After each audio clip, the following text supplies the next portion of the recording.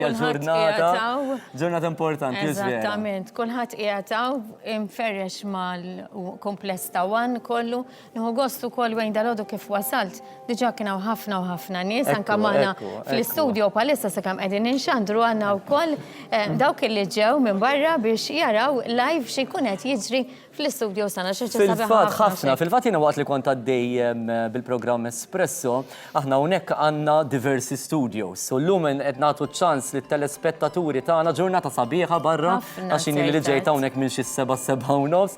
Imma waqt li kont għaddej live bil-programm Espresso, l-kru qalu li wejn tiġaw in-nies. Issa aħna bdejna nagħmlu l-avviżi li l-Open Day ser tkun mill-11 ta' filgħodu l-qudiem, però nirringrazzja bħal dejjem il-lealtà tat-telespettaturi tagħna u s-semmija għax illum tajb li ngħidu li apparti li taraw l-istudios tat-televiżjoni minn fejn operaw aħna minn fejn xandru f'xandira diretta tistgħu anke taraw l-istudios tar-radju. Importanti ħafna li tiġu hawnhekk illum matul il-ġurnata, u żvera. Illum ħarġet ġurnata kif qed int veru sabiħa x'in wasalt int kienet għadha ma talgħetx ix-xemx imma mbagħad. Imma ndunajt tiġi ġurnata sabiħa. Barra veru ġurnata sabiħa.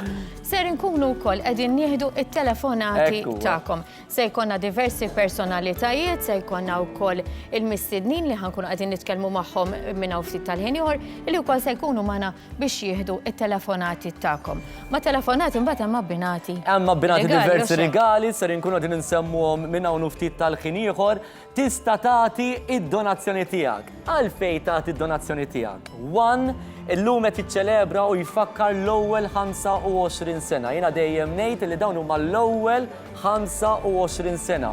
Għadna ma wasalniex fit-tmiem. Ġifieri importanti ħafna li ovvjament inkomplu nxandru l-futur u hekk huwa. Qed jasal il-Prim Ministru Joseph Muscat fil-kumpless ta' One. Il-Prim Ministru jasal propju issa fejn hemmhekk hemm l-OB unit illi ħajkun qed jinawgura minn hawn ftit tal-ħin ieħor. Eżatt, id-donazzjonijiet illum huma importanti għaliex aħna din ngħidu li ser inkomplu nxandru l-futur. U għall-ewwel darba f'pajjiżna ser ikollna sistema ta' Outside Broadcasting Unit 4K. Din hija l-aqwa sistema li wieħed jista' jxandar biha. U aħna kburin li ser inkunu aħna bħala Stazzjon One. Fil-fatt minn hawn ftit tal-ħin ieħor ser ikun il-Prim Ministru ta' Malta u mexxej tal-Partit Laburista Dr. Joseph Muscat illi ser jinawgura b'mod uffiċjali dan l-Outside Broadcasting Unit, apparti illi kif qegħdin taraw Dr. Joseph Muscat ser ikun qed iżur u jdur anka il-kumpless tagħna fil-Marsa kif nistiednu anka lilkom. Tiġu hawnhekk. Eżattament. U anka qegħdin naraw bħalissa fuq l-screens tagħkom il-Prim Ministru u l-Chairman Jason Micallef, il-deputat mexxi għall-affarijiet tal-Partit Chris Cardona u CEO tal-Partit Laburista Randolph De Battista. Magħna lill-Prim Ministru ta' Malta, Dr. Joseph Muscat, fil-kumpless One il-Marsa, fejn hawnhekk il-Prim Ministru Dr. Joseph Muscat ser ikun bonġu l-ewwel nett il-festa tajba. Il-festa tajba u grazzi illi tinsab magħna l-festa tajba doppja. Ovvjament il-festa ta' San Giuseppe u le mhux waħdek. U nawguraw il-festa tajba wkoll lil ħafna rħula u bliet b'mod partikolari lir-rabtin ukoll illum qegħdin jiċċelebraw il-festa tagħhom. Okkażjoni speċjali illum hawnhekk fil-Kumpless One. Dr. Muscat. L-ewwel nett qiegħed hawnhekk biex nirringrazzja fuq kollox lill-ħaddiema u l-volontiera kollha ta' One tal-lum il-ġurnata u matul dawn is-snin kollha. Hija okkażjoni sabiħa immens fejn mhux biss ħaniċċelebraw imma wkoll ħanatu l-imbekkata l-qoddim il-fejn iridu naslu l-qoddim permezz tal-investimenti qed jisir minn One, permezz tal-għajnuna li qed jagħtu l-eluf ta' nies li jappoġġjaw il-Partit Laburista u allura il-One ukoll b'mod miftuħ ħafna b'mod ta' storja ta' suċċess. Illum naħseb irrid nirringrazzja lil dawk li kellhom il-viżjoni 25 sena ilu li jibnu fuq is-suċċess tar-radju li minna nnifisha kienet storja biex ngħidu hekk azzardata ħafna li tiftaħ stazzjon tar-radju fi żmien Carmenu f'Sud Bonnici. Imma mbagħad il-viżjoni kbira li kellu dak iż-żmien Alfred Sant li kien għamel dan il-pass koraġġjuż immens u li minnu għadna ngawdu sal-lum il-ġurnata bħala partit u għalhekk irid insellem lid-Dr. Sant ta' dak li kien għamel tal-deċiżjoni li kien ħa li kienet aħna ħafna minna konna hawnhekk kienet xi ħaġa eċċitanti immens. Naqra piraterija wkoll kien għax xandir fuq bidu konna naħsbu li ġejn il-pulizija għalina xandir bla fervess u dak kollu. U naħseb kienet in-nies min forsi huwa naqriżar anke inti forsi ma tiftakarx daqshekk bl-eżatt il-xejdulu n-nies jippruvaw jaraw il-One Super One dak iż-żmien ix-xandir bi prova u kien jkun hemm jinnaf pjanti u asafar u hekk u kulħadd irid joqgħod jaraw biex jara jekk hux ħajrna xielu jara is-sinjal ta' Super One dak iż-żmien illum il-One id-dar tiegħu tagħha. Qed iġġedded ħafna memorji u ħafna snin lura 25 sena ta' One, però ħafna jgħidulna u jsemmulek żgur il-fatt li inti dawn il-kuraturi tafhom sewwa hawnhekk bdejt minn hawnhekk ukoll bħala ġurnalist. Bdejt propja minn hawn kif tidħol hawn ġew. Dik il-kamera? Mela m'għandix dubju li kulħadd kun minn ġej hawnhekk jgħidilna nista' ngħaddi minn fejn mar il-Prim Ministru. Ma kienx hemm xtara ħafna ġifieri ħafna gazzetti, karti u ġrieden, ġifieri dak qabel marra mbagħad Alla jaħfirlu kien ġie u rranġa kollox ġew għat-tard kien għamel biċċa xogħol kbira ħafna kien għamel it-teatru hawnhekk u kollox imma minn żmien ta' qabel it-teatru biex ngħidu hekk. Huma mhux biss rikordi, imma naħseb dak li sawruna flimkien u sawru tim b'saħħtu ħafna għal Partit Laburista matul is-snin il-mod ta' kif wieħed we cut our teeth, Chris jiftakar sewwa konna tim li tkun hawnhekk kif huma hawnhekk jinnemmen il-ħaddiema taw mhumiex sempliċement ħaddiema.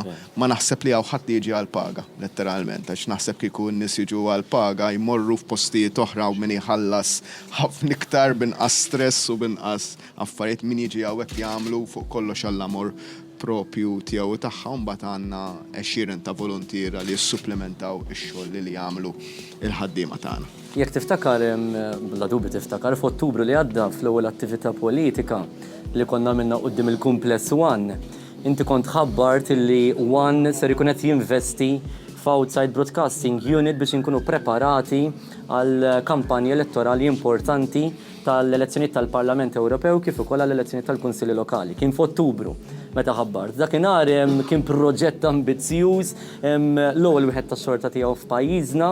Illum se tkun qed tinawgura dan l-Outside Broadcasting Unit grazzi għad-donazzjonijiet li taw ħafna partitarji, telespettaturi u semmi lejali ta' dan l-istazzjon. U ħadd tagħmel differenza kbira daħan qed inżansnu dan kollu issa fl-elezzjonijiet tal-Parlament Ewropew tal-Kunsilli Lokali f'Mejju li ġej kif jaraw ħafna nies u sa bħalissa stess kon qed nitkellem ma' n-nies li ma' tim kbir li qegħdin inħejju għal din kampanja elettorali ħad tkun kampanja elettorali ħa nippruvaw immorru f'kull kantoniera tal-pajjiż impenjattiva ħafna u biex in-nies itwassilhom dak li nkun qegħdin nagħmlu kellna bżonn investu bil-kbir f'apparat bħal dan. Jien jgħiduli u rrid nirringrazzja lin-nies tekniċi kollha tagħna illi sal-kampanja elettorali li għaddiet mirakli saru biex ħarġu ċertu xandiriet. Xi kultant ikolli idea kważi jżommu l-wires bidejhom biex ma jinqalawx.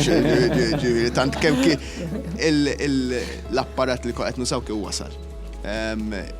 Imma kienu irnexxilhom jagħmlu affarijiet kbar. Issa llum il-ġurnata permezz ta' dan l-investiment ħajjithom iktar faċli u anke l-kwalità li tasal għand it-telespettaturi tkun waħda li tkun aħjar.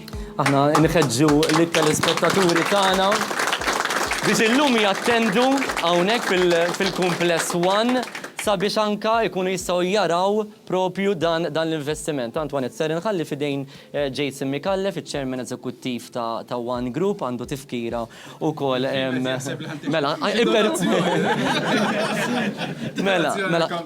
ippermettili. Mux għed nistamu zomli naqra. Li għamilna prima ħana u kol ridna li l-għonet dal-25 sena li għaddu kien xaħġa fenomenali. ċviri li inti tibda mis-xejn u z-zom fil-qċata hija sfida kbira illi tkompli timlina b'kuraġġ bħala l-ikbar sfida li għanna qoddimna li ġej. ridna wkoll imma biex niċċelebraw dawn il-25 anniversarju nħallu tifkiriet imma anke legat. Il-legat huwa il-sistema teknoloġika li investejna fiha fl-aħħar sentejn, mod speċjali l-OB-Van Unit 4K li sant tkun qed iżżanżan illum inti imma l-ewwel xandira tiegħu se jkun id-diskors tiegħek fil-konferenza ġenerali annwali lejn l-aħħar ta' April, imbagħad eventwalment ix-xandirit kollha tal-kampanja elettorali. Imma wkoll ridna li nagħmlu tifkira u din hija tifkira partikolari għalik bismek hawnhekk ukoll. Wased bolol dokumentarju tal-istorja ta' dana l-istazzjon u f'waħda mill-bolol hemm inti ukoll bħala wieħed mill-ewwel protagonisti tal-ewwel Kamra tal-Aħbarijiet.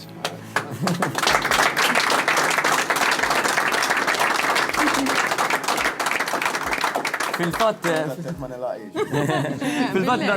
tajjeb li ngħidu li dan is-set qiegħed jinbih ukoll mill-Kumpless One hemm DVD Antoinette ta' rikordju bl-istorja ta' storja glorjuża nista' ngħid ta' dan l-istazzjon fejn hemm ħafna protagonisti ukoll jitkellmu kif ukoll dawn is-set ta' 5 bolol fosthom l-ewwel Kamra tal-Aħbarijiet li fiha kien hemm il-Prim Ministru ta' pajjiżna Dr. Joseph Muscat. Ħanieħu kemmtejn mill-kap eżekuttiv tal-Partit Laburista Randolph De Battista. Naturalment illum inniedu dak li lna tant naħdmu noħolmu flimkien għalih. Ġifieri meta ġew il-tmexxija tal-istazzjon fuq l-amministrazzjoni tal-partit biex jgħidulna b'din il-ħolma u dan il-bżonn kif spjega tajjeb il-Prim Ministru, aħna bil-can do attitude għadna isma' xirdu nagħmlu biex immorru għalih.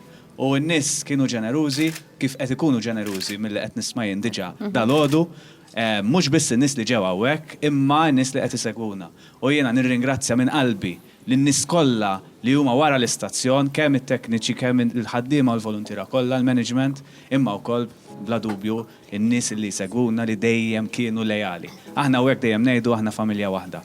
U llum se nkunu qed naraw il-Prim Ministru se jniedi se jkun qed jinawgura il-frott ta' din il-familja.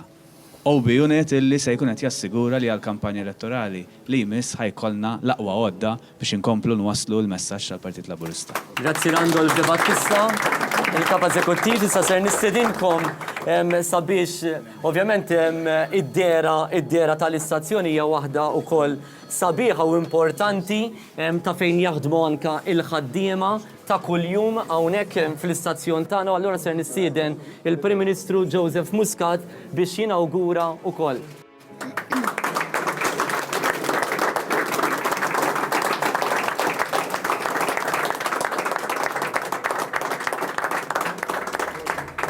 Din it-tifkira ta' 25 sena ta' xandir, grazzi lil daw kollha li b'xi mod jew ieħor kienu ta' kontribut tul dawn 25 sena ta' One. Ser nistieden lill-Prim Ministru flimkien ma' Jason Mikallef kif ukoll it-tmexxija ta' dawn l-istazzjonijiet biex anke iduru il-Kumpless One. Nirringrazzjaw lil ħafna u ħafna nies illi diġà ġew iżuruna dal-għodu fil-waqt li l-Prim Ministru Dr. Joseph Muscat flimkien ma' Chairman Eżekuttiv u tmexxija ta' dan l-istazzjon ser joħorġu propju fil-parkeġġ fejn hemmhekk hemm l-Outside Broadcasting Unit 4K, l-Outside Broadcasting Unit 4K illi ser jiġi inawgurat propju illum. U allura nirringrazzjaw lill-Prim Ministru ta' Malta, Dr. Joseph Muscat, kif qegħdin naraw. U dawn huma momenti li dawn huma l-istorja ta' One. Għexna 25 sena mal-momenti li qegħdin ngħixu illum huma l-istorja li x'huma wkoll tajjeb li ngħidu li huma frott ta' ħafna donazzjonijiet mingħand ħafna li kemm ġew hawnhekk isegwuna u kemm qegħdin ġewwa djarhom għaliex 25 sena ilu bniedem ikollu qed mod. Illum jaf kemm hemm anzjani li qegħdin ġewwa djarhom isegwu u jgħidu aħna 25 sena ilu konna hemmhekk, konna parti minna din. Antoinette, inti wkoll ilek hawnhekk ħafna u ħafna snin u taf il-lealtà tat-telespettaturi tagħna. Bħalissa fil-fatt qegħdin immissu l-istorja, parti mill-istorja ta' dan l-istazzjon fl-okkażjoni tal-25 sena anniversarju qegħdin propju naraw lill-Prim Ministru ta' Malta biċċavetta ta' dan l-Outside Broadcasting Unit ġdid, sistema 4K qegħdin narawh propju fil-van innifsu hawnhekk jara dan l-apparat il-ġdid illi bih ser inkunu qegħdin nittrażmettu b'mod partikolari l-attivitajiet politiċi illi ġejjin fix-xhur li ġejjin. Segwejna l-vjaġġ ta' dal-OB Unit. Ekku. Segwejnieh minn meta telaq minn fejn inxtara ġej Malta u hawnhekk intrama tep li ngħidu l-intrama. Aw barra il-kompless mill-ħaddiema li huma dedikati ħafna għal dan ix-xogħol. Illum bla dubju dawk li kellhom sem anka biex jarmaw dan l-OB Unit iħossuhom proud li huma parti minn din il-mixja ta' mixja li ħatoħodna l-futur. U jekk intom fil-ġimgħat fix-xhur li għaddew tajtu donazzjoni żgħira kemm żgħira, illum għandkom tħossukom kburin li intom parti minn din l-istorja tal-Partit Laburista u parti minn din l-istorja tal-istazzjonijiet 1. Fil-fatt qegħdin naraw il-Prim Ministru Dr. Joseph Muscat fl-Outside Broadcasting Unit għall-ewwel darba, qegħdin naraw akkumpanjat mid-deputat mexxej għall-affarijiet tal-Partit Dr. Chris Cardona flimkien ma' Jason Mikallef li huwa iċ-Chairman Eżekuttiv u hemm żewġ persuni importanti. Dawn iż-żewġ persuni importanti huma Lino Grek li flimkien ma' Joseph Abela li huma parti mit-teknika ta' Lino Grima. Lino Grima, skużani, Lino Grima u Joseph Abela li huma parti mit-tekniċi ta' u l-tekniċi kollha li l-ħaddiema kollha illi jaħdmu bla qiegħda biex dak kollu possibbli isir. Tridx ngħidu n-numri ta' telefon għalkemm diġà beda għaddejjedu, imma tajjeb illi wieħed jgħid dawn in-numri għad-donazzjonijiet illi intom joġbukom illi tagħtuna. Donazzjoni ta' 15 euro 517-02053, donazzjoni ta' 25 euro 518-02036 u donazzjoni ta' 50 euro 519-02-060. Qegħdin taraw ukoll diversi ritratti u filmati ta' ħaddiema oħra. Semmejt lil Lino u lil Joseph, però hemm numru kbir ta' ħaddiema oħra, hemm ħaddiema hemm Antoinette li għal dawn l-aħħar ġimgħat u xhur ilhom jaħdmu biex propju illum l-Outside Broadcasting Unit ikun jista' jiġi inawgurat kif ġi inawgurat mill-Prim Ministru ta' Malta u mexxej tal-Partit Laburista Dr. Joseph Muscat. Illum hija ġurnata speċjali ħafna, intom tistgħu tiġu hawnhekk il-wan jiena kont niltaqa' ma' ħafna nies u di dejjem ngħid f'dawn l-aħħar ġimgħat jgħidu dak l-OB Unit ġibtuh. Jeżisti wasal jew le. Veru, kultant nisimgħu ħafna affarijiet ġejjin ikun hemm stazzjonijiet oħra jgħidulek ġejjin daw ħanamlu dak imma aħna l-affarijiet li qedna Li wedna hekk huwa. għamilnihom. Jiġifieri illum Dan huwa xhieda ta' dan kollu. Illum tistgħu tiġu. Jekk qegħdin issegwuna, aħna ninsabu f'xandira diretta, qegħdin waslu din ix-xandira live mill-istudios ta' One fil-Marsa, tistgħu tiġu hawnhekk taraw bajnejkom l-Outside Broadcasting Unit 4K illi propju ġi inawgurat uffiċjalment illum kif ukoll idduru mal-istazzjon. Tajjeb li ngħid li tiġaw ħafna nies. Iva, u għandna wkoll diġà bdew ġejjin diversi mistednin li se nkunu qegħdin niltaqgħu magħhom illum nista' ngħid illi ħankun qegħdin niltaqgħu ukoll mill-ġdid ma' dawk l-uċuħ li tant rajtuhom fuq One, b'mod partikolari One News fil-Kamra tal-Aħbarijiet.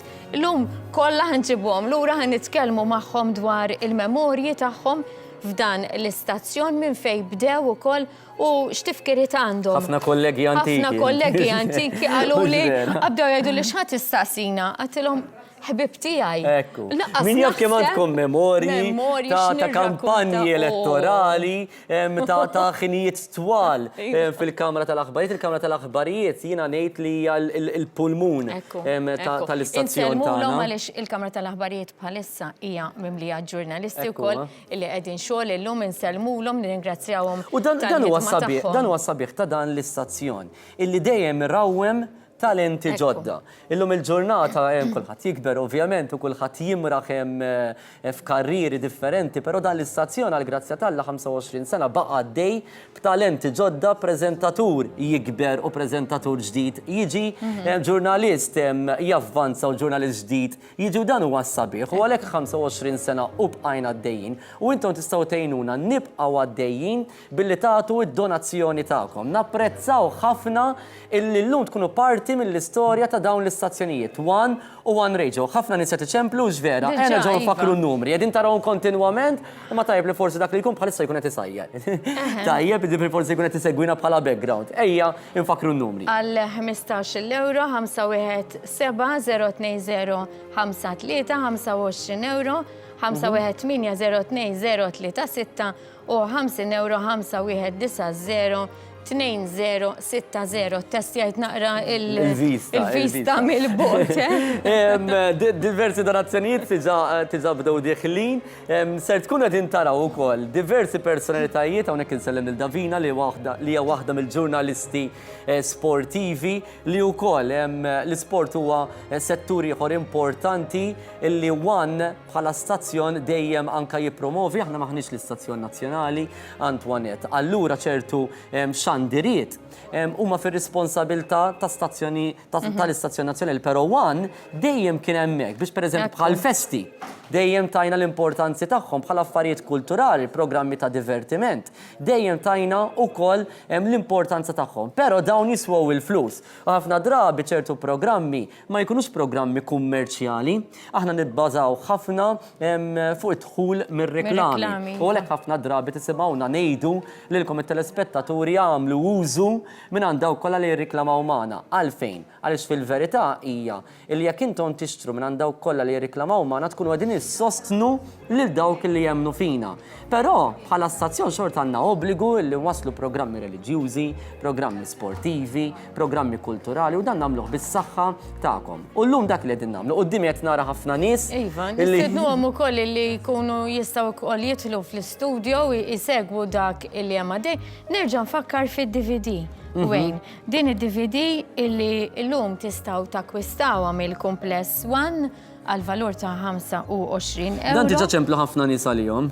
Tajjeb, diverina li nkun hawnhekk ġurnata sħiħa ħafna nies ċemplu għalihom. Importanti ħafna li tifhmu li hemm edizzjonijiet limitati. Tajjeb, ġifieri dawn m'hemm xi eluf. Akkustaw għallum, eżattament.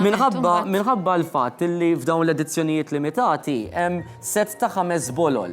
U f'dawn il-5 bolol, żgur li tiftakar ħafna minnhom dawn ix-xandiriet hemm Antoinette. Inti pereżempju waħda mill-bolol hija waħda mill-attività tal-massa li jagħmel b'mod storiku meta żżanżnet Pjazza Tritoni.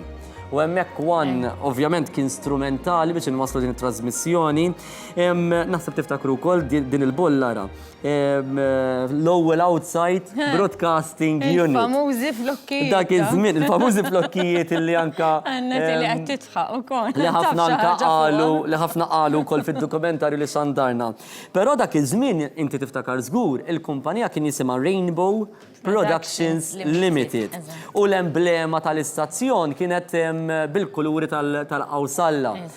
Dik hija parti mill-istorja tagħna u dan huwa l-ewwel Outside Broadcasting Unit. Ironikament, illum inaugurajna Outside Broadcasting Unit ġdid, ġifri din il-bolla żgur li tibqa' parti mill-istorja ta' dan l-istazzjon. Għandna bolla oħra bit-torri uniku.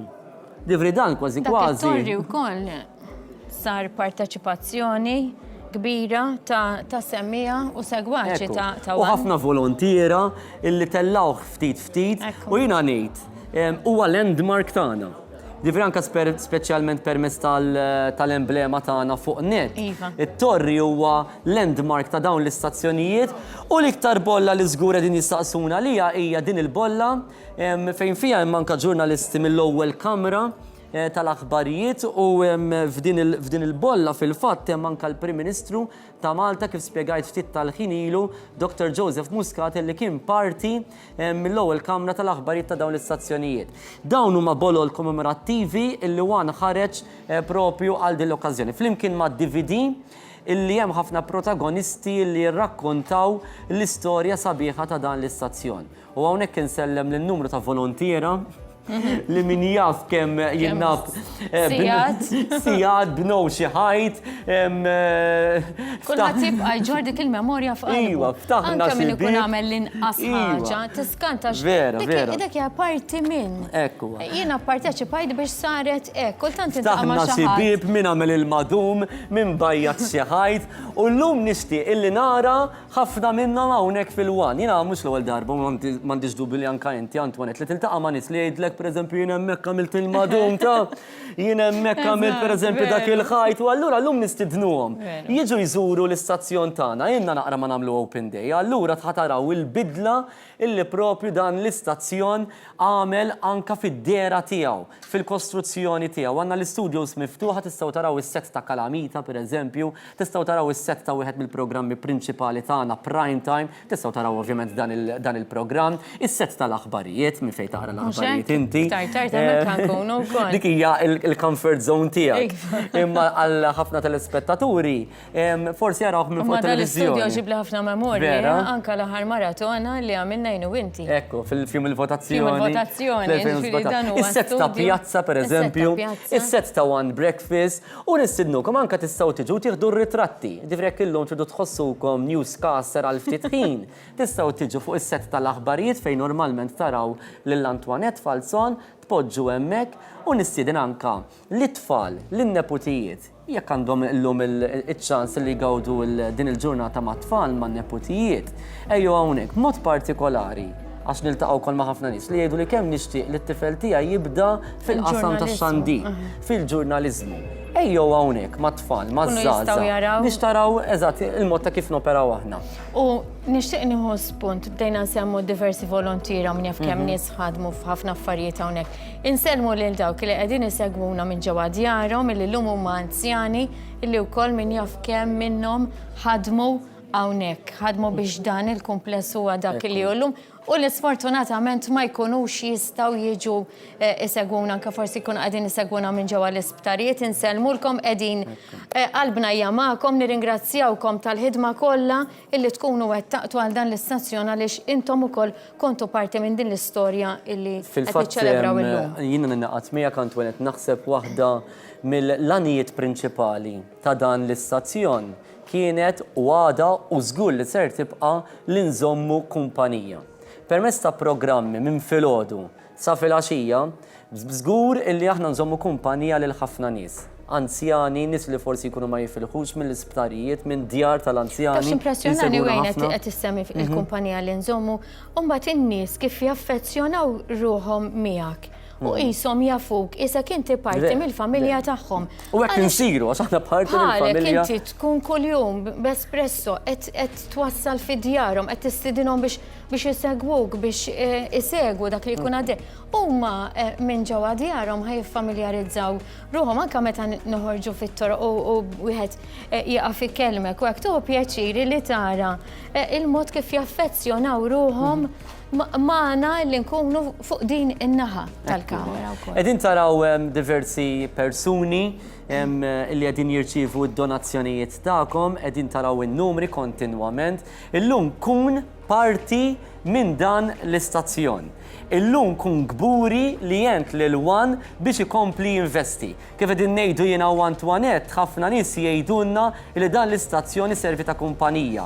U hekk għandna nibqgħu nagħmlu, però biex tgħinuna nkomplu nxandru, importanti li tagħtu id-donazzjonijiet tagħkom.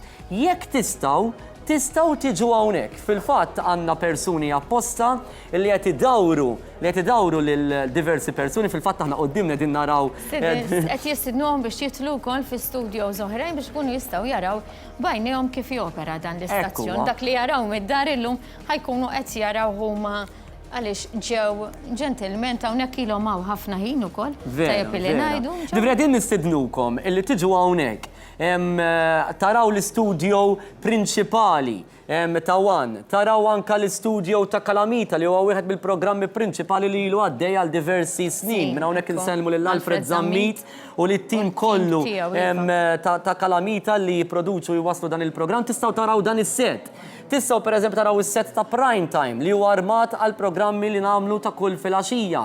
Tistgħu taraw pereżempju l-operat aħna ngħidu la transmission officer. Din hija il-qalb tal-istazzjon. Kull studio imur hemmhekk, minn hemmhekk nitrasmettu għad-djar. U allura tistgħu taraw dan l-uffiċċju ħanidulu hekk din il-kamra minn fejn jitmexxa kollox. Is-set ta' pjazza, is-set tal-aħbarijiet, is-set tar-radju li huwa l-isbaħ set tar-radju f'pajjiżna. Tmur fejn tmur, minn tista' ssib set tar-radju sabiħ daqshekk. Iva. Hemm ħafna wkoll mill-management tal-wan li qegħdin jieħdu telefonati. Ekk huwa fil-fatt ħdejna hawnhekk kontinwament kunu qegħdin taraw diversi anka ritratti ta' diversi personalità. Hawnhekk qegħdin naraw lil Antoinette. Le, Pola dik.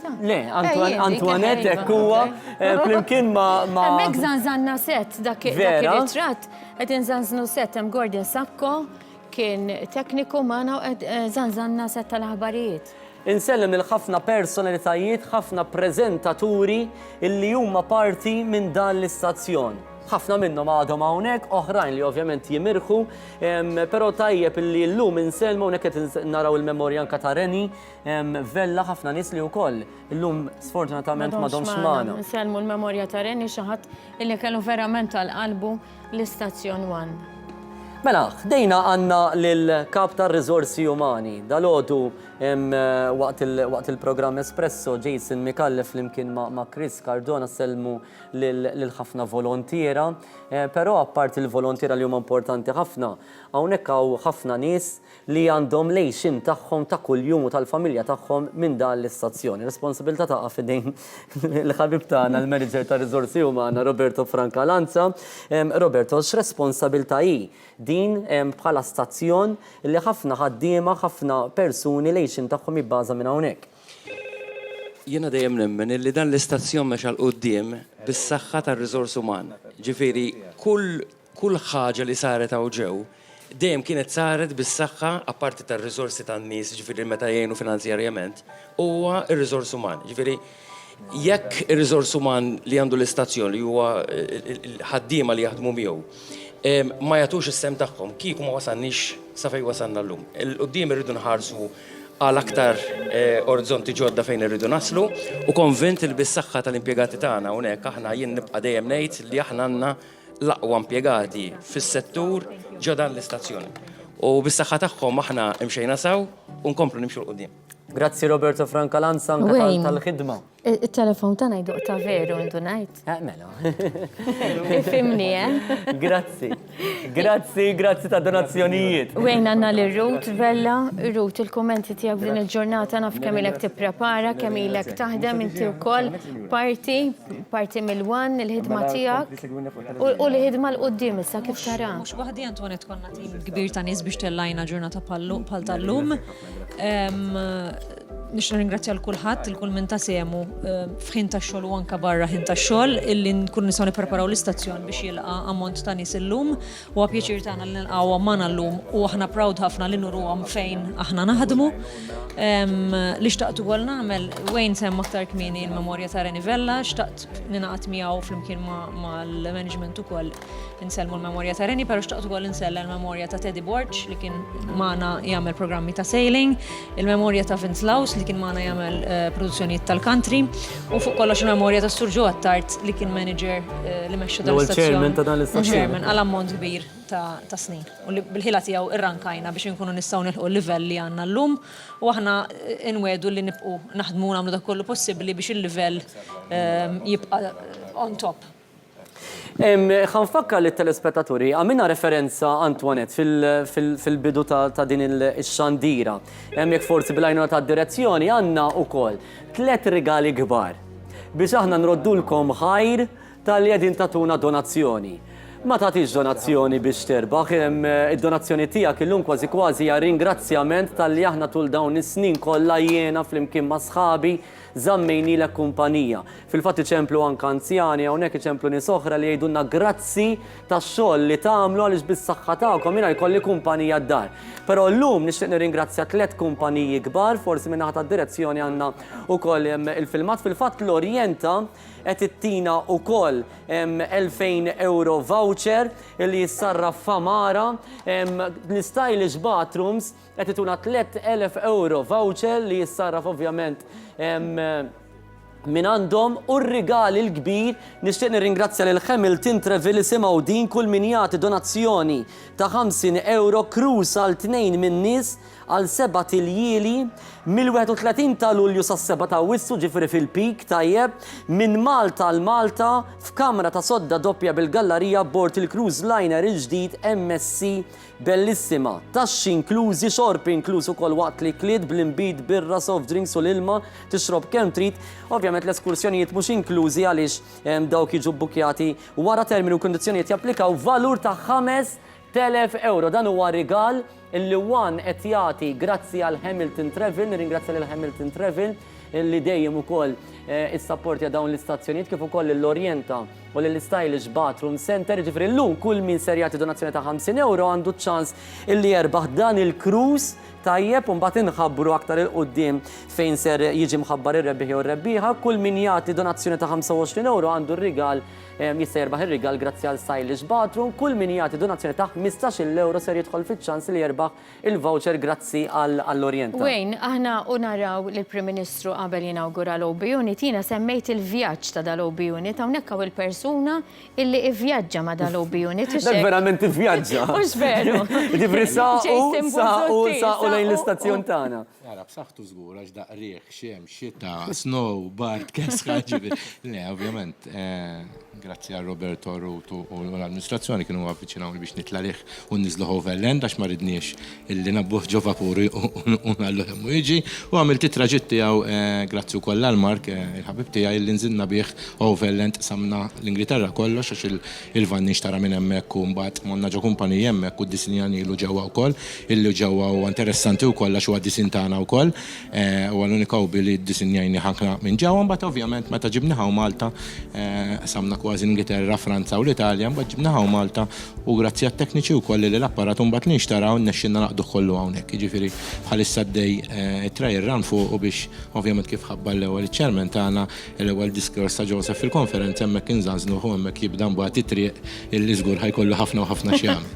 Grazzi, Jason. Jiena Wayne min-naħa tiegħi se jkun inħallik ftit waħdek. Għalissa. Ħatmur tiltaqa' mal. Ħammur niltaqa' mal-kollegi, mal-ex kollegi tiegħi fuq ħalli minna ftit ieħor ukoll nibdew bl-intervisti. Fil-fatt illum matul il-ġurnata ser inkun qegħdin niltaqgħu ma' ġurnalisti mill-ewwel kamra tal-aħbarijiet ta' Wan li kienu pionieri anka biex wassalna l-messaġġ tal-Partit Laburista f'diversi kampanji elettorali. Wan wassal diversi programmi ta' divertiment, programmi edukattivi, programmi sportivi, programmi li jżommulek kumpanija, però l-ewwel u qabel kollox Wan irid iwassal il-messaġġ tal-Partit Laburista u hekk għamilna sa mitwaqqif ta' dan l-istazzjon. U allura aħna llum ser inkun qegħdin niltaqgħu ma' diversi persuni li huma parti essenzjali. Għaw minnom li baqgħu magħna, oħrajn li forsi imxew f'karrieri differenti, però llum kull min kien parti minn dan l-istazzjon irridu nirrikonoxxuh.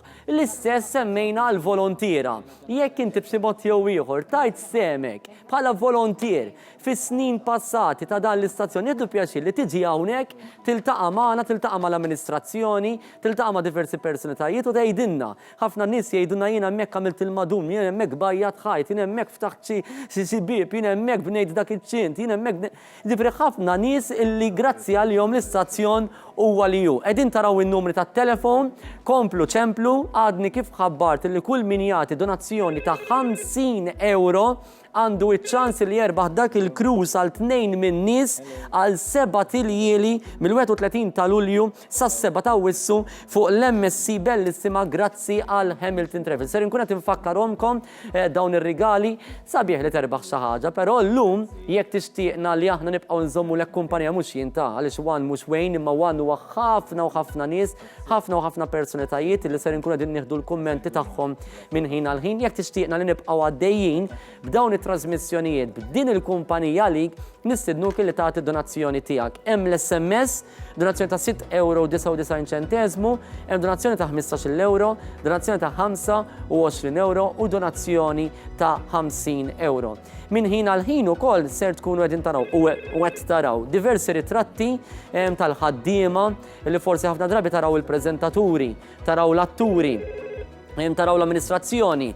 Però dan l-istazzjon huwa frott is-suċċess ta' ħafna ħaddiema kif qal Roberto Francalanza li huwa l-kap ta' riżorsi umani, frott il-ħafna volontira, frott il-ħafna part-timers, full-timers li l-koll flimkien naħdmu ta' kuljum. Dan huwa stazzjon illi minn filgħodu, minn kmieni filgħodu, bħalissa l-ewwel programm tal-ġurnata huwa One Breakfast fis-7:15. Minn kmieni filgħodu sa tard fil-għaxija, kburin ngħidu illi nittrażmettu ħafna mill-programmi in-house. In-house jiġifieri mill-istudios tagħna fil-Marsa. Difrek huwa pereżempju l-Breakfast Show bejn is-7:15 u 8 jibda live bil-ħaddiema tagħna hawnhekk mill-istudios tagħna hawnhekk. Jekk huwa Espresso, live mill-istudios tagħna hawnhekk.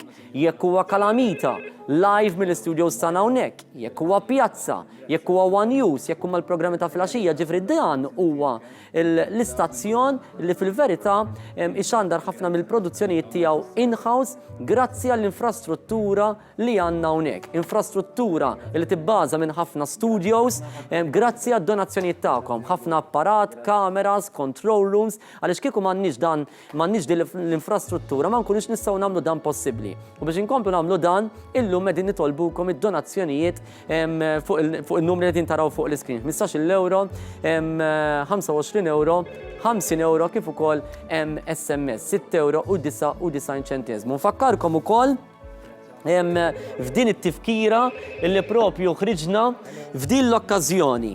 M'għandniex ħafna. Divi tgħidux niġi għada jew niġi pitada. Illum ejjew żuru l-istazzjon tagħna One. Din it-tifkira ta' One 25 sena li fiha hemm anke DVD ċemplunna ħafna wkoll biex jibatuha barra minn Malta. Jgħidulna 25 sena ilu ħija mill-Awstralja kienu għadu jsegwi l-One. Kienu Malta, illum il-ġurnati qed l-Awstralja għadu jsegwi l-One. Fil-fatt aħna nirċievu ħafna mill-Kanada, mill-Ingilterra, mill-Awstralja, illi ħafna telespettaturi jsegwu l-One.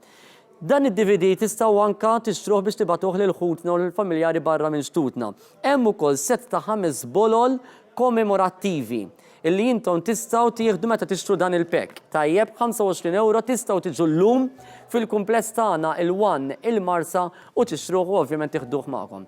Jekk tiġu hawnhekk fil-kumpless One tistgħu idduru anke l-studios. L-studios tagħna llum huma miftuħin, tistgħu tieħdu anke ritratt fuq is-set tal-aħbarijiet, tistgħu anke tieħdu ritratt fuq is-set ta' Pjazza. Illum ser ikollna edizzjoni naqreqsa imma speċjali ta' Pjazza flimkien ma' Karl Sani Navarra aktar tard fis-6:30 ta' filgħaxija. Ser ikollu mistieden speċjali illum però matul il-ġurnata u l-lejla tistgħu taraw Pjazza b'mod dirett. Difri jekk tiġu pereżempju jiena fis-6:15 tistgħu tiġu u taraw Pjazza b'mod dirett. Tajjeb, però jekk tiġu matul il-ġurnata tistgħu taraw is-set ta' Calamita, tistgħu taraw is-set ta' Prime Time, dan il-programm. Allura importanti ħafna li llum f'xi ħin tiġu żuruna u ovvjament tingħaqdu miegħi mal-amministrazzjoni, mal-personalitajiet kollha. Mela ma nafx jekk nistgħux ningħaqdu mal-studio ieħor għaliex aħna bħalissa tinxandru fi studio numru 3. Ħaninnaqdu ma' studio numru 4 fejn hemmhekk hemm Antoinette Falzon flimkien ma' ġurnalisti illi xi darba kienu parti mill-Kamra tal-Aħbarijiet tagħna. Importanti illi tibqgħu iċċemplu kif qegħdin tagħmlu. Inti għanna l-ewel żewġ mistednin, illum se terġgħu taraw dawk l-uċuħ illi ilkom ma taraw. Insomma daw it-tnejn li għandi għaw illum ma tantxilkom ma tarawhom. Forsi Jonathan ftit imma Glenn żgur li le. Glenn Bedingfield, Jonathan Attard, merħba fuq is-sufan tagħna hawnhekk illum. Grazzi tal-li stennejtu ftit għaliex sakemm ukoll għamilna l-introduzzjoni minn isfel tagħna u issa intom l-ewwel żewġ mistednin tagħna llum. Ħatibdew bil-kbir. Għalek ġibna li l-kum. U Jonathan. L-iskop ta' dawn l-intervisti osra l-lum u wkoll biex inġeddu il-memorji ta'kom u ta' telespettaturi. Għaliex intom ukoll kontu wiċċ familjari għal ħafna u ħafna snin. Glenn, inti bdejt fin-1991. Ġifiri 26 sena qabel il-1 inti bdejt. Qabel il-1. Għaliex hawnhekk April kienu dak iż-żmien konna nagħmlu kollox.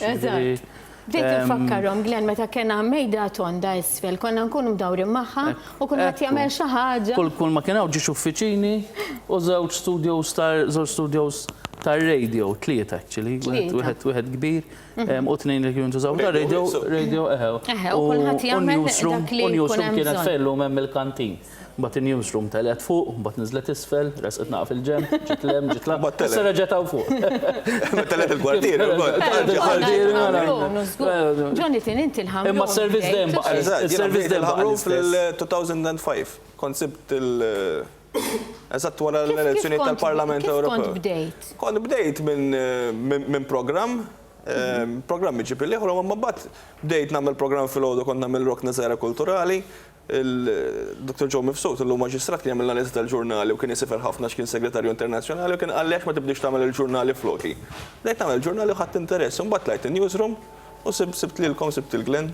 Semmejt il-Dr. Joe Mifsud, incidentalment jiena miegħu bdejt hawnhekk, konna l-ewwel tnej illi konna noħorġu nagħmlu il-festi fil-ħodu bit-telesel u noħorġu Bagalja kien. U niftakar l-ewwel darba li mbagħad għamilt kollegament waħdi kien il-festa ta' San Ġiljan fil-għaxija meta jisparaw il-kaċċaturi dik it-tradizzjoni. Dr. Mifsud kien qalli sal-lejla waħdek fidejk, għalli ħatmur fuq il-bejt fej kun hemm il-kaċċatur għattawna. U tikkommenta. Tikkommenta dik kienet l-ewwel waħda tiegħek. Mhix faċli tikkommenta sparatura. Irridu ngħidu l-kuntest ta' kif beda hawnhekk. Ekku. Ġifieri wara l-elezzjoni tal-1987 il-Partit Laburista kellu żbilanċ enormi, mhux għax issandu bilanċ, imma dawn l-istazzjonijiet ilhom dan iż-żmien kollu jibbilanċjaw dak li ngħidu la. Qabel kon ngħidu la propaganda, llum ngħidu lu marketing, imma il-messaġġ tagħna ħora u f'dak iż-żmien wara 1987 il-Partit Laburista kellu żbilanċ qawwi tal-medja kollha li kienet kontra tiegħu. U Carmenu f'Subbonni ċibna hawnhekk insellimlu kultant nipprova nċempillu wkoll u nara ftit kif inhu. Taħt Carmenu f'Subbonni bdejna biex kien hemm l-ewwel idea ta' stazzjon. Konna nxandru anke mingħajr permessa minna żmien, ġifieri konna isfel imma konna nxandru anke mingħajr permessa kost illi inwaslu il-messaġġ u kien żejru kollna noqogħdu kien ikun hemm ħafna provi u mmorru lemu minn qed jismalaw u qed jirrapporta. U mbagħad l-iżvolta tal-istazzjon ġiet meta tela Alfred Sant.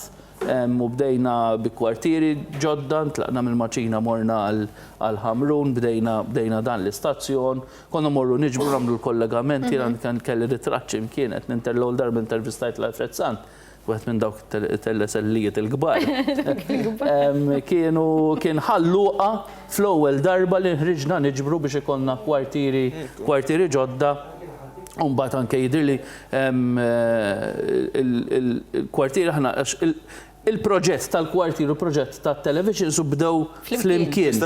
U il-kwartier ftaħneh fil-95 u dan f'April tal-95. Semmina t-telesel, l-lum ħanna nawguraw. Johnny, tinajt xi ħaġa Unit il-4K. Anzi, x'avvanzar fis-sens matul dawn is-snin qed nitkellmu dwar dawn il-teknoloġiji remoti remotissimi. Meta niftakru fihom. Le dak il-van fi żmien kont tagħmel generator fih.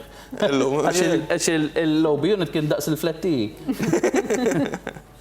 Johnny, kif tħares lej l-esperjenza tiegħek fil-għan illum il-ġurnata? Kienet esperjenza importanti, ġifieri mhux ħanilek sabiħa, ovvja li sabiħa, però kienet importanti ħafna għaliex l-ħan nisimgħu ħafna familja, jasbu li għax klixé, ma fil-verità hija familja għaliex tagħti ħafna lill-istazzjon, però tirċievi wkoll lura. Jiena tajt 9 snin servizz lil-Wan, però f'dawn id-9 snin il-Wan sibtu bħala appoġġ l-Partit Laburista inkluż, pereżempju, ma naħdux for granted fl-istudji tiegħi, nirrikonoxxi l-fatt li sibt appoġġ kbir mill-istazzjoni mill-partit li fi żmien li kont nagħti il-kontribut tiegħi ħallewni nistudja t-tieni kors tiegħi biex dan. Ġifieri tittu research sens ta' apprezzament u veru tani l-għan, ġifieri.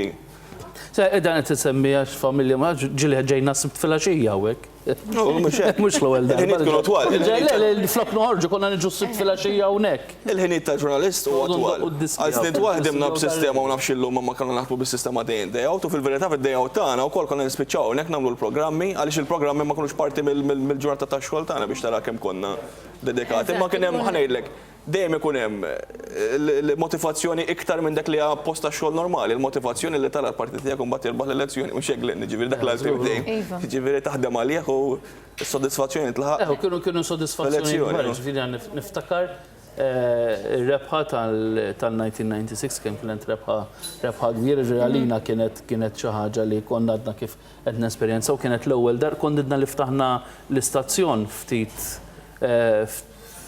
xi sentej konna li ftaħnieh l-istazzjon. Naħseb kellu rwol ukoll fir-rebħa dak iż-żmien. Kellu rwol importantissimu il-partit beda jwassal il-messaġġ tiegħu anke permezz tat-television. Ġifieri dik kienet dik storika, avveniment storiku kien bat sinjal il-Partit Laburista kien bat sinjal ta' modernizzar, avveniment storiku illi żgur illi minn kien fin newsroom dak iż-żmien nibqgħu niftakru. Ma ma sax tiċċaqlaq issa. Kien hemm wiċċi daqs dinja fuq il-televiżjon. Ġilek head of news. Ġino Kawki, Ġino nil-akmana, xtaqtek illi kont ma naqra ħin qabel ukoll. Jgħidu li nibajjiż jiena fil-konfront tiegħek imma ġifieri nil-akmana. Ġi kien hawn appetizer xi ma ħallejt fidejk. Fis-suqgħod naqra kwiet. Nagħtu naqra ċans il-Ġino għadu naqgħod magħna merħba magħna. Sabiħ li narawk ftit għax xilna ħafna ma narawk. Inti kont. Le, ma da fisser li ma tqumx kien fil-ħodu inti. Le, rasa ki kollix namel ma narax television. Ġino, inti kont il-kap ta' taqsima tal-aħbarijiet, jina dejjem ngħid li taħtek inti bnejt familja oħra f'dik in-newsroom. Min jgħidli li jiena bajjiż fosthom it-tifla tiegħek jekk tgħidli Pola inti bajjiż fil-konfront ta' missieri, imma jiena nħoss li inti kont wieħed minn dawk il-kapiet tal-Kamra tal-Aħbarijiet li għaqadt il-kulħadd flimkien u kien ikun hemm sens ta' familja u xek. Kif meta tħares lura lejn dawk is-snin? Ifhemk, jiena ngħid li kontu fortunat li dak iż-żmien li naqgħod ma' Wan kien hemm diġà bażi soda ħafna fejn għandu x'jaqsam ma' tim ta' ġurnalisti li permettitilna li nkomplu nibnu fuqha u kellna waħda minn naħseb jiena waħda mill-aħjar newsrooms li żgur kien hawn fil-pajjiż speċjalment dawk iż-żmien. Ix-xogħol li sar qabel ma ġejt jiena Marwan kien wieħed tajjeb ħafna li minnu ħarġu elementi li is-sem tagħhom mhux biss fl-istazzjon ma fil-ġurnaliżmu Malti jibqa' magħruf, ovvjament, ħalli l-Glenn għax inkella dan jgħod jintefa' ħawl. Fil-2002 2000. Ġifieri kien hemm diġà Glenn, kien għadu kemm waqaf jaħdem fil-Kamra tal-Aħbarijiet Chris Cardona, Simoncini, ftit. Lucian kien waqaf jaqra l-aħbarijiet. Lucian ġonna jaqta ċar. Kien hemm qisu tranzizzjoni, biss però kien diġà kellu xar Antoinette. Diġà kien hemm element Mirjam Dalli, Glenn, jekk Minister żbaljat, Claudette, Abela Baldacchino u Veronique. Ovvjament mbagħad ftit ġimgħat qabel ma bdejt jiena kienet bdiet taħdem Giulia Farrugia u dak iż-żmien Gordon pensa. Mela.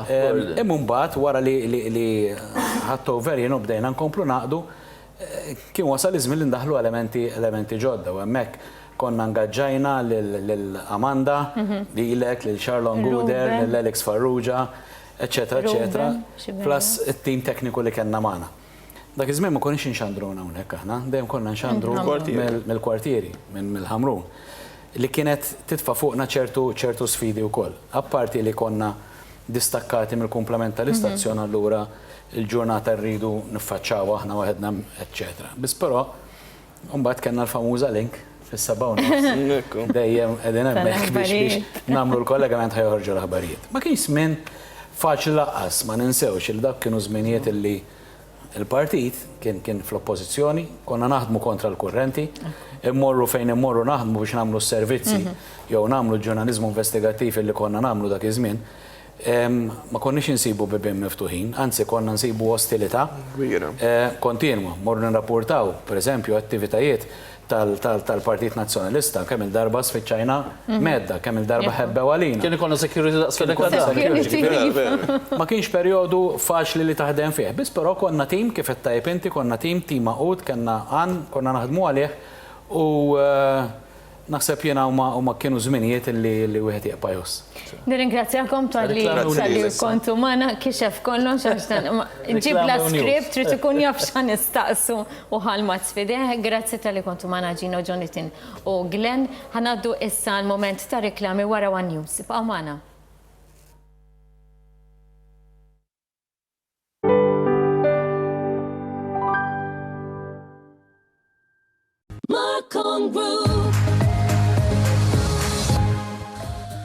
Inselmilkom. U peress li għaddej sejl anke fuq iż-zebra blinds jiena ġejta hawnhekk biex nurikom ukoll kemm għandna differenti wkoll. Mela, ġibt 3 eżempji wkoll hawnhekk miegħi jiena qed 3 blends differenti. Mela din hija għend hawnhekk fija dawk iż-żibeġ ukoll din iż-zebra blind hawnhekk bil-kulur li huwa favorit tagħkom il-kannella. L-oħra hija di wkoll għandha dak il-land hawnhekk sempliċi huwa end ukoll tajjeb u għandha l-kuluri wkoll sbieħ. Jiena qiegħda nurikom ukoll tafu issa kif jinħadmu dawn il-zebra blinds tistgħu tagħlquhom totalment, tistgħu tagħlquhom parti miftuħa u parti magħluqa, tistgħu ittellawhom sa fuq net u wkoll qegħdin taraw xi stampi wkoll hemmhekk biex nurukom ukoll li tistgħu ittellawhom, itniżluhom kemm tridu, jekk għandkom il-bibien tistgħu tagħmlu għam taraw waħda tħallija mniżla, l-oħra le, tista' tellaħħa kollha biex inti jkollok li tista' toħroġ u tidħol bil-kumdeta tiegħek, anke jekk forsi għandek xi annimali, tħalluhom liberi kif jieħdlu u joħorġu. Qed tifhem kuluri, qegħdin taraw il-kuluri, ovvjament għandna l-katalgi fil-ħwienet tagħna u tistgħu tażlu l-kuluri, dejjem il-kannella jibqa' il-favorit tagħkom, hemm il-rolling blind ukoll, ġifieri min irid flok zebra blind, rolling blind, hemm ix-shears għal fuqhom, qed taraw kemm hemm kuluri sbieħ u huma prattiki verament prattiċi qed jintoġbu ħafna radaqxejn xi ġmil ta' colors hemm tistgħu tagħmluhom kullimkien kċejjen, salotti, bathrooms, fejn tridu intom. Verament huma sbieħ ukoll, weħedhom huma sbieħ ukoll u tistgħu wkoll iżżejjem magħhom ukoll xi xier u anke portieri li tafu wkoll li sassibu. L-importanti llum jiena ġejta hawnhekk biex ngħidilkom li għaddej sejl ukoll. Ġifieri mhux fuq il-portieri biss, mhux fuq il-kutri u x'naf jien imma għaddej sejl ukoll anke fuq dawn iż-zebra blinds. L-importanti jekk tridu tiġu tagħmlu xi order, tajjeb li wieħed jieħu xi ritratti tal-post, tieħdu il-measurements, tgħidulna kif għamiltu l-measurement intkom bir-ritratt li tieħdu u tiġu f'wieħed mill-ħwienet tagħna u nistgħu nagħmlukom ukoll anke l-istima kemm sa tiġikom u ngħidulkom ukoll bis-sejl ukoll kemm tiġikom. Qed taraw ħafna stampi, osra, wisajn, dik bi problema xejn. Għaliex intom meta tiġu għandna, intom sa tgħidulna x'għandkom bżonn il-qies, it-tul u aħna intukom naħdmulkom skont il-bżonnijiet tagħkom.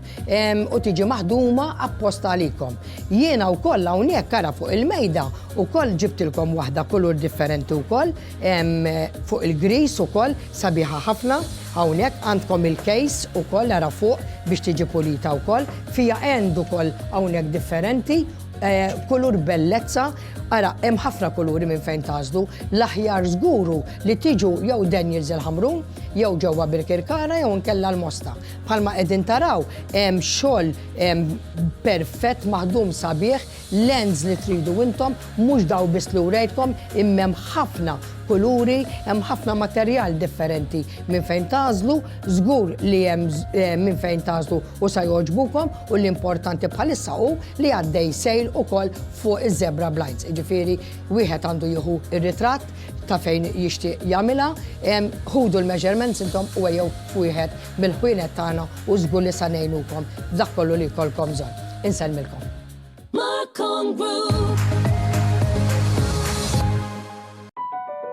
Malta ħilsa, Malta suċċess. 40 sena wara, it-tislima li tixraħ. Ċeremonja biswit il-monument tal-Ħelsien fil-Bergu, bil-qofol jintlaħaq diskors tal-Prim Ministru u mexxej tal-Partit Laburista Joseph Muscat. Il-ħamis 28 ta' Marzu, fis-6 ta' filgħaxija. Niltaqgħu.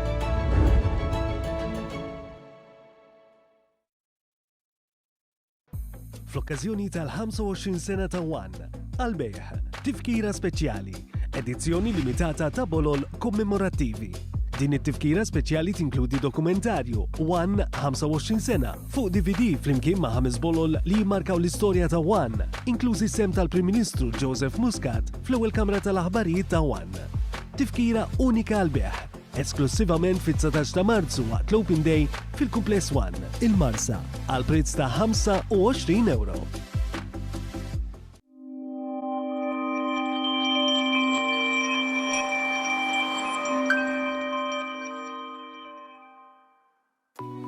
Still or sparkling water, chocolate chip or butter cookie.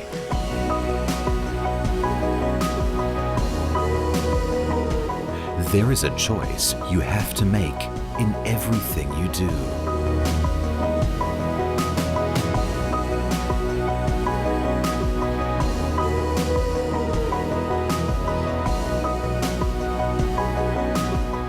A personal loan from Banco Valletta can make every decision a reality. Whatever it is you choose.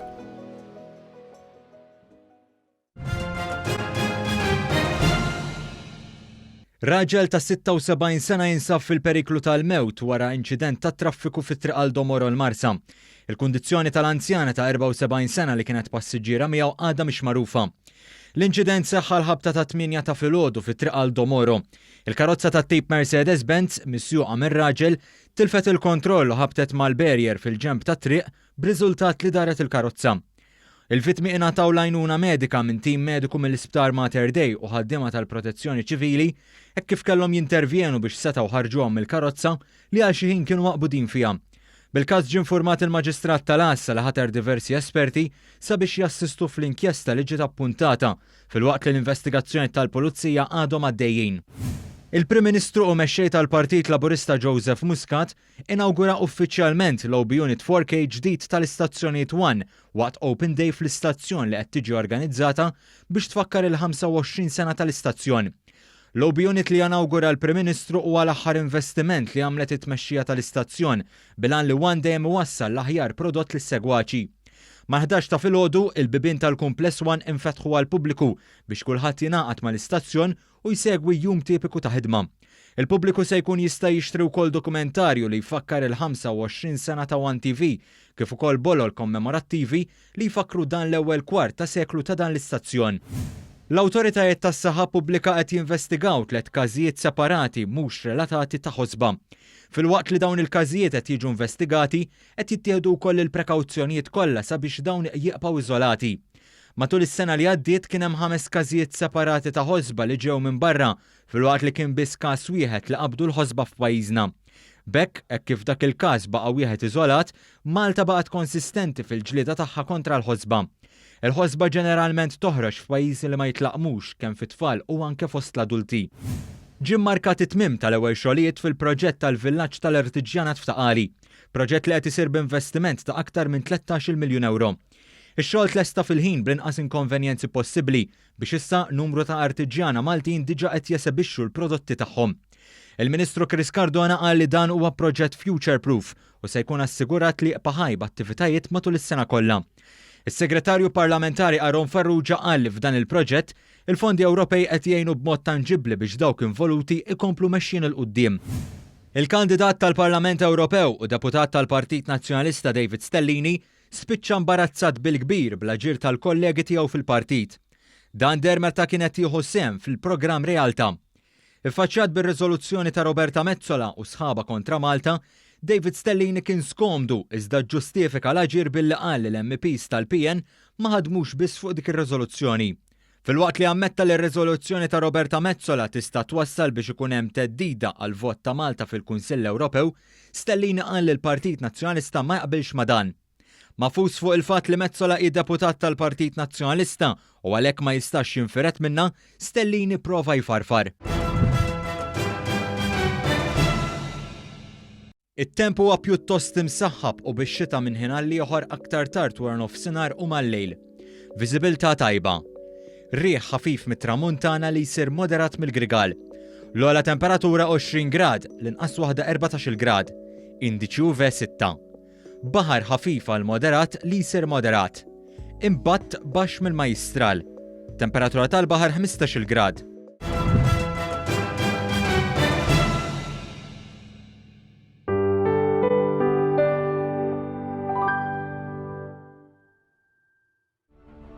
L-Integration, l-irvelli ta' 28 ta' April 1958, l-Indipendenza, il-Helsin, is-sħubija ta' Malta fl-Unjoni Ewropea, kontradizzjoni jew katina, diskussjoni pubblika, jieħdu sem Mark Camilleri, Henry Frendo, Alfred Sant, il-ħamis 21 ta' Marzu fis-7:30 ta' filgħaxija, Pjazza Teatru Real il-Belt Valletta, il-pubbliku mistieden jattendi, dħul b'xejn. Fl-okkażjoni tal-25 sena ta' One, għal-bejħ, tifkira speċjali, edizzjoni limitata ta' bolol kommemorattivi. Din it-tifkira speċjali tinkludi dokumentarju One 25 sena fuq DVD flimkien ma' 5 bolol li jimmarkaw l-istorja ta' One, inklużi sem tal-Prim Ministru Joseph Muscat fl-ewwel Kamra tal-Aħbarijiet ta' One. Tifkira unika għal-bejħ, esklusivament fit-19 ta' Marzu waqt l-Open Day fil-Kumpless One, il-Marsa, għal prezz ta' €25. Living Concept Showroom Mega Clearance Sale. All stock must go. Bonġu, senjur, kif nista' naqdik? Bonġu, signorina. Rajt reklam li għajt li issa r-rettaċ fon jgħad bis fuq il-melita. U ġejt biex nitċekkja ftit. Iva, sewa tajt, ċirtibda l-sim kajl, pero żomm l-istess numru. Ħanċem ftit il-marax fuq isimijiet il-mobile ta' Hello, Veronika. Hello. Ejja sal-ħanut tal-melita biex naqilbu s-sim kart tal-rettaċ phone. Iva, issa. Issa, u d-dumx. U ġib l-ID card miegħek. U mbagħad nirħu nagħmlu ġew xaġlanna. Olla, mhux m'għandniex xaġla jekk kif għandna ċans qabel tispiċċa l-linja. Isma' ma mhux aħjar naħlu l-kredit li għandna l-ewwel. Ħaw ħallik mill-kreditu, għas jagħtunu €20 kredit. Ejja, u d-dumx. B'xejn ta' Kollox sew ġej issa mela.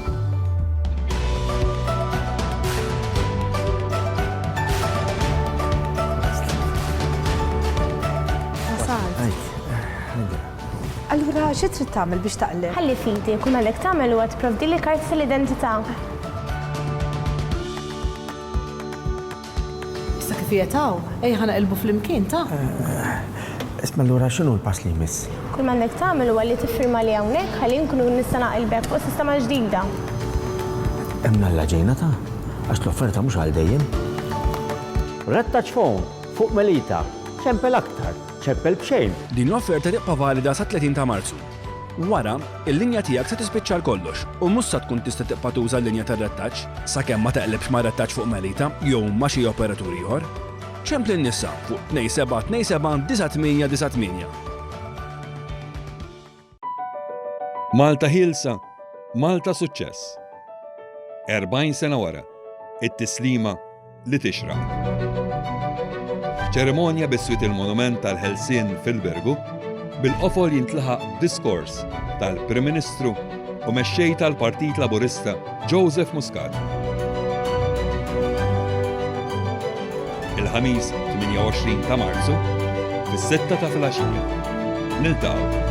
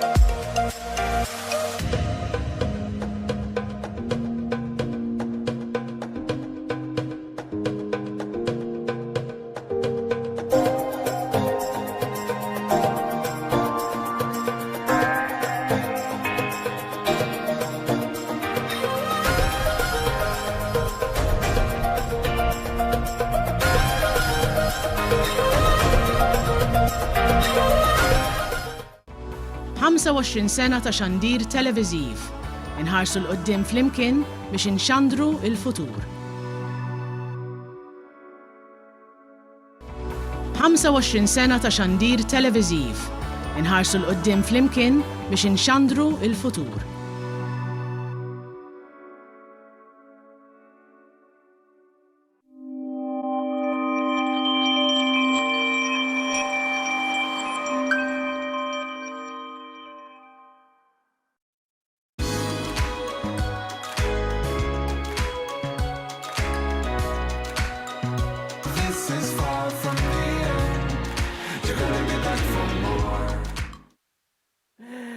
Inkomplu b'din is-xandira speċjali llum fl-okkażjoni ta' festa pubblika, però qegħdin inwasslu din xandira speċjali fl-okkażjoni ta' Open Day li qegħdin nagħmlu sas-7 ta' filgħaxija u allura aħna nistiednu lilek illi tista' tiġi hawnhekk iżżur l-istudios prinċipali ta' One kif ukoll l-istudios tar-radju tara s-settijiet minn fejn nittrażmettu fosthom tal-programm Kalamita li jixxandar kuljum il-programm Prime Time li jixxandar kuljum il-programm Pjazza li xandar kuljum, is-set tal-aħbarijiet tista' anke tieħu ritratt fuq is-set tal-aħbarijiet, apparti li tiltaqa' ma' diversi personalitajiet. Aktar kmieni kellna magħna wkoll il-Prim Ministru ta' Malta, Dr. Joseph Muscat, illi anke kixef din l-arti kommemorattiva fl-okkażjoni tal-25 sena u li anka tfakkar il-25 sena ta' ħidma fix-xandir lokali u ħafna nies illi ħadmu b'mod volontarju wkoll f'dawn l-istazzjonijiet. U aktar kmieni wkoll Dr. Joseph Muscat, il-Prim Ministru u mexxej tal-Partit Laburista inawgura l-akbar investiment ta' dan l-istazzjon f'dawn l-aħħar snin l-Outside Broadcasting Unit 4K l-ewwel wieħed tax-xorta tiegħu f'pajjiżna u allura dan huwa l-investiment li qegħdin nagħmlu propju għal-futur ta' dawn l-istazzjonijiet. Ġejjin żewġ kampanji elettorali, għati id-donazzjoni tiegħek permezz ta' 15 euro 5170 20 53 għal donazzjoni ta' 25 euro 5180 20 36 u għal donazzjoni ta' 50 euro 5190 20 Infakkarkom illi kull min qed jagħti donazzjoni ta' 50 euro qed jidħol fiċ-ċans illi jerbaħ cruise għal 2 min-nies għal 7 tiljieli fil-peak season, mill-31 ta' Lulju sa' 7 ta' Wissu dan il-cruise Malta, minn Malta għal Malta, grazzi għal Hamilton Travel f'kamra ta' sodda doppija bil-gallerija bord il-cruise liner il-ġdid MSC Bellissima. Hawnhekk għal darb'oħra din naraw x'ħin Joseph Muscat, mexxej tal-Partit Laburista għall-ewwel darba din hija parti mill-istorja ta' dan l-istazzjon għall-ewwel darba daħal fl-Outside Broadcasting Unit ġdid 4K li bieħsar inkunu din nittrażmettu fil-ġimgħat u x-xhur li ġejjin. Jiena bħalissa ndawwar b'ħafna ħbieb, kollegi illi ħafna minnhom ili nafhom ukoll għal dawn l-aħħar snin, ħafna minnhom ukoll ilhom fih dan l-istazzjon, ħdej għandi il-veteran Pierre Borsch li bħalissa jieħu ukoll id-donazzjoni tagħkom. Komplu għajnuna, jekk tixtiequ nibqgħu nżommulek kumpanija llum trittejn lil dan l-istazzjon. Għandi wkoll in-Nevis, għandi wkoll ir-Romilda, lil Davina li hija waħda mill-ġurnalisti sportivi, lil Elaine De Giorgio, il-preżentatriċi li tqajjimkom kull filgħodu, lil Letjen Xkembri. Però ħanieħu l-ewwel kumment tal-ħabib tagħna Pierre Borsch illi bħalissa qed jieħu anke d-donazzjonijiet tagħkom. Pierre Borsch huwa sinonimu mar-radju. Pierre, kemm ilek fih dan l-istazzjon? Naħseb mill-pen li għandna hawnhekk, inti l-iktar wieħed li ilek hawnhekk. Li xjaħwiet, naħseb. Li xjaħwiet. 27 sena. 27 sena. Qabel meta fetaħ ir-radju, ġifieri. Eżatt, ftit xhur wara, xi xahrejn wara, ġifieri li kien fetaħ ir-radju mbagħad bqajt hawnhekk. Qajt hawnhekk. Iż-żewġ taw. Qed jidru xi ritratti nerviż tiegħu kien kompletament differenti. Kbirt fih dan l-istazzjon, Pierre. Lek fimni, Pierre Borsch ma kien ħadd, ma kien xejn, il-ġurnata mhux għax huwa xi ħaġa, imma tallimt ħafna, għamilta ma' ħafna nies. Jew rixxejt it-talent tiegħek hawnhekk. Jiena dejjem ngħid wieled taw immu taw. Istrina. Qalbek tibqa' hawnhekk. Jina nammira, għax inti versatili ħafna. Per eżempju, fejn jidħol ir-radju, jekk tisimgħu il-Pier fuq ir-radju, ħudu naqra t-telefon, Nevis. Komplu ċemplu. Jekk tisimgħu fuq ir-radju l-istil ta' mużika u l-istil tal-programm tar-radju tiegħu Pier vera jżommlok kumpanija. Mbagħad pereżempju televiżjoni preżentaj diversi programmi. Llum sinonimu ma' On the Road. Kemm ilu għaddej On the Road? On the Road nasib 10 snin. 11 sena. Fil-fatt għadna ġej minn bike ride, għalhekk lebsin daqsxejn differenti. Ta' naħsbux li xi rappers aħna. Imma qabel On the Road konti preżenta diversi programmi oħra, Pier. Ġili ħadd niftakar Roni tar-Rabat kellu program kont nippreżenta jien dwar kopji. Ta' tiġijiet. Ġifieri. U l-programmi tal-ħatwar nofsinhar. Il-ħatwar nofsinhar għawsalla, naf kemm nippreżentajna jien u inti imma dejjem kellna roles differenti. Imma mbagħad On the Road kelli l-opportunità l-offri li dakinhar parti mill-management li jiena kont parti wkoll u bdejna skeda totalment differenti. U baqaddej. Ħajart il-Nevis l-istess, mbagħad tgħidilkom imma aħna bdejna niġbru għall-ewwel OB unit. Mela. Alright, konna morru nkantaw u nċaċpu u ndoqqu l-niet marċi pjuttost biex niġbru l-flus għal dak l-OB unit. Ġifieri għandhom ta' min ma jiftakarx dawk iż-żminijiet, għaliex illum il-ġurnata għandna ġenerazzjoni li ma tiftakarx dawk iż-żminijiet. Tajjeb, intom hawn iltqajtu. Ġoda l-istudio. Fil-fatt jiena. Ġoda l-istudio. Niftakar Jazzo Pardi kien għalli ħanabatilkom il-xeħat u jiena dejjem waħdi preżentajt u nippreferi kif għattin forsi għalti kollu l-istil tiegħu ma rridu jibgħatu l-xeħat li jibda jitgħallem. U għat u hija m'hemmx tagħmel u għana jiġi xaħat nagħmlu fejn nista' nipprovantieh u nisperaw li niklikjaw. U bad li kellha xi 16 u 17 sena naħseb Nevis Isma' intom mhux l-ewwel koppja li ltqajtu hawn ta' ġifieri kien hawn koppji oħra. Għallimtaw saret aħjar minna, ħankun onest. Nista' naħlef għaliha jiena vera. Veru. Għax Nevis bniedem organizzat mhux SPL ta' imma Nevis ġifieri anke l-programmi tagħha bħalma ta' Piero bħal tal-producers l-oħra, ma Nevis vera bniedma. Jena organizzat, disorganizzat. Toħodlok sipija jgħid il-verità, għaddila naqra l-mikrofonu. Nevis, ovvjament illum il-ġurnata assoċjata ma' Pink Panther. Milek ukoll ħafna snin hawnhekk fih dan l-istazzjon u tellajt diversi produzzjonijiet ukoll. Għajdilna. Iva, fil-fatt jiena tħalt sena wara fil-fatt Pier 26 sena hawnhekk kien nista' ngħid tħalt tifla, tal-moment 16 sena konna għalaqt. U jekk forsi għalija, ovvjament, għan huwa l-extension tal-familja tiegħi għaliex trabbejt hawnhekk in-nies kollha tkun taf aħna hawnhekk ma tibqax kollegi biss, isir familja għaliex tkun taf kulħadd kif inbidel. Pink Panther huwa xi ħaġa li kienet ħolma lija, jiena dejjem qed ngħid li fis-sens li hawnhekk tallimt ħafna Marej, ovvjament naħseb kien il-persuna li għallem ħafna li bdejna hawnhekk, jipprova jtik l-erja tiegħek fiex. Eżatt, però meta qalu li kienu jarawni hawnhekk u l-annimal li kunaw hawnhekk nara kif ħanieħu ħsieb u qattus jew ħaġa oħra. Hawnhekk dejjem kellna xi ħaġa. Dejjem kellna dejjem. Żgur tiftakru, dejjem kellna xi qattus li jiġi hawnhekk u mbagħad jibqa' hawnhekk xi kell. U jien dejjem inkun il-kerel x'isimhom. Vera? Għax kienet jgħidilna li ġieli ħadu wieħed id-dar. Ma tiftakrux dak il-famuż qattusa li kienet weldet fl-istudju tar-radio fil-fatt weldet 4 tifrieħ. U niftakar kien hawn Filip kien ħada ħsieba. Selmu l-Filip Kamilleri u kont niġi hawnhekk narhom nittihom li kellu kollox u kif kellhom 4 ġimgħat dawn il-frieħ xi ħadd ħallinna kaxxa ta' kitins ta' ġimgħa għadhom kif twildu ridna nsalvawhom. Allura għalajna 3 minn malhom biex impoġġula l-oħrajn ħalli tejjixhom ukoll, ovvjament wieħed spiċċa għandi, ovvjament għal 10 snin u jismu Marley, kombinazzjoni. Imma Pink Panther kienet ħolma ovvjament ta' pjaċir kbira li għalli f'daw li dal-programm jafu kemm Pink Panther dinja l-10 skeda tiegħu fil-fatt, l-10 skeda. U hija iktar milli ngħidlu l-produzzjoni tiegħi huwa l-passjoni tiegħi għaliex nieħu pjaċir li nitgħallem jiena minn daw il-kreaturi, ovvjament l-esperjenzi li ngħaddimhom magħhom sbieħu koroħ u nipprova ovvjament nagħmlu telespettaturi tagħna wkoll. Importanti ħafna li qegħdin tisimgħu ir-rakkonti, n-nostalġija li żgur li ħafna minnkom jiftakru l-Pier differenti, l-Nevis differenti, ħafna programmi, imma importanti li nibqgħu iċċemplu.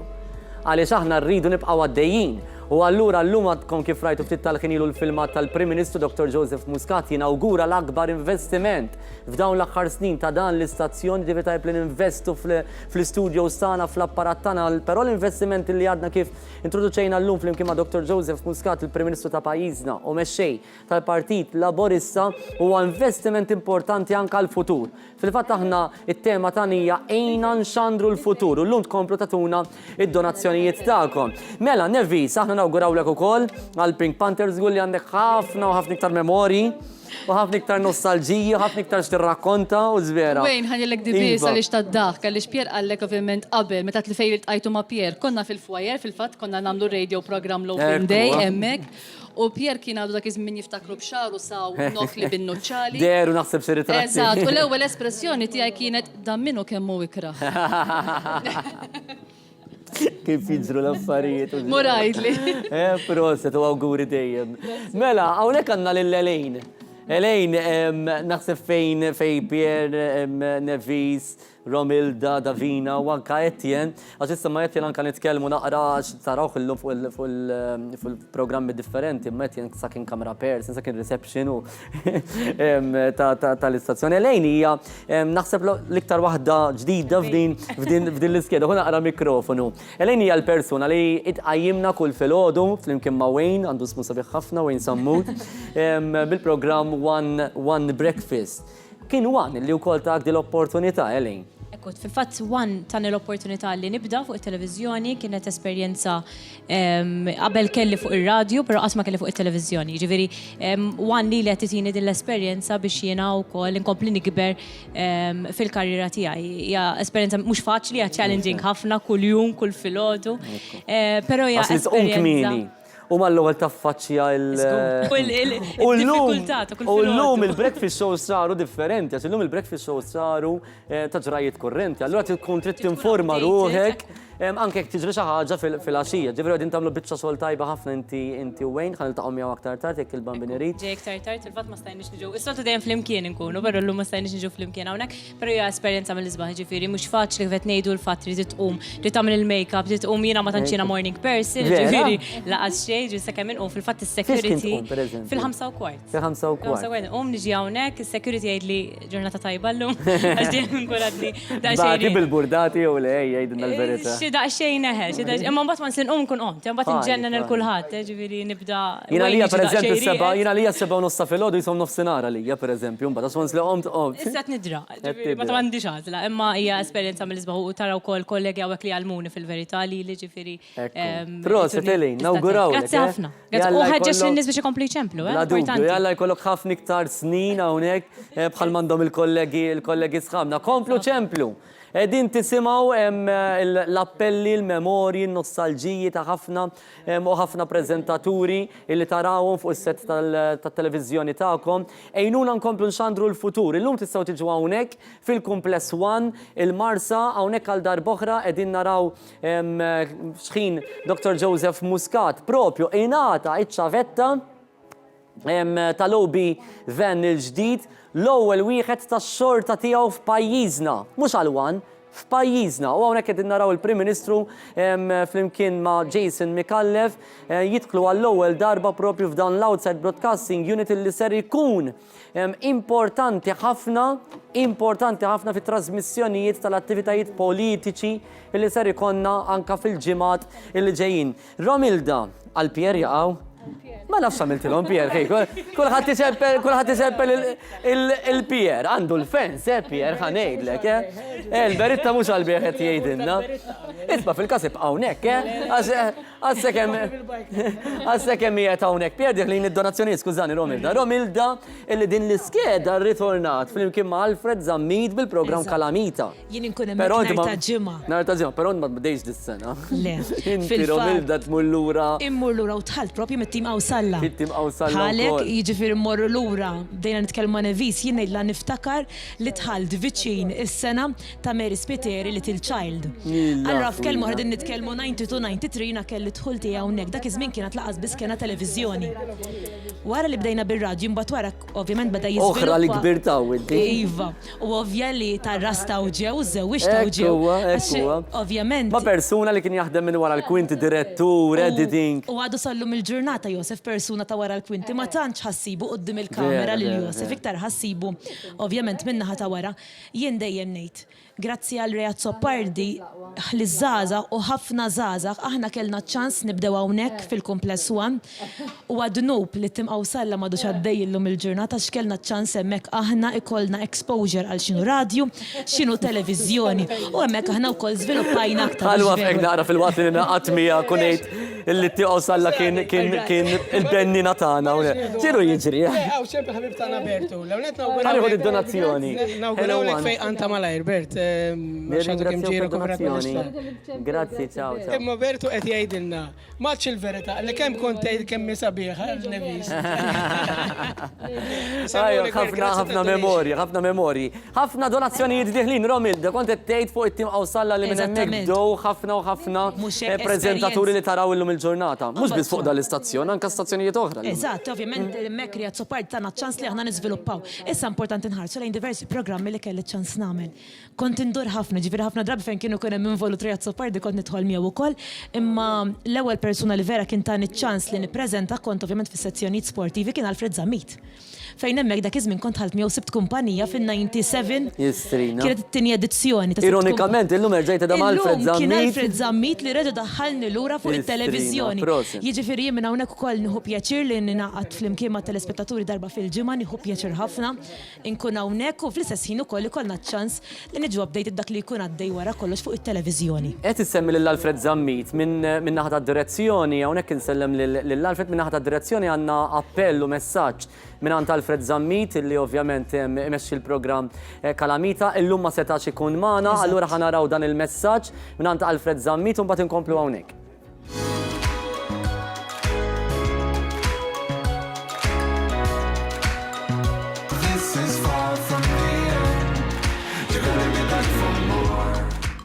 L-ewwel waqqafna Super One Radio, illum One Radio. Bħallum 25 sena, bħal da żmien 25 sena, waqqafna wkoll it-televiżjoni Super One, illum One. Aħna nirringrazzjaw lil kull wieħed waħda minnkom tal-appoġġ li tajtuna matul dawn is-snin kollha.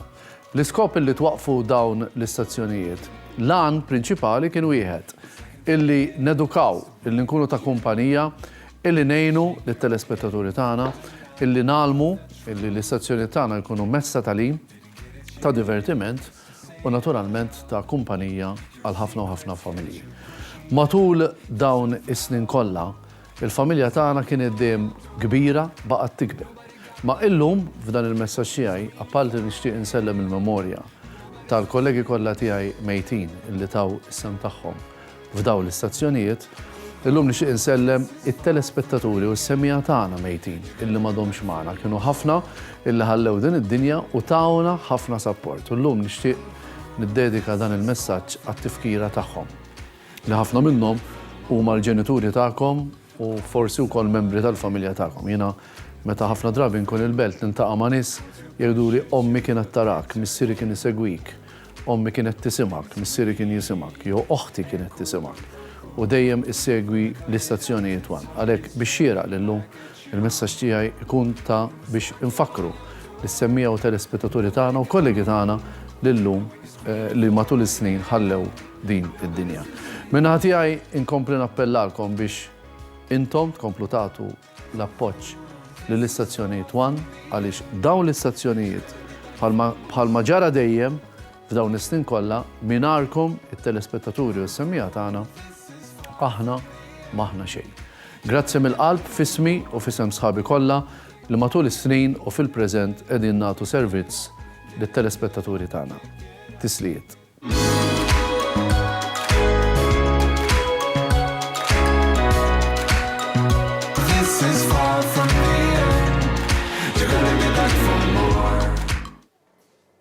Grazzi mill-qalb Alfred Zammit li huwa wiċċ ovvjament popolari u wiċċ sinonimu ma' dawn l-istazzjonijiet illum ma setax ikun magħna, allura nirringrazzjawh tal-appell illi waslinna daħlitilna żatt Romilda Liech għaliex illum il-ġurnata Romildija Party minn Kalamita u nselmu l-kumplament tal-preżentaturi ta' Kalamita li jżomm ħafna kumpanija vera Romilda. Inti taf ġifieri għax il-parti minnu jżomm ħafna kumpanija lil ħafna u ħafna nies wara nofsinhar. U apart il-kumpanija wkoll inżommu updated dak li jkun għaddej wara kollox bħalissa minħabba l-kampanja elettorali li hemm għaddejja, żgur li qed ikollna ċans niltaqgħu ma' diversi kandidati biex iwasluna wkoll il-messaġġi li jkunu għaddejjin f'dawn iż-żminijiet. Mela, ħdejk għandna lil Davini għandna wkoll il-Letjen jiggwidawn jekk semmorru għal ftit riklami bad nitkellem magħhom wara. Riklami, ħammorru għal riklami.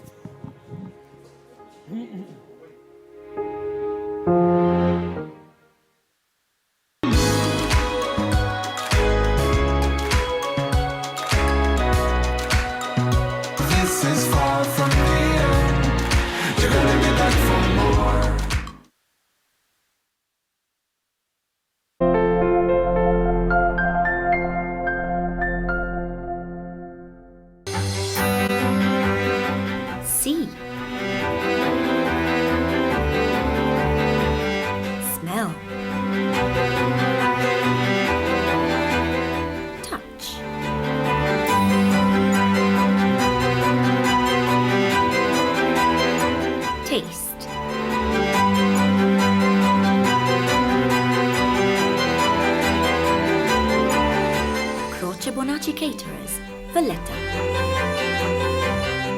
Bonġu, senjur, kif nista' naqdik? Bonġu, signorina. Rajt reklam li għajt li issa r-rettaċ phone jgħad bis fuq il-Melita u ġejt biex niċċekkja ftit.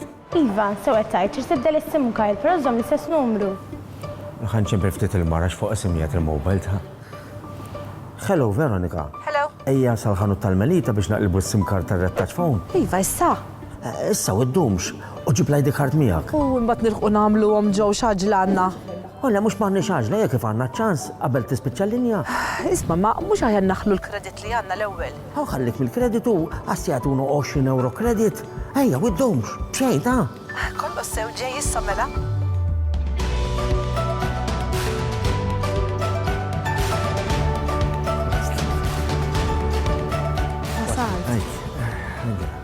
Allura, xi trid tagħmel biex taqleb? Ħalli fidi, kull għalek tagħmel huwa tipprovdi li karti tal-identità. Issa kif jetaw, ejja ħanaqilbu fl-imkien ta'. Isma' allura x'inhu l-pass li jmiss? Kull m'għandek tagħmel huwa li tiffirma li hawnhekk ħalli nkunu nista' naqilbek fuq sistema ġdida. Hemm nalla ġejna ta' għax l-offerta mhux għal dejjem. Rettaċ phone fuq Melita, ċempel aktar. ċeppel b'xejn. Din l-offerta tibqa' valida sa 30 ta' Marzu. Wara, il-linja tiegħek se tispiċċa kollox u mhux se tkun tista' tibqa' tuża l-linja tar-rettaċ sakemm ma teqlebx ma' rettaċ fuq Melita jew ma' xi operatur ieħor. ċempli n-nisa fuq 2727 Marcon Group. Sport for choice, value for money, one-stop shop for everyone's needs. Marcon Group.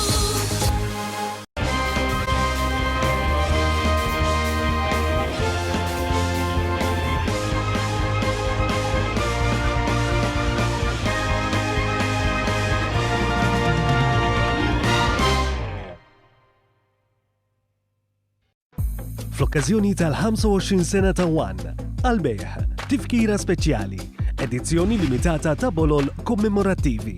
Din it-tifkira speċjali tinkludi dokumentarju One 25 sena fuq DVD flimkien ma' 5 bolol li jmarkaw l-istorja ta' One, inklużi sem tal-Prim Ministru Joseph Muscat fl-ewwel Kamra tal-Aħbarijiet ta' One. Tifkira unika għal-beħ, esklusivament fit-19 ta' Marzu waqt l-Open Day fil-Kumpless One, il-Marsa, għal prezz ta' 25 euro. Malta Hilsa, Malta Suċċess. 40 sena wara, it-tislima li tixraq. ċeremonja biswit il-monument tal-Helsin fil-Bergu, bil-qofol jintlaħaq diskors tal-Prim Ministru u mexxej tal-Partit Laburista Joseph Muscat. il-ħamis 28 ta' Marzu fis-6 ta' filgħaxija. Niltaqgħu.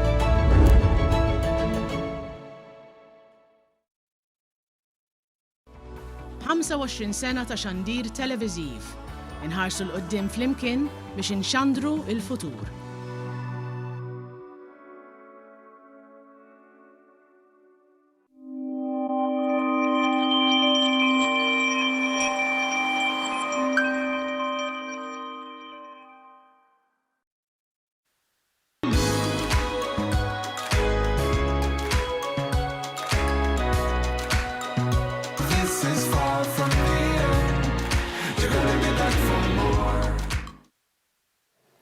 Mela, inkomplu b'din il-trasmissjoni diretta, grazzi lilkom kollha li qegħdin issegwu, inħeġġukom li apparti li segwuna illum tistgħu tiġu hawnhekk fil-Kumpless 1 il-Marsa, għandna magħkom sas-7 ta' filgħaxija, tistgħu tagħtu d-donazzjoni tagħkom hawnhekk, però min ma jistax jiġi qegħdin taraw in-numru tat-telefon biex tagħtu d-donazzjoni. Aktar kmieni kellna lill-Prim Ministru ta' Malta Dr. Joseph Muscat li inawgura propju b'mod uffiċjali l-Outside Broadcasting Unit 4K, l-Outside Broadcasting Unit 4K, l-ewwel wieħed tax-xorta tiegħu f'pajjiżna.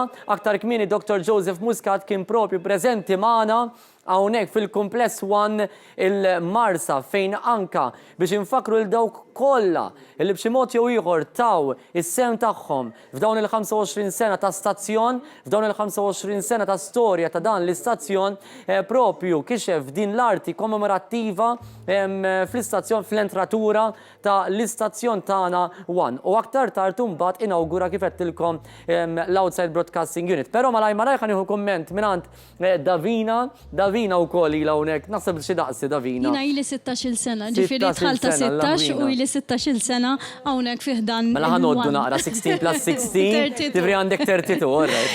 Kienet esperjenza mill-isbaħ propju tħalt ukoll fit-tim Awsalla minn hemmhekk imbagħad kelli opportunità nieħu sem fil-programm KO, kien programm tipo quiz. U konna noħorġu fuq barra. KO kienu jippreżentaw ġew tanti u Amanda l-lum il-ġurnata l-aħbarijiet. Kienu sfidi bejn żewġ timijiet, u vera, kien vera programm tajjeb. U mbagħad minn hemmhekk tani l-opportunità Marku tajjer sabiex ninaqat mal-kamra ta' One Sport sabiex iwasslu il-messaġġi sportivi tagħna. U hemmhekk ma ħarisniex lura, ma ħarisna l-qudiem u inna 16-il sena. Dal-istudju ta' Fusow inti. Ħafna. Mina niftakar il-programmi, per eżempju, nafta s-sibt war nofsinhar li konna nagħmluhom f'Xandira Diretta u l-ħadd war nofsinhar, b'aġġornamenti live tal-isports. U inti kont waħda minn dawk li kull nar taħat u ġvera, per eżempju. Kienet challenge ukoll li ta' kull nar taħat sħabek ikunu tkun għadek feta żgħira ta' 16-il sena, 17-il sena sħabek qegħdin jiddevertu barra u inti hawnhekk magħluqa twassal aħbarijiet sportivi, però ma jiddispjaċinix għax minn hemmhekk komplejt nikber fil-karriera tagħna tiegħi. Minn hawnhekk ukoll insellem il-memorja ta' Beni Qasa li kien tani wkoll l-opportunità li nippreżenta l-aġġornamenti sportivi fil-programm ta' nar taħat propju għal sentej sħaħ xħat magħna. Ekku, dak kien programm il-ħadd war nofsinhar fuq produzzjoni ta' Bronx Productions, insellem il-memorja ta' Beni Qasa li wkoll tagħna ħafna u ħafna programmi u anka drama u anka sitcoms hawnhekk fuq dan l-istazzjon. Davina kienet waħda wkoll minn dawk il-nies li kienet tipparteċipa fil-programm tal-ħadd wara nofsinhar. Dejjem sports, jiġifieri Dejjem sport, għamilt perjodu qasir kont bdejt fil-Kamra tal-Aħbarijiet, però jiena meta kont żgħira dejjem kont ngħid li nixtieq insir ġurnalista sportiva. Jiġifieri minn hemmhekk. U kien wan li tagħti l-opportunità. Proset ta' xogħolok Davina. Etienne. Jiena Etienne dejjem ngħid importanti qabel nkellem il-Etienne li tibqgħu iċċemplu għaliex qed intisimgħu ħafna rakkonti, memorji, nostalġiji, però importanti li tċemplu u anke tiġu hawnhekk fil-kurutur tagħna għandna ħafna nies li qegħdin iżuru l-istudio sana. Etienne jiena dejjem ngħid li kif nara l-Etienne għalija ma nafx intomx bħali Etienne tal-festi.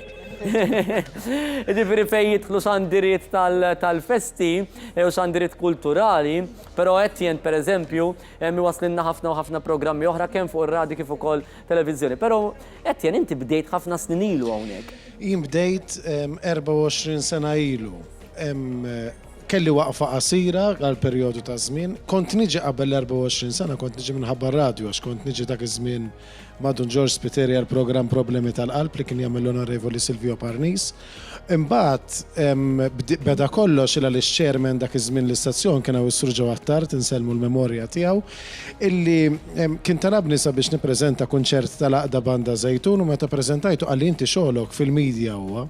U ġejt l-istazzjon imma l-ewwel ħaġa li kont nagħmel ma' Sur Martin Baldacchino u ma' Jason Buzuttil kienu jibatuni niffilmja l-sports, xi ħaġa li jien qatt ma fimt. Niffilmja l-sports. Tiffilmja? Niffilmja, kienu jibatuni l-water polo. Nasib aħjar wara l-kamera milli qudiem il-kamera f'dak il-każ. Water polo u kont niffilmja wkoll il-programm Sfera. Sfera kien programm kulturali, Joyce. U xaħat kun jomu sant, ma nistax niftakar kun jomu. Illa kemm memori. Imma niftakar li studio kull ma kellna tlet isom boċċiet imdelni bil-ħarira hekk qabel nibdew idawruhom joqogħdu jduru. Kien programm kulturali. Kont reception front desk l-istazzjon. Issa hemmhekk tisma' ħafna affarijiet. Ġifir min iċempel għax inqata' d-dawl, min iċempel pereżempju għax għandu l-volum tat-televiżjoni. Jiena l-ewwel ġurnata. Ejdli naqra xi esperjenza waħda meta kont reception. Ħanajdlek l-ewwel ġurnata tiegħi 24 sen ilu kienet meta sploda l-vapur u Mel Farud. Ġifieri tista' timmaġina ġejt hawnhekk fis-7 ta' filgħodu, mis-7 ta' filgħodu l-qudiem kemm smajt telefonati u kulħadd iċempel, kulħadd irid ikun jaf xi ħaġa, kulħadd irid ikellem lil tal-newsroom. U dak iż-żminijiet kont naħdem minn hemmhekk. Imma mbagħad waqaf tal-perjodu qasir, mbagħad arġaj ġejt lura l-istazzjon ma kont imkien aktar. Xi 15 il-sena ilu il għaliex kien hawn Konrad Mifsud u Margaret Magrin li kienu jagħmlu programm bil-lejl fuq ir-radju bejn is-satejn, bejn nofs il-lejl u s-satejn. U konna naħdmu fl-imkien jiena u Konrad u kien talabni sabiex niġi miegħu għal dar il-programm. Wara xi 4 programmi iddeċidew li jmorru għand Rejat Soppardi u li Rejat Soppardi għedu l-isma l-programm ser jibda jagħmlu Etienne. Ġejt għall-programm tar-radju spiċċajt waħda għalli aħna mhux ġejjin issa f'dejk. U rġajt bdejt din il-ħajja tal-medja. Mbagħad darba ċemplit li Svetlana Muscat u qalt li ridet tkellimni u kienet tagħmel programm dak iż-żmien kien jismu Min fuq il-bajja, jekk minn il-bajja. Minn Birzebut. Bikini. Ora, imma da fost il-lob kienu jaqbżu fil-baw, nattu l-isma t-lek għat-stinja l-programm, jimma reċ ninżabżaq barra. Għalt li le, mux għalek irridek, u tatni l-ewel produzzjoni għat-televizjoni li kien jisima Holmes. Li konna mort għand Pierre, li konna morru fid-djar tal-ċismu Maltina u celebrities xnajdu, personalitajiet Maltin u niddiskutu l-kamra favorita magħhom. U bad kien hemm il-programm tal-festi minn niċċal barra li dak l-aktar li tan imbuttatur u kulħadd baqa' jgħidli illi jiena tal-festi. Imma mhux vera meta pereżempju jiena fin kunu rridu nxandru xi festa jew pereżempju jiena fjek mur fil-festa jgħidlek isma' l-wan ħajxandara lilek jgħidu. Biex inkun qed ngħid kollox ara bħallum xahar il-ġimgħa l-kbira. Ser inkunu qegħdin f'xandira maratona, li ser nibdew minn nofsinhar u għandna sax il-5 bil-programm speċjali minn fuq il-Golgota bosta mistednin li allura jina assoċjat ma' dawn il-programmi ta' kultura u ta' festa. Imma minn xi ħaġa komuni għax kif qal dak beda jiffilmja xi ħaġa li ma tkunx tiegħek. Jiena bdejt niftakar fil-programm ta' Rej naqra l-isports. Issa jiena naf li futbol għax nara bal voldiri immaġinaw x'differenza. Pier kien jippreżenta r-rokna niftakar insellmulu wkoll l-Alfi li ovvjament ta' sbuħija. Imma mbagħad tul is-snin jisu kulħadd u xek jieħu il-dik tiegħu.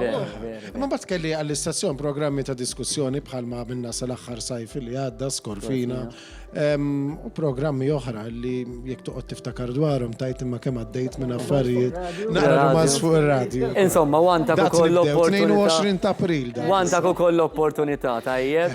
Kien għan li bdejna. Mela, qed jien qed tgħidilna li fil-żmien tal-ġimgħa l-kbira ser ikonna xandiriet anka speċjali. Ser ikonna xandiriet speċjali. Għadix ħaġa li dejjem tistaqsuna wkoll. Fejn ser ix-xandru din is-sena, programmi ser tagħmlu fi żmien il-ġimgħa kbira, ħajkonna wkoll. Ser ikonna wkoll infatti anke nhar is-sibt li ġej għandna filming li huwa relatat mal-ġimgħa l-kbira ġifieri hemm programm. Dan l-istazzjon jiena nħobb insejjaħlu li l-istazzjon il-vetrina kulturali Maltija. Grazzi Etienne, grazzi Elen, grazzi Pierre, grazzi Nevis, grazzi Romilda, grazzi Davina, tas-sem ta'kom ser inkompli niltaqgħu ma' aktar persuni, però ħammorru fis-studio numru 4. Hemmhekk għandna lil Antoinette Falzon ma' aktar mistiedna. Mill-ġdid fuq is-sufan tagħna u issa naqdu magħna Mark Farrugia u Matthew Carbone. Merħba lilkom hawnhekk magħna. Mark mhux daqshekk wiċċ familjari ma' telespettaturi, imma bla dubju. Mark minn sena 2000 sal-2008 leħen sinonimu mal-kummentarju waqt il-bulettin tal-aħbarijiet. Imma Matthew permetti li ħanibda by seniority sewwa bix-xira. Mark, inti bdejt qabel kien hawn Glenn għalli beda fin-1991, inti wkoll bdejt fin-1991, dak iż-żmien kont għadek student l-Università. Ħejdilna ftit, il-bidu tiegħek fil-1. Mela, il-bidu tiegħi fil-1 ma bedix il-bidu l-eru u mhux f'Malta, imma fl-Eġittu. Għaliex qabel ma tħalt l-Università, il-ġenituri tiegħi baturi bħala isu rigal tal-li għaddejt mill-eżamijiet ġita l-Eġittu, iltqajt hemmhekk ma' Ġew Mifsud illum maġistrat u ħajjarni nibda programm miegħu fuq ir-radju. Kien ikun nhar ta' Sibt filgħaxija, kien jismu Qabel Paċevil, l-idea kienet illi qabel iżgħażagħ joħorġu għal Paċevil jisimgħu il-programm. Konna niddiskutu temi varji, mhux biss affarijiet ta' politika, ma temi varji, u bdejt l-ewwel interventi fuq radju kien hemmhekk kien isu Ottubru tan-91. U mbagħad ftit tal-ġimgħat wara kien ċempilli wkoll Ġew Mifsud, kont qiegħed id-dar u kien qal inti taf ftit Taljan. Qed qiegħda ftit. Għalli mela ejja daqsxejn issa għaliex għandna l-aħbarijiet tal-ofsena sin kwart, għalli għandna l-aħbarijiet ta' barra ma' min jagħmilhom, għalli forsi t-tieni daqqatejt. U nżilt hawnhekk, ma kienx hawn illum ovvjament it-teknoloġija tal-istazzjoni hija super. Dak iż-żmien biex ktibt l-ewwel aħbar tiegħi jiena kien tal ġem marker, asbajrow, ġem marker u karta bajda. U ktibt il-ġem marker roħxon jiena, ħendilt minn ħati u xi ħadd qaram. U mbagħad minn hemmhekk ġiet il-kampanja elettorali ta' 92, niftakar ħadd ma kien ikun irid imur naraw ritratti. Daqsekku. Dik hija il-newsroom l-ewwel kamra tal-aħbarijiet. Ftit amara. Daqsekku l-ewwel spazju li konna naħdmu minnu. Hemmhekk qed insemmu wara 92, ġifieri hemmhekk isu 27, 26 sena ilu, ġifieri tistgħu taraw anke l-amara ma tantx tassoċja tiktib ta' wara ma' newsroom. Imma dak il-computer laqwa. Id-diffikultà kienet tkun kultant anke biex insibu l-karti tal-aħbarijiet, tant kien ikun hemm karti. F'din il-kamra ma kienx dak hemmhekk ġo studio ekku ta' radju. Il-kamra fejn konna operaw ma kienx biss ta' radju. Dak iż-żmien kienet għadha tiġi priorità ta' Helsin terġa'. Ġvien niftakar l-erja fejn illum hemm studio kbir ħafna, hemmhekk kien hemm il-magni li bija kienu jiġu printjati il-Helsin. Kien hemm rombli kbar tal-karti. Ġifieri id-differenza kienet totali. Hawnhekk għal-aktar li konna naħdmu kien is-Sibt u l-Ħadd, minħabba li konna nistudjaw l-Università, fost il-ġimgħa konna nkunu l-kors tal-Università, imbagħad is-Sibt u l-Ħadd kien hemm grupp ta' studenti universitarji illi konna nieħdu bażikament over aħna. Mis-Sibt filgħodu saħat fil-għaxija, l-aħbarijiet konna nagħmluhom. Bażikament. Dik kienet logħba biex jinġabru flus għal-wan. Qed nara l-Mark Musu. Hemmhekk hemm Mark Musu, hemm Twani Boħaġġar, hemm Mario Saliba. L-aħwa Tommy Cunningham. Ġew Kutajja, Rodney Vassallom. Hemm xi ħadd kien jismu Karl Missiġġiewi. Impressjonanti l-ammont ta' nies li hemm. Fil-fatt, ftit ta' ġimgħat ilu Mark tella dan ir-ritratt fuq il-Facebook u hekk qed jien ma niftakarx din l-okkażjoni imma il-ground kien mimli nies, din kienet xi logħba ta' ħbeberja bejnietna. Hawnhekk dan hawnhekk qed nagħmlu l-aħbarijiet ta' barra. L-aħbarijiet ta' barra llum ovvjament kulħadd bl-internet u dak iż-żmien ma kellna xejn, ma kienx hawn internet u xejn. Kien hawn it-teletext, konna nżgħu it-teletext tar-Rai u tal-BBC u konna nagħmlu l-aħbarijiet mit-teletext kien kun ta' barra. Niftakar issa kont titkellem niftakar għax konna niġu jien ngħid għalija konna niġu għar nofsinhar l-iktar. Kienu jiġu jiktbu dejjem jagħtuna listi ta' min miet biex imbagħad nafżaw. U tkun qed titkellem tiġi xi karta ta' xi ħadd ieħor, l-affarijiet kienu ferm differenti u kollox bil-kitba. Ħafna differenti. Dan ritratti ieħor. Ekku, dan huma nies li kienu jaħdmu fl-ewwel kamra tal-aħbarijiet tal-Wana li kien Martin De Battista, John Pisani, Chris Cardona l-Ministru, Moira Polidano. Glenn, ekku, il-Prim Ministru, jiena, Moira, Simon, Eric Saliba. Silvan, Eric Saliba li kien wieħed mill-pilastri tal-newsroom għalkemm qatt ma kien jidher u qatt ma kien jisema, kien imexxi l-organizzazzjoni tal-newsroom kienet fidejh hemm Claudette, Etienne, Marco. Dok kollha nies li b'xi mod jew ieħor taw kontribut. Dan abad ħafna aktar reċenti, għax imbagħad jien is-sem tiegħi fil-taqsima tal-ħabbarijiet ivarja fi sin differenti. Mela bej. Bdejna minn 91 sa 95. Daqshekk hemmhekk kont iktar fil-weekend u l-aħbarijiet tal-10 kwart. Minn 95 imbagħad. Mbagħad fil-95 dħalt full-time mal-Partit Laburista bħala l-Media Officer, għamilt 13 years minn 95 sa 2008 bħala l-Media Officer tal-Labour Party. Kif qed inti bej l-2000 u l-2008 kont naqraw u niktab kuljum fuq ir-radju il-kommentarju mit-tnejn sal-ħadd. Ħanet xi ħaġa kif konna nirreferu għal Mark Farrugia jew meta jkollok bżonn xi ħaġa, xi informazzjoni jew hekk, xi data, episodju l-post fejn saqs il-Mark Farrugia dak ikun jaf. Veru? Kien parti mix xogħol tiegħi, jiġifieri. Libreria. Mhux veru, il-librerija. Parti mix xogħol tiegħi kien li jkun hemm arkivji ma mhux arkivji sempliċiment. Ma l-arkivji kienu f'moħħok ukoll, ma kienux iffaljati biss. Tant kont naddisijat tagħmel da xogħol, imbagħad ekku kif konna niġu f'dubju veru dejjem telefonat għal-bot, dak Mark Farrugia jgħidlek ta' u eżatt ma kontx tfittex Mark. Kien ikollok l-informazzjoni ġo fik. Tant ix-xogħol il-ħin kollu għaddej fih li mbagħad tibda tiftakar ħafna affarijiet. U mbagħad kien hemm fażi oħra fejn wara l-2008 meta Dr. Muscat sar mexxej tal-partit, jien inbidel ix-xogħol tiegħi qed naħdem mal-Labour Party ma bqajtx il-Media Officer tal-partit imma sirt l-assistent personali ta' Joseph Muscat. U fit-2009 meta kienet ġej l-elezzjoni tal-MPs issa l-oħra minn hawn ftit ieħor, kien talabni biex għal-isut minn ġimgħat nidħol immexxi il-Kamra tal-Aħbarijiet fil-Head of News. U dak kien żmien sabiħ ħafna, kienu żmien ta' sfida, żmien eċitanti, ir-riżultat li nkiseb dak iż-żmien kien riżultat tajjeb ħafna li baqa' jiġi repetut minn dak iż-żmien sal-lum. U mbagħad fl-2011 kont tlabtu jien lill-Prim Ministru biex kont qed naħseb li nista' nagħti kontribut ħafna aktar lejn il-kawża li qed nimbuttaw jekk nerġa' mmur immexxi il-Kamra tal-Aħbarijiet. Orġa' ġejt għamilt mis-sajf tal-2011 sa Marzu tal-2013 Head of News magħkom it-tnejn u ma' ħafna nies oħrajn li flimkien kellna tim kbir tajb ħafna li wassalna il-Kamra tal-Aħbarijiet f'posti tajbin ħafna u ksibna riżultati li xtaqna l-aħħar ta' tlajna. Dak kien jirreferi għal dan l-aħħar perjodu ta' bejn 2011-2013. Għambat inti mill-Kamra ta' ġoħriġt ħdejna wkoll taħdem magħna fil-Kamra ta' barra.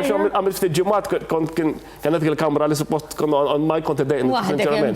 Kont preferi noqgħod magħkom biex nkun naf x'qed jiġri, jien nixxerja dak li naħseb jien intom tixxerjahom miegħek, iktar kont ħostu għomdu barra milli ġewwa, onestament. Matthew, inti meta tħalt fi newsroom, jien għadni niftakar dal-kliem f'widnejja Mirjam Dalli. Kienet qalt li għandi tnejn tajbin. Matthew Carbone u Anthony David Gatt, għadni niftakar. U morna l-Parlament, aħna tlieta. Morna laqa ta' Kumitat Parlamentari tiftakar. Qed niftakar issa dika kienet bdiet fl-2005, jidher li Novembru tal-2005. Konna ġejna jien u Anthony David Gatt biex inkellmu lil Mirjam, kienet kap tal-aħbarijiet, kienet pjuttost ġdida jidher li bħala kap tal-aħbarijiet. U Mirjam temmen ħafna fiż-żgħażagħ, ġifieri il-potenzjal taż-żgħażagħ taraħ u mal-ewwel ħassejna dik il-fiduċja. Fil-fatt kif qed tgħid inti, kont insejt għall-mument. Kienet mal-ewwel fl-ewwel ġurnata batitna l-Parlament. Konna morna l-Parlament, kont nikkaverja laqa Niftakar dakinhar bdejt insaqsik kif ħanidħol jiena għax l-ewwel ġurnata u mal-ewwel Mirjam qaltilna morru mant il-Parlament. Għalaw li trabil, ġew miegħi hemm u għalaw li trabil. Niftakar illi kien ġie kellimna xi ħadd mill-istaff tal-Parlament. Iva, qalu li dawn min huma, tum qegħdin miegħi. Le, fil-fatt hekk bdiet l-avventura. Fl-2005 konna grupp imdaqqas mill-Università, konna qed nistudjaw il-communications, jiena rajt il-Jonathan Attard qabel u xi 4-5 oħra illi tagħna hawnhekk u bdejna hawnhekk. Kif qed Mirjam kap u minn hekk bdiet il-karriera fil-ġurnaliżmu. Jien hekk kolli nuża kelma għal-wan il-One hija opportunità. Ġifieri m'hemmx dubju li l-opportunità li l-One dal-istazzjon jagħti liż-żgħażagħ speċjalment. U il-ġurnalisti persuni li jkunu jridu jaqbdu l-karriera tal-ġurnalizmu huwa impressjonanti. Ġifieri it all started here. Inti bħala persuna, fuq bażi personali, ġifieri, inti persuna kwita ma tantx titkellem, il-One, din l-esperjenza fil-Kamra tal-Aħbarijiet, bidlet lek il-ħsieb kif tikkomunika? Bla dubju. It builds your character, ġifieri il-fatt li tkun għadek l-università. Mela, f'Novembru 2005, meta tħalt hawnhekk, kien qed nagħmel l-aħħar sena. F'Marzu tal-2006, u allura 4 xhur wara li bdejt hawnhekk, il-Partit Laburista kellu l-ewwel elezzjonijiet lokali tal-2006. U kienu elezzjonijiet importanti, il-Partit Laburista kien jagħti importanza kbira għal dawk l-elezzjonijiet, u allura mal-ewwel baptism of fire. Ġifieri tissaħħaħ il-ġurnaliżmu ilaqgħat ma' ħafna nies, kif qed tgħid inti tikkomunika bil-fors, u iwa tikbar anki fil-karattru. Ġifieri deka aspetti ieħor li jiena nara il-One għeni fil-karriera tiegħi. Above everything, naħseb illi il-passjoni, jiena nirreferi ħafna għal-passjoni meta niġu biex nitkellmu fuq il-One, għaliex mhuwiex biss xogħol. Mhuwiex biss xogħol, jien niftakar episodi għal pereżempju darba minnhom f'New Year's Eve. Kellna bżonn insibu xi ħadd biex New Year's Day jidħol xogħol fis-6 ta' filgħodu, x-xift ta' 6 ta' filgħodu. Insejt kien hemm xi ħadd sick u kellna bżonn li New Year's Day jidħol xi ħadd fis-6 ta' filgħodu. Iddeċidejna jien u għal darba oħra Anthony David Gatt illi nidħlu flimkien. Ovvjament jitħallas persuna waħda. Però kienet passjoni, min jaf kemm il-darba kien jinqala incident għawdex għall-argument, nċemplu xulxin u ngħidu tlaqna għawdex ma nkunux xogħol. U timbet biberja dejjima, dik hija xi ħaġa li nemmen li għadha magħna sal-lum. Għaliex waħda mill-affarijiet l-iktar nammettija di l-iktar li ħadd pjaċir meta qaluli bil-maratona tal-lum kien il-fatt li kont ħanerġa' niltaqa' magħkom għax ċertu nies kun ilek ma tarhom imma il-ħbiberja u l-bond jibqgħu hemmhekk. Mark, nsaqsik mistoqsija żgħira kurzità. 8 snin tagħmel dak li nbirek kommentarju. Kemm kont tipprepara qabel għalih? Ma kienx daqshekk possibbli tipprepara bil-qudiem ħafna għaliex kien ikun. Għax kien ikun hemm avvenimenti li jiġru. Ekku, kien ikun kurrenti, ġifieri inti tiżomm kemm jista' jkun tikkummenta fuq dak li jkun għaddej. Issa ovvjament ikun hemm inti jkollok messaġġ li tkun titwassal, però ħafna drabi kien ikun kurrenti. Ġifieri l-iktar li kont nippjana bil-qudiem, pereżempju il-ġimgħa kont nippjana tal-weekend, tas-sibtu tal-ħadd. U ġaħseb ġili kien ikun hemm okkażjoni fejn kollok tbiddel. Ġili tant ikunu ġraw affarijiet importanti, għaġa kien isu palma f'gazzetta jkun hemm l-editorjal. Il-kommentarju hekk kien isu l-editorjal politiku tal-istazzjoni. Ġifieri ma tantx stajt tipprepara bil-qudiem. Jiena ħaġa oħra li niftakar huwa l-ewwel darba li l-Prim Ministru ġie fil-Kamra tal-Aħbarijiet. Għad niftakar ċara, jidilli kien il-ħadd fil-għodu il-persuna li semmin qabel Erik Saliba kien daħal mill-Kamra ma' ġufnot u kien għalinna illum għandna volontari oħor magħna ġiewi xejna. U dak kien dal-ġufnot kollu jitbissem kien Joseph Muscat. U mbagħad niftakar episodju ieħor miegħu rrakkunta ħanka l-Prim Ministru f'dokumentarju li xandar ftit ta' xurilu. Kien hemm żmien fejn konna naqraw aħbarijiet tnejn min-nies fuq ir-radju, illum persuna waħda. Imma kien hemm żmien twil fejn kienu jaqraw tnejn min-nies. U darba minnhom kien il-ħadd filgħodu kien imisna kien tal-ofstrana sen kwartu kien imisni jiena u naqrawh. U minn dan l-istudju fejn qegħdin viċin kien hawn taraġġ, niftakar, newsroom kienet fuq. Inżel nirġgħu minn dan it-taraġġ, qabel ma nidħlu fl-istudios kien hemm bib tal-aluminium sliding. Dak kellu dik il-firqa mal-art. Jiena ma rajtiex u bil-ġelli kellna waqajt. Uħbad saqajja hawnhekk u sam saqajja, eventualment għamilt il-punti u bdeħ ħafna dem. U dak il-ħin il-Dr. Muscat għetlu jiddispjaċini. Waħdek, tajtu l-karti kollha. U na fil-qra tnejn u fil-qra waħda u jispiċajt il-poliklinik kont. Grazzi Mark, grazzi Matthew tal-li kontu magħna ħadd gost li ġajt rajtkom għarda żmien kollu. Minna ħadd tiegħi issa ħanaddi lura lil Wayne fl-istudio ieħor. Min studio numru 4, live għal studio numru 3 fiħdan il-kumpless ta' One illi l-lum huwa miftuħ apposta għal din l-okkazjoni għalikom it-telespettaturi leali tagħna. Qed nieħu pjaċir niltaqa' ma' ħafna minnkom li qegħdin tiġu żuruna hawnhekk, ħafna jgħidulna li jsegwuna kuljum, ħafna jgħidulna li jiftakru dan l-istazzjon jibda. Oħrajn żgħażagħ li qegħdin jiġu jżuru dan l-istazzjon għaliex jinteresshom dan ix-xogħol, il-qasam tax-xandir lokali. U aħna qegħdin nistednukom għandna sas-7 ta' filgħaxija ejjew iltaqgħu magħna, però importanti li jekk ma tistgħux tiġu tistgħu anke iċċemplu bid-donazzjoni tagħkom. Qegħdin tisimgħu ħafna ġurnalisti, preżentaturi, personalitajiet li jidhru fuq One, tisimgħuhom jgħidu l-appelli tagħhom, tisimgħuhom ukoll jirrakkontaw il-memorji u n-nostalġija li 25 sena hemm ħafna x'tirrakkonta. U għall-grazzja tal-għandna ħafna nies li baqgħu lejali f'ħidmithom lejn dan l-istazzjon, allura qed niltaqgħu ma' ħafna nies li għandhom ħafna x'jirrakkuntaw. Però bħalissa bunur u bi pjaċir nilqa' miegħi lill-Dr. Alfred Sant magħna hawnhekk b'mod dirett fl-istudio il-war nofsinhar it-tajjeb.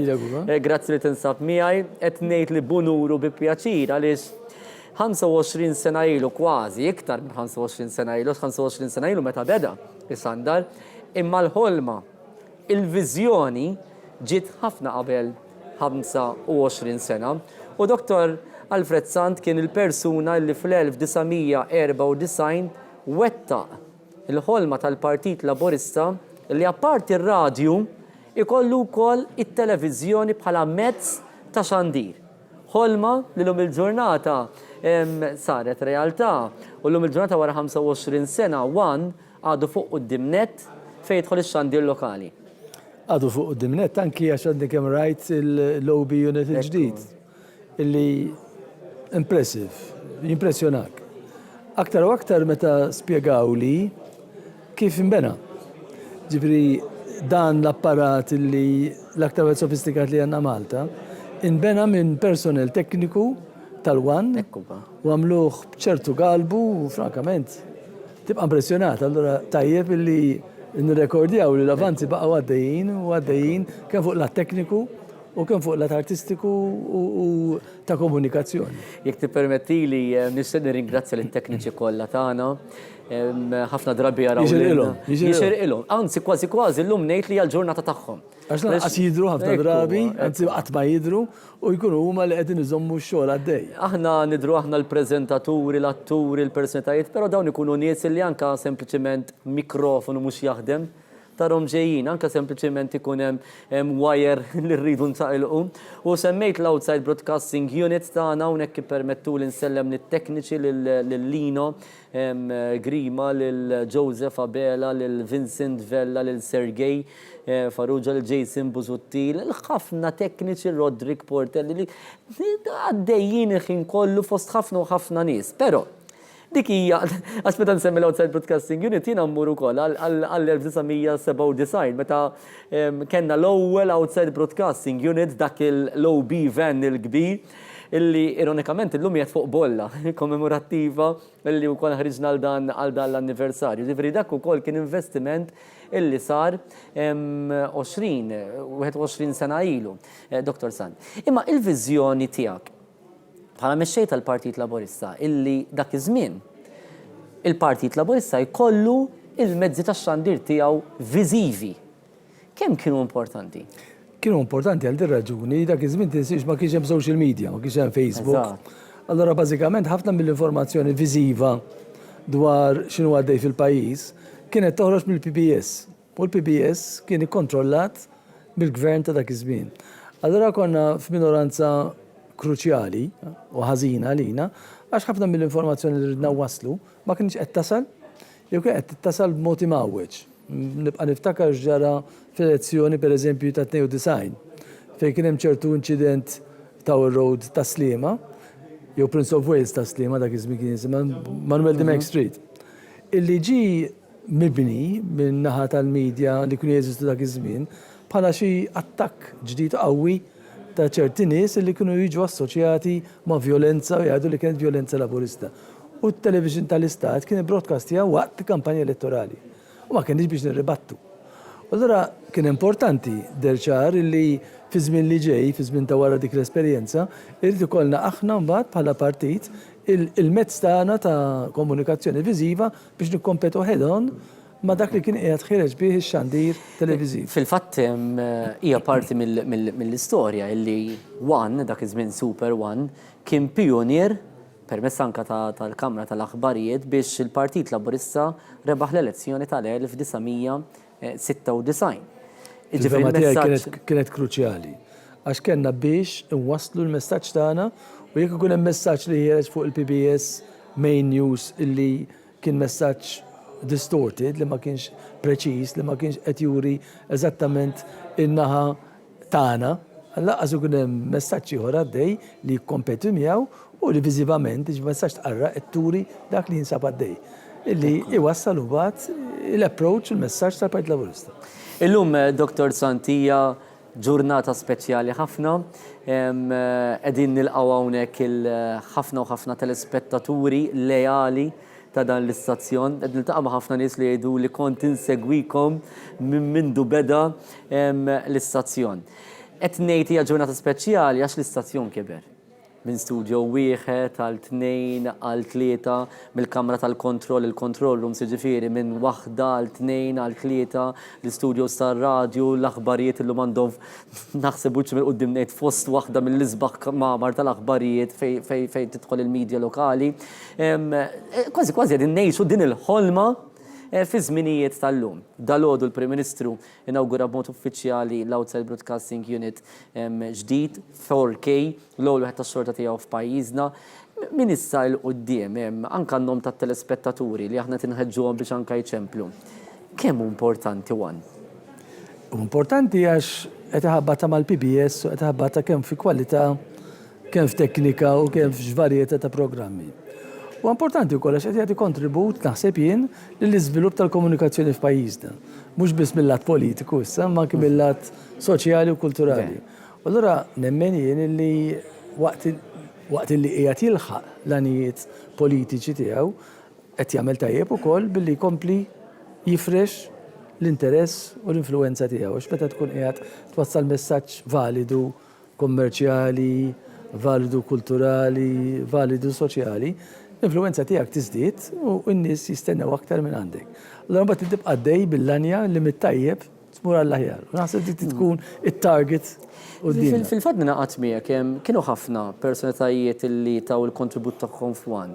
Illi semmew dak li tissemmi inti mhux l-aspett politiku biss. Jafi fil-waqt li One ovvjament wassal il-messaġġ tal-Partit Laburista anke bħala parti mill-kampanja elettorali li issa dal-waqt ser inkunu qegħdin nassistu għal żewġ elezzjonijiet kbar.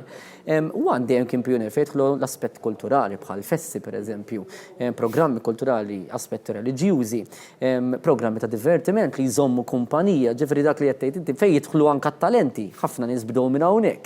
L-lum forsi l-ġurnata. Inkluż il-Prim Ministru. Inkluż il-Prim Ministru, ġifri kważi ngħid li hija skola hawnhekk, hija dar minn fejn ħafna nies ingħataw l-opportunità li jiffjorixxu it-talenti tagħhom. U li jagħmlu hekk, għax tinsiex, jekk ikollok biss messaġġ politiku, in-nies malajr mbagħad switch off, taf x'ngħid, ġifieri li jkollok diversifikazzjoni ta' preżentazzjoni u li mbagħad ikollok in-nies impenjati biex iwasslu dawk il-kwalitajiet differenti li għandek f'moħħok, entertainment, kultura, miżuri soċjali, informazzjoni dwar il-komunitajiet, iktar ma jkun hemm dat tip ta' attività għaddejja, aktar ikollok bżonn nies ġodda li jagħmluha u aktar mbagħad tfittex idea ġodda ħalli iġġedded dak li tkun qed tagħmel. Dr. Santija nixtieq nirringrazzjak illi ġejt iżżurna hawnhekk illum. Inħossni sinċerament gburi li nkun ma' ġembek u nintervistak għaliex Dr. Alfred Sant kien il-persuna illi permezz ta' din il-ħolma ta' din il-viżjoni li għadna ngawdu wasallum il-ġurnata. Aktar kien nitkellimna ma' Roberto Francalanza kif ħafna persuni u għalejxin tagħhom ta' kuljum. Hawnhekk fil-waqt li anke nselmu lil ħafna volontiera li bis-saħħa tagħhom ukoll inbena dan l-istazzjon. Allura llum fisem it-telespettaturi kollha lejali ta' One inħossni li għandi nirringrazzjak illi tajtna dan l-istazzjon. Grazzi ħafna, Dr. Sant, nawguralek il-kumplament tal-ġurnata tajba u l-ħidma it-tajba. Sa dan it-tant, grazzi Dr. Sant. Grazzi lilek. Sa dan it-tant ħanaraw fil-fatt ħanfakkarkom malaj fil-rigali il-kbar kbar li qegħdin nagħtu lilkom it-telespettaturi. Kull min jagħti donazzjoni ta' 15 euro qed jidħol fiċ-ċans li jerbaħ 2000 euro voucher grazzi għal Orienta. Kull min jagħti qed jidħol fiċ-ċans tajjeb, kull min jagħti donazzjoni ta' 25 euro mbagħad qed jidħol fiċ-ċans li jerbaħ 3000 euro voucher grazzi għal Stylish Bathroom Center. Ovvjament ħafna sponsors li naqdu magħna, ħna stazzjon privat, stazzjon indipendenti li nibbażaw ħafna wkoll mill-sponsors sana, però mbagħad ir-rigal il-kbir kull min jagħti donazzjoni ta' 50 euro qed jidħol fiċ-ċans li jerbaħ dan il-cruise ta' 7 tiljili minn Malta għal Malta grazzi għal Hamilton Travel valur ta' 5000 euro. Intant ħan ċedi kollox fidejn Klera Ġus. Klera Ġus waħda mill-prezentaturi tal-sin in-nisa u għed mill-programmi prinċipali fuq One, illi l-lum ma setax tkun magħna hawnhekk u waslet inna dan il-messaġġ.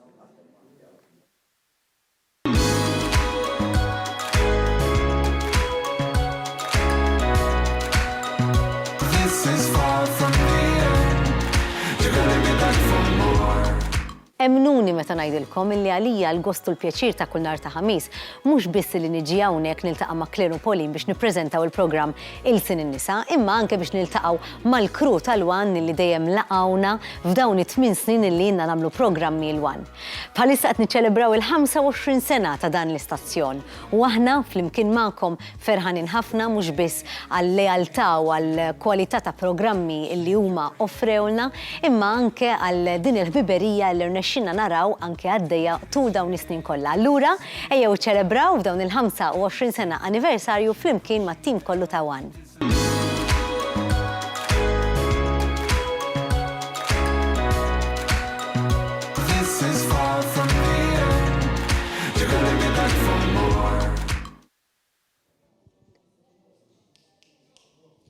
Ninsab issa f'parti oħra tal-Kumpless One kif qed taraw hawnhekk waraw l-istudios ta' radio diġà tkellimna fuqhom għaw ukoll il-ħaddiema tal-One li llum qegħdin hawnhekk biex għal kull min ġej biex jixtri id-DVD u anke jagħti id-donazzjonijiet u fuq fil-gallerija wkoll nistgħu naraw il-persuni illi daħlu iżuru l-istudios ta' One News u anke tkellmu wkoll mal-ġurnalisti li għandna hawnhekk xogħol għaddejjin bil-ħidma tagħhom illum.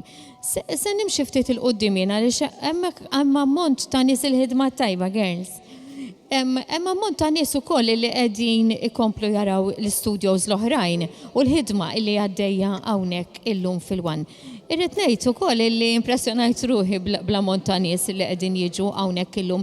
Daw kollha li laqgħu is-sejħa tagħna meta dnilhom illi llum għandna open day u wieħed jista' jiltaqa' mal-personalitajiet, jiltaqa' magħna, jidħol fit-taqsima tal-aħbarijiet, jiltaqa' ma' diversi preżentaturi u anke jara fuq kollox dak il-famuż OB Unit illi il-Prim Ministru aktar qabel inawgura. OB Unit 4K li ħajkun qed iwassal fid-djarkom l-iktar teknoloġija avvanzata illi għandna.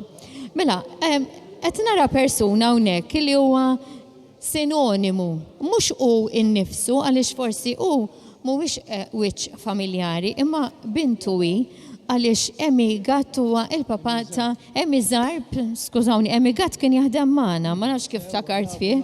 Kien insellmulu lil Emi wkoll. Emi Zarb huwa il-papata Romilda Zarb, illum Romilda Baldacchino Zarb illi tarawha wkoll waqt il-programm Kalamita.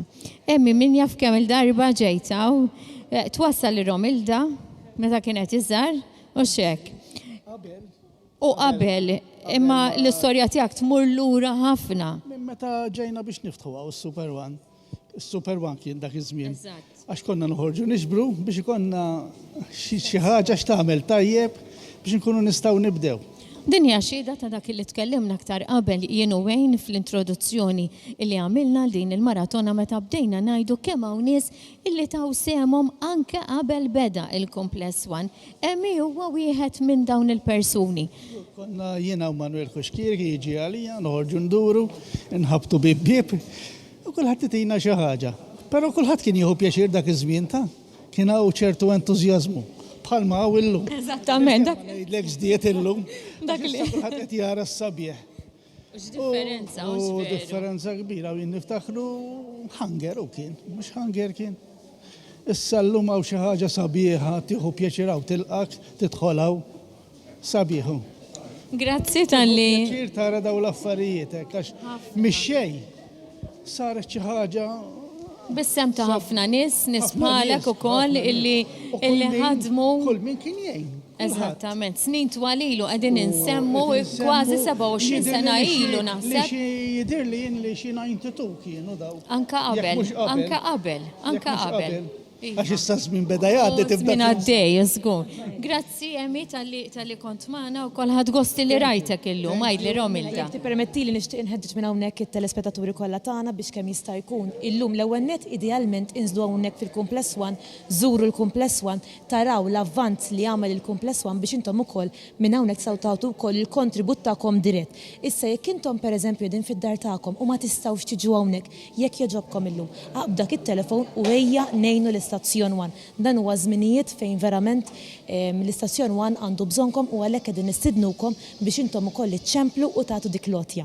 Immissjajna l-kontribut tiegħek għax għamilt waħda verament tajba issa ta' żmien l-antik din. Grazzi ħafna tal-li kontu magħna.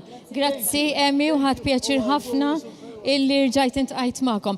Qed nara issa ħdejja xi ħadd illi ħadem ħafna u ħafna snin fil-sports għal sports biss. U nipreċizaw l-sports biss u xek. Ġifiri. Bidu ma' Avaris, Ejdinna naqra l-istorja tijak. Għax inti tmur lura ħafna u ħafna snin hawnhekk. Bdiet il-Helsin. Isum il-second edition bdejt nati parti, nisemmi fiha, ġifieri kont ngħin l-Everest, ġifieri, ma mbagħad wara għamilni kontakt ma' ġew Kutajjar u bdejt nagħmel l-sports fihom. U bqajt il-kulħadd sal-aħħar, ġifieri. Ġifieri inti tiftakar il-Helsin minn hawn ġew? Saqa aktar. Illum ma joqtorx naħseb. Mela tagħmel ix-xita ġifieri u kulħadd jiġri jew xi xort ġifieri jiġu l-ħaddiem u jorranġaw. Żgur mela kien ħafna differenti mill-llum. Mhux tara diħin. Kif tħares lejn l-esperjenza tiegħek fil-kulħadd il-Helsin u triq li għamiltu biex wasalna sal-lum? Kull ħaġa li tagħmel jien nemmen li titgħallem minnha sewwa, jien tallemt u tajt il-kontribut, ġifieri, l-eswal ġifieri mhix xi ħaġa xi esperjenza kbira għax kien kont inkun ftit ħin matul il-ġimgħa ġifieri mhux kont inkun kuljum. Ma ċorta titgħallem l-affarijiet u mhux fuq l-sports biss, ma titgħallem fuq il-ġurnaliżmu kollu. Grazzi tal-li kont magħna llum ħadna gost li rġajna rajnik, sorpriża kbira. Grazzi tal-li ġejt tarana u hawnhekk għad ta' persuni oħra li nixtieq inkellem. Sinjur, inti ħassejt illum illi kellek tiġi hawnhekk. X'taħseb mill-kumpless? X'taħseb mill-Kumpless One inselmula mela? Le, veru tajjeb u sabiħ. Jena anzjan illum, jena wieħed minn dawk tal-kismin ta' dnub il-mejjet. Tifhem, meta kienu konna morru n-erru kien għadu namil iż-żom, l ma mintof. U ma kienx tal-soluzzjoni, pero mux kolla, kienu minnom li jtu, tifhem. U għassajt li għandi niġi biex nieħu sem f'dan il-partit. Għadna għozbik aħna wkoll, grazzi ħafna tal-li ġejt. U nawgura lil Joseph il-mara tiegħu dak iż-ġiex tfal tiegħu. Grazzi ħafna. Ħan nitkellem ma' iktar persuni illi ġew iżuruna. Ejdli naqra, ġejtu hawnhekk minn fejn ġejtu? Bil-belt. Għaraftek li mill-belt. Mela l-beltin intervistom naqra iktar bil-qalbi. Ejdli naqra. Tħaltu għawnek dortu rajti li tlajtu fuq fl-studios tal-aħbarijiet u hekk. Xi tħossu hekk meta taraw bħallum dik ix-ħaġa li flok taraw fuq it-television. Għall-ewwel darba rajtu ta' veru, lajf, ta' vera ġifieri. Sabiħ. Ħadtu gostek dortu l-studios. Sabiħ. U prosetu, vera sabiħ. Għamel affarijiet żbieħ. Jixraqlu. Grazzi ħafna tal-li ġejtu magħna hawnhekk illum ta' komplu duru magħna neħdu pjaċir bikom. barra ma kom illum. Dejjem ma kont dejjem. Tieni darba li ġejt jien. Fil-bidu ġejt, ma milli rajt fuq il-xismu fuq il-tele jew television, jidher li hawn kambjament kbir ħafna. Jidheru. Dejjem nagħmlu l-affarijiet biex imorru l-qudiem tawaltu l-OB unit ukoll huwa xi ħaġa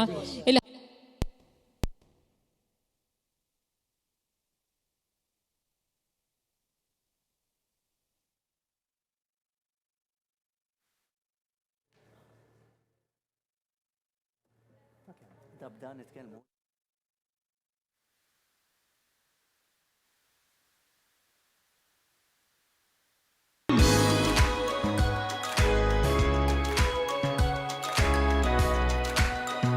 This is far from the end. You're gonna be back for more.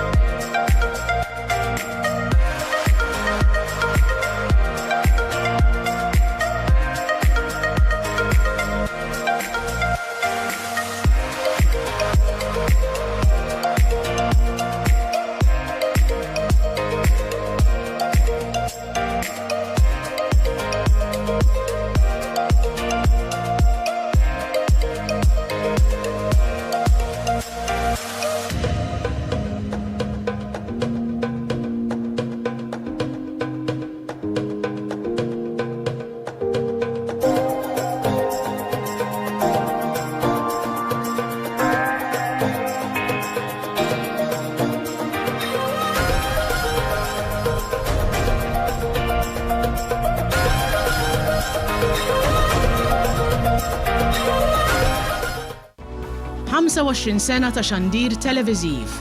Inħarsu l-qoddim flimkien biex inxandru il-futur. Mela nkomplu b'aktar u aktar personalitajiet. Grazzi lilkom kollha li qegħdin iżuru il-kumpless tagħna One. Għandna sal-lejla sas-7 infakkarkom f'dak il-DVD ta' tifkira kif ukoll is-set ta' 5 bolol illi qegħdin jinbiegħu propju mill-kumpless One. Ħafna huma kollezzjonisti jekk forsi nistgħu tadduli waħda ħankun nista' norih lit-telespettaturi tagħna. Ħafna huma kollezzjonisti tal-bolol, però mhux biss. Dawn huma bolol kommemorattivi fosthom hemm anke bolla li fiha Joseph Muscat, Prim Ministru ta' Malta u mexxej tal-Partit Laburista, meta kien parti mill-ewwel Kamra tal-aħbarijiet ta' One. Apparti dawn il-5 bolol għandkom ukoll id-DVD kommemorattiv għal dawk kollha li jħobbu l-istorja ta' dan l-istazzjon glorjus. Jinbih €25 propju illum waqt din l-Open Day waqt din il-maratona. Tipprovawx tiġu għada jew pitada tajjeb, ġifieri llum għandna ftit minnhom, ġifieri importanti li tiġu llum sas-7 ta' filgħaxija. Idejja għandi lil-Edward Montebello, għandi lil-Clifford Gallia, għandi wkoll lil-Karl Stanley Navarra fost ħafna personalitajiet oħra li qegħdin jingħaqdu magħna, però importanti li tibqgħu iċċemplu. Aktar kmini kellna magħna lill-Prim Ministru ta' Malta, Dr. Joseph Muscat, jinawgura l-Outside Broadcasting Unit 4K, l-ewwel wieħed tax-xorta tiegħu f'pajjiżna. Nirringrazzjaw lil Dr. Joseph Muscat li aktar kmieni kien magħna hawnhekk fil-kumpless One biex jinawgura dan l-investiment qawwi li jagħmel dan l-istazzjon u intom tkomplu tgħinuna inxandru l-futur. Dan l-investiment illi jekk il-bambin irid ser inżanżnuh issa fil-kampanja elettorali tal-Parlament Ewropew f'Mejju kif ukoll tal-elezzjonijiet tal-Kunsillu Lokali f'Mejju li ġej jiswa ħafna flus u għalhekk qegħdin ngħidulkom biex tkomplu tgħinuna inxandru l-futur. Edward Montebello, wieħed mill-ġurnalisti fih dan Fiħdan One News jgħid ħafna, u għaw xi preżentatur li ma jgħidx. Dan l-iktar wieħed Volume 6 ngħidlu chapter 3. Għanna l-Karl li jgħid ħafna wkoll. Irrispondi t-telefon, għażak importanti. Edward Montebello, kemm ilek fiħdan One News, Edward? Jiena dħalt ġurnalista One News kien jannar tal-2009. Fil-fatt. 10 snin. Ejwa, u kont għadni nidħol ftit xhur wara niftakar l-ewwel elezzjoni tal-Parlament Ewropew kien qisu l-ewwel xogħol elettorali tiegħi ma' One u niftakar dakinhar fil-ġurnat iltqajt ma' dak iż-żmien kien il-kap tal-Oppożizzjoni u mexxej Laburista Dr. Joseph Muscat fil-lift qal li kif sejrin, kif dejtu xi ħaġa ġifieri dik kienet qisu l-ewwel esperjenza tiegħi fl-2009. Istrina jgħaddi żmien. Inti fih dan il-Kamra tal-Aħbarijiet ta' One, Edward wassal diversi anka programmi speċjali. Per eżempju, wieħed li qed niftakar Edward, meta kienet qed issir l-elezzjoni fl-Istati Uniti bejn Donald Trump u Hillary Clinton. Konna minna lejla hawnhekk. Lejla hawnhekk hekk huwa.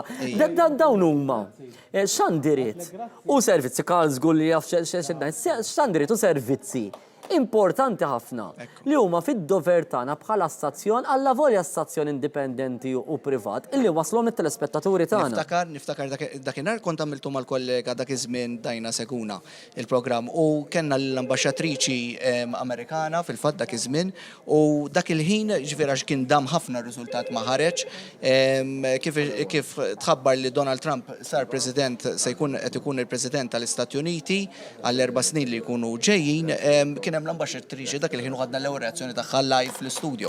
Ġifieri konna tajna servizz ħafna lill-istazzjon, ġifieri x'għandi speċjali li jagħmel One dejjem niftakar jiena bħala telespettatur meta segwejt niftakar ma kontx għadni hawnhekk ġurnalist meta kien hemm l-attakki terroristiċi tal-11 ta' Settembru pereżempju. L-istazzjon One kien wieħed minn tal-ewwel fost tal-ewwel u l-ewwel f'Malta li kien ħareġ b'mod dirett xandar dawk l-istampi li kienu ħerġin minn New York, sfortunatament stampi li wieħed ma jkunx jixtieq jara ma dejjem tajna servizz lit-telespettaturi. U ser nibqgħu nagħmlu dan anke fi żmien li ġej f'tem ta' ġimagħtejn oħra fil-fatt One ser ikun qed iwassal anke xandira speċjali fl-okkażjoni tal-ħatra uffiċjali tal-President nominat, il-President il-ġdid, Dr. George Vella. Se tkun qed wassal programm speċjali flimkien ma' Clifford, insomma ma' tim kollu ta' One News. Eżatt, ġifieri mmexxija minn Owen Gallia, ġifieri diġà bdejna naħdmu fuq dan il-programm speċjali se jkun fl-4 ta' April filgħodu se naħdulek naqa' postok. Bissiera. F'xandiera speċjali hemmhekk ukoll u ovvjament dejjem ikun hemm affarijiet li bħala stazzjon, ġifieri anke issa nkunu deħlin f'kampanja elettorali oħra fejn One huwa dak li wkoll jkun qed jagħti servizz lill-telespettaturi kollha anke għal dawk li forsi ma jkunux jistgħu jsegwu dawn l-affarijiet minn barra, ma jkunux jistgħu joħorġu minn djar. Ġifieri fl-4 ta' April ser nkunu qegħdin nwasslu xandira speċjali fl-okkażjoni tal-ħatra tal-President il-ġdid Dr. George Vella. Id-direzzjoni antiċipawna wkoll għal dokumentarju Edward li qed taħdem fuqu, dokumentarju interessanti dwar il-ħelsien. Mhux nhar il-ħadd li ġej, iżda l-ħadd ta' wara, Malta ser tkun qed tfakkar l-40 sena mill-kisba tal-ħelsien. Qegħdin naftit dwar dan id-dokumentarju mbagħad inkun nistgħu naraw anke din il-promozzjoni wkoll permezz tal-viżwal u l-ħoss ukoll. Dokumentarju li naħdem fuq jisu minn Settembru fil-fatt imma tajna s-salt mill-bidu ta' din is-sena.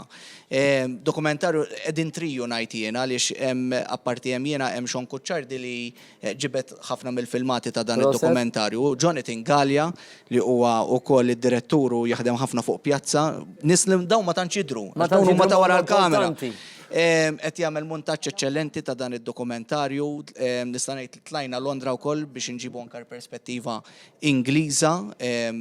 Nafu li dan kien il-ħelsien aħna morna ħafna iktar lura mill-1979 meta nkisbet din il-kisba politika u morna fil-fatt Londra fejn tkellimna ma' nies li kienu fil-qalba tal-Gvern Ingliż għaliex hemmhekk fuq dik in-naħa kien hemm il-famuż Lord Carrington li kien is-segretarju għad-diviża ta' żmien tar-Renju Unit ngħid li kien hemm negozjati ferm qiebsa mal-Prim Ministru ta' dak iż-żmien Dom Mintoff, Carrington jibqa' famuż li jgħid li l-iktar negozjaturi qiebes li iffaċċja madwar id-dinja fil-fatt u rridu ngħidu li dak kien jinnegozja ma' ħafna nies spiċċaw ukoll imbagħad kien anke fin-NATO. Kien Mintoff ta' Malta. Aħna qed nagħtu dawn il-perspettivi se jkollna filmat interessanti ħafna. Kien hemm ħafna għajnuna minn ħafna nies il qudiem anke nkunu nistgħu nirrikonoxxuhom u dan huwa dokumentarju ħadd m'għandu jitlef. Ġifieri. Mela, ħanaraw il-promozzjoni, Gwidawni jekk nistgħux naraw din il-promozzjoni tad dokumentarju Ħelsien.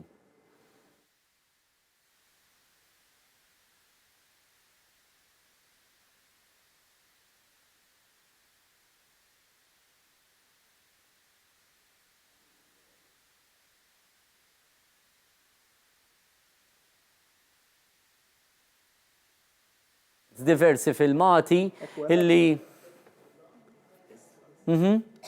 diversi filmati illi wkoll se jkunu parti minn dan id-dokumentarju, Edward.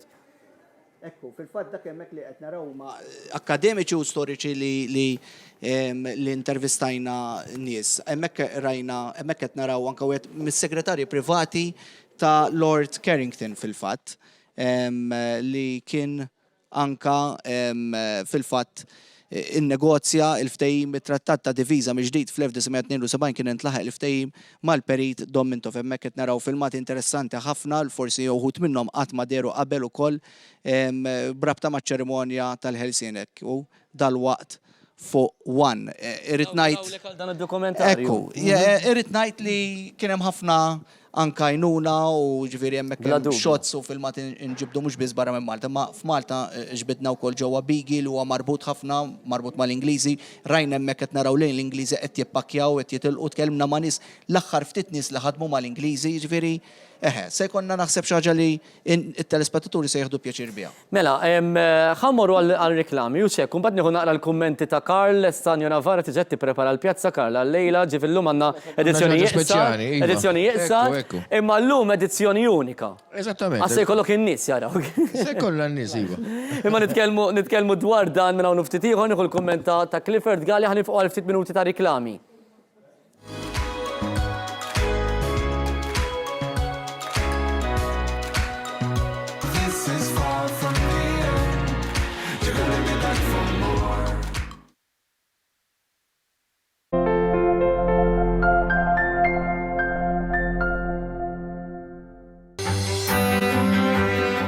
Experience.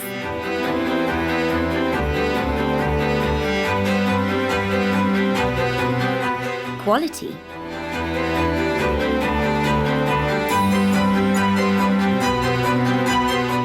Innovation.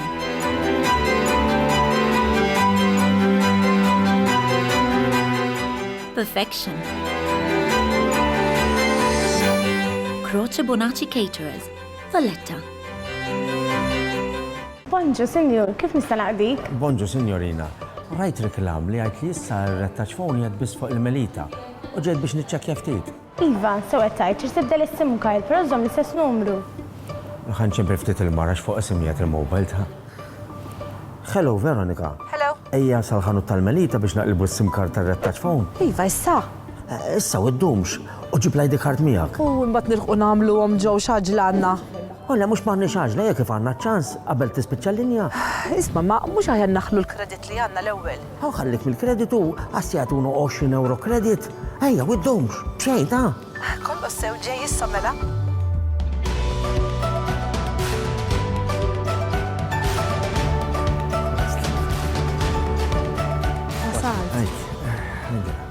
Allura, xi trid tagħmel biex taqleb? Ħalli fidi, kun għalhekk tagħmel u qed provdi li karti tal-identità.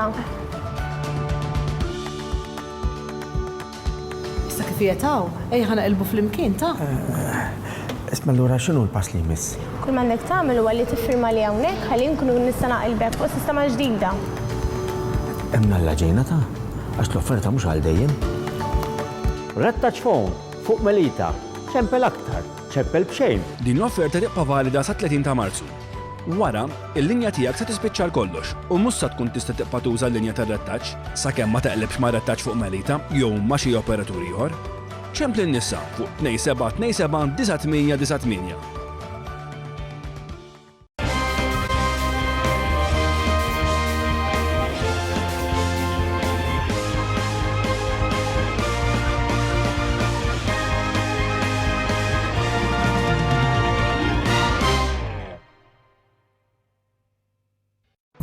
fl-okkażjoni tal-25 sena ta' One. Għalbejħ, tifkira speċjali, edizzjoni limitata ta' bolol kommemorattivi.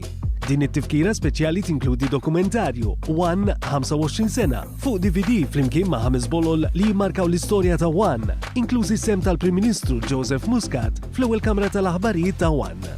Tifkira unika għalbejħ, esklusivament fit-19 ta' Marzu waqt l-Open Day fil-Kumpless One, il-Marsa, għal prezz ta' €25. Malta Hilsa, Malta Suċċess. 40 sena wara, it-tislima li tixraq. Ċeremonja bis-Swit il-Monument tal-Ħelsien fil-Bergu, bil-qofol jintlaħaq diskors tal-Prim Ministru u mexxej tal-Partit Laburista Joseph Muscat. Il-ħamis 28 ta' Marzu, fis-6 ta' filgħaxija. Niltaqgħu.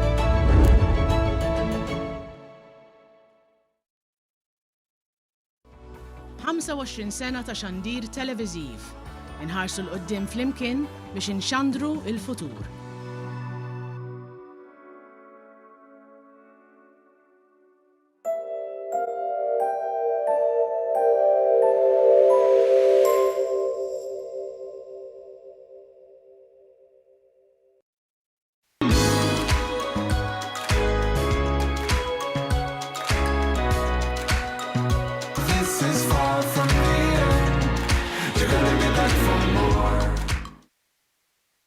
Nidħlu lura waqt l-Open Day, illum fl-okkażjoni tal-25 sena, mela, l-ewwel kellna lil Karl u bdejna ngħidu lil-lejla fis-6:30 Karl sorta waħda jżomm l-appuntament tiegħu bi pjazza waqt l-Open Day.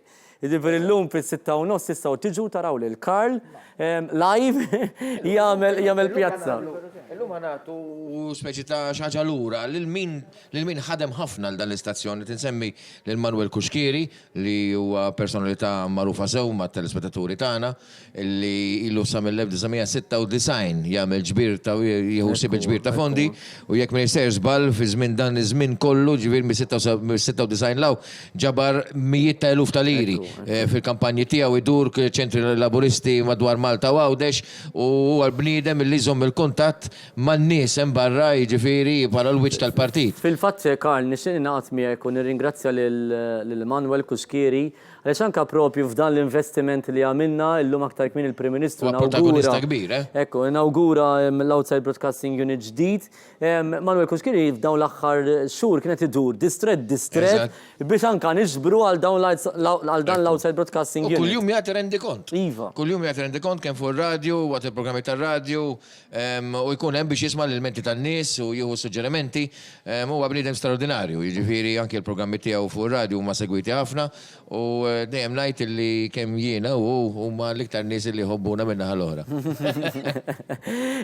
Ġifri l-lum ser ikollok pjazza speċjali sa nkunu qegħdin ma' Manuel Kuxkieri. Ma' Manuel Kuxkieri nistidnukom tiġu hawnhekk fl-istazzjon tagħna, hawn anke diversi nies li qegħdin iżuru il-kuruturi tal-istazzjon tagħna, l-istudios ta' dan l-istazzjon tistgħu taraw is-set minn fejn jixxandar il-programm Kalamita, minn fejn jixxandar il-programm Prime Time kuljum, dan il-programm minn fejn isir il-programm Pjazza kuljum, is-set tal-aħbarijiet tiltaqgħu ma' diversi personalitajiet, però importanti li ċemplu biex tgħinuna nkomplu nxandru l-futur. Donazzjoni ta' €15, donazzjoni ta' €25, donazzjoni ta' €50.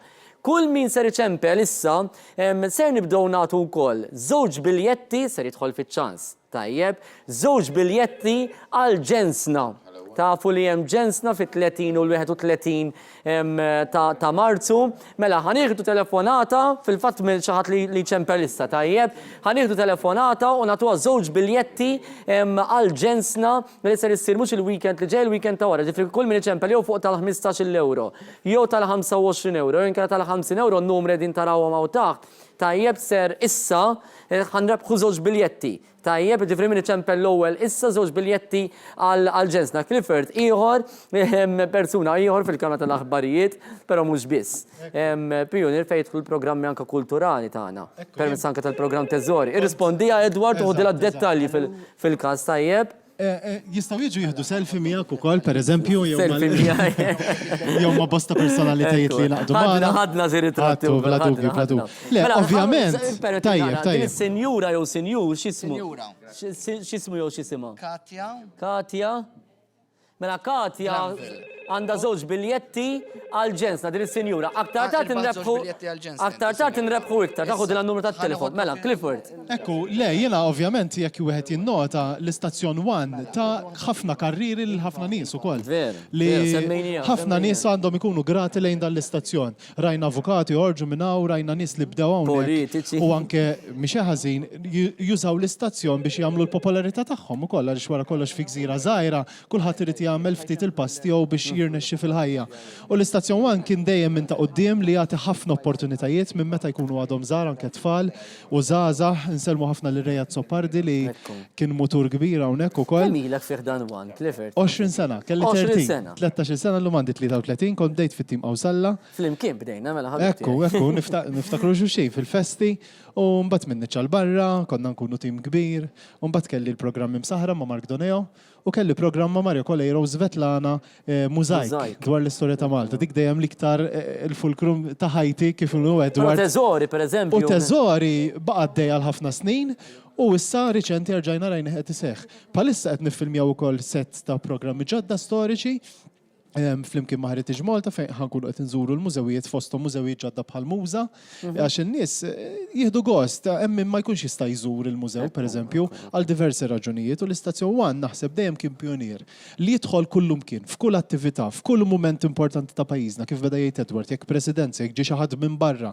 jekk ġara xi ħaġa minn naħa tal-aħbarijiet inkunu hemmhekk dejjem bl-aħbar mill-ewwel.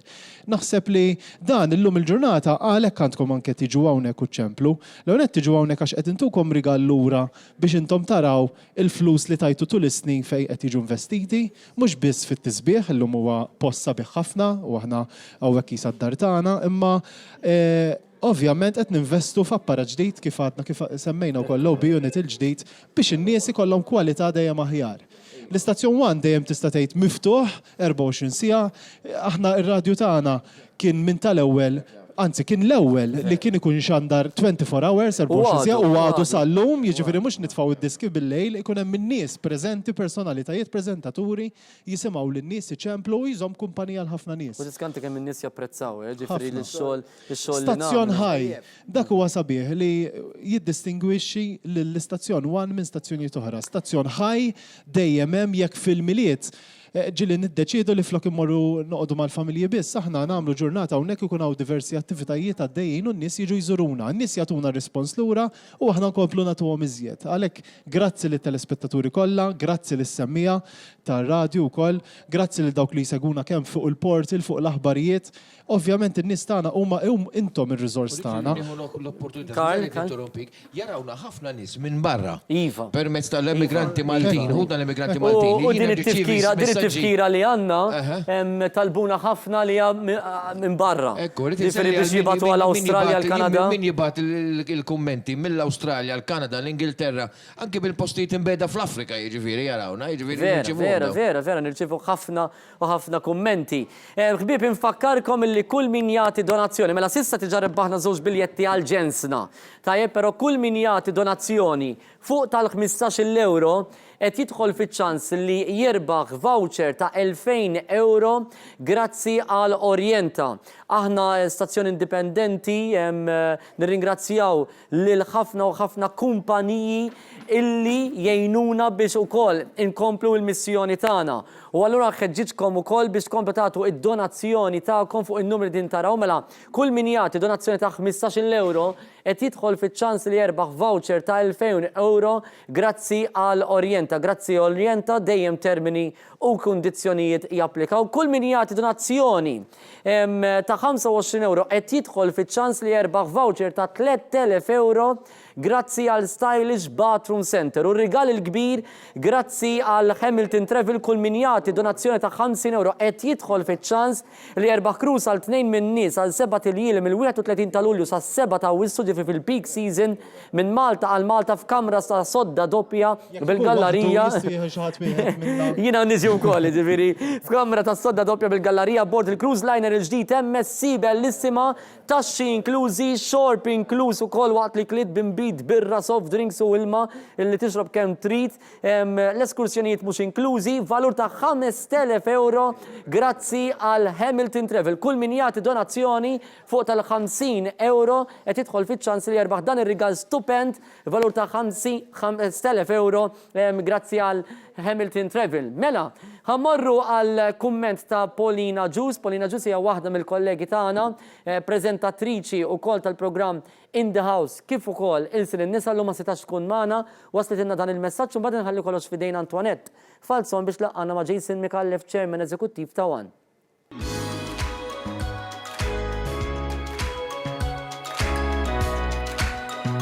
This is far from the end. You're gonna be back for more.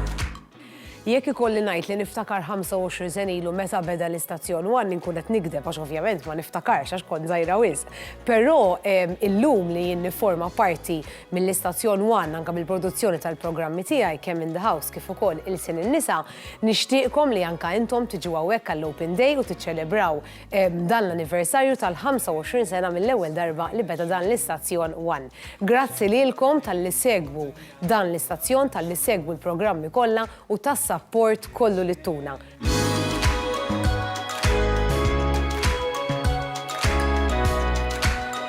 This is far from the end. You're gonna be back for more. Nilqakom mill-ġdid issa miegħi iċ-Chairman Eżekuttiv ta' One Productions Jason Micallef.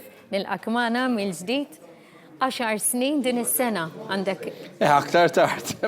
Dak anniversarju differenti dak. Ma qed niċċelebraw 25 sena ta' One u 10 snin inti wkoll bħala Chairman Eżekuttiv rajt ħafna, inti bdejt fil-Partit Laburista Snin ilu, ħafna iktar minn 10. Imma l-esperjenza tiegħek bħala Chairman ta' One ħanħarsu ftit lejn minn fejn bdejt biex imbagħad naf li inti bniedem li tħobb tħares lejn il-futur lejn dak li ġej. Imma nitkellmu ftit lejn il-bidu tiegħek minn 10 snin. Nitbissem f'da sens. Jiena l-unika apparti l-politika u naturalment il-karigi li kelli fl-aħħar snin, jiena għamilt 16 sena naħdem fix-xandir nazzjonali bħala producer. U meta kien hemm il-ħsieb il-ħolma illi One jitwaqqaf 25 sen ilu, jiena kont naħdem il-xandir Malta l-lum il-PBS. Naturalment kont ftaħt par widnejn u par għajnejn kbar. L-għamet bħala partitarju tal-Partit Laburista. It-tieni għaliex ix-xandir huwa l-ewwel imħabba tiegħi, nemmen ħabna fix-xandir joġobni immens. U t-tielet ma ħsibx li ħanisfera ħafna sigriti il għaliex dak iż-żmien uħut mill-eqreb kollegi tiegħi fix-xandir statali kienu qed jagħtu palata mhux ħażin lil dan l-istazzjon biex jitwielet. Ħansemmi wieħed li ma kienx kruċjali, ma kien importanti ħafna. Martin Baldacchino, ħadd gost immens li rajtu hawnhekk. U għalhekk nitbissem, il għaliex dak iż-żmien konna kollegi il-xandir, jien ovvjament ma stajtx nagħti dak is-sem tiegħi hawnhekk, ma titbissem ukoll għax kif jiġu l-affarijiet. Murajd li assolutament għajla stajt naħseb illi xi darba kont se nkun Chairman Eżekuttiv ta' dan l-istazzjon. Huwa stazzjon inkredibbli, Antoinette, li meta taħseb illi l-introjtu tagħna mhux naturali, ġifieri ma jiġix minn subventions, minn għajnuniet statali tal-gvern, kif għandu l-PBS, ma jiġi minn għajnuniet illi bħalma qed nagħmlu llum, u għalhekk nitolbu lin-nies biex iċemplu biex inkomplu ninvestu għax nafu kemm għandhom dal-istazzjon għal-qalbhom. Ma dal-istazzjon naħseb dejjem ħadeb nofs miraklu, beda mix-xejn kompletament, beda minn ħolma li twettqet, kellek l-Alfred Sant, Wayne kellu l-Alfred Sant titilu. Ma kienet ħolma li twettqet anka btir illi l-Partit Laburista assolutament fil-bidu ta' snin disajna ra kemm jgħidu llum. Mhux ma kienx hawn libertà tal-espressjoni ta' kelma, il-Partit Laburista kien f'deficit enormi. Kien qiegħed f'deficit, kienet f'żvantaġġ enormi. U li kellna nies dak iż-żmien fuq qudiemna tal-Fred Sant u nies oħrajn ta' ġifieri bħal ġewwa Tart illi nsellimlu bil-kbir, il-mibki ġewwa Tart, illi jgħidu sma' din hija sfida enormi. Sfida li deret diffiċli ħafna, anke l-awtoritajiet kienu viġilanti ħafna li ma titwettax. U allura li llum qegħdin 25 sena wara infakru da suċċess kollu ta' wan. Dan għan-nofs miraklu matul da snin kollha. Dan l-istazzjoni ta' opportunitajiet kulturali kbar lil ħafna talenti, lil ħafna artisti. Trement, ġifieri l-opportunitajiet li ħoloq il-One, dak iż-żmien Super One, eventwalment ġil One, huma xi ħaġa illi huma ta' min jiċċelebra, ġifieri laqqas qed naqbadlek mal-aspett politiku. Għaliex l-idea li twaqqaf l-istazzjon One kien illi jkun il-vuċi u ekkadu sal-lum ewlenija tal-Partit Laburista. Imma naħseb konna il-formula tagħna dal-għodu tkellim xi ħaġa fuqha, is-sigrit tas-suċċess ta' One li baqa' fil-quċċata minn matul is-snin, ta' ngħid baqa' fil-quċċata dan huwa l-aktar stazzjon stħarriġ wara l-ieħor fuq qudieminet tal-istazzjonijiet kummerċjali u privati kollha, inkluż dawk politiċi. B'kull rispett lehom, ngħadduhom bil-kbir. Meta aħna ngħidu illi nikkompetu mal-istazzjon nazzjonali ma tiġri mkien fl-Ewropa, meta aħna ngħidu illi għandna produzzjonijiet, preżentaturi, f'April ħajbda Likerix, l-iktar edizzjoni ta' Likerix straordinarja, issa għalfejn qed insemmi Likerix. Għax Likerix kien storikament dejjem jixxandar fuq l-istazzjon nazzjonali. Irnexxielna nġibuh ħlaw, issa irnexxielna nġibuh ħlaw għax ikollu grazzja magħna għax għandna prodott. Grazzi għal ħaddiema, grazzi għall-ambjent li naħdmu fih, grazzi għall-viżjoni tagħna, grazzi għall-investiment li dejjem għaddejjin. U dan hu dak li għamel l-istazzjon One bħala suċċess 25 sena wara stazzjon uniku.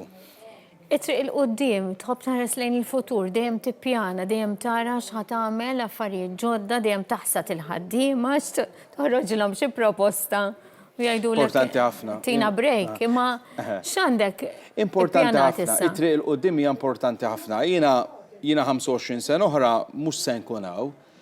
Imma meta taħseb illi inti meta taħseb u tħares wara f'okkażjoni bħal din, dawn huma ġranet speċjali ħafna lina u tajt isma' 25 sena ilu min kien qabilna għamel xi ħaġa li 25 sena wara, illum qegħdin hawn niċċelebrawha. Nistgħu nagħmlu xi ħaġa nirreplikawha, nistgħu nagħmlu xi ħaġa oħra bħal jien nemmen li nistgħu. Issa ma nistgħux nippjanaw għal 25 sena sħaħ, imma nistgħu nippjanaw għal 5 snin li ġejjin. Issa 5 snin li ġejjin x'inhuma l-isfidi tagħna? Lil One jibqa' fuq qudiemnet, determinati. Lil One jibqa' l-vuċi ewlenija tal-Partit Laburista, determinati. Lil One jibqa' jagħti l-aqwa servizz lill-Partit Laburista, determinati. Fil-25 ta' Mejju li ġej għandna elezzjonijiet fuq bażi nazzjonali, dawk tal-Parlament Ewropew u l-elezzjonijiet tal-Kunsill Lokali. Determinati li nagħtu l-aqwa servizz sa issa li qatta l-istazzjon One lill-Partit Laburista. Tiġi meta tiġi l-elezzjoni ġenerali fl-2021-22 dan l-istazzjon huwa preparat diġà. Mela dik hija viżjoni ta' pjan ta' ħidma għal 5 snin. Imma mbagħad irridu nsostnu xi ħaġa importanti ħafna. Dan hu stazzjon illi lilin mill-politika jaħdem mod kummerċjali, għandu l-ħaddiema. Irridu allura nassiguraw il-pagi tal-ħaddiema, irridu nassiguraw li nibqgħu popolari, irridu nassiguraw li nibqgħu relevanti. Issa kif tibqa' relevanti? Tibqa' relevanti billi inti kollok skeda mit-2 sal-ħadd minn filgħodu sa filgħaxija li tkun relevanti għal gosti tal-familja kollha. Mhux faċli. Mhux faċli għaliex aħna l-introjtu tagħna huwa billi nbigħu l-aspett kummerċjali, nbigħu r-reklami u nbigħu l-airtime dawk li jemmnu fina għax għandna prodott, għax għandhom fiduċja fina, imma naturalment dak huwa l-introjtu tagħna. Huma permezz ta' dak il-flus aħna nibqgħu għaddejjin. Naturalment hemm l-appoġġ ieħor fosthom appoġġ finanzjarju li qegħdin nitolbu llum biex insostnu affarijiet tekniċi li huma importanti ħafna. Low bivelli żanżajna llum. Alla ħares naħsbu li dak huwa mħallas, dak jiswa ħafna eluf ta' flus. Il-ġbir tal-lum ser ikun parti biex isostni parti żgħira biex isostni lil dak low biven. Sa jkun hemm ukoll momenti oħrajn fejn aħna nagħmlu l-appelli tagħna biex inkomplu niġbru. Imma mbagħad ukoll ġurnata bħallum Antoinette tkun ġurnata ta' rendikont. Tiġi hawnhekk tara stazzjon kif suppost. Imkien f'Malta di xi ħaġa importanti ħafna. Imkien f'Malta ma tidħol mill-bib mill-intrata ewlenija u tara stazzjon komplet, laqqas ix-xandir nazzjonali, u di xi ħaġa li rridu nirriflettu fuqha, xejn ma jiġri b'kombinazzjoni. Tara l-studios tagħna, tara l-ambjent fejn jaħdmu ħaddiema, tara l-apparat tagħna, tara l-OB van il-ġdid 4K. Tħossok gburi, mhux gburi li toqgħod tiftaħar, imma gburi li tajt isma' x'konna kapaċi nagħmlu. Issa konna fil-passat, irridu nkomplu għaddejjin. Per eżempju, biex inkomplu nfakru ċelebrazzjoni tagħna tal-25 anniversarju. Fit-22 ta' April li ġej għandna serata gala importanti ħafna fit-Teatru Manuel. One tribute illi wkoll ħloqnieh billi nagħtu rikonoxximent lil personaġġi Maltin illi għamlu suċċess għalihom għal pajjiżhom u fit-22 ta' April li ġej se jkunu qegħdin jaraw anke telespettaturi reklamar biex jattendu għal din gala night li se tkun taħt il-patroċinju tal-Prim Ministru Joseph Muscat u s-Sinjura Muscat, se nkunu qed nagħtu rikonoxximent lil dak kollha li taw kontribut mill-bidunet lill-istazzjoni Twan. Għal-futur. Il-futur hu li nkomplu ninvestu. Jien nemmen li dan l-istazzjoni hija taw biex jibqa'. U biex hija taw biex jibqa' rridu nkomplu ninvestu bil-għaqal, inkunu bil-għaqal f'dak kollu li nagħmlu, f'dak kollu li nonfqu, imma wkoll f'dak kollu li investu. Inkunu bil-għaqal ukoll f'ċertu ristrutturar li rridu nagħmlu. F'dak li għandu x'aqsam mal-iskeda, programmi ġodda, ideat ta' xandir ġdid, dan qed f'moħħna. Issa ma naħsibx li Dik hija sfida kbira, x'illum kulħadd isu jimxi bi pjan għandek dak il-programm għamiltu sena ta' wara, mhix xi ħelti, allura dejjem tbiddel. U mhix faċli wkoll għax tant huma leali t-telespettaturi tagħna li ċertu bidliet jaħsduhom. Imma naħseb ukoll li ż-żmien li ġej huma żmien ta' sfida kif aħna noħolmu li dan l-istazzjon jibda ixandar tip ta' skedi ġodda differenti mill-li rajna fl-aħħar 25 sena. Dawn huma affarijiet li qegħdin f'moħħna biex inkomplu nsostnu biex inkomplu nagħmlu ċert li wan jibqa' għaddej jekk trid għal 25 sena oħra. Kif qegħdin flimkien u qed naraw illum daw il-ħaddiema kollha hawnhekk anke nies li ħadmu magħna u rġajna rajnihom illum, kieku kelli ngħidlek tgħaddi messaġġ lil dawn in-nies, kemm lil dawk li ħadmu f'wan, kemm lil dawk li qegħdin jaħdmu llum u kemm lil dawk ukoll li forsi interessati li għal-futur jidħlu fi stazzjon bħal dan. X'ikun il-messaġġ tiegħek? Il-messaġġ tiegħi hu Leonet grazzi kbira. Hemm fattur komuni fil-ħaddiema li ġew qabel, fil-ħaddiema li ġew ftit ilu, fil-ħaddiema li hawn illum. Il-fattur komuni jkun li naturalment ikun hemm il-paga, laħas ma ħorġulhomx il-pagi, imma hemm fattur komuni li mħabba l-lealtà li inti tagħti il-150%. U di hija ħaġa inkredibbli, diffiċli tispjega il-mod li tidħolaw, jisu hemm xi ħaġa li tidħol fik li din hija d-dar tiegħek ukoll. Ġifieri wara li titlaq minn hawn inti tmur torqod id-dar, dik hija d-dar naturali tiegħek, imma hawnhekk kważi hija t-tieni dar naturali tiegħek. Dan hu fenomenu li jiena ilni nsegwih, diffiċli tispjegah, imma dan hu dak li għamel il-wan daqstant speċjali u allura għal dak il-ħaddiema li ġew il-biera fl-modi, il-ħaddiema li għandna llum, inutli nidħol fis-smijiet, grazzi immens.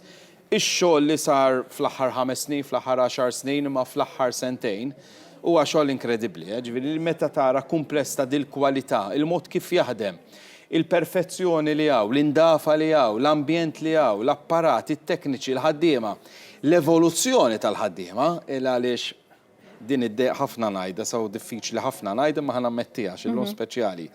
Vera u nies ħafna iżgħar minni flet tifhimni x'rid ngħidlek. Ġieli naqbdu ħinu inti dal-argument. Ma veru ħaddiema żgħażagħ, imma dak sabiħ ħafna. Dan hu l-futur ta' wan. Ġifieri jiena illum sirt nara ħafna iktar gap bejn l-età tiegħi u dawk li jaħdmu hawnhekk. Imma ovvjament daw in-nies li qed issemmi meta ħarsu lejk xi ħadd illi xi darba kien bħalhom illi beda u allura jistgħu wkoll ħarsu they look up to you u anke biex tigwidhom fil-karriera tagħhom il-qudiem.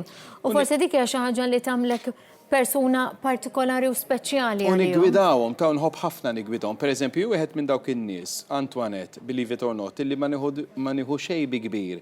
Meta xi ħadd beda jaħdem hawn 3 snin, 4 snin, 5 snin, 7 snin ilu, 11 sen ilu, u jiġu qudiem jgħidlin sa nirreżenja, sa nitlaq, ngħidlu good luck, awguri. Għax dak ikun parti mill-frott tal-wan, għax sa jkun qed imur biex ikollu pastures new, futur ġdid, mhux differenti għax xogħol li ħademaw, imma il-fisqija tiegħu, l-inkubatur tiegħu kien il-wan. u baqa għaddej. Ġifieri ma ħodix bi kbira, imma mbagħad biex jagħmel tajjeb għalih ikollna nies li kontinwament ġejjin hawnhekk mill-MCAS, nies iva mill-Kulleġġ Malti għall-Arti u Teknoloġija li jiġi hawnhekk jibdew. Qed issemmi l-MCAS u kif jaħdem il-wan ma dawn l-entitajiet? Jaħdem tajjeb ħafna. Jaħdem tajjeb ħafna. Għadin xi ħaġa li ma tantx nisimgħu fuq. Le, jaħdem tajjeb ħafna. Jiena il-Kulleġġ għall-Malti għall-Arti u Teknoloġija dak li hemm Tarġa Kep u dak li hemm Pawla huwa importanti ħafna fil-fema tiegħi. Huwa importanti wkoll il għaliex huwa inkubatur għal min irid jaqbad mhux biss korsijiet fil-medja imma wkoll fit-teknoloġija u t-teknika li għandha x'taqsam mas-settur mal-qasam mad-dinja tax-xandir. Il-kolleġjalità, il-mod kif naħdmu magħhom, ħafna mill-ħaddiema li għandna llum ġejjin minn hemm ukoll. Fis-sajf speċjalment nagħtu ħafna esperjenzi l dawn l-istudenti żgħażagħ, eventwalment ħafna minnhom jibqgħu hawnhekk imbagħad. U dan huwa din hija l-evoluzzjoni ta' wan kif wan jibqa' dej. Naturalment l-isfidi qegħdin hemm, jibqgħu hemm u l-ikbar sfidi huma finanzjarji. U llum qegħdin niġbru għal dak illi raw b'tant f'burija li żżanżam mill-Prim Ministru Joseph Muscat aktar kmieni illum, qegħdin niġbru biex inkomplu nħallsu dan l-lobby van illi huwa parti mix-xandir tal-futur ta' wan. U naturalment jiena konvint illi tkun kemm tkun il-ġabra tal-lum, is-sosten finanzjarju u s-sosten morali tan-nies illi jsegwu One Television u jisimgħu One Radio se jkun hemm bħalma kien hemm fl-aħħar 25 sena. Jason Mikallef, nirringrazzja. Grazzi lilek. Naturalment inti waħda mhux sanet mill-antiki, ma waħda min-nies illi kieku kien hemm darba li dorna fuqek u għattilna diffiċli jew illum impossibbli. Lemma dan hu dak illi. Ma grazzi lilek tal-opportunità. Iva, ma dawn huma l-apprezzamenti li nies bħali u l-kumplament tal-management irridu nagħmlu lil nies bħalkom u nies oħrajn illi spalla ma spalla magħna kull meta nduru fuqkom il-dejjem toħroġ minn fonkom iva mela le. Kif qatt tajjeb inti din hawnhekk il-wan huwa t-tieni dar tagħna. Grazzi il-kumplament tal-ħidma it-tajba lilek. Ser inkomplu issa it-trasmissjoni tagħna u ibqgħu magħna li x'mnawnu ftit tal-ħin ieħor ħajkonna wkoll aktar intervisti.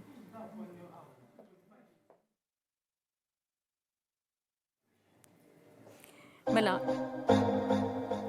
ngħidilkom ser inkun qed nitkellem mal-kap eżekuttiv tal-Partit Laburista ma' Sur Randolph Da Battista, aktar kmieni wkoll rajnih waqt il-ftuħ flimkien mal-Prim Ministru waqt il-ftuħ l-inaugurazzjoni anzi ta' l-OB Unit issa ma' Randolph Da Battista nitkellmu mbagħad inkomplu kontinwazzjoni biex ngħidu hekk tal-intervista li għadu kemm kelli issa ma' Chairman Eżekuttiv ta' One Productions imma issa naqilbu ftit ukoll lejn il-Partit Laburista, il-Partit Laburista u One Productions. Ibqgħu magħna.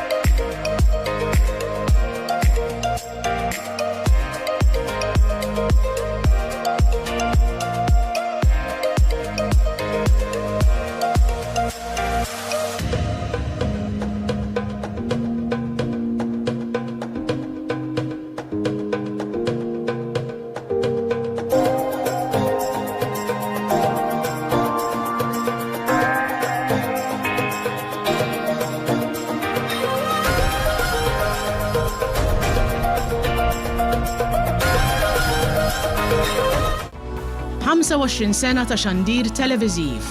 Inħarsu l-qoddim flimkien biex inxandru il-futur.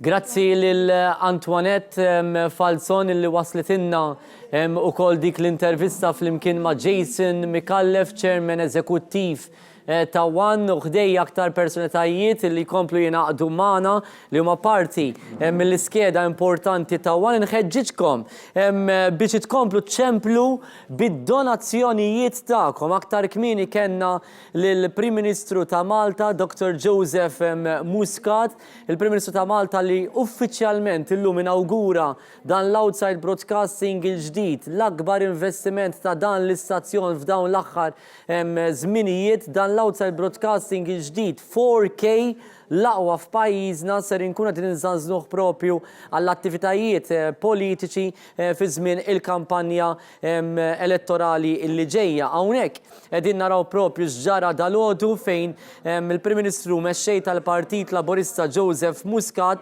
fil-fatt inaugura ukoll anka l-Outside Broadcasting Unit flimkien maċ-Chairman Eżekuttiv Jason Mikallef u din anka l-arti illi itfakkar u tirringrazzja il-ħafna persuni li taw il-kontribut tagħhom kemm b'mod volontarju kif ukoll bil-ħidma tagħhom tul dawn il-25 sena. Nistidnukom tgħinuna nkomplu nxandru il-futur għal donazzjoni ta' 15 euro tistgħu iċċemplu fuq 51702053 għal donazzjoni ta' 25 euro 51802036 u għal donazzjoni ta' 50 euro 51902060. Tistgħu wkoll tibatunna SMS bid-donazzjoni ta'kom fejn intom it-telespettaturi qegħdin tidħlu anke fiċ-ċans li terbħu diversi rigali sbieħ. Fosthom kull min jagħti donazzjoni ta' 50 euro qed jidħol fiċ-ċans li jerbaħ dak il-cruise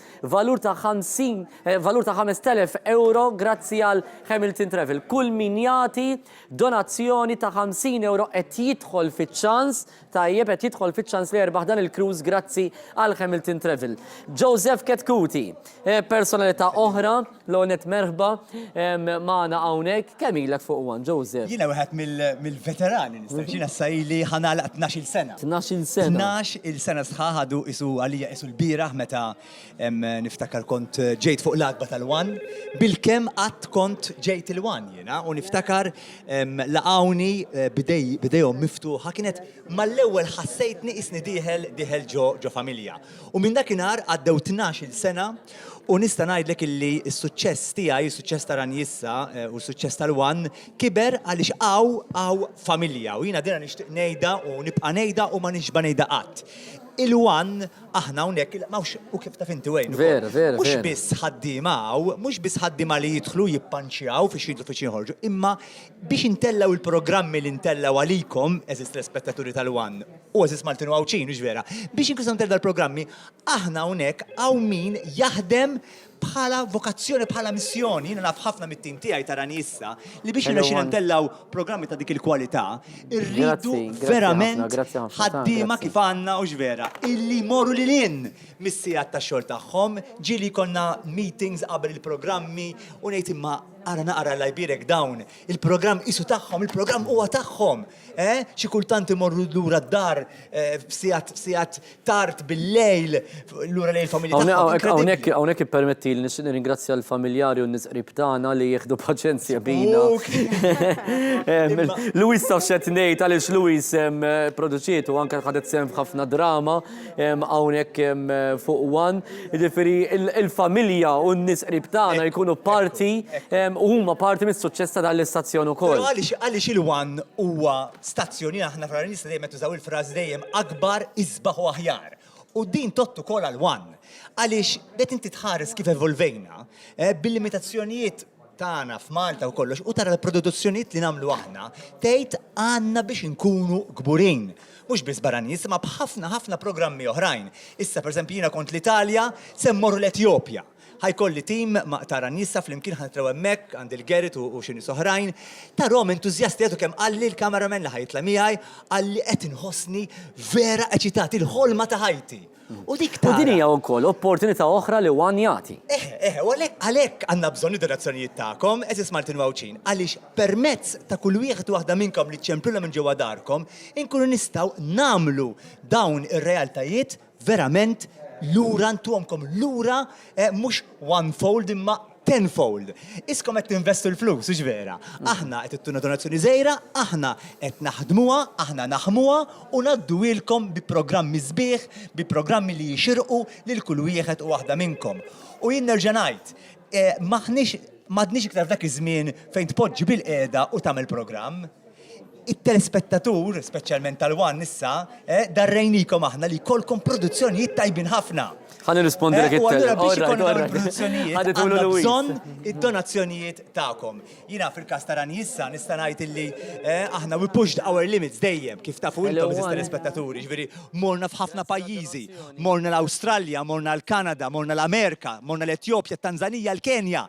Imma da kif nagħmluhom? Nagħmluhom għaliex intom minn ġewwa djar tagħkom issegwuna, tappoġġawna u lill-sponsors tagħna, imma fuq kollox li f'maratoni bħal dawn tiġuwaw u verament, jew tiġuwaw kien telefon iċċemplulna u tagħtu id-donazzjonijiet tagħkom. Jiena ħossni kburi, ħanna la hawnhekk Wayne inħossni kburi li jiena parti minn din il-familja, 12 sena huma ħafna snin.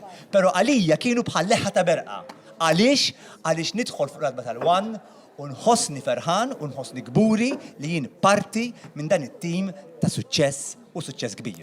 U dejjem ngħid il-futur verament se jkun ikbar, isbaħ u aħjar. Grazzi Joseph, anka tal-produzzjonijiet li twassal ma' telespettaturi tagħna. Nixtieq nirringrazzja ukoll it-tim ta' Rani issa li jaħdem biex kull nhar ta' Sibt waslilna programm ta' livell li kif qal Joseph tistgħu tiġu hawnhekk fil-Kumpless One il-Marsa għandna sas-7 tal-lejla. Llejla fis-6:30 ser ikun edizzjoni qasir ma' speċjali ta' pjazza fejn tistgħu tattendu anka intom ħafna nies hekk ikollhom anke kurzità kif isir il-programm. Illum pjazza ma' Karl Stani Navara fis-6:30 ser indaħlu wkoll xi nies li jżuru l-istazzjon tagħna dak il-ħin.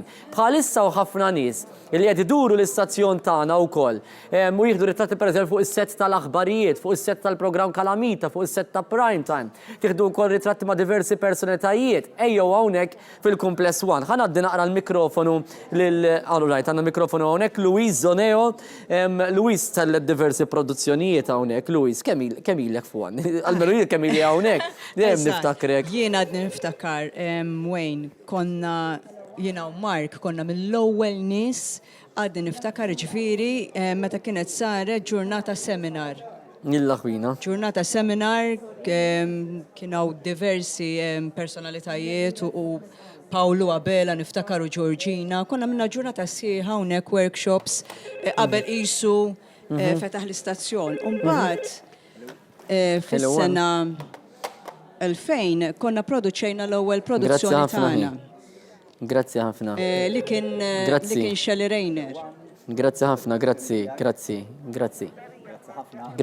Ġifieri issu minn dakinhar law mbagħad bqajna għaddejjin wara s-sena 2000 kien hemm. Grazzi ħafna.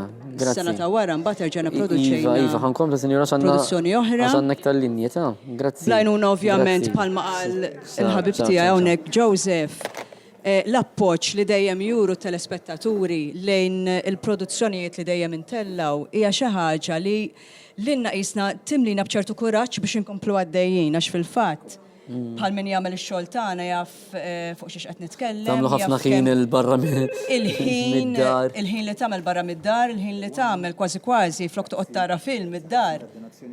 Toqgħod qudiem il-kompjuter biktar riċerka u biktar affarijiet.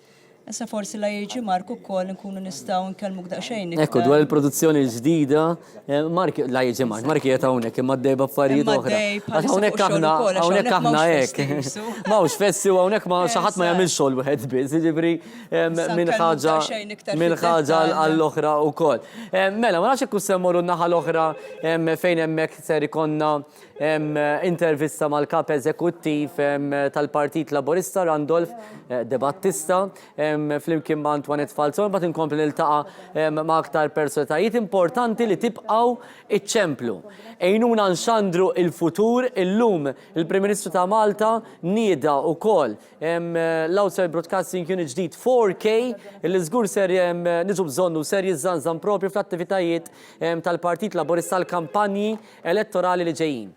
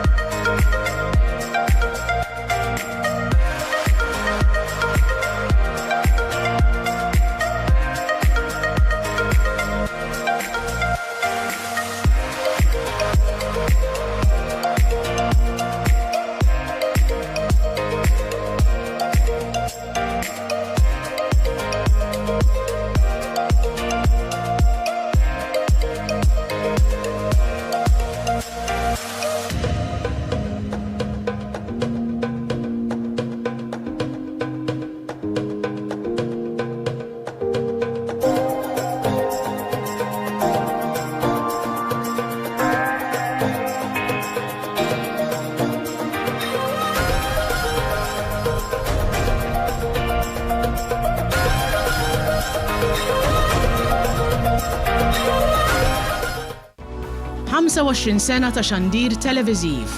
Inħarsu l-qoddim flimkien biex inxandru il-futur. Nilqakom mill-ġdid naħa l-oħra tal-istudju miegħi issa l-kap eżekuttiv tal-Partit Laburista Rendolf De Battista. Rendolf, merħba mill-ġdid magħna fl-istudju għax ilek minn filgħodu imma xorta bqajt magħna minn wara l-inaugurazzjoni tal-OB Unit. Qablek kien hawn Jason Mikallef, inti naħseb kont qed issegwi wkoll xi ftit mill-intervista tiegħu. Dik il-ħidma konġunta li trid issir bil-Partit Laburista u One Productions. Xi jfisser One Productions għall-Partit Laburista? Qabel ma ftaħna illum kont hawnhekk u Natalie li hija waħda mill-ħaddiema li bdiet mill-bidu hawnhekk fil-One. Qalt li x'għandek illum kemm qed narak hekk. Qed llum ferħan. Ferħan għaliex qed niftħu l-bibien tagħna tal-One għan-nies li huma dejjem lejali lejna, imma iktar minn hekk kuntent għaliex ħolma li kellu l-management tal-One, illi ġew għand l-amministrazzjoni bi proposta, aħna rajna li nistgħu ninsostnuha u noħolmu magħhom. Ġifieri ma' Roberto, ma' Ruth, ma' Jason, ma' Jason liħor, naraw kif il-One se jkollu l-aqwa teknoloġija, mhux sempliċiment intejbu dak li kellna, imma immorru għall-aħjar. Għax aħna nħobbu nbidlu, nħobbu nkunu l-aħjar. U fil-kompetizzjoni li għaw illum, mhux biss politika, imma wkoll kummerċjali biex tmexxi stazzjoni illum trid ħafna u ħafna u ħafna riżorsi. U waħda mill-affarijiet li jien irrid insemmi b'mod partikolari hija l-fatt illi l-OB Unit li għadu kif inawgura il-Prim Ministru ġie armat minn nistana, mit-tekniċi. Ġifieri għandek tekniċi hawnhekk, għandek persuni illi bil-lejl u binar taħt tinda quddiem il-kumpless tal-One ramaw l-apparat biex illum il-ġurnata għandna dak il-van illi minnu nistgħu naħdmu l-kampanja elettorali tal-elezzjoni tal-Kunsilli Lokali u tal-Parlament Ewropew bl-aqwa teknoloġija li m'hawnx bħala f'dal-pajjiż, teknoloġija li l-avversarji tagħna għatfadlilhom biex jilħu u jlaħqu magħna. U dak huwa li nagħtu lura lin-nies li huma leali lejna. U għalhekk l-istazzjon għall-partit huwa dak il-nukleju li trid tinvesti fih għaliex dejjem kien hemm għall-partit. Kien hemm fi żminijiet il-koroħ u kien hemm fi żminijiet iż-żbieħ. Jien dejjem niddeskrivi l-istazzjon bħala il-pulmun tal-Partit Laburista, għaliex kieku m'hemmx l-istazzjon, il-partit għandu il-vuċi tiegħu nieqsa. U rrid insemmi illi il-Partit Nazzjonalista meta joqgħod ifakkar fuq kif beda Net Television, dejjem jippruvaw juru illi kienu sabu xi tfixkil u tfixkil. Irridu nfakru illi biex beda One l-istazzjon speċjalment televiżiv, il-martirju li għaddew minnu ta' qabilna kien kbir. Ftit tal-ħinilu kont qed niddiskuti dal-punt ma' Dr. Alfred Sant li dak iż-żmien kien mexxej li kellu din il-viżjoni u beda jispjega kemm kienet diffiċli u kemm kien hawn lajjiet fosthom illi l-arblu tagħna tal-gargur se jkunu jagħti qabbat il-kanċer, eċetera. Jiġifieri kien moment fejn il-medja kienet owned mill-Partit Nazzjonalista. U aħna kellna bżonn ninvestu biex inwasslu l-vuċi tagħna. Imma ma waqafniex hemm u minn vuċi tagħna spiċċat biex illum għandna l-aqwa stazzjon u waħda mill-affarijiet sbieħ tal-lum hija li qed ikun hawn kontinwament apparti l-pubbliku nies illi kienu għaw u forsi l-lum madomx magħna fl-istazzjon, imma qed niltaqgħu u kulħadd iġeddet il-memorji ta' x'kienu l-ewwel ġranet tiegħu fl-istazzjon. Jien u intu wkoll konna qed inġeddu l-memorji, kont se tibda tgħidli. L-ewwel darba li tħalt fil-kumpless One inti. L-ewwel darba li tħalt hawnhekk jien kont għadni biċċa ta' tfajjel 16-il sen ilu. Niftakar illi konna grupp ta' żgħażagħ dak iż-żmien il-Junior College u konna ġejna fil-għaxija fl-uffiċċju ta' Rejat Soppardi u kulħadd jiftakar li l-uffiċċju ta' Rejat Soppardi kien ikun magħluq matul il-ġurnata U miftuħ fil-għaxija. u miftuħ fil-għaxija. Xrej magħruf illi kien jaħdem fil-għaxija. U konna nqattaw sigħat twal fl-uffiċċju ta' Rejat Soppardi, niftakar ommi kienet tinkwieta fej bqajt u fej bqajt. Mbagħad Rej kien tagħna ftit opportunità fuq ir-radio. U niftakar kelli program, jien u Anthony David Gatt, insellimlu minnaw, mbagħad kien ġurnalista l-wan. L-ewwel kien provana fl-10 ta' bil-lejl. Typical rave, dik l-slot biex jipprovak. Forsi ma kont tismakom ħadda il-ħin. Ħalli għalli hemm segwaċi tawan fil-għaxija mill-10 l-qudiem. U ħanuħu spun, dak hu sabiħ anke tar-radju, illi aħna nxandru 24 sija kuljum, 7 tiem fil-ġimgħa. Aħna dejjem live, radio jibqa' dejjem kollu. U dik l-slot ta' mill-10 sa nofs il-lej, Rej kien juża biex irawwem iż-żgħażagħ.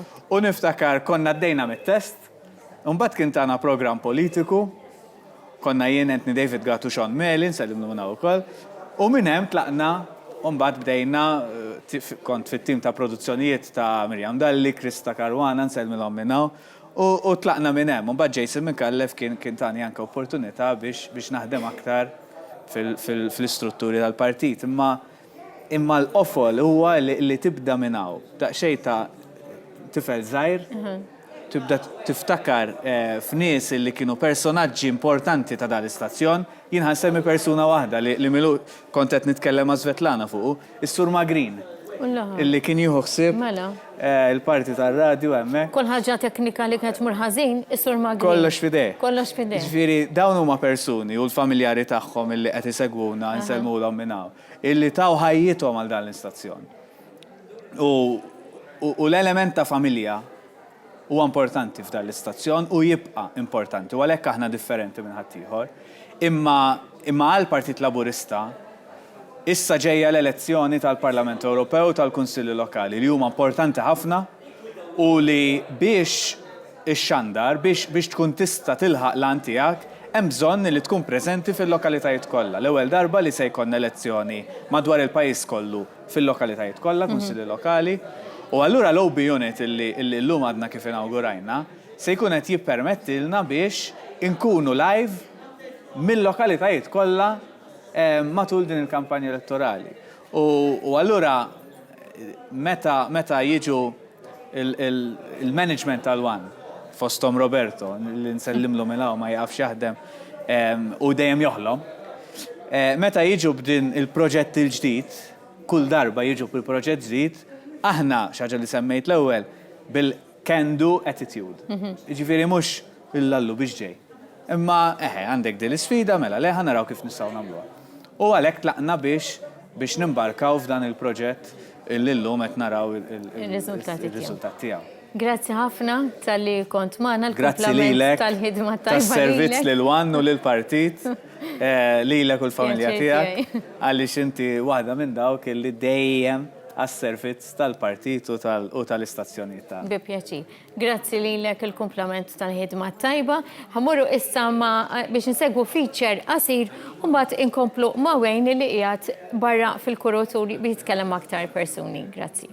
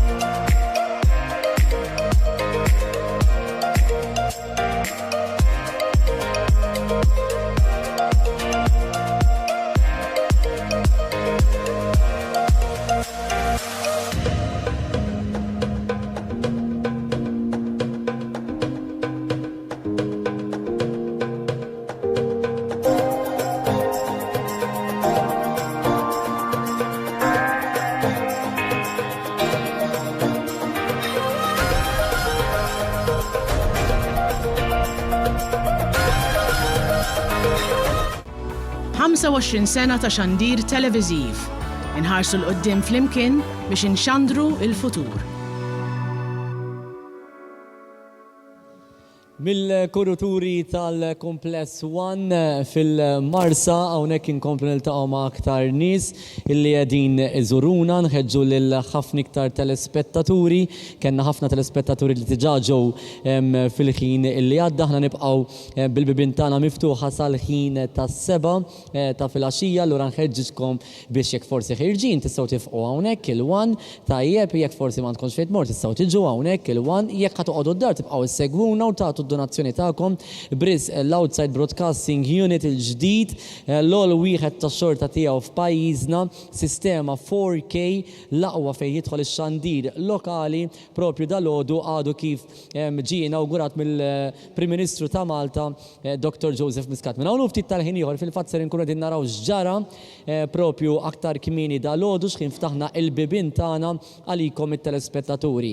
Ħafna nies qegħdin jidħlu mill-bib prinċipali u mbagħad jidħlu għal studio numru 3 minn fejn isiru l-maġġor parti kbira tal-programmi fosthom il-programm Chief, il-programm sportiv Kick-Off, il-programm sportiv l-Argument, il-programm Il-Sin in-Nisa, il-programm ta' Norman Hamilton, aġenda fost ħafna u ħafna programmi oħra. Mbagħad ħafna telespettaturi qed jgħaddu propju għal studio soħra fejn hemm l-studio ta' Prime Time, il-programm ta' Owen Bonnici li xandar kull filgħaxija wara l-aħbarijiet, il-programm Kalamita ta' Alfred Zammit li xandar ta' kuljum wara nofsinhar u mbagħad qegħdin jaraw anke l-investimenti li sar f'waħda mill-control rooms il-ġodda illi propju dan l-istazzjon Zanzan ftit ta' xhur ilu fejn hemmhekk bħalissa għandna l-kru tagħna hemmhekk qed jaħdem kontinwament biex anke inwasslu din it-trasmissjoni u propju warajja u mbagħad hawnhekk ħafna min-nies qed jimxu biex anke jaraw l-uffiċjal ta' trasmissjoni minn fejn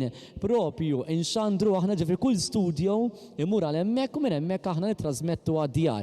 Jitilgħu propju fis-solar ta' fuq fejn hemmhekk hemm is-set tal-aħbarijiet, hemm il-kamra tal-aħbarijiet fejn bħalissa l-ġurnalisti jkunu qegħdin jippreparaw għal bulettin tal-lejla, kif ukoll hemm is-set ta' One Breakfast, il-breakfast show ta' dan l-istazzjon, kif ukoll is-set tal-programm Pjazza li jippreżenta Karl Stanjo Navarra. Uħud minn dawn it-telespettaturi ġew ħdejja hawnhekk huma nies li ġew iżuruna propju llum x'ismek inti? Lili Bartolo. Lili Bartolo. Ġejt issegwina hawnhekk, ġejt iżżurna hawnhekk, inti waħda minn dawk it-tele. Tuna qed tgħidu kemm hawn sabiħ u kemm da qed ħamlu naraw xejn. Mhux vera sabiħ? Proset, ħafna proset. Inbidel l-istazzjon.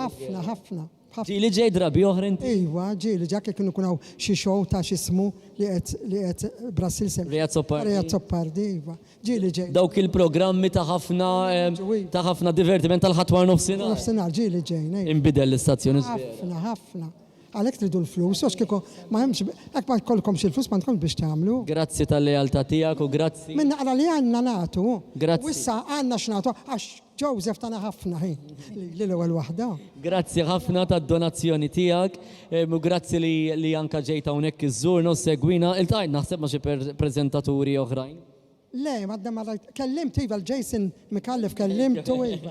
Kellimna dak li ħareġ għal tal-Birgu qal għax jinnoqgħod il-Birgu imma minn Bormla.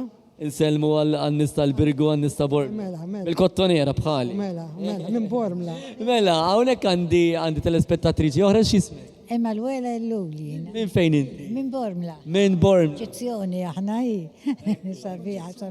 Ġejt iżżur. Ejva, tela llum tela marru Super One, tela x'mistaġbin xi ġmieli, mexajt il-Jason u beda jedinna morru. Ħaltu sal-istudio u l-kbir? Kollim kien tlajna anka fuq.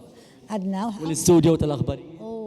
Vera sabiħ, jagħmel pjazza għalilna. Ekku, tlet uġġetti, pjazza. One breakfast. U ta' dawk ta' filgħodu ta' żgħażagħ. Vera sabiħ ħafna, Grazzi li ġejtu żur. Ħafna. Nagħtu iktar bħalissa ma tantx. Dejjem, minna qalita dejjem tajna naqra. Grazzi li ġejtu żuruna għan iktar. Grazzi, għanni iktar nies li għedin iżuruna kif għettilkom. In-nies pratikament qed iduru mal-istazzjoni. U aħna nistidnukom biex propju kif tidħlu mill-bib prinċipali ser tkunu għedin taddu għal studio numru 3, studio numru 3 għal min forsi ġili ġi hawnhekk il-wan jew għal min ilu jsegwi il-programmi ta' One. Studio numru 3 huwa wieħed mill-studios prinċipali fejn anka fil-passat kienu jsiru anke kif qalet is-sinjura il-programmi tas-sibt war nofsinhar bħal sibt kumpanija żgur tiftakruh tal-Fred Zammit, il-programmi tal-ħadd war nofsinhar għajd li xi jmissu mela le ta' Rejat Soppardi. Ħafna mill-programmi kienu jsiru f'dan l-istudio prinċipali li f'dak iż-żmien kien it-teatru studio, kien wieħed ukoll minn tal-bidu dan l-istudio li kien teatru studio fejn jilqa' l-udjenza.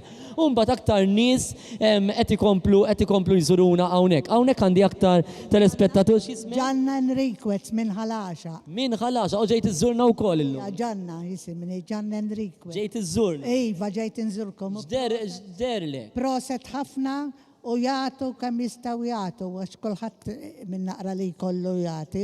Fejn mort fil-kumpless tagħna? Dort kollum kien. Fuq setta l-aħbarijiet pereżempju. Iva, mort ukoll. Issa llejla meta tara l-aħbarijiet tgħid tara hemmhekk mort. Iva, kollum kien dort, iva, ġejt naqra saw. U għoġbok l-istazzjon. Ħafna oġobna, ħafna. Grazzi li ġejtu żuruna. Grazzi mill-qalb. Hawnhekk għandna John Paul? Oġbok l-istazzjon tagħna. Iwa. Ġieli ġejt inti? Tiji, maratona, tiji. U oġbok l-istazzjon. Ija. Grazzi li ġejt iżżur. Iwa, dajt naqasaw. Ritnizi u dajt. Tajt ix-xewqa tiegħek li tiġi hawnhekk, għaliex ħafna. Id-dajt ma fajjamu ta' Owen. Rajt fejn jagħmlu program ta' Owen, ekku fil-fatt. Grazzi li ġejt iżżurna fil-fatt. U fejn isir pjazza ekku. Fil-fatt din hija esperjenza għaliex ħafna forsi telespettaturi isegwu dawn il-programmi ta' kuljum fuq l-istazzjon tagħna u aħna nħeġġukom biex illum fis-6:30 ta' filgħaxija ser inkunu qegħdin nwasslu edizzjoni qasira iżda speċjali ta' pjazza anke bħala parti minn din l-Open Day u tistgħu tiġu taraw lil Cars Tanja Navarra propju waqt din l-edizzjoni ta' pjazza. Kif qedtilkom in-nies qed iduru li qegħdin jidħlu mill-bib prinċipali, fil-fatt forsi taraw naqra l-kurutur naqra vojta hawnhekk għaliex il-kurutur ta' fuq mbagħad tiservi biex in-nies propju joħorġu barra mill-istudios tagħna. Hemmhekk hemm l-istudios tar-radju. Fosthom anke studio ġdid li kien inawgurat fl-okkażjoni tal-25 sena ta' One Radio fejn hemmhekk ovvjament hemm l-istudio ġdid. U din hija il-kamra għana ngħidula il-kamra ta' trasmissjoni. Bħalissa għaw żewġ persuni li huma on duty bħalissa Gianluca kif ukoll Rodrik Portelli. Rodrik huwa persuna li jieħu ħsieb anke l-arkivi ta' dan l-istazzjon. Din hija l-kamra fejn ukoll sar investiment kbir tul dawn l-aħħar snin anke fil-qalba minn dak li konna nxandru ħafna snin ilu SD għal-qalba tal-HD u issa pass ukoll għal-qalba tal-4K. U allura hawnhekk f'din il-kamra li aħna ngħidu il-kamra ta' trasmissjoni, l-uffiċjal ta' trasmissjoni, hawnhekk intom minn hawnhekk intom tkunu tistgħu tirċievu it-trasmissjoni tagħna. Din hija kamra importanti ħafna għan iktar nies li jaħdmu ukoll f'din il-kamra u allura importanti ħafna li meta tiġu żżuru l-istazzjon tagħna llum tiġu sal din il-kamra, sal-kamra ta' trasmissjoni għaliex propju minn hawnhekk aħna nittrasmettu għalikom u taraw anka s-sistema ta' kif joħorġu r-riklami, ta' kif joħorġu l-programmi. Hawnhekk għandna wkoll fejn qegħdin jinbijaw id-DVDs kommemorattivi, nfakrukom illi m'hawnx ħafna minnhom. Tajjeb, li tiġux għada jew pitada, għaliex għandna ftit minnhom fejn ovvjament hemm il-DVD illi bdejna nħabbru matul il-ġurnata wkoll, id-DVD tal-25 sena anniversarju li jgħid anke l-istorja, jirrakkonta l-istorja ta' dan l-istazzjon kif ukoll is-sed bolol 5 bolol illi One propju ħareġ din l-okkażjoni, 5 bolol fosthom din tistaqsuna li ħafna din il-bolla li fija hemm ukoll Joseph Muscat bħala parti mill-ewwel kamra tal-aħbarijiet ta' dan l-istazzjon. Dan id-DVD kommemorattiv ifakkar il-25 sena b'rakkont minn diversi persuni wkoll illi ħadmu tul is-snin f'dan l-istazzjon. Tistgħu tagħtu anke d-donazzjoni tagħkom, għal kull donazzjoni anke tingħataw riċevuta, ġifieri nirringrazzjaw anke lill-volontiera kollha illi qegħdin jaħdmu hawnhekk. Warajja mbagħad hawn it-taraġġ, tajjeb warajja hawnhekk hawn it-taraġġ illi minnu aħna nitilgħu għas-solar ta' fuq fejn hemmhekk hemm ukoll is-set tal-aħbarijiet minn fejn jinqara l-aħbarijiet il-bulettin ta' kull filgħaxija fis-7:30 hemm is-sett anke tal-programm Pjazza li llum tistgħu anke żuruh, tistgħu tidħlu hemmhekk, tistgħu tieħdu ritratti, setta one breakfast, kif ukoll hemm il-kamra tal-aħbarijiet fejn il-ġurnalisti ovvjament matul il-ġurnata ikunu qegħdin jaħdmu. Jiena buċċ minn quddiem ngħid illi din hija waħda mill-isbaħ kmamar tal-aħbarijiet fejn janka jaħdmu il-ġurnalisti tagħna. U ovvjament aħna nirringrazzjaw lill-ġurnalisti illi jgħinuna biex inwasslu il-messaġġ tal-Partit Laburista. Allura nħeġġitkom biex komplu tiġu hawnhekk fil-kumpless tagħna 1 il-Marsa għal din l-okkażjoni speċjali Open Day sas-7 ta' filgħaxija. Intant aħna ħammorru għal ftit riklami u ċekk hemm ftit riklami u mbagħad eżattament wara ser inkunu qegħdin insegwu dak kollu li ġara dalgħodu. Dalgħodu aktar kmieni kellna magħna l-Prim Ministru ta' Malta, Dr. Joseph Muscat, illi b'mod uffiċjali inawgura l-investiment illi One għamel fl-Outside Broadcasting Unit tiegħu 4K. Naraw.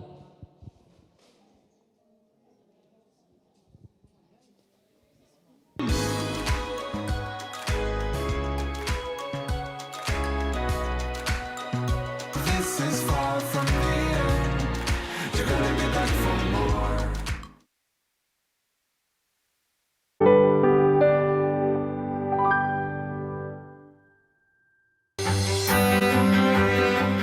See. Smell. Touch.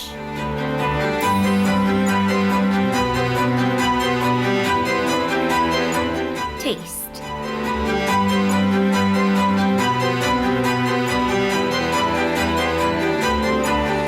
Croce Bonacci Caterers, Valletta.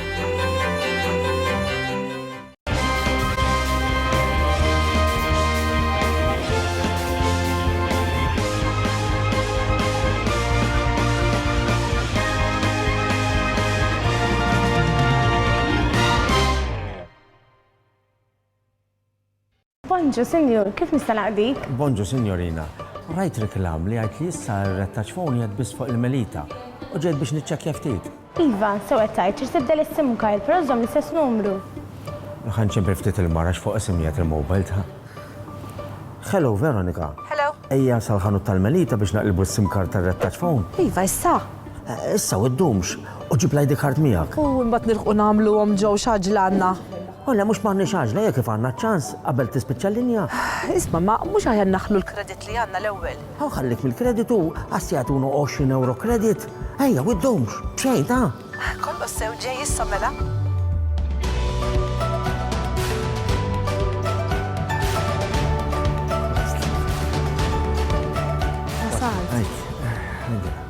Allura, xi trid tagħmel biex taqleb? Ħalli fidi, kun għalhekk tagħmel huwa tipprovdi li karti tal-identità.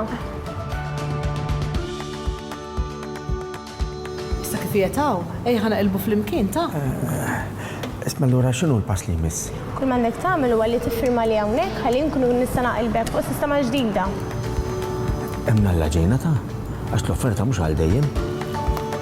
Rettaċ fon fuq Melita, ċempel aktar, ċempel bxejn. Din l-offerta tibqa' valida sa 30 ta' Marzu. Wara, il-linja tiegħek se tispiċċa kollox u mhux se tkun tista' tibqa' tuża l-linja tar-rettaġġ sakemm ma taqlebx ma' rettaġġ fuq Melita jew ma' xi operatur ieħor. ċempli n-nisa fuq 2727-9898.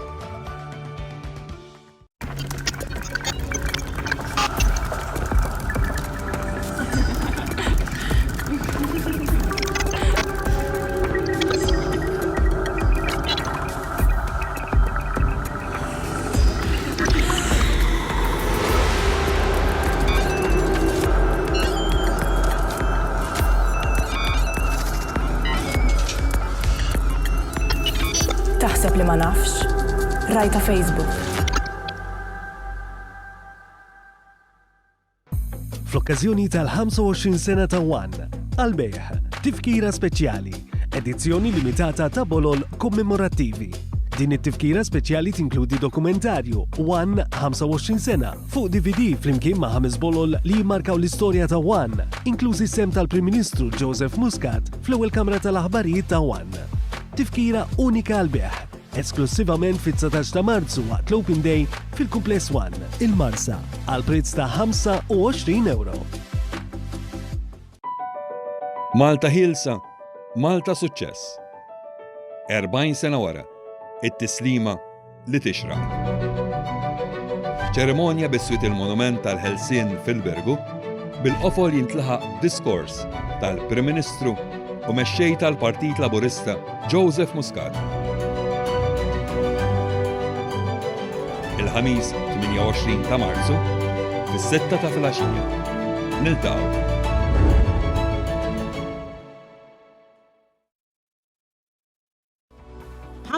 sena ta' xandir televiżiv. Inħarsu l-qoddim flimkien biex inxandru il-futur.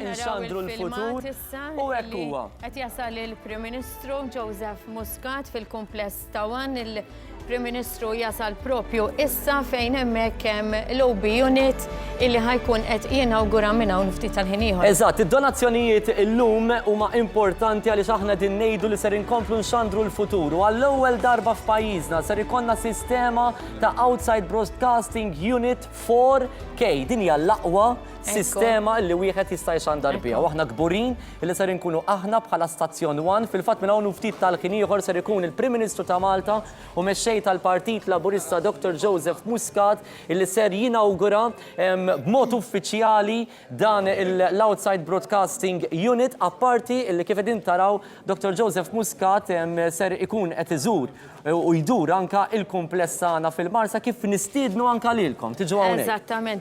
U anka qegħdin naraw bħalissa fuq l-screens tagħkom il-Prim Ministru u l-Chairman Jason Micallef, id-deputat mexxi għall-affarijiet tal-Partit Chris Cardona u CEO tal-Partit Laburista Randolph Da Battista.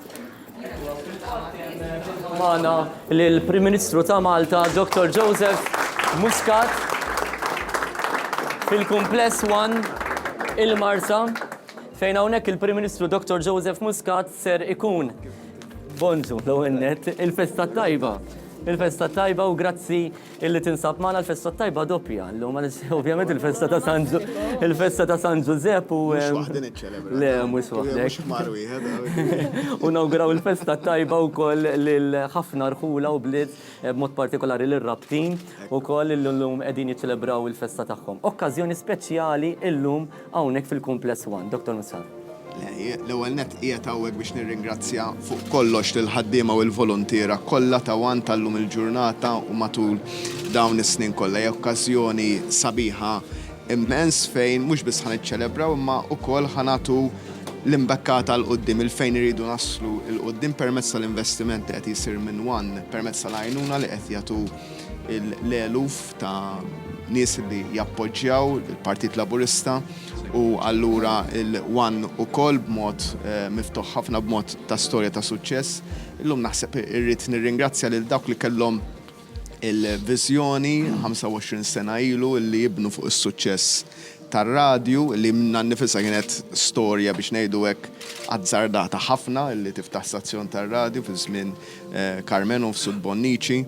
Imma mbagħad il-viżjoni kbira li kellu dak iż-żmien Alfred Sant li kien għamel dan il-pass koraġġjuż immens u li minnu għadna ngawdu sal-lum il-ġurnata bħala partit u għalhekk irid insellem lid Dr. Sant ta' dak li kien għamel tal-deċiżjoni li kien li kienet aħna ħafna minna konna hawnhekk kienet xi ħaġa eċċitanti immens. Naqra piraterija wkoll kien xandir fuq bilu konna naħsbu li ġejn il-pulizija għalina xandir bla fervess u dak kollu. U naħseb kienet in-nies min forsi huwa naqra iżgħar anke inti forsi ma tiftakarx daqshekk bl-eżatt, il-xejdulu n-nies jaraw, jippruvaw jaraw il-One, Super One dak iż-żmien ix-xandir bi prova u kien jkun hemm jien naf pjanti u asafar u hekk u kulħadd irid joqgħod jaraw biex jara jekk hux ħajrna xielu jara is-sinjal ta' Super One dak iż-żmien illum il-One id-dar tiegħu tagħha. Qed iġġedded ħafna memorji u ħafna snin lura 25 sena ta' One, però ħafna jgħidulna u jsemmulek żgur il-fatt li inti dawn il-kuraturi tafhom sewwa hawnhekk bdejt minn hawnhekk ukoll bħala ġurnalist. Bdejt propja minn hawn kif tidħol hawn ġew. Dik il-kamera? Mela m'għandix dubju li kulħadd kull minn ġej hawnhekk jgħidilna nista' ngħaddi minn fejn mar il-Prim Ministru. Ma kienx hemm xtara ħafna ġifieri ħafna gazzetti, karti u ġrieden, dak qabel marra mbagħad Alla jaħfirlu kien ġie u rranġa kollox ġew għat-tard kien għamel biċċa xogħol kbira ħafna kien għamel it-teatru hawnhekk u kollox imma minn żmien ta' qabel it-teatru biex ngħidu hekk. Huma mhux biss rikordi, imma naħseb dak li sawruna flimkien u sawru tim b'saħħtu ħafna għal Partit Laburista matul is-snin il-mod ta' kif wieħed we cut our teeth, Chris jiftakar sewwa konna tim li tkun hawnhekk kif huma hawnhekk jinnemmen il-ħaddiema taw mhumiex sempliċement ħaddiema. Ma naħseb li hawn ħadd jiġi għal paga, letteralment, għax naħseb kieku n-nies jiġu għal paga jmorru f'postijiet oħra u min iħallas ħafna iktar binqas stress u binqas affarijiet min jiġi hawnhekk jagħmlu fuq kollox għall-amor propju tiegħu tagħha u mbagħad għandna 20 ta' volontiera li jissupplementaw ix-xogħol li jagħmlu il-ħaddiema tagħna. Jekk tiftakar, bla dubju tiftakar, f'Ottubru li għadda fl-ewwel attività politika li konna minna quddiem il-Kumpless One, inti kont ħabbart li One ser ikun qed jinvesti f'Outside Broadcasting Unit biex inkunu preparati għal kampanji elettorali importanti tal-elezzjonijiet tal-Parlament Ewropew kif ukoll għall-elezzjonijiet tal-Kunsilli Lokali. Kien f'Ottubru meta ħabbart. Dakinhar kien proġett ambizzjuż l-ewwel wieħed tax-xorta tiegħu f'pajjiżna.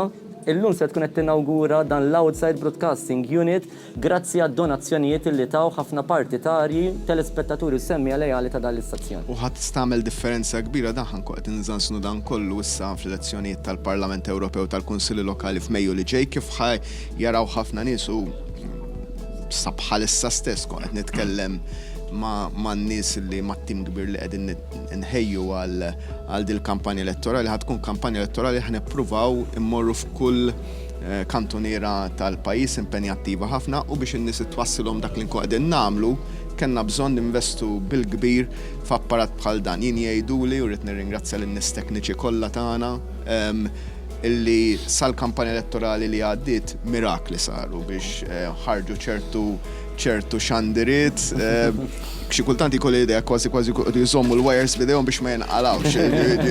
Tant kemm l-apparat li qed nusaw kien wasal. Imma kienu irnexxilhom jagħmlu affarijiet kbar, issa llum il-ġurnata permezz ta' dan l-investiment ħajjithom naqra iktar faċli u anke l-kwalità li tasal għand it-telespettaturi tkun waħda li tkun aħjar. Aħna nħeġġu lit-telespettaturi tagħna biex illum jattendu hawnhekk fil-Kumpless One sabiex anka jkunu jistgħu jaraw propju dan l-investiment. Antoinette ser inħalli fidejn Jason Mikallef, iċ-Chairman Eżekuttiv ta' One Group, għandu tifkira wkoll mela ippermettili. Mux għed nista, mux zom li naqra. Li għamilna prima ħana u koll ridna li l-għonet dal-25 sena li għaddew kien xaġa fenomenali. ċfiri li inti tibda mis-xejn u żżomm fil-quċċat hija sfida kbira illi tkompli timlina b'kuraġġ bħala l-ikbar sfida li għandna qudiemna li ġej.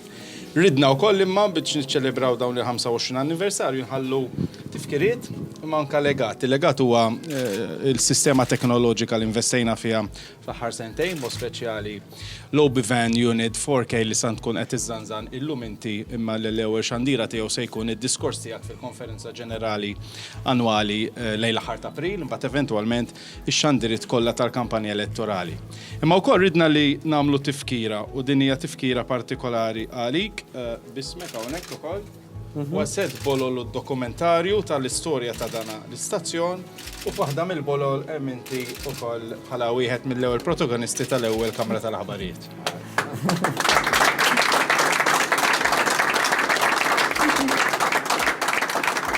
Fil-fatt tajjeb li ngħidu li dan is-set qiegħed jinbih ukoll mill-Kumpless One hemm DVD Antoinette ta' rikordju bl-istorja ta' storja glorjuża nista' ngħid ta' dan l-istazzjon fejn hemm ħafna protagonisti ukoll jitkellmu kif ukoll dawn is-set ta' 5 bolol fosthom l-ewwel Kamra tal-Aħbarijiet li fiha kien hemm il-Prim Ministru ta' pajjiżna Dr. Joseph Muscat. Ħanieħu kemmtejn mill-kap eżekuttiv tal-Partit Laburista Randolph De Battista. Naturalment illum inniedu dak li lna tant naħdmu noħolmu flimkien għalih. Ġifieri meta ġew il-tmexxija tal-istazzjon fuq l-amministrazzjoni tal-partit biex jgħidulna b'din il-ħolma u dan il-bżonn kif spjega tajjeb il-Prim Ministru, aħna bil-can do attitude għadna isma' xirdu nagħmlu biex immorru għalih. U n-nies kienu ġenerużi kif qed ikunu ġenerużi milli qed nisma' jien diġà dalgħodu, mhux biss in-nies li ġew hawnhekk, imma n-nies li qed isegwuna. U jiena nirringrazzja minn qalbi lin-nies kollha li huma wara l-istazzjon, kemm it-tekniċi, kemm il-ħaddiema u l-volontira kollha, l-management, imma wkoll bla dubju in-nies li jsegwuna li dejjem kienu lejali. Aħna hawnhekk dejjem ngħidu aħna familja waħda.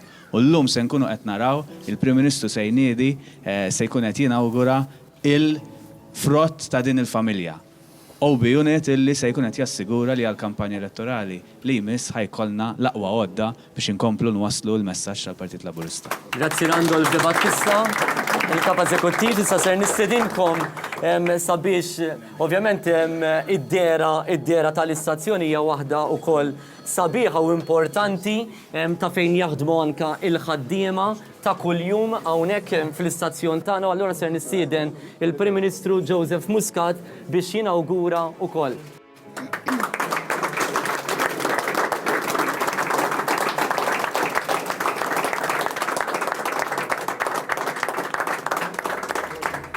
Din it-tifkira ta' 25 ta' xandir, grazzi lil daw kollha li b'xi mod jew ieħor kienu ta' kontribut tul dawn 25 sena ta' One. Ser nistieden lill-Prim Ministru flimkien ma' Jason Mikallef kif ukoll it-tmexxija ta' dawn l-istazzjonijiet biex anka iduru il-Kumpless One, nirringrazzjaw lil ħafna u ħafna nies illi diġà ġew iżuruna tal-għodu fil-waqt li l-Prim Ministru Dr. Joseph Muscat flimkien ma' Chairman Eżekuttiv u tmexxija ta' dan l-istazzjon ser joħorġu propju fil-parkeġġ fejn hemmhekk hemm l-Outside Broadcasting Unit 4K, l-Outside Broadcasting Unit 4K illi ser jiġi inawgurat propju illum. U allura nirringrazzjaw lill-Prim Ministru ta' Malta, Dr. Joseph Muscat, kif qegħdin naraw. U dawn huma momenti li dawn huma l-istorja ta' One. Għexna 25 sena mal-momenti li qegħdin ngħixu illum huma l-istorja li x'huma wkoll tajjeb li ngħidu li huma frott ta' ħafna donazzjonijiet mingħand ħafna li kemm ġew hawnhekk isegwuna u kemm qegħdin ġewwa djarhom għaliex 25 sena ilu bniedem ikollu qed mod. Illum naf kemm hemm anzjani li qegħdin ġewwa djarhom isegwu u jgħidu aħna 25 sena ilu konna hemmhekk, konna parti minna din. Antoinette, inti wkoll ilek hawnhekk ħafna u ħafna snin u taf il-lealtà tat-telespettaturi tagħna. Bħalissa fil-fatt qegħdin immissu l-istorja, parti mill-istorja ta' dan l-istazzjon fl-okkażjoni tal-25 sena anniversarju qegħdin propju naraw lill-Prim Ministru ta' Malta biċċavetta ta' dan l-Outside Broadcasting Unit ġdid, sistema 4K qegħdin naraw propju fil-van innifsu hawnhekk jara dan l-apparat il-ġdid illi bih ser inkunu qegħdin nittrażmettu b'mod partikolari l-attivitajiet politiċi illi ġejjin fix-xhur li ġejjin. Segwejna l-vjaġġ ta' dal-OB Unit, segwejnieh minn meta tela minn fejn inxtara ġej Malta u hawnhekk intrama tep li ngħidu l-intrama Għaw barra il-kompless mill-ħaddiema li huma dedikati ħafna għal dan ix-xogħol. Illum bla dubju dawk li kellhom sem anka biex jarmaw dan l-opinjoni iħossuhom proud li huma parti minn din il-mixja ta' One mixja li ħatoħodna l-futur. U jekk intom fil-ġimgħat fix-xhur li għaddew tajtu donazzjoni żgħira kemm żgħira, illum għandkom tħossukom kburin li intom parti minn din l-istorja tal-Partit Laburista u parti minn din l-istorja tal-istazzjonijiet One. Fil-fatt qegħdin naraw il-Prim Ministru Dr. Joseph Muscat fl-Outside Broadcasting Unit għall-ewwel darba, qegħdin naraw akkumpanjat mid-deputat mexxej għall-affarijiet tal-Partit Dr. Chris Cardona flimkien ma' Jason Mikallef li huwa iċ-Chairman Eżekuttiv u hemm żewġ persuni importanti. Dawn iż-żewġ persuni importanti huma Lino Grek li flimkien ma' Joseph Abela li huma parti mit-teknika ta' One. Lino Grima. Lino Grima, skużani, Lino Grima u Joseph Abela li huma parti mit-tekniċi ta' One u l-tekniċi kollha li l-ħaddiema kollha illi jaħdmu bla qiegħda biex dak kollu possibbli isir. Trid ngħidu n-numri ta' telefon għalkemm diġà beda għaddejjedu, imma tajjeb li wieħed jgħid dawn in-numri għad-donazzjonijiet illi intom jogħġbukom illi tagħtuna. Donazzjoni ta' 15 euro 517-02053, donazzjoni ta' 25 euro 518-02036 u donazzjoni ta' 50 euro 519-02060. Edin taraw ukoll diversi ritratti u filmati ta' ħaddiema oħra. Semmejt lil Lino u lil Joseph, però hemm numru kbir ta' ħaddiema oħra, hemm ħaddiema hemm Antoinette li għal dawn l-aħħar ġimgħat u xhur ilhom jaħdmu biex propju illum l-Outside Broadcasting Unit ikun jista' jiġi inawgurat kif inawgurat mill-Prim Ministru ta' Malta u mexxej tal-Partit Laburista Dr. Joseph Muscat. Illum hija ġurnata speċjali ħafna, intom tistgħu tiġu hawnhekk il-One jiena kont niltaqa' ma' ħafna nies u dejjem ngħid f'dawn l-aħħar ġimgħat jgħidu dak l-OBU ġibtuh. Jeżisti wasal jew le. Veru għax kultant nisimgħu ħafna affarijiet ġejjin ikun hemm stazzjonijiet oħra jgħidulek ġejjin daw ħanamlu dak imma aħna l-affarijiet li qedna illi se nagħmlu għamilnihom. Dan huwa xhieda ta' kollu. Illum tistgħu tiġu. Jekk qegħdin issegwuna aħna ninsabu f'xandira diretta, qegħdin nwaslu din ix-xandira live mill-istudios ta' One fil-Marsa, tistgħu tiġu hawnhekk taraw bajnejkom l-Outside Broadcasting Unit 4K illi propju ġi inawgurat uffiċjalment illum kif ukoll idduru mal-istazzjon. 25 sena ta' xandir televiżiv. Inħarsu l-qoddim flimkien biex inxandru il-futur.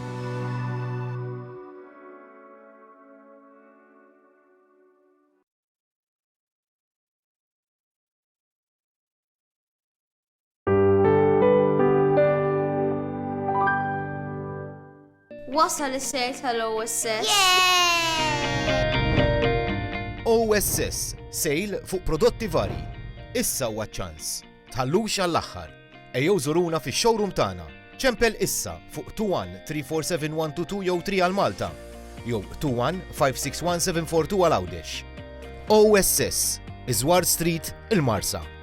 See you at OSS. Bye.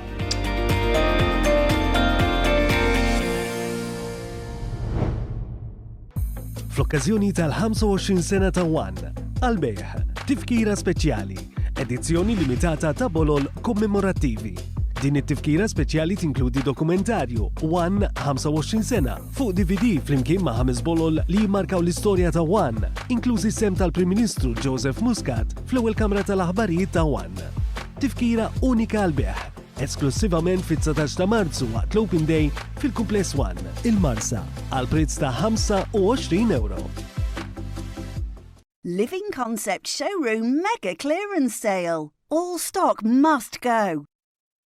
Folla Nies jippreżentaw Iswed u Bla Zokkor fit-Teatru Grieg ta' Taqali bis-sem ta' Ray Kalleja, Daniel Kauki u l-Big Band Brothers u mistieden speċjali mill-Awstralja Paul Capsis. Il-Kafè tajjeb sħun għaġġel ħatilħaq il-prezzijiet tal-bidu. 20 euro flok 25 euro kodiċi promozzjonali Espresso. 15 euro flok 20 euro kodiċi promozzjonali Lungo jew 6 biljetti bil-prezz ta' 4. Idħlu fis-sit www.ticketline.com.au FMT u fiċ-checkout daħlu il-kodiċi promozzjonali. Din hija offerta limitata, id-dumx għax jiksaħ. Tal-ispettaklu huwa mġiub bix-xewqa tajba ta' The Box, a creative art space, One u Kini. Bonġu, senjur, kif nista' naqdik? Bonġu, signorina. Rajt reklam li għajt li issa r-rettaċ phone jgħad bis fuq il-Melita u ġejt biex niċċekkja ftit. Iva, sewet tajt, ċirtidda l-issim kajl, pero żomm l-istess numru. Ħanċempri ftit il-marax fuq isimijiet il-mobile ta' Hello, Veronika. Hello. Ejja sal-ħanut tal-Melita biex naqlibu s-sim card tar-rettaċ phone. Iva, issa. Issa, u d-dumx, u ġib l-ID card miegħek. U mbagħad nirħu nagħmluhom ġew xaġlanna. Olla, mux maħni xaġla, jek kif għanna ċans, qabel tispiċċa l-linja. Isma' ma mhux aħjar naħlu l-kredit li għandna l-ewwel. Għaw ħallik mill-kreditu, għassijatunu 20 euro kredit. Ejja, u d-dumx, bxejn, ta' Kollu sew ġej issa mela.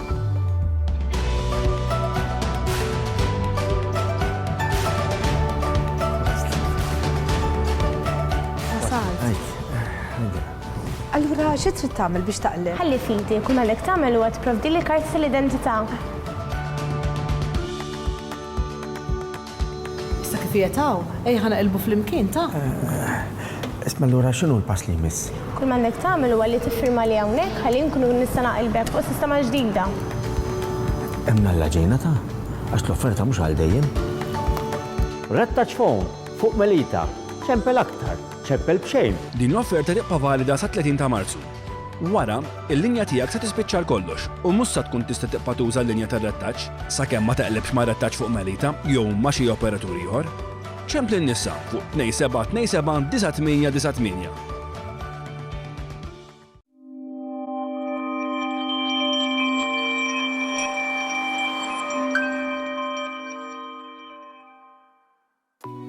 Still or sparkling water, chocolate chip or butter cookie.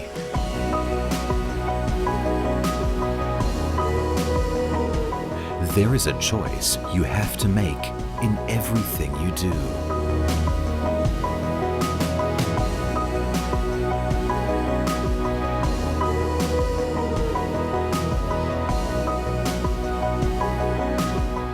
A personal loan from Banco Valletta can make every decision a reality. Whatever it is you choose.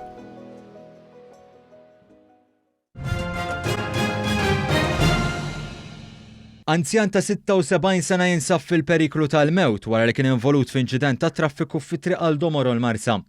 Miegħu kien hemm anzjana ta' 74 sena minn Birkirkara wkoll li kienet passiġġiera u ġarbet ġrieħ ħfief. L-inċident seħħ ħabta ta' 8 ta' 3 filgħodu. Is-sewwieq għal xi raġuni tilef il-kontroll tal-vettura li kienet isuq bil-karozza ħabtet mal-barikati tal-ħadid u mad-daqqa spiċċat f'karreġġjata f'nofs it-triq. Ħaddiema tal-protezzjoni ċivili intervjenew biex ħarġu lill-anzjani minn ġol karozza li ġarbet ħsarat estensivi. Żewġ ambulanzi ħaddu lil żewġ anzjani l-isptar Mater Dei fejn is-sewwieq ġie ċertifikat li jinsab fil-periklu tal-mewt filwaqt li l-passiġġiera sofri ġrieħ ħfief. Bil-każ ġie infurmat il-Maġistrat Francesco De Pasquale li ħatar diversi esperti sabiex jassistuh fl-inkjesta li ġiet appuntata. L-investigazzjoni tal-Pulizija għadhom għaddejjin.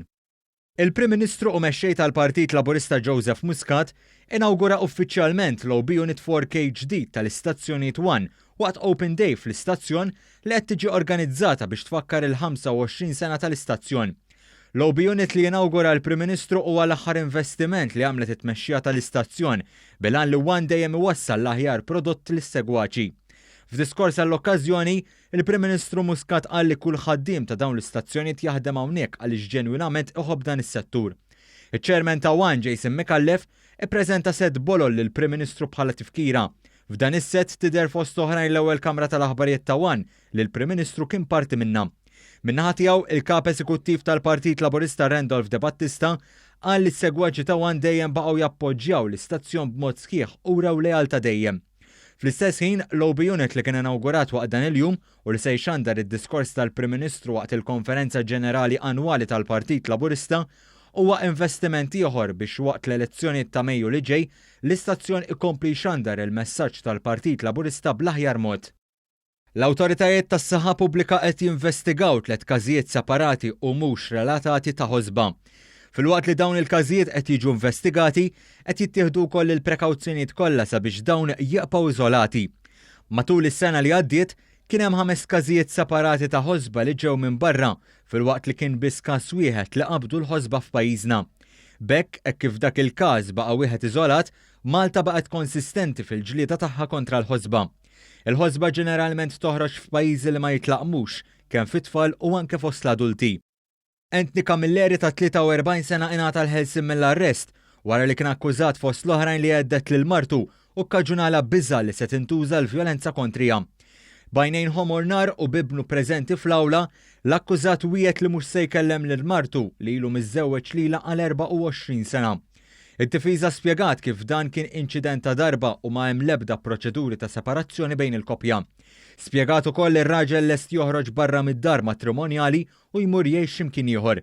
L-akkużat ġie ordnat li jiffirma l-assa tal-Pulizija taż-Żejtun kuljum u ngħata l-ħelsien fuq depożitu ta' 2,000 euro u garanzija personali ta' 10,000 euro. L-ammont ta' nies f'Mozambik kawża ta' ċiklun Idai jaf jammonta għal 1,000. Dan intqal mill-President Filippe Nyusi. Fil-jum ta' tnejn huwa żar uħud miż-żoni li huma l-arm il-quta fejn qal li ra itzma f'wiċċ l-ilma ta' xmajjar. Il-maltempata misset l-art viċin il-belt Bejra fil-jum tal-ħamis birjaħat li leħqu l-177 km fis-sija. Madankollu il-gruppi tas-salvataġġ waslu fil-belt il-ħadd li għadda.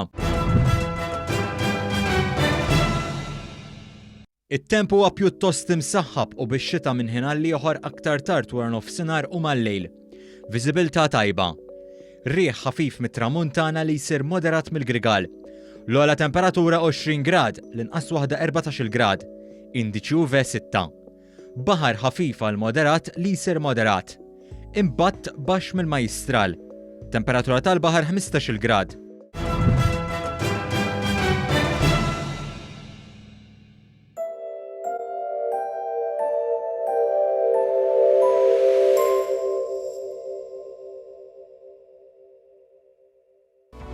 ħamsa sena ta' xandir televiżiv. Inħarsu l-qoddim flimkien biex inxandru il-futur.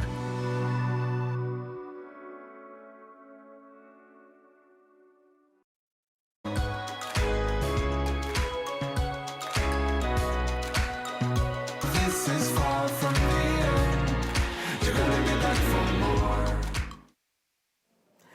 Jiena sakemm intom kontu għadin issegwu l-aġġornament tal-aħbarijiet u nixtieq nirringrazzja lil One News li kontinwament mit-tnejn sal-ħadd minn flusa flaxija il-ġurnalisti tagħna jkunu qegħdin jaħdmu biex iwasslu l-aqwa servizz tal-aħbarijiet kemm fuq it-televiżjoni, kemm fuq ir-radju kif ukoll fuq is-sit tagħna one.com.mt. Jiena kont qed ngħid kelma ma' Joseph Katkuti li kif aktar kmieni jedna l-lum il-ġurnata nqisu bħala wieħed bil-veterani hawnhekk f'Wan għaliex minn 25 sena għamilt nofshom.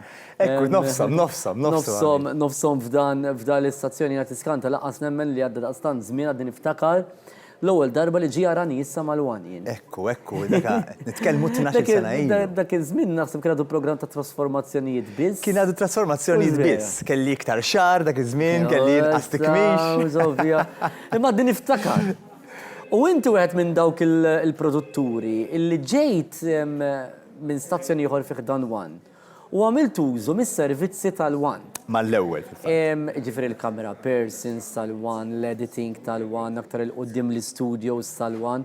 U hawnhekk hemm Joseph huwa persuna li dejjem investa fin-nies tal-Wan, dejjem investa fl-istazzjon, ġifieri fl-istruttura, fil-kumpless, għaliex ħafna drabi anke jara nies tax-xandar mill-studios ta' Wan. Ġifieri għaliex għażilt Wan? Ħanejlek jiena 12 sena ilu, jew 13 sena ilu, ma jekk kont tgħidli Joseph inti ħatmur fuq il-Wan, ma żgur kont ngħidlek qed tiċċajta. Għax jiena kont fuq il-PBS. L-Istazzjon Nazzjonali. Imma il-ċirkostanzi wasluni biex nidħol fuq l-adba tal-Wan, u niftakar li l-ewwel darba li dħalt jiena kienet għaddiet l-elezzjoni dak iż-żmien u allura tista' timmaġina jiena kważi qatt ma tħalt fuq l-adba tal-Wan, għadda l-elezzjoni dak il-furur u dieħlu u bdejt qed min jaf kif se nħossni, kemm se nħossni ħuta barra mill-ilma. Imma inkredibbli x'vidina ngħidha u ngħidha b'wiċċi minn quddiem mhux għax qed nagħlqu 25 sena għaliex hija verità. Il-mument li tħaltaw ġew, jiena ħassejt illi ħassejt li għaw demmi. U il-feeling sabiħ ta' familja li ħassejt, u mux kliċedi, mux etnejda xwieħed irid jgħida, imma għaxekku. Tħassejt xi ħaġa illi waslitni fil-verità wara 12 sena li nibqa' noss il-wan bħala xi ħaġa żiża ħafna lija. Joseph, illum qed inħeġġu lit-telespettaturi jiġu hawnhekk il-wan biex jaraw l-istudju tagħna, biex jaraw l-operat tagħna. Inti li tixtri l-airtime tagħmel użu mis-servizzi ta' dan l-istazzjon, il-faċilità li ssib. Ara, ovvjament qabel. Pereżempju, arani issa jekk tix studio kbir. Studio kbir, Arani issa huwa programm kbir ħafna. Inti taf għax kont ukoll minnu anka tejni fil-programm. Huwa programm li għandek bżonn ħafna riżorsi. Huwa programm illi ma tistax tagħmlu hekk u hija ħanamlu. Le, huwa programm illi jew tagħmlu tajjeb jew ħataqaċċajt. Ġifieri, u l-telespettaturi żgur li jifhmu u japprezzaw meta jaraw il-livell ta' Arani issa. Ma pereżempju kieku pereżempju jiena fil-One. Mandu studios kbar kif fil-fattandu. Għandek bżon, le, kieku ma jistax jisir Aranissa, għandek bżon studio kbir biex inti għandek bżon anka faċilitajiet, per eżempju fej taħbil in-nies. Xi darba nagħmlu l-behind the scenes Vera. Ġili kolna 3 mistednin mestoħbin f'parti differenti tal-wan, wieħed minn naħa l-ieħor minn oħra. Illi għalla ħares ma jkollokx kumpless mhux biss kbir, kbir bħala struttura. U għed nistaqsik dawn il-mistoqsijiet, għax illum għedin nistidnu n-nis. Jiġu għawnek, għedin nistidnu n-nis jgħatu donazzjoniet tagħhom. U xi kultant forsi jaraw l-istampa. Imma kif qed ngħidu, Arani issa jeħtieġ li jkollu studio kbir minħabba l-udjenza, minħabba s-sorpriżi, minħabba kif inhu qassam il-programm. One jipprovdi dan. U mhux biss. One mhux biss jipprovdi il-kobor li hemm bżonn, imma l-one jipprovdi wkoll ir-riżorsi umani. U inti ġej qed tittajb għax jiena meta kont ġejt hawnhekk 12 sena ilu jiena kont Arani issa inqabbad production houses oħrajn. Ġifieri, u allura meta ġejt hawnhekk jiena u qed ħassejt il-fil u qed iva għandi nafda il-ħaddiema tal-One. Li kienet culture shock għalija, xina dejjem inqabbad xi ħadd barran. Ġifieri ħalli nispjegaw, il-camera persons. Il-camera persons huma kollha tal-One. Min jibni s-set, pereżempju. Min jibni s-set. Id-diretturi. L-editors. Dawn huma kollha nies. Il-camera persons meta tmorru tagħmlu sorpriżi, pereżempju. Eżatt, dawn huma nies intom ma tarawhomx. Dawn huma nies tal-One. Huma nies kollha tal-One u jiena inħossni gburi illi fit-12 sena jien mhux talli il-programm baqa' ta' livell, imma kull sena tela tarġa'. Dejjem Aranissa bdejt ngħidu dejjem isbaħ akbar u aħjar. U tela tarġi ma mhux għax Joseph Ketkuti qed jaħdem għax kien kont għadni u nibqa' naħdem bla nifs, imma tila taraġ għaliex ir-riżorsi umani tal-One huma tali illi jagħmlu l-programm aħjar. Frid tara dedikazzjoni ta' diretturi tiegħi, id-direttur il-Jason Buzuttil u l-Jason Parnis. Imma kieku taf kemm il-darba ġili jiena nkun qegħdin nirrekordjaw il-programm ma tinkomx idea wara dietro l-ekwinta kemm ikun hemm għaddejn affarijiet u ġili ngħid naħseb se joħroġ Jason, tnejn li huma Jason Parnis l-editor ukoll u aktar kalm minn Jason Buzuttil u xi kont bdejt joħroġ għalija Jason u naħseb jagħmilni xi stilla jew xi qalb tal-programm. Imma le, joħroġ bid-bissima u tinduna tara ċertu professjonalità u tara kwalità. U danu li għandna l-One u għalhekk għandna bżonn id-donazzjonijiet ta' min qed jarana għaliex inti ma tistax tibni da kollu, ma tistax iżomm ħaj da kollu b'xejn, da bħal karozza, għandek Rolls Royce, għandek Ferrari, għandha bżonn il-petrol issa. Hawnhekk hawn ħafna nies li jagħtu lilin mill-ħin tagħhom normali tax-xogħol. Jiena nara ġi kultant nibda ngħid imma ċili jiġu anka il-cameraman jgħinuna tajt imma ta' mhux kieku jrid jitkessaħ jgħidlek isma' da mhux xogħli. Sewwa anka l-editors, pereżempju Jason Parnis, xogħol fenomenali jagħmel anka ħafna affarijiet oħra li forsi ma narawhomx, pereżempju in-nies li jieħdu ħsieb biex ipoġġu r-riklami, il-POs, min jibbukja l-kameras. Għandna n-net li pereżempju illi naħseb tagħmel il-ġimgħa l-kbira miegħi kull ġimgħa tas-sena. Għaliex Arani issa jkollu bżonn ħafna flessibilità. Għax ġili jkollna bżonn, ġili jkollna storja illi għandi bżonn il-kamera issa. Issa, unċempel la net li ta' għax tgħidx ma bukjajtix suppost nitbukja ġimgħa qabel, għandi bżonn nissa l-kamera għax għan nitlef storja. U tara kameraman ġej. U apparti minn hekk. Dik hija l-aċċessibilità ta' dan l-istazzjoni. Eżattament, apparti minn hekk sejrin pereżempju jima oħra sejrin l-Etjopja. Mingħajr problemi ta' xejn, għandi bżonn cameraman. M'għandix fejn ngħidlek cameraman tajjeb għax hawnhekk il-cameraman kollu ma tajbin. Għandi bżonn cameraman u cameraman wasal. U ħammorru jumej oħra ħammorru l-Etjopja, ġifieri biex jonka waslulkom anka realtajt oħra. Arani issa, għax qed nitkellem fuq Arani issa xi huwa il-programm tiegħi, it pushes the limits sena wara l-oħra.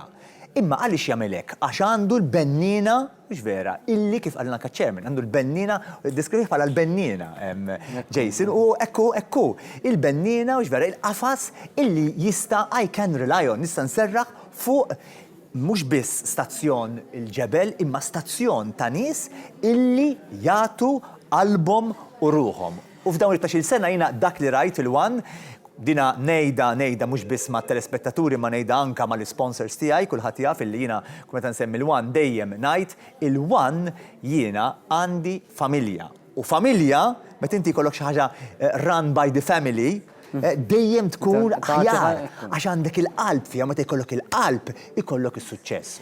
Joseph, aħna nawgurawlek aktar ħidma fih dan l-istazzjon biex anke telespettaturi ta' wan ikomplu jgawdu il-produzzjonijiet tiegħek, se nħallik tkompli bil-ġurnata. U jiena nirringrazzja lilek Wayne, ma nirringrazzja wkoll il-Wan għaliex f'dawn it-12 sena jiena kbirt mal-Wan, il-Wan kiber mien ma jiena kbirt mal-Wan ukoll u fadal ħafna u ħafna snin oħra ta' trasmissjonijiet li aħna minn b'tant qalb kbira ser inwasslu lit-telespettaturi kollha tal-Wan. Grazzi Joseph Ketkuti, ħankomplu niltaqgħu ma' aktar protagonisti, eżempju tiftakruh Burdati qed nara lid-Dulli u lil-Veronika hawnhekk in-naħa l-oħra. Se nitkellmu wkoll dwar drama ġdida illi ser tibda fl-iskeda ta' Ottubru.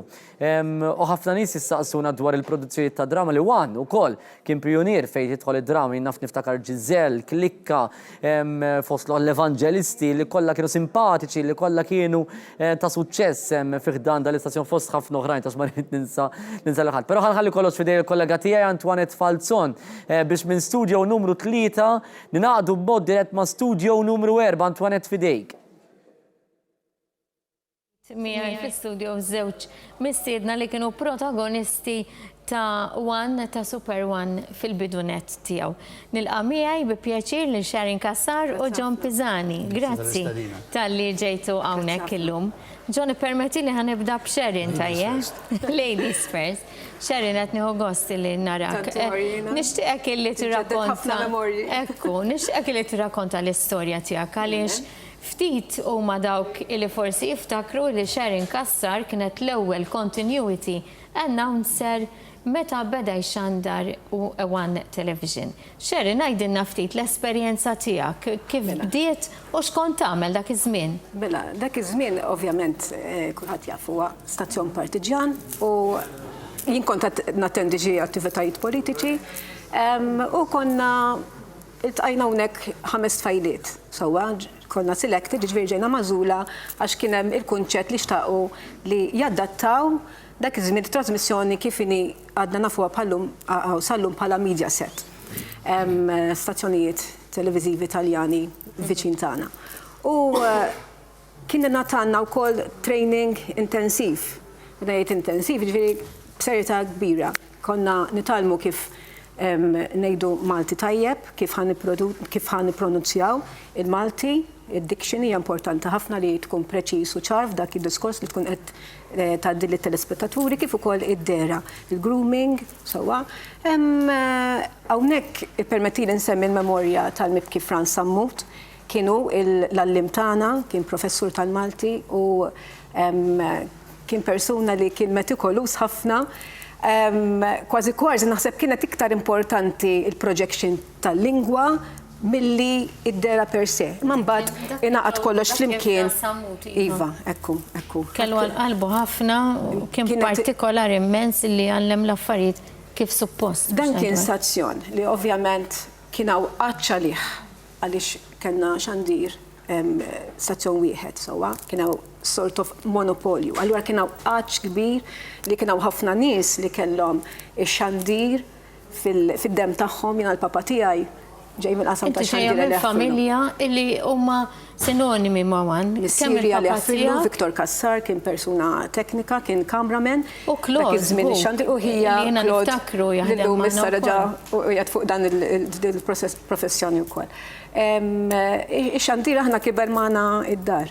Minn dejjem xtaqt jiena sort of inkun wara mhux wara quddiem kamera u propju rnexxieli. Hija ħolma ta' ftit li jirnexxielhom għax għandna limitazzjonijiet Kif kien ix-xogħol tiegħek dak iż-żmien? Kif kont taħdem? Jiena Kont waħdek li għamilt perjodu? Jiena bdejt waħdi. Ma kienx faċli għaliex kif qed ngħidu mela konna naħdmu għal bażi volontarji. U jiena kont naħdem ukoll ma' kumpanija parastatali lokali wkoll. Peress li kien stazzjon affiljat mal-politika ma kienx faċli. Ridu jtuni permess u ma tawniex permess fil-bidu, ma tawniex permess, però mbagħad iġġilitta għax kien dritt tiegħi li nista' nipparteċipa u mbagħad ġi grantit il-permess, ġifieri daħlet persuna tintervjeni u lum.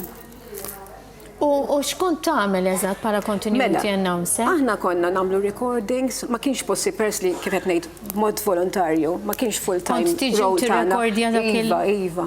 Konna nagħmlu recording ta' ġimgħa sħiħa. Allura rrid noqgħod inġib miegħi kwantità ta' ħwejjeġ, ħafna ħwejjeġ. Dejjem timxi bl-sponsors, dejjem tirringrazzja l-sponsors għax l-ħars ma jkunux huma wkoll. Tbiddel, imma kien xin għamiltu l-introduction ta' Studio One, Studio. Dak l-affarijiet żgur ma kienux jeżistu. Dawna l-jeni għalina x'aħna Studio wieħed. Issa kienx 1, 2, 3. Kien 1, 2, 3 probabbli. Naħseb kien kollox imma kien jirnexxi. U kieku mhux qegħdin fejn qegħdin illum. Dak ma titħares lura li issa nitkellmu miegħek Ġon tgħidilna xi ħaġa naqra iktar tal-imoddi wkoll. Meta tħares lura tajt bir-raġuni li llum qegħdin niċċelebraw 25 sena u hemm għaliex tiċċelebra x'meta tisma' minn fejn beda l-istazzjon u n-nies li bħalek ħadmu volontarjament biex stajna qegħdin hawnhekk illum. Hija xi ħaġa verament li għandha tkun apprezzata, verament li għandna lix niċċelebrawha. Ġon ħandur fuqek issa. Inti ġejt fil-kamra tal-aħbarijiet, meta ma kienx hawn kamra tal-aħbarijiet, meta ma kienx hawn aħbarijiet u xejn. Għandna nibdew. Fatin kont l-ewwel wieħed li ġejt b'esperjenza għax kont 9 snin qabel Xandir Malta, fil-newsroom ta' Xandir Malta bħala kameraman. Għamma ġejt hawn, naturalment, tgħid xaw. Konna nagħmlu mocks, nippruvaw, kien Simoncini, u da minnhom niftakar esperjenza li bqajt nistaġeb, daħal Rodni Vassallo, l-mustabili fl-sports, u għatbajn nipruvaw.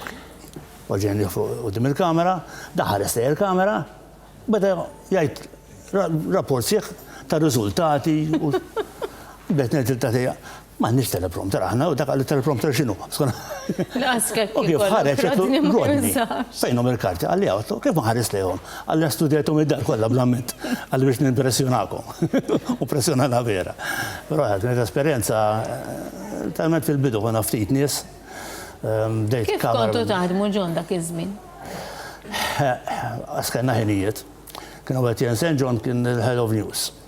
Mbagħad kien beda Marco Mikallef bħala kameraman, Simon kien ġurnalista, mbagħad kien ġi Chris Cardona l-Ministru. Simon kienet l-unika ġurnalista għamlet żmien twili li kienet l-unika ġurnalista. Għad l-esperjenza li għandna xi-rakkontaw jina u Simon, naħseb kienet il-kampanja elettorali ta' 1996. Dik minn jisbaħ, sakemm Defense Academy sakemm jidħol id-dar, tament miegħu il-ħin kollu. Sabatin fil-ġimgħa sejnati miegħu. Għadejna minn esperjenzi żbieħ u anke koraħ. Iż-żminijiet kienu differenti, nies ma kienux daqshekk tolleranti, hux veru? Le. Nista' nirrakkonta xi ftit episodji, pereżempju darba minnhom konna l-mass meeting il-Mosta, għaddejt minn taħt il-parkin, kelli beritta ħabba x-xemx. Għawata għanna ħoss l-ilma nizer minn hawn, ħares il-fuq. U tnejn minn nies jibattu l-ilma għal-fuqi. Mhux għax anomalija, ma ta' Super One. Għalek. Esperienza oħra tetħaq nsemmija, Coffee Morning Sala Zurriq, Defense Academy, Jintlajt fuq mejda biex ikolli angolu differenti, waħda xena bejt nara il-viewfinder, qed iddurek. Nħaresek, nħaresok nisa anzjani, jarfaw il-mejda biex jqelbuni. Kif ħares ta' għabdu jitqu, ma ġara xejn. Kien hemm ħetnejn oħra xejn tal-biża ma' meeting ta' slima fejn spiċċa kollox, spiċċa ġid, sejrin id-dar, għandna fil-karozzi, għandna u Simon. Kif qed insuqu għafna bejna fit-trafik. U għada jiġu grupp partitarji, sufar il-fidejhom, għet minnhom, kien fadal ftit minnu, tefaħunna fil-karozza. Daħin għadu l-ħsibijiet, korra. Għaffixtu u għaddiet. Pero dajem kien jedinna, Dr. Alfred Sant, jiġi xieġri, t-rapportawx. Ejduli, pero t-rapportawx. Nisu ma ġara xej, għan nżommu dajem il-kalma.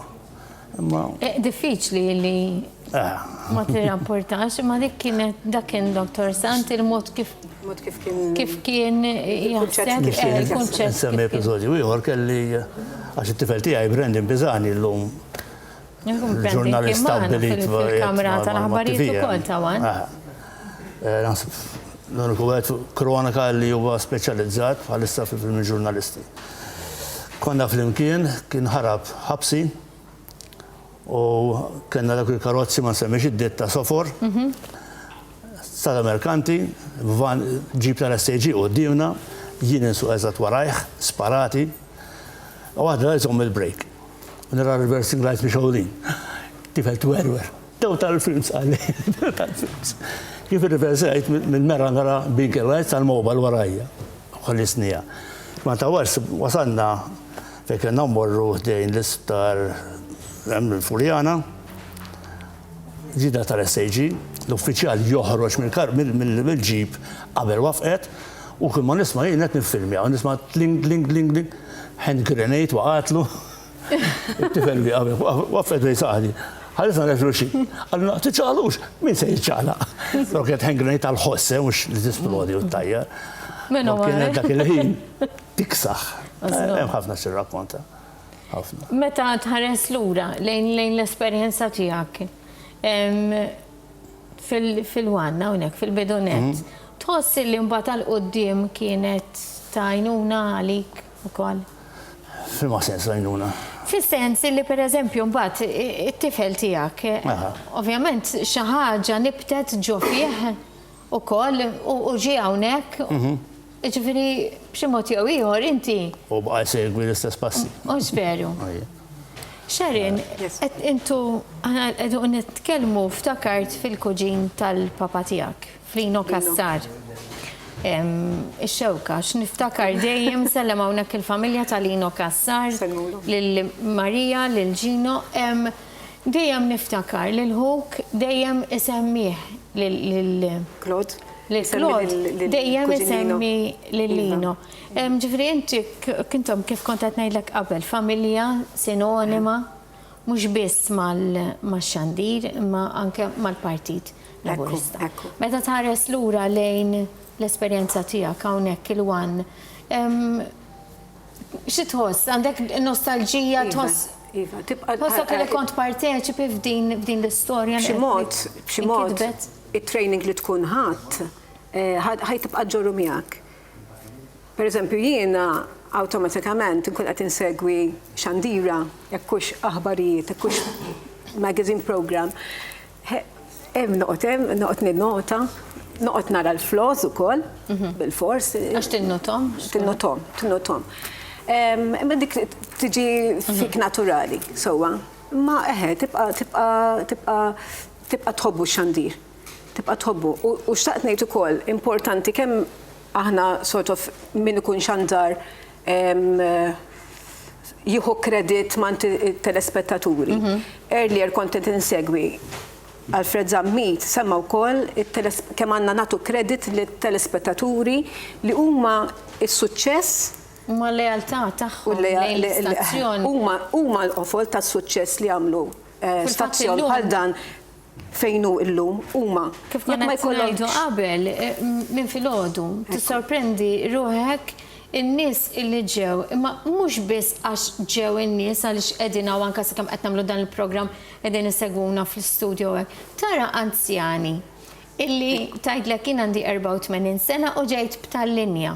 biex nara, biex nkellimkom, biex nara kif inu l-istazzjoni, ġifiri tħossum bat kemm inti u l-istazzjoni jidħlu fid-djar tan-nies, u ġveru l-realtà tagħhom hija sabiħa wisq. Adattata, kemm ikun apprezzat stazzjon li jasal kif għandu jasal fid-djar tan-nies.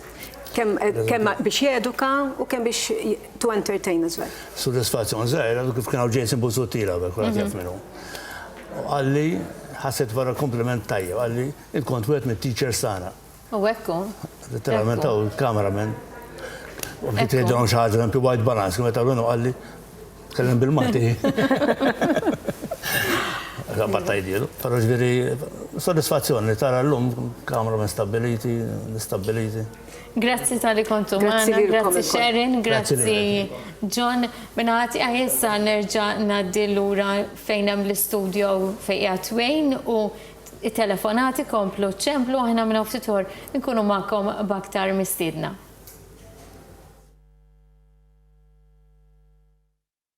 Grazzi Antoinette, illi minn studio numru 4 komplet laqana ma' aktar ġurnalisti li kienu jagħmlu parti mill-Kamra tal-Aħbarijiet ta' Wan tul dawn il-25 sena. Nirringrazzjawhom tas-servizz tagħhom. Importanti ħbieb li fil-waqt li qegħdin tisimgħu dawn il-memorji, dawn in-nostalġiji, dawn ir-rakkonti, tkomplu ċemplu u tagħtu d-donazzjoni tagħkom. Grazzi lil dawk kollha li tiġa ċemplu u għadhom qed iċemplu. Nfakkarkom li kull min qiegħed iċempel fuq il-donazzjoni tal-15 euro qed jidħol fiċ-ċans li jerbaħ voucher ta' 2000 euro grazzi għal Orienta. Nixtieq nirringrazzja lill-Orienta li qed tagħti voucher ta' 2000 euro propju għall-okkażjoni tal-lum li kull min qed iċempel fuq 15 euro tidħol fiċ-ċans. Li verament inti tagħti donazzjoni ta' 15 euro qed tidħol fiċ-ċans li terbaħ dan il-voucher ta' 2000 euro grazzi għal Orienta.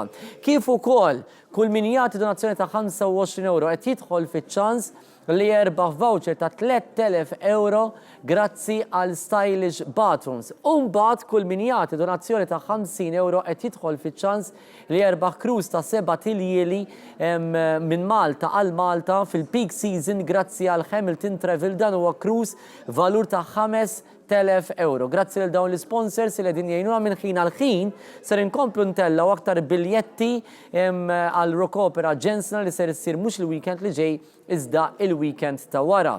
Ħaniltaqa' ma' Louise Doneo u Mark Doneo fil-waqt li Antoinette kienet qed tintervista aktar ġurnalisti konna din ngħidu kelma aħna u hawnhekk iż-żmien itir.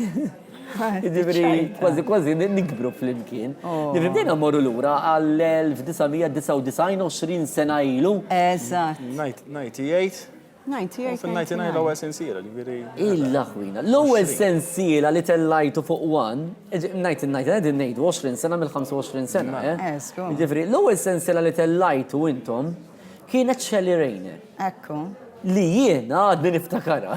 Nistgħu ngħid kemm kellek żvien. 1999, meta tħaltaw 14 sena. Orra, għax kont se ngħidlek Għaxina posta llum- l-barbis kienet, ma ħafna tfal kienu jissegwuha.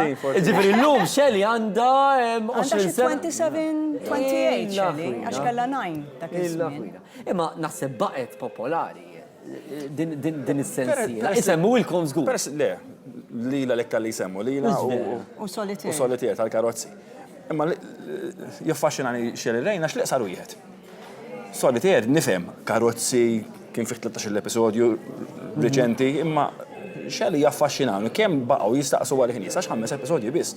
U wara kemm ilu. Dak iż-żmien għamel il-ħiet għax kien qasir, ma kienx komuni. Kienu żminijiet differenti anke fejn tidħol id-drama, Mark. Is-sensijiet tal-lum. tal-lum. Bħala drama series ħanejtek. Kien differenti kompletament bħala żmien, anke kal-equipment ma konna għadna lura immens. Imma xi ħaġa bħal Shelley peress li kellna soap operas, kienu popolari soap operas, kienu ħobbu nitqu dak kien aħrax dak iż-żmien, kien kidnapping ta' tfal, murder mystery. Anke naħseb l-udjenza jien dak iż-żmien 20 sena ilu. L-ewwel net One kien pionier fejn jidħlu id-drama. Imma 20 sena ilu ma kienx hawn id-drama li hawn illum il-ġurnata. Llum kull stazzjoni jipprovdilek jipproduċilek 3-4 drama. Allura hekk hawn 3 stazzjonijiet prinċipali mela għandek ma 12 drama li trid tixxandar fl-istess staġun. Qabel vera konna ftit. Kienet event. Drama dak iż-żmien titkellem fuq fit-triq. Lejlem dak kienet event propja, Kien l-antika. riskju finanzjarju wkoll. ħafna riskju L-istazzjon. L-istazzjon. Imma jiena meta ħares lejn Marku u Luis, kważi ngħid parti mill-istorja ta' One għaliex naħseb intom kontu l-aktar produtturi li produċejtu għal tul ta' żmien id-drama f'dan l-istazzjon. Semmejna Shelley Rayner, l-ispettur Lowell, Mirjana Colliero, Solitaire, Id-dar tas-soru. Id-dar tas-soru, qed nipprova niftakar ta' ġifieri għal tul ta' żmien Doneo, ħalli ma ngħidx Mark, Doneo kienu assoċjati Ma ma' drama. jimportax tabbi tajt Mark. Tieħu għalija jekk trid. Ma' Mark jipproduċi u Luis ħafna drabi tkun il-parti prinċipali. Ma dejjem assoċjati ma' drama. Ġifieri jkun hemm għax il-produzzjoni Il-produzzjoni tiskanta tagħna kemm kemm fiha xogħol, ġifieri. Imma qed ngħid li ġifieri Doneo dejjem jista' assoċjati ma' drama. Għajra l-sena waħda li kontu għamiltu l-programm imsaħħra. U introduċejn esperti, niftakar meta dik is-sena li ma m'għamilniex drama, konna minna msaħra fil-2006. U l-ewwel edizzjoni ta' esperti, għedna din is-sena ħanista nagħmlu drama, ħanamlu xi ħaġa oħra, nagħmlu programm. U kienet xi ħaġa differenti. Qed insemmi dan il-passat, dan il-background ta' se niġu għall-futur. F'Ottubru għandkom produzzjoni ġdida u nkun onest magħkom qisu minn ftit tal-jimilu law qisu bdew it-telefonati, emails fuq Facebook, isma' se jkollkom fl-istaġun il-ġdid. Qisu dan jkun iż-żmien illi fejn ħafna jibdew jitkellmu dwar id-drama ġdida ta' Ottubru tgħid l-aħwa fadal naqra, imma x-xogħol ikun diġà beda anke fuq l-iskedar tal-istazzjon. X'hemm preparat għall-Ottubru? Issa tista' tgħid li tiegħek. Le, għax din dejjem naqbad miegħu ma' Markina ngħidlu minn bdejna nagħmlu daw id-drama series isu hekk, dejjem drama serji. Issa wasal isu il-ħin u l-waqt li nagħmlu comedy. U Mark kien jgħid li jiena comedies mhumiex il-ġener tiegħi, speċi. U darba niftakar kon qegħdin nieħdu breakfast u għalli ġietni idea tajba ħafna. Breakfast cafe time. Breakfast meeting. Eżatt. Għal black comedy però. Issa black comedy u min isejħla dark comedy wkoll. Speċi ta' drama, però ikolla ħafna minna mis-sitwazzjoni tkunu daqsxejn komiċi wkoll. Allura isna qegħdin nolqtu id-drama serja, ħalli nużaw il-kelma. Subject serju, dejjem serju. Imma ħan nittrattaw b'mod daqsxejn iktar ħafif u li nies anke jkollhom bisma fuq xuftejn speċi mhux daqshekk serja. U għalli l-istorja, għalli xini l-istorja, għalli pero ma rix nikteba jina, għalli għax mandiġ ċans, dak iżmin naħseb ma kien f'dik il-fazi fej għal dal-5 snin li ġenert namel naħdem fuq feature films of faritek biss, ma rix television, għalli għarek kisib xajter tajjeb u direttur li tista' tafdaħ, untijilkom. Domna 3 snin biex sibna di writer għalija. Damet 3 snin tajli għajja mill-lila. U għajt li mandiġ ċans, mandiġ ħin, għajt neqret. Tan kelma r-raġel. Ma lek ma tixtaq ta' qalbek fid-dinja u tibqa' teqret. Ekku. Umbat, eventualment ġifiri sibna writer, Simon Bartolo.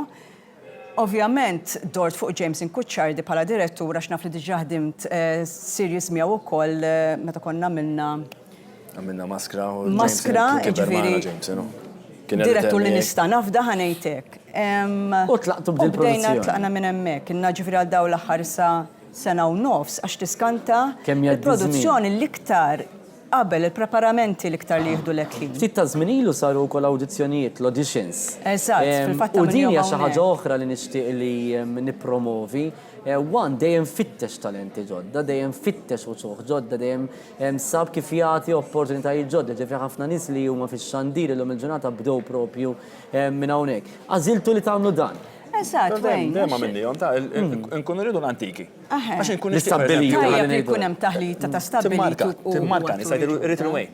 Dan kunu producers aħna, għax m'għandix inġib Rumain jekk irridu, però li kollok uċuħ ġodda, sabiħ. Speċjalment jekk jinsertawlek, bħalma semmejt il-Shelley, pereżempju. Shelley, bdiet Shelley Rayner, komplet għaddejja, fil-fatt. U l-istess dan naħseb li il-mix ta' Se naraw ġifieri minn Ottubru, produzzjoni ġdida, black comedy jettinna. Eżatt, fiha 13 l-episodju. Ġifieri ħadba sejr ovvjament sa' Minn Ottubru sa' Diċembru. Sa' Diċembru. Di idea, ġiet id-dejja tajt, ġiet li idea. Jismu. Mhux għax forsi għadu kmini. Is-sensiela ħjar għalik. Tgħidulhomx kif jispiċċa l-ewwel episodju. Kif jispiċċa u kif jispiċċa. Jisima 1000 metodu. 1000 metodu. Bat għandha subtitle. U bidletu li xaħla xis-subtitle. Bidluħ, 1000 metodu kif tagħmel xi ħaġa. Issa aktar il-qudiem, xejn iktar interess. Issa aktar il-qudiem nisvelaw iktar il-komplement tal-isem x'se jkun. Però huwa Intom wettuni li f'Espresso ħanibdew nagħtu naqra informazzjoni. Tajjeb diġà tkellimna dwar 1000 metodu ma l-qudiem ħanibdew niżvelaw. Murder mystery, jekk urina, biex ikunu ċari nies. Isir hemm murder, u rridu niskopru min qatlu għalfejn. Hemm 1000 metodu. 1000 metodu kif tasal għalih? 1000 metodu kif tasal għalih. Ma nitqu wkoll, fil-kemm hija serja u nittrattaw ġifieri l-abbuż id-dar, nittrattaw subjects serji. Imma dejjem hemm way kif nduru magħha b'daħqa. Apparti li hemm karattru partikolari. Ija. Hemm kelb, hemm kelb. Hemm kelb li ħajkun jitkellem dal-kelb. Il-partner tal-karattru ta' Louise ikollu kelb. Il-partner tal-karattru ta' Louise imut u l-kelb jispiċċa għandha u dawn ma jitħamlux. Imma jitkellmu bejnietom. Jisimgħu xulxin biss. Interessanti. Naraw il-qudiem. Tiżvilix affarijiet daqshekk kbar. Mark Louise, grazzi li kontu magħna. Grazzi li wkoll tagħtu s-servizz tagħkom fi ħdan One. Nafu li tmorru ħafna oltre mill-ħinijiet normali sabiex ovvjament it-tellaw produzzjoni eccellenti għat-telespettaturi ta' One. Grazzi u nawguralkom. Ħammorru ftit riklami wara Antoinette Falzon ħad iltaqa' ma' Joe Farrugia Dulli u Veronika Farrugia. Żguri li tiftakru burdati fost ħafna produzzjonijiet u barbecue. Burdati naqra iktar kemm ilu burdati, Joe, l-antik.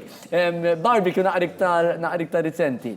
Mbagħad ħan iltaqgħu anke Miami Farrugia fejn idħlu l-produzzjonijiet ta' minn taħt il-baħar li wkoll naħseb huwa kien pionier fejn jidħlu dawn it-tip ta' xandiriet. Drama ta' tfal marut Frendo Prodan wara r-riklami.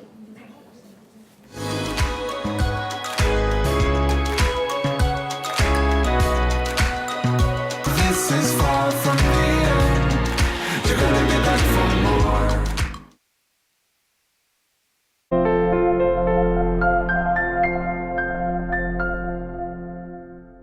Marcon Group.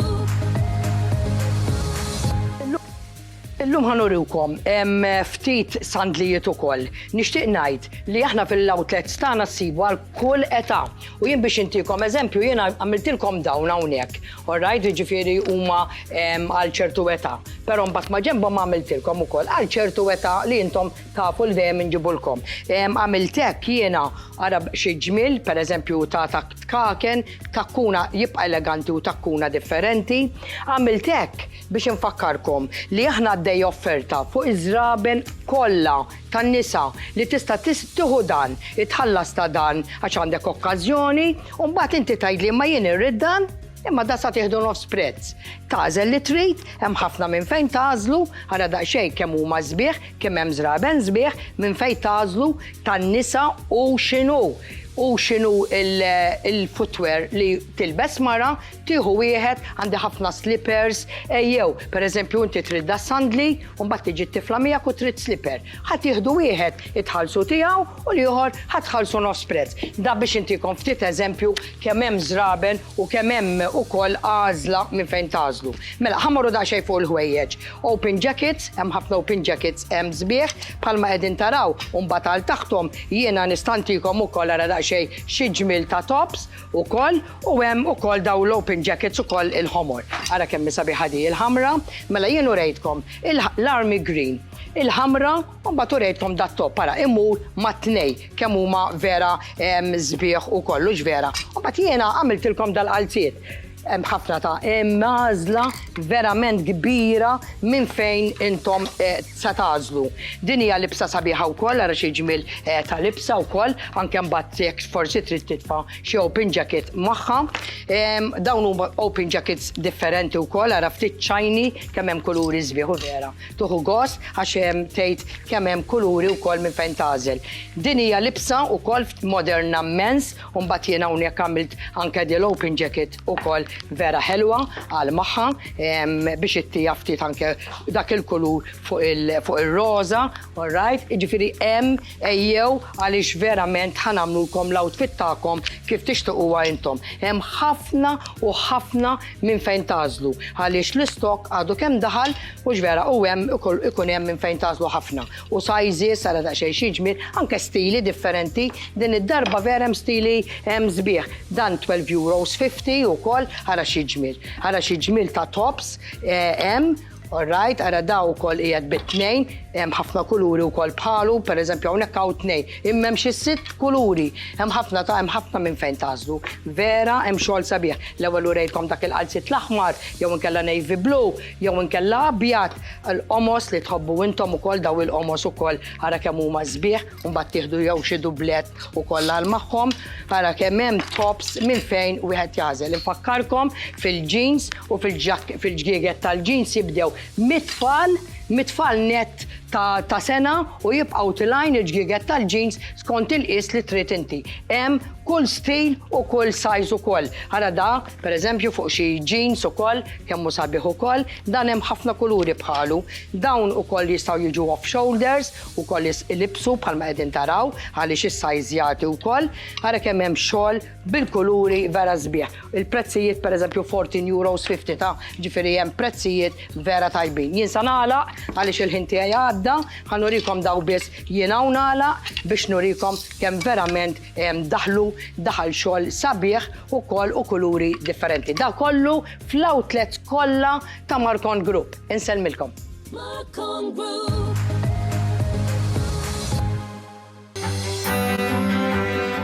Experience.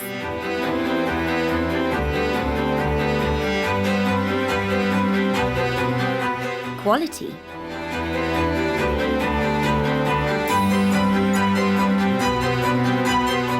Innovation.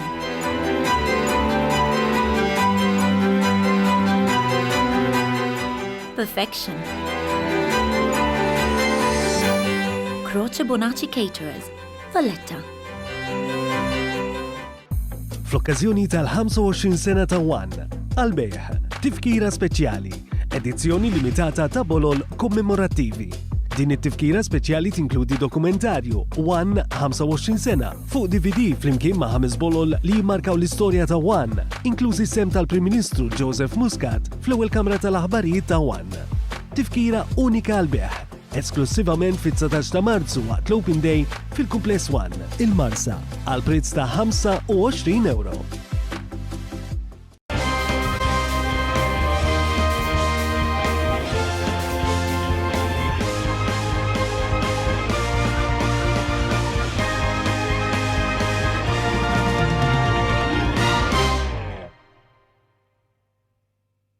Bonġu, senjur, kif nista' naqdik? Bonġu, signorina. Rajt reklam li għajt li issa r-rettaċ phone jgħad bis fuq il-Melita u ġejt biex niċċekkja ftit. Iva, sew tajt, tibdel is-sim card, però żomm l-istess numru. Ħanċempri ftit il-marax fuq isimijiet il-mobile ta'. Hello, Veronika. Hello. Ejja sal-ħanut tal-Melita biex naqilbu s-sim card tal-rettaċ phone. Iva, issa. Issa, u d-dumx. U ġib l-ID card miegħek. U mbagħad nirħu nagħmluhom ġew xaġlanna. Olla, mux maħni xaġla, jek kif għanna ċans, qabel tispiċċa l-linja. Isma, ma mux għajan naħlu l-kredit li għanna l-ewel. Għallik mill-kreditu, għassijatunu 20 € kredit. Ejja, widdumx, bxejn, ta' Kollu sew ġej issa mela.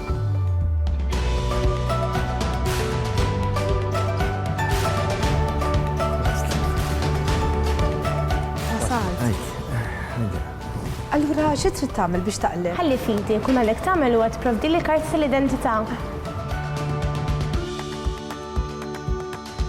Issa kif jetaw, ejja naqilbu fl-imkien ta'. Isma l-ura xinu l-pass li jmiss? Kull ma għandek tagħmel huwa li tiffirma li hawnhekk ħalli nkunu nista' naqilbek fuq sistema ġdida. Hemm l-ġejna ta' għax l-offerta mhux għal dejjem.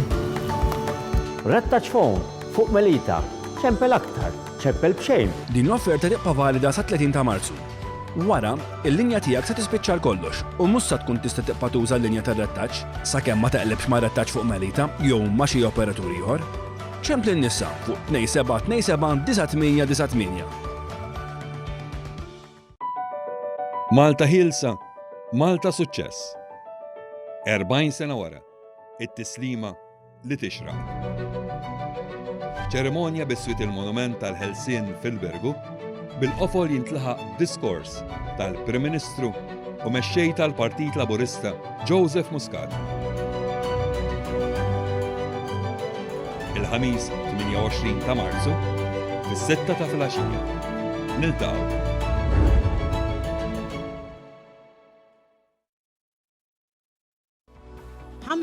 sena ta' xandir televiżiv. Inħarsu l-qoddim flimkien biex inxandru il-futur.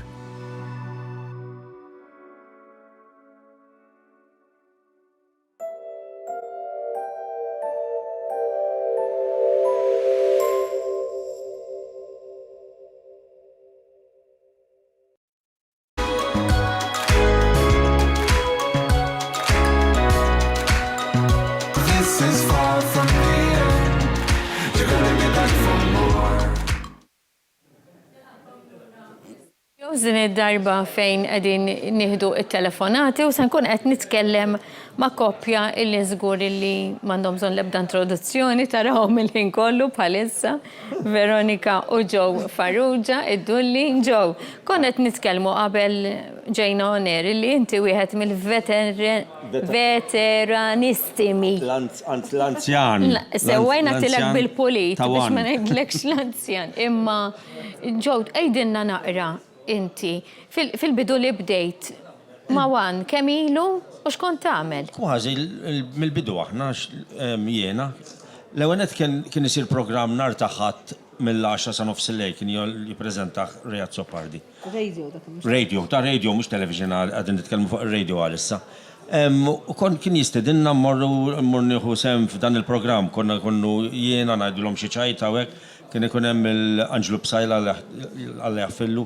Kienet tiġi fi Doringalja miegħi wkoll għax konna nkunu xi rehearsal nhar ta' jew xi play nhar ta' Ħadd imbagħad wara l-play ngħidilha għal miegħi ngħidli niġi imbagħad kien ikolli biċċa xogħol għax nerġa' wassalu lura. Lura. Kellna recorder Joe McGreen Alla jtihom il-glorja tal-ġenna daw kollha. Kien programm Ray Mahoney kien jiġi wkoll, kien ikun mistieden ukoll. Kien programm tajja biex kienu naħseb jena l-ewwel programm li kienu eċemplu kienu l-phone-ins. U verament kien programm qalb il-lejl, però wara dak il-programm minn għalik fil-bidu kien jagħlaq. Ġifieri aħna konna nagħlqu. Mbagħad morna televiżjoni. Television diversi huma mid-der inti biss titkellem Ġorġna se Veronika toqgħod tirrispondi lek it-telefon. Mbagħad toqgħod tiġġieled miegħek għax ma tkellmitx sewwa. Issa ntu naqra ħin ieħor. Television nistgħu ngħidu li l-programm Burdati kellew il-programm televiżjoni. Ibati bil-Burdati? Ma mbatix jiena. Dak kien konna din nagħmlu xi sketches għax aħna jiena u Veronika kunu xi sketches nagħmlu xi sketches waqt xi festa. U ġie Alfred Zammit għal jisma' għalli għandi bżonnok għal programm ġdid li se nagħmlu. Għatlu mhux nitkellmu jiena għalli xi rid insomma ma tkellimx. Kull ma dnilu niftakar konna qegħdin nagħmlu show jiena u inti għalilna ħa nibda programm għalilna tridu tiġu miegħi tagħmlu xi sketch qednilu mela le u daqshekk aħna x'tid titkellem dak iż-żmien. Issa ċans li tajt li trid għax għandek il-mazz. U ħadna ġifieri l-opportunità x'aħna konna nieħdu gost u ġvera. U bdejna ma' Alfred u nagħmlu l-sketches u kien programm m'għandix għalfejn ngħid ħafna dawk li jiftakruh niftakar illum anke saru irġiel u jgħidu lina Veronika niftakar kont għandi tifel żgħira jew tifla żgħira u konna naraw Burdati, ġifieri it-tfal żgħar illum kibru saru irġiel u nisa u baqgħu jiftakruh Burdati għax kien minn tal-bidunet u dawk iż-żminijiet kważi lanqas fuq l-istazzjonijiet nazzjonali ma kien qed isir kważi xejn bil-Malti. Allura dan il-programm Burdati kien ħama Malta għawdex kollu u kien suċċess kbir. Tant kien suċċess li kważi aħna kemm jiena Veronika u Alfred Zammit. Sallum qatt min sejjaħ li flok dulli jgħid li Alfred u rajt Alfred. U lilu ġieli għadulu ġew ma tant kemm kont sinonimu dak iż-żmien bħala deħem. Tant konna minna popolarità, niftakar kienu jistednuna qabel xi meeting, konna niftakar meeting minnhom meta tal-Alfred Sant. Dik il-ġimgħa stess kellna xi meeting kbir u aħna il-popolarità li kienet verament kbira. Qed nara n-nies qegħdin iħarsu fuq il-palk fejn kien suppost joħroġ Alfred Sant U bdew jgħidu ġej, u jiena ħares lura u ħarba n-nies. Minn għalija ġejna għal-Alfred, għattawni. Għattawi li rridu kol ħadbitċa naħseb jiena. Meta konna nizlu għal-meeting, bil-polizija maħnu konna nizlu. Serjeta, bil-karozza u nizlu għazat pal... Dik hija l-popolarità u kif konna qed ngħidu qabel ukoll il-lealtà ta' telespettaturi u ta' semmija tagħna lejn dawk il-persuni li jkunu taw kontribut tul dawn is-snin kollha.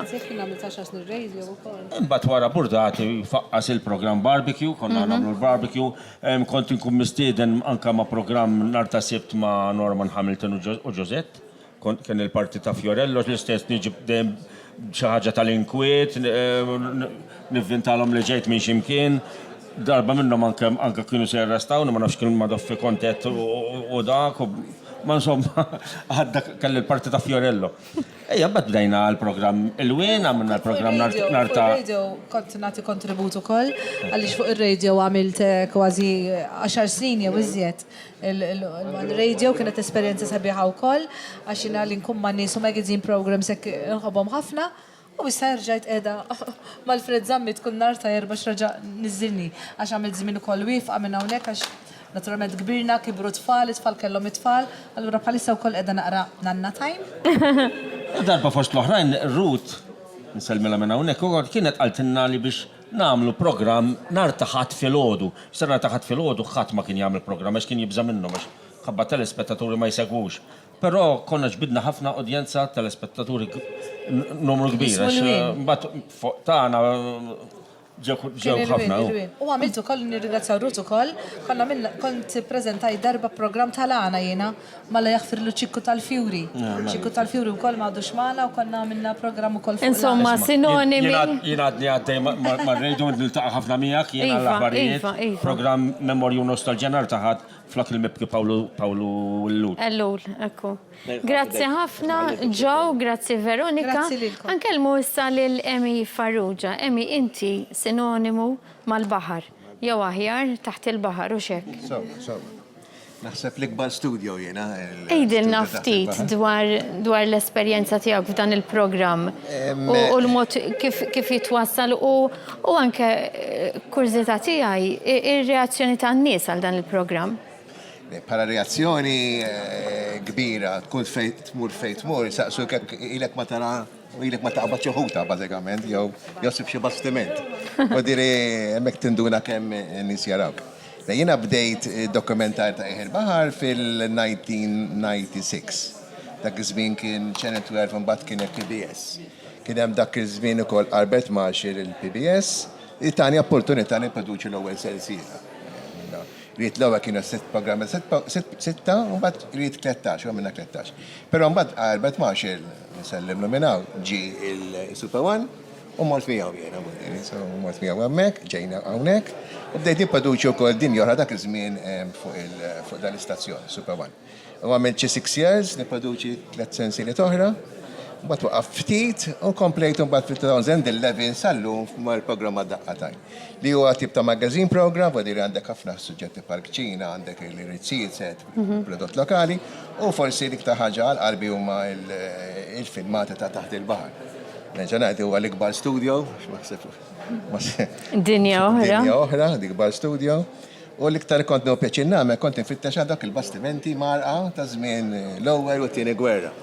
Hemmhekk. Li mort ukoll anke barra minn Xtutna, vuol dire mort nifittu x'miċċu bastimenti ġol barra Lampedusa, Tunizja, ukoll darba dħalt il-kol il-Libja, kemm mbagħad kien ħorġu niġru l-barra. Imma kienet avventura li ma ninsija qatt naħseb jiena.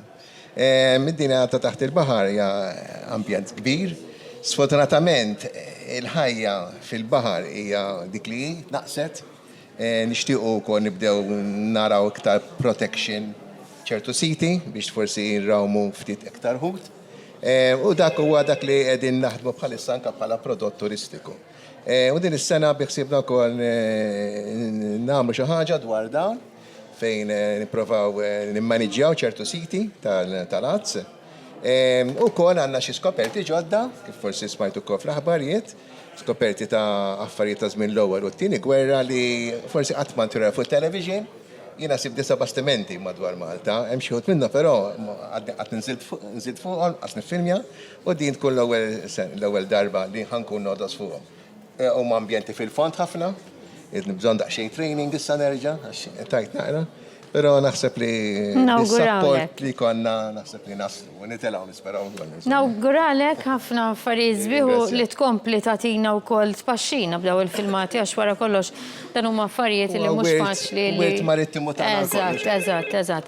Ħanaddi issa għal Ruth Frendo, Ruth illi ma' ġemba għandha Liljanika u Gabriel u dawn iż-żewġ tfal huma protagonisti tal-oġol tad-deb u xekk. Ekku, fil-fatti wkoll minn hawn insellem lil Niv Mansueto li hija waħda mit-tliet protagonisti għandna tnejn kif għadd tant tajjeb inti hawnhekk ma ġebna, però Niv illum kienet ġejja però spiċċat biddel id-dar. Minn hawnhekk ninsabu ċerti li qed issegwu nsemmuna. Ruth, inti sinonima mal-programmi li għandhom x'jaqsmu mal-films. U kemm ilek, għax ilek ħafna il-wan inti wkoll. Iva, fil-fatti ili madwar 18 sena. Bdejt 18 sena ilu kont nippreżenta mal-avukat Dr. Tony Abela, konna namlu il-programm Mona Lisa u Otello u basta dattant ukoll bdejt nipproduċi u nippreżenta il-programmi flimkien ma' Marian Zammit u ma' Marja Mifsud Bonici, il-programmi l-Lilliput li kienu sensiela għamilt 6 snin għamil il-programm ta' tfal. Għamiltu mbagħad sena għamil il-programm Anonimi, kien talk show b'differenza nartaħat fil-għaxija. Sadattant ukoll kelli l-opportunità nippreżenta one-offs, per esempio darba kien hemm Bawxati special, kemm darba kelli l-opportunità nippreżenta programmi differenti tul iż-żmien. U mbagħad bdejt nippreżenta il-programm Pandora. Pandora huwa programm dwar is-sopranatural li da maddej 6 snin u li ħafna telespettaturi laqas temmen għadhom isemmu jgħidu li terġa' tagħmlu.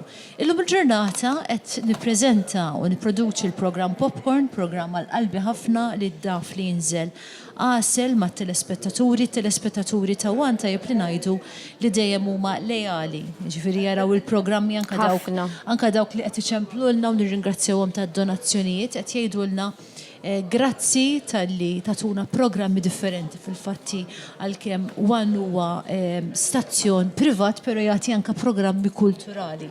Per eżempju, programm li qed importanti wkoll li jkollok dik it-tiżwieqa għat-telespettaturi u xek. Ma programmi li forsi mhumiex kummerċjali daqshekk. Per eżempju, palissa qed nagħmel ukoll il-programm Aqra bil-Sinek huwa programm il-ġimgħa d-dieħla huwa l-aħħar għandi l-aħħar programm l-aħħar sensiela tiegħu Aqra bil-Sinek huwa dwar kodba. Pero palissa kif kont qed ngħid qed nagħmel il-programm Popcorn dwar films u ċ-ċinema u għall-qalb għal ħafna Maltin għax nafu li hawn Malta hawn ħafna nies li jħobbu il-films u ċ-ċinema. Daqstant aħna nipprovdulhom informazzjoni mhux biss dwar x'films hemm għaddejjin palissa fiċ-ċinema anke ngħidulhom għal min huma adattati u jekk humiex tajbin jew le. Hawnhekk imbagħad għandi żewġ atturi forsi Iva, naħseb l-ħajjar inkellmu l-Gabriel għax Janika qed tieħu telefonata. Iva, fil-fatti Gabriel, forsi nintroduċihom Gabriel Borġ, jaħdem ta' Jaden il-ġenju u hemmhekk għandna lil Janika Kamilleri li tagħmilha ta' Margherita. U għandhom xi jgħidulna dwar l-oġol tad-deb. Mela, l-oġol tad-deb sensiela adattata tfal għal-familja kollha. U f'din is-sensiela hemm ħafna misteri u sorpriżi imma ma ħanejt xejn fuq. Bravu! U kellek tgħid repetizzjonijiet. Se jitkompla f'Ottubru li ġej u f'dan is-sajf ħajkun hemm ir-repetizzjonijiet tas-sensiela li għaddiet. Proset ħafna, proset Ruth. Grazzi ħafna Gabriel u Janika. Minna ħatana, issa se nagħmlu kollegament. Tafu li kont qiegħda fl-istudio fuq nitkellem ma' personalitajiet u anke ma' persuni li kienu fi newsroom, newscasters u ġurnalisti. U persuna li ma setax tkun magħna illum hija Veronique Dalli. Dr. Dalli ħanippruvaw nagħmlu kuntatt magħha permezz ta' Skype għaliex bħalissa tinsab il-Lussemburgu. Se nagħmlu tentattiv biex nikkollegaw ma' Dr. Dalli jekk mhux possibbli issa nitkellmu magħha forsi aktar qudiem. Veronik, ma nafx hekk inti x'qiegħda tismani, nsellimlek. Iva, ntwanet qed nistimak. Ma stajtx inħallik taħrab li Veronika għaliex inti kont waħda mill-persuni, l-ewwel persuni li ntqajt magħhom fin-newsroom jiena. L-ewwel persuni li waħda mill-ewwel nies li entni immensli li kif kont nara lilek Veronik. Kont ngħid għall-erwieħa u min itella lill-prompter għax inti għallimtni ntella l-prompter. Veronik. Mhux veru. U għallimtni wkoll naħdem bid-DAT, ir-radio, ġifieri ma ninsikqat. Dik kienet sistema komplikata. Obbligata dejjem. Veronik, naf li qbadnik f'mument ħażin l-ajruport tal-Lussemburgu. Le, grazzi imma tal-li. Nistenna. Grazzi tal-li aċċettajt li tidħol magħna fil-programm u nixtieq tgħidilna ftit dwar l-esperjenza tiegħek fil-One. Lallu, minn fejn ħanibda? Ma nafx ħalli fidejk. 50 minuti rrid ngħid ġara f'10 snin. Ole. Imma pereżempju sa fakkartni tal-prompter li konna nużaw fl-aħħar ta' disajnijiet, kienet sistema daqsxejn forsi iktar primittiva. U niftakar problema kienet meta kultant kien jinqalgħu inċidenti fejn flok l-iskript jitla kif suppost jirriversja kollox lura. U meta tibda tara newscaster, jibda jkirpes ġol karti jipprova jiffollow jaxet jiġri segwi. Insomma, ma kienu sistemi differenti u, anka kif konna neditjaw il-features, kienu sistemi totalment differenti. Veronik, inti mbagħad tul is-snin komplejt, dak kien għadu fil-bidu kont għadek qed tistudja inti u kont għadek laqas mort tal-kors tal-liġi dak iż-żmien. Incidentalment kienu żewġ affarijiet li bdew f'daqqa. Il-Kamra tal-Aħbarijiet u l-istudji tiegħi l-Università bdew flimkien, telqu flimkien. U baqgħu mixjin flimkien kif l-estate l-istudji mbagħad jisni waqaf sħal nkun nista' nifoka fuq il-karriera tiegħi. Però li kien hemm sabiħ ukoll kemm ħafna minnha wkoll li konna din nistudjaw dak iż-żmien, konna l-università. Allura meta kien konna dik it-tensjoni ta' żmien l-eżamijiet u meta jkollna deadlines jiġru warajna. Tisparixxu kollha mill-newsroom kontu? Li dawk li jistgħu jqogħdu ftit u jieħdu paċenzja bina. Imma niftakar ġenni konna nisparixxew. Ekku. Bl-istudji ma tistax tagħmel mod ieħor, ma dik hija l-esperjenza universitarja. Grazzi Veronik tal-li kont magħna, apprezzajt ħafna illi tħalt magħna permezz ta' Skype biex stajna wkoll inkellmuk ftit, nawgurawlek il-kumplament tal-ħidma it-tajba, nsellmulek minn hawnhekk. Grazzi lilek. Grazzi, dik Nselli għalik għal kull min qiegħed fl-istudju. Bħalissa wkoll magħna qed nara fil-background hawn Mojra Polidano, Mojra Galja, illi wkoll kienet waħda mill-grupp tiftakara żgur bla dubju Veronik, inkellmuha lil Mojra aktar tard ukoll. Grazzi u minħati għaj ħanaddi issa għal filmat qasir u mbagħad wejn ikompli bl-intervisti.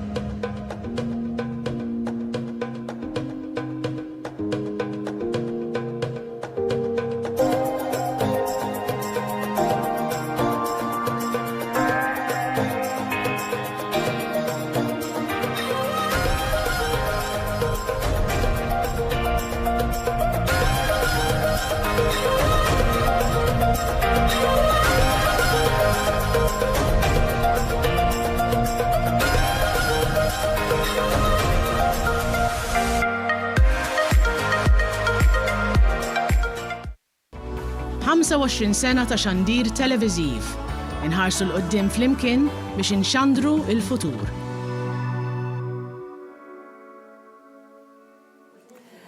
ħafna nies din jiġu jżuru l-studios ta' One fadlilkom ċansa s-seba.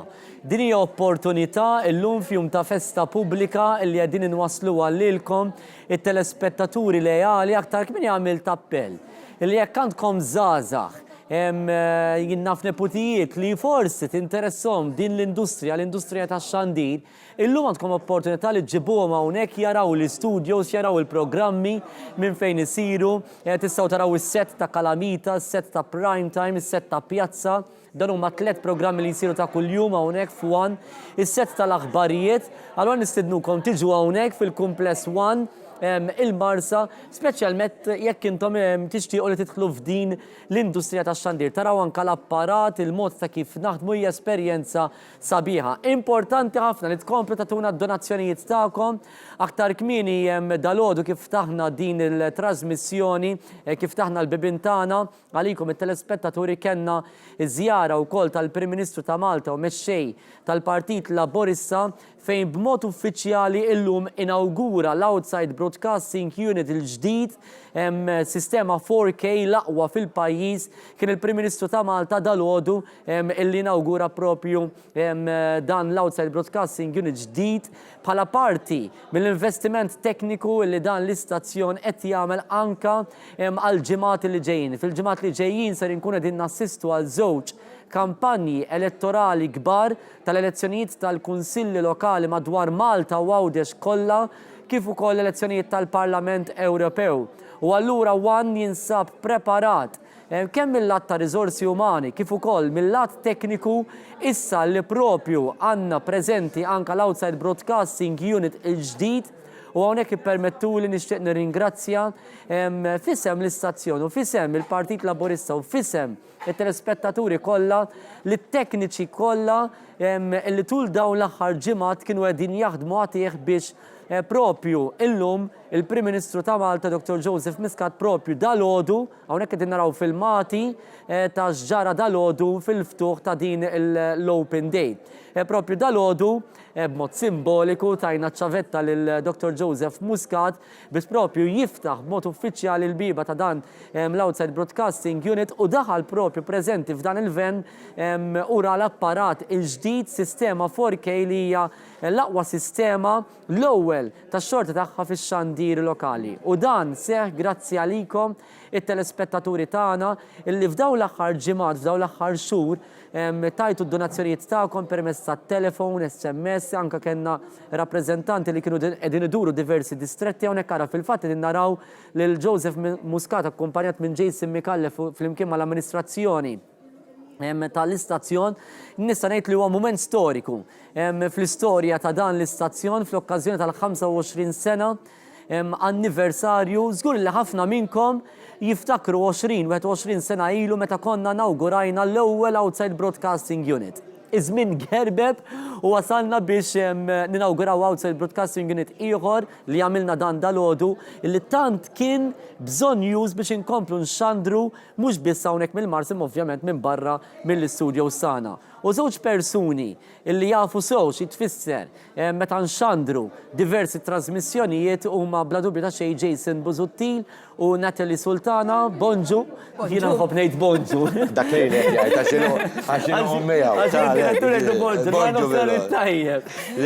U fil-parking U jilli Natalie ngħidilha bonġu l ħaġa fil-ħodu ħafna drabi tiġi qabli għax-xogħol. Dejjem titħol nofsija qabli. Ekku, kif aħna? Alright. Għaddejjin bil-ħidma tagħna Jason Busuttil żgur li jafx xi jfisser dan l-Outside Broadcasting Unit għax kif qalilna aktar kmieni purament saq il-vjaġġ kollu tiegħu biex ġibni Malta, vera Jason, kien vjaġġ twil.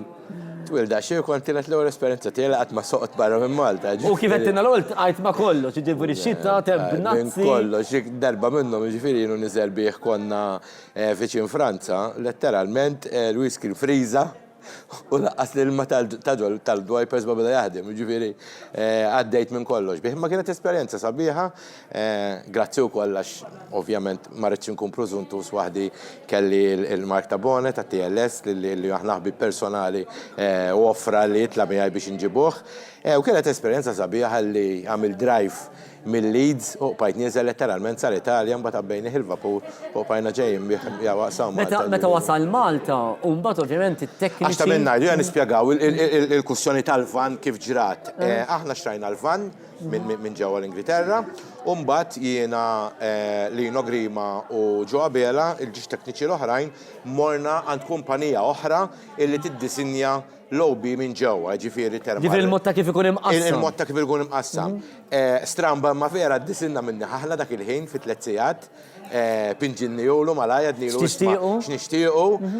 Ovvjament huma bdew kuntatti bl-Skype u hekk bdejna nakkomunikaw Lino Grima u Joe Abela mal-kumpanija barra u bdejna naraw ix-xogħol tal-lobby xi jsir. U mbagħad meta wasalna dak lajn għalih u niżżinnieh. U mbagħad ovvjament inxtara l-apparat kollu, l-apparat li huwa xi ħaġa innovattiva għal Malta, l-apparat 4K li għandu l-vannu t-tekniċi tagħna ħadmu ġo fieħu installawlu l-apparat biex issa-lobby bażikament se jibda jiżżanżan kif ħabbar dal-għodu hija fl-ewwel konferenza ġenerali li jmiss tal-partit fej id-diskors ta' Joseph ħajkun l-inaugurazzjoni tiegħu biex imbagħad titlaq letteralment il-kampanja elettorali. Kif qal il-Prim-Ministru apparat li żgur għandna bżonnu. Natalie Sultana hija persuna li forsi ħafna drabi tismawna nsemmuha u taħdem ħafna minn wara l-kwinti u tagħmlilna ċara li minn wara l-kwinti biss u tagħmel ħafna u ħafna xogħol. Għax inħabtuha ħafna. Allura wara l-kwinti tittib għax inkella ma tkunx tajba.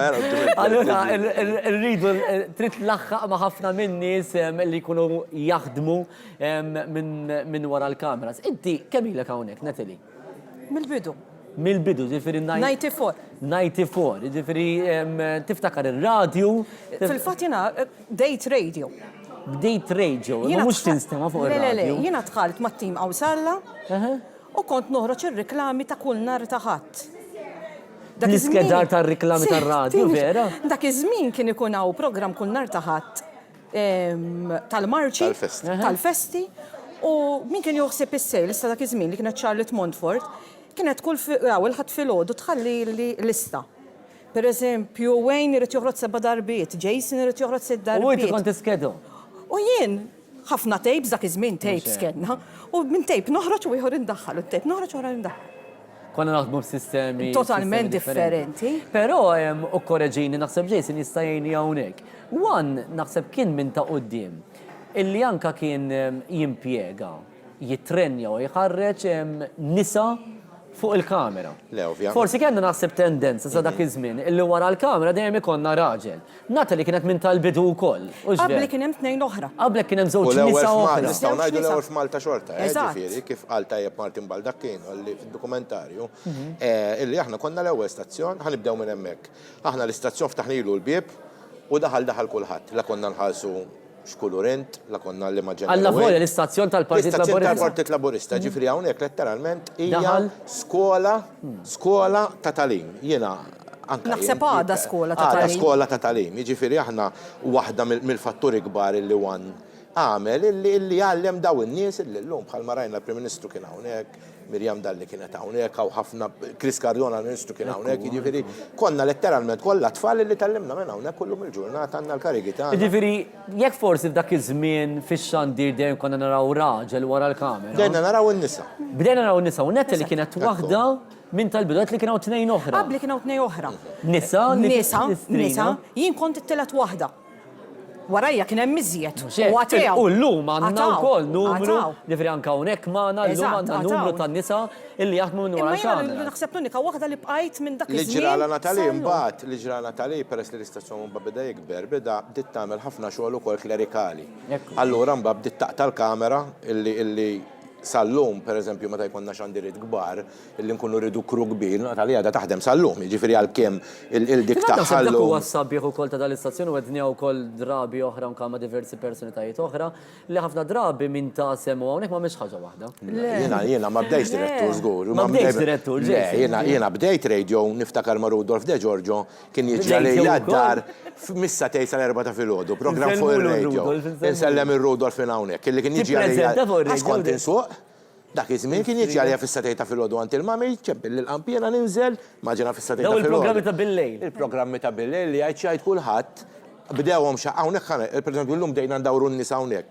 Kien bidejgħid li kif jista' jkun inkom bil-lejk live inkom tkunu iva hawnhekk 24 siegħa live ir-radio, aħna għandna segwaċi. Il-kumpanija l-komplessa hawnhekk ma jalaqqat. U xi wkoll illi għamilna aħna ma konniex bħax-xandir nazzjonali, aħna bdejna mill-ewwel minn filgħodu, aħna hawnhekk jibdew il-programmi live mis-7 esquartu jibqgħu sejrin sa nofs il-lejl. Dax nofs il-lejl. Jiġifieri hawnhekk l-istazzjon mhux faċli u bdejna minn studio wieħed u llum il-ġurnata. Għandna diversi studios. U għalhekk qed inħeġġu n-nies jiġu. Ekku. Hawnhekk qed inħeġġu n-nies.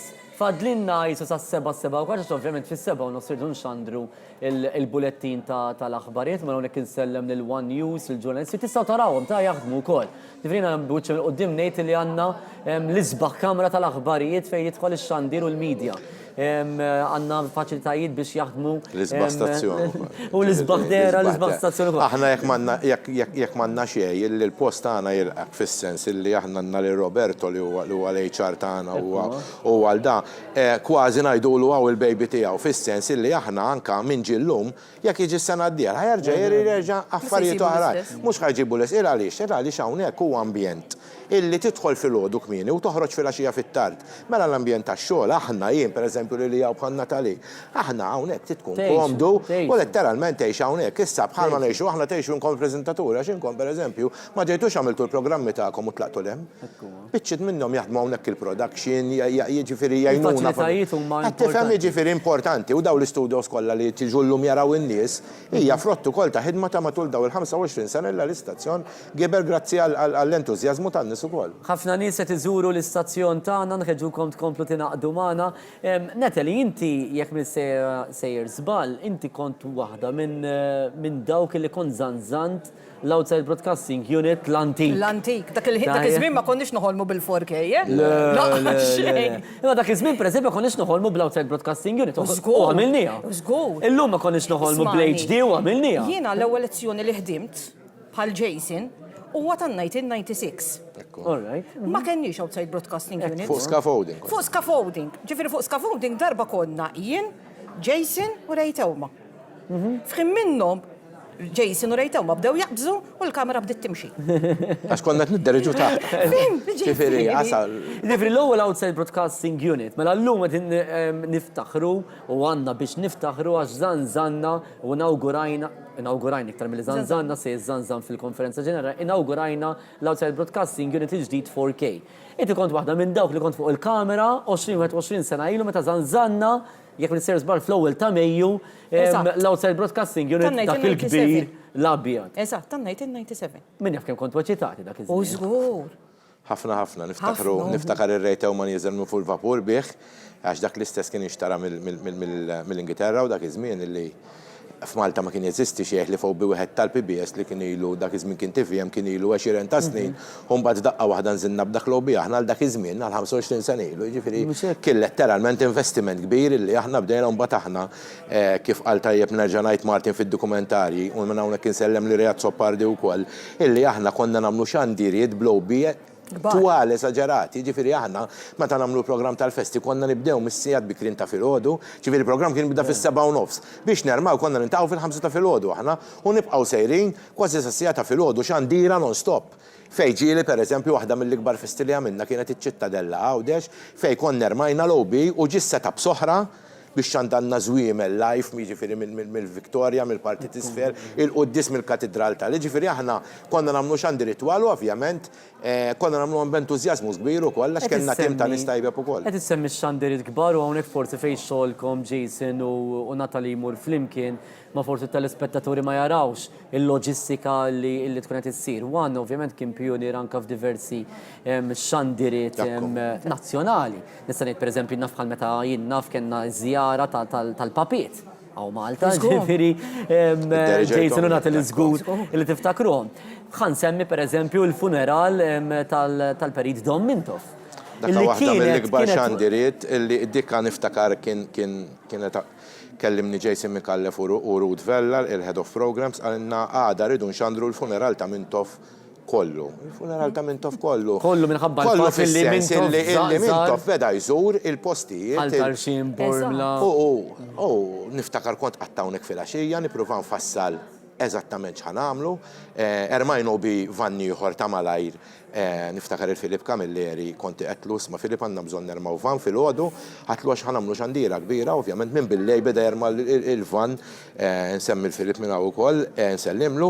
Konna minna ġifiri, ħdimna kważi bit-3 units illi wieħed ovvjament dak il-bil. Armati għall-okkazjoni. Armati għall-okkazjoni. Inżermaw studio. Iżarma kamera minna u ġob biex toħroġ barra. Mux dik biss, umbat, mux dik biss, illi bdejna per eżempju, waqt li kien fejn monument tal-Helsin, vanni uħor għet iżerma u għet jerma posti uħor. Jiġifieri sakemm jiġifieri da f'nofsija sija bdejna nduru l-postijiet. Isa bħala l-aħbar biċċa soltijak ġej. Jien hekk naħseb, jiena dderġejt ħafna. Inti naħseb l-iktar wieħed li dderġejt programmi. Dderġejt ħafna. Naħseb mhux fuq biss imma ċokkim, jiġifieri kelli esperjenzi ma' ħafna nies ukoll u Prim Ministru, Presidenti, jiġifieri imma naħseb waħda mill-ikbar xandiriet li bqajt niftakar illi kont hands-on fuqha flimkien mat-tekniċi, xumbat ma xi tinsemmi li biss tinsemmi n-nies li bdew jarmaw il-links ukoll. X'inti mhux il-kwestjoni li xandar live inti mhux biss lobby unit huwa kollox imma mbagħad il-links, jiġifieri il-links it-termon fuq il-bjut ta' knejjes, bjut ta' nies, permessi, jiġifieri kienet letteralment biċċa xogħol kbir, naħseb ta' Mintov tibqa' waħda timbrata f'moħħi li kienet waħda mill-isbaħ xandiriet illi qatt konna minnha. Ovvjament kellna koordinazzjoni ta' rej dak iż-żmien għad-Sopardi illi kellu programm vast peress li kien ħassib ukoll dik ix-xandira. Ġifieri naħseb dik tibqa' timbrata illi waħda mill-ikbar xandiriet li qatt tagħmel. Netel, illum il-ġurnata tikkoordina il-ħaddiema u l-iskedar. Jason Buzuttila għamel referenza u di importanti ħafna li tkunu tafuha. Li ħafna mill-programmi, mhux ħafna l-maġġor parti tal-programmi jsiru hawnhekk.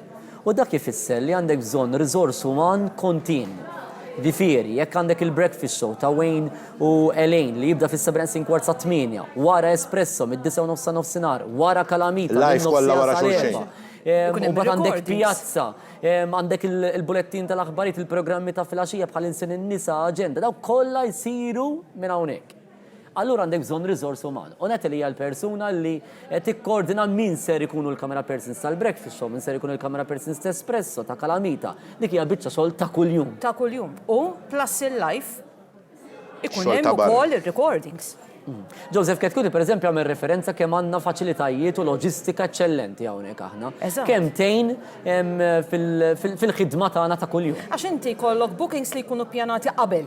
Imma jkollok bookings li jiġu minn issa għal-issa. U l-programmi li jsiru. Li ma tistax toħroġ u tgħid imma llum Espresso mhux se jsir għax m'għandniex kamera persons. U inti għandek oħrek xi ħadd joħroġ bis-sikk. Fim? U l-iktar li jkollok ukoll aħna għandna t-taqsima tal-aħbarijiet li għandha l-kamera persons, l-audio persons tagħha. Imma mbagħad tim tagħhom f'idejhom jiġifieri ma jindaħlux il-programs fihom, imma mbagħad meta jinqalgħu affarijiet li huma ekstravaganti iktar, jiġi accidents kbar, biduru għandna tali għandna bżonn kameraman ieħor. Għalhekk is-sabiħ ta' dan l-istazzjon li hawnhekk jekk inti naf taħdem f'dan l-istudju ma jfissirx ma tiċċaqlaqx minnu. Nifri kulħadd huwa flessibbli, kulħadd jagħti l-input tiegħu. Aħna bajjadna d-dendinna ma' sofqa minna l-ilma niżel minn ma' kniżel. Ġifieri hawnhekk in-nies li qegħdin hawn ġifieri kważi mistdew idejhom fuq kollox allura. U tajjeb li nroddu ħajr lil kull min. Illum intqajt ma' xi nies illi hemmhekk ġew ikellmuni jgħidu isma' jiena hawnhekk għamilt il-madum. Ħafna Min jaffejnu. Fil-bidu bida b'ħafna volontiera illum il-ġurnata. Ħadd pjaċir li ltqajt ma' ħafna minnhom. Tkellimna ma' Natalie Sultana, tkellimna ma' Jason Buzuttil, dawn huma ftit mill-ħafna nies mill-wara l-kwinti għandna nies li bħalissa għaddejjin fil-kamra tal-kontroll illum qegħdin nużaw minn tal-inqas 2 jew 3 control rooms, għandna nies fl-uffiċċju tat-trasmissjoni, it-tekniċi tagħna għaddejjin il-ħin kollu, apparti intom, il-telespettaturi li dinti ġużurona. Fil-fatt jek Minister Zbal ħammorru fil-kurutur, u ċek, riklami, ħammorru riklami ekkuwa, un bat ħammorru intervista fil-istoria. Fil-fatt semmejt il-Kamra tal-Kontroll, hemmhekk Jason Mikallef bħala Chairman Eżekuttiv ta' One, propju qed idur anke l-ħaddiem anke bħala ringrazzjament, xi ħaġa sabiħa wkoll il-management ta' One japprezzaw anke l-ħaddiema u l-impenn tagħhom. Hemmhekk jekk Minister Żbal qed nara il-redet li huwa fuq is-sound. Elliot li bħalissa jidderiġi tista' torina naqra iktar wiċċek Elliot ekku, all right. U Andreas li juħsib aktar grafika ġifir dik. Ġejsi li korreġini, dik hija l-aħħar. Dik l-aħħar control room li zanzanna li zanzanna wara s-sajf, aħna s-sajf nadduħa unek biex namlu refurbishment u koll l-istazzjon. Xaħġa ġejsi nistan ikkommenta qed nara. Daħal il-ħid klif ukoll.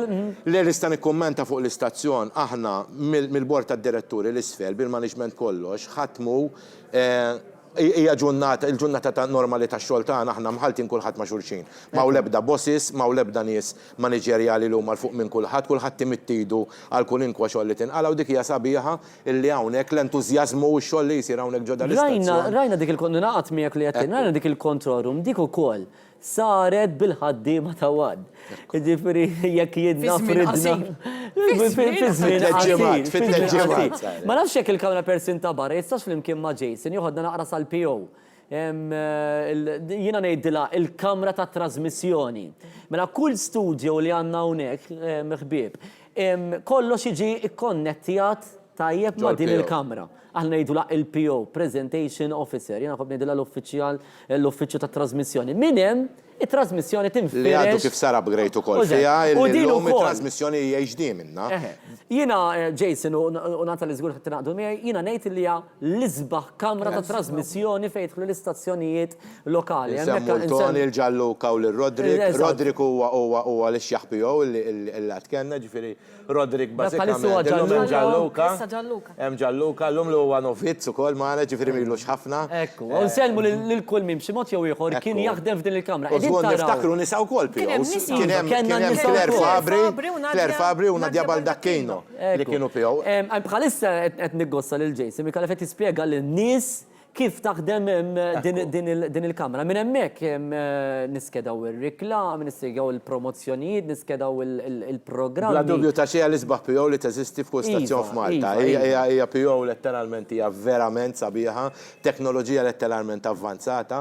Illi investejna s-sena l-oħra wkoll fiha ta' minna jdu illi dejjem blajnuna ta' kulħadd u grazzi għan-nies li riklamaw magħna u hekk hawnhekk dejjem mill-ewwel nkunu minn ta' quddiem f'dak li huwa apparat. Hemmhekk ix-xogħol sar l-istess mill-ħaddiema ta' One. Ġifieri permettu li nsellem lil kull min b'xi mod jew ieħor tul dawn il-25 sena ħadmu f'din il-kamra, kamra li dejjem kibret. Dik kienet żgħira. Dik niftakara kamra żgħira kif anke spjega Rodrik fid-dokumentarju. L-iktar qatta li jieħdu hawnhekk it-tekniċi li jienu Grima u ġo Abela, illi meta jiġu. U issa hemm Sergej ukoll u jkun hemm ċensu kulħadd insomma. Meta jiġi Roberto jgħidilna għandna proġett ġdid. X'inhu jibdew jgħidilna meta dan ibdew. Ħaribatilkom it-targis date meta jkun lest. U ovvjament ikunu dawk it-tletxur tas-sajf għax ta' minna jgħidillu biex naqalgħu ċertu studio su hekk aħna ovvjament ikunu. Ovvjament bil-forsi tisir is-sajf għaliex matul il-xitwa tas-sajf huma osra wkoll. Matul il-komplement tax-xhur. Il-programmi jisiru live kollha minn hawnhekk, tifri ma tistax taħdem. Jew anke fis-sajf ukoll minn naħa ta' Rut, pereżempju tipprepara skeda x'wan jibqa' dej, pereżempju espresso sal-oħra pajt għaddejenti, waqt li kienet isir kostruzzjoni wkoll ta' affarijiet ġodda hawnhekk, jiġifieri jkun hemm amalgamazzjoni u qed nurukom dawn l-affarijiet ħbieb u qegħdin nurukom dawn iż-żoni differenti fl-istudio fil-kumpless tagħna. Għaliex tajjeb illi forsi tapprezzaw u tifmu anka l-ħidma. Ħafna drabi taraw pereżempju naf l-istudio ta' Kalamita, l-istudio ta' Pjazza, però dak mhuwiex biss l-istazzjon. U din il-Presentation Officer hija l-qalba tal-istazzjon. Insemmi wkoll kif qed tajt inti wejn iħabba l-kwantità kbira ta' programmi li għandna fl-iskeda. Hawnhekk għandna dipartiment ukoll illi juħsib is-settijiet, jiġifieri għandna Lewis Aġus flimkien ma' tnejn min-nies oħra miegħu illi daw jermaw u jżermaw dawk is-settijiet kollha, pereżempju, meta tara sin in-nisa dak jintrema fil-ħodu u jiżżerma la da U dik fil-ħodu. ħafna nies Ġifi dawk in-nies ma jakunux jafuha. Ma jkunux jafuha. Jaħsbu Laqqas jemnuha. Jaħsbu li Laqqas s-setti jemnuha. għaddejja hemmhekk għalkemm għandna seba' studios hawnhekk, is-seba' studios letteralment okkupati minn filgħodu sa filgħaxija. Jason, hemm ħafna u Natalie hemm ħafna iktar x'nirrakkontaw żgur illi dawn is-snin kollha. 25 sena luru kemm x'aħna, ġifieri għalhekk. X'aħna. Mela ħammaru għar-riklami. U bad ser ninaqdu għal darbohra ma' studio numru 4, aħna din studio numru 3. Ħana naqdu ma' studio numru 4 ma' Antoinette, u bad għandi iktar personalitajiet hawnhekk li din jirċievu d-donazzjonijiet tagħkom importanti. Qegħdin nurukom dan kollu ma' komplu ċemplu bid-donazzjonijiet tagħkom.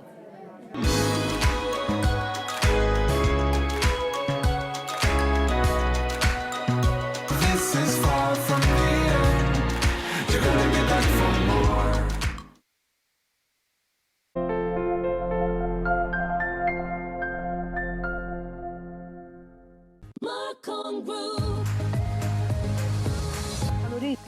ħanurikom issa ftit casuals. Mela, fuq il-mejda ftaħtina biex taraw il-jeggings waslu l-kuluri kollha u sizes, ġifieri mhux problema inti x'inti size.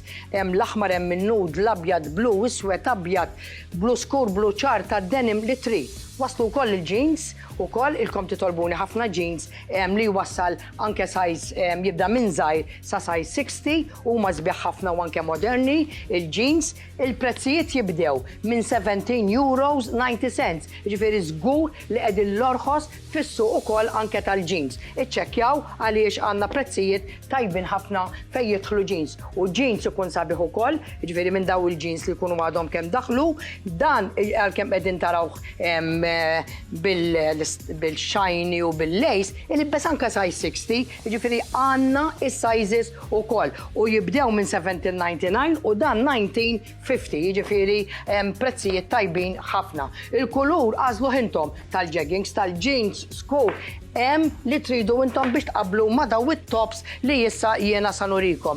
Dan kien xi jeggings hawnhekk.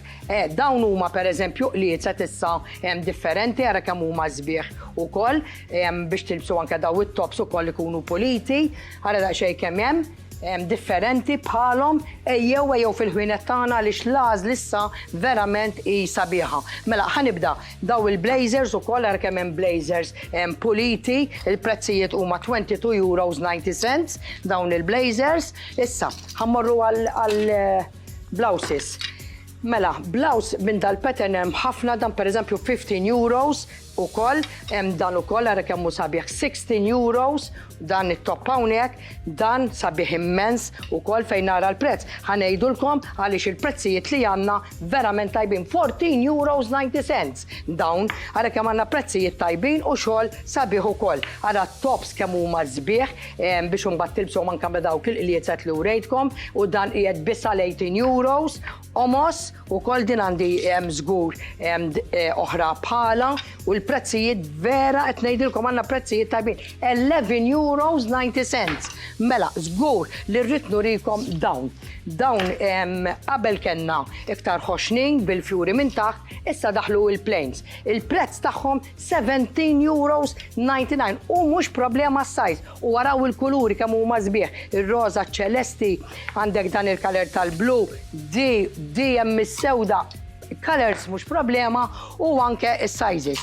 Mhux waistcoats biss, araw il-ġgieget kemm huma sbieħ. Dawn huma ġgieget tista' ssifer bihom, tagħmilhom ġol handbag, joqogħdulek fix-xejn, Alright, ara daqxej, terġa' tiftaħ u terġa' siba kif kienet. Ara kemm huma sbieħ ukoll. Hemm dal-kulur, ħarsu lejn il-kuluri. Kuluri bellezza, ħarsu ftit u anke sizes. Jibqgħu tilajn anke sa 4XL. Ma tilkomx il-prezz, hux vera. Il-prezz huwa ta' €20.90. Ara, kulur izbaħ mill-ieħor, għandek anka il-pulzir tagħhom daw ara kemm huma sbieħ dawn il-kuluri kemm hemm xogħol minn fejn wieħed jara. jażel. Mela, jekk naqbad nurikom it-tops u open jackets hemm il-kuluri kollha. Dan ta' Pariġ bħalma jien libsa jiena hemm 3 kuluri ta' fuq bl-orange, da bil-roza u hemm bil-blu ukoll. Hija ta' hekk ukoll ara kemm huma sbieħ. Il-ħintija qed jgħiduli li għadda għandna ħafna xogħol sabiħ bi prezzijiet tajbin ukoll. Da pereżempju 12 euros, 50 cents u hemm ħafna u ħafna iktar kuluri. Ibqgħu miegħi se nkompli nurikom. Ciao.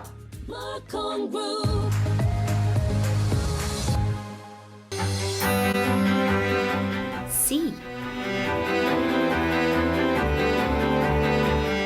Smell. Touch.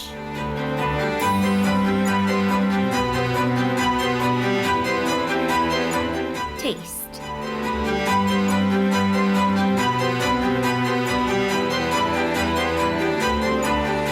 Croce Bonacci Caterers, Valletta.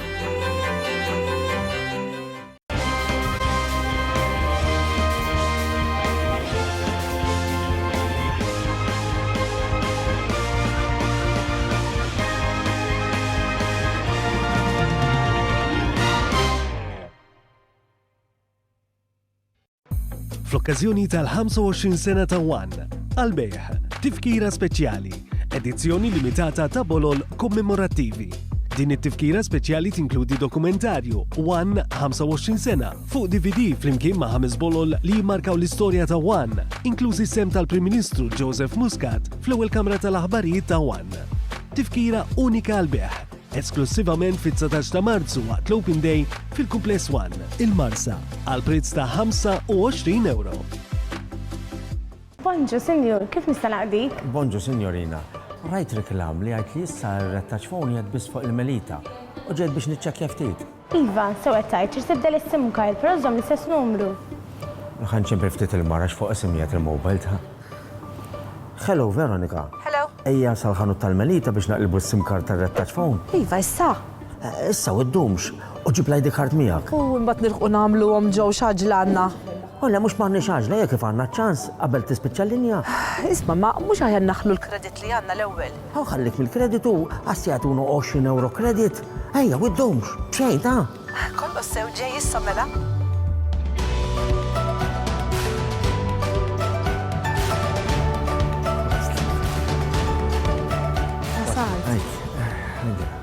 Allura, xi trid tagħmel biex taqleb? Ħalli fidi, kun għalhekk tagħmel u qed provdi li karti tal-identità. Issa kif jetaw, ejja naqilbu fl-imkien ta'.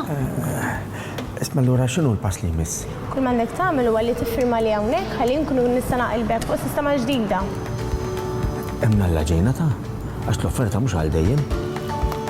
Red Touch Phone fuq Melita, ċempel aktar, ċempel b'xejn. Din l-offerta tibqa' valida sa 30 ta' Marzu.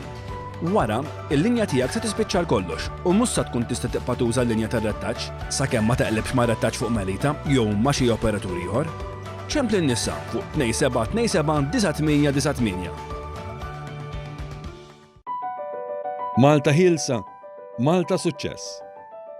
40 sena wara, it-tislima li tixraq. ċerimonja bis-Swit il-Monument tal-Ħelsien fil-Bergu bil-qofol jintlaħaq diskors tal-Prim Ministru u mexxej tal-Partit Laburista Joseph Muscat. Il-ħamis 28 ta' Marzu fis-6 ta' filgħaxija. Niltaqgħu.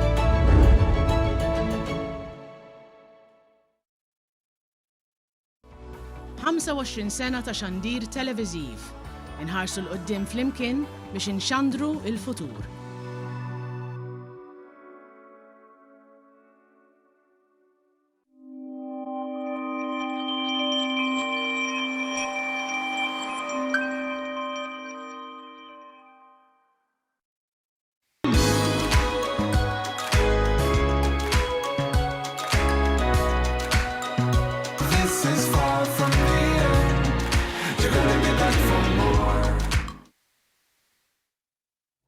Esalmilkom ġdijtu għal darbohra miħaj diversi personalitajiet illi kienu parti minn din il-mixja ta' 25 sena ta' One l-istazzjonijiet One Radio u Television.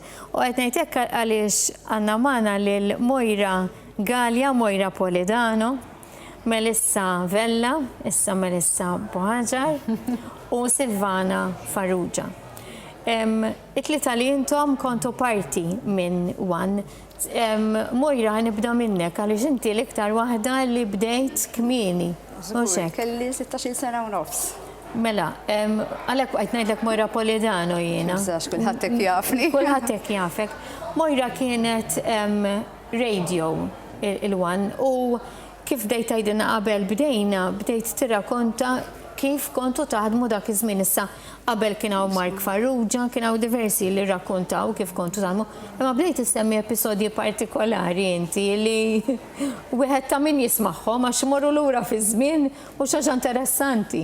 Jiena bdejta 16 nofs. Kull ma kien hawnhekk bħala mara kienet Simoncini u jiena kont il-fessuda ta' Simona għax kull fejn tmur Mojrejja miegħi.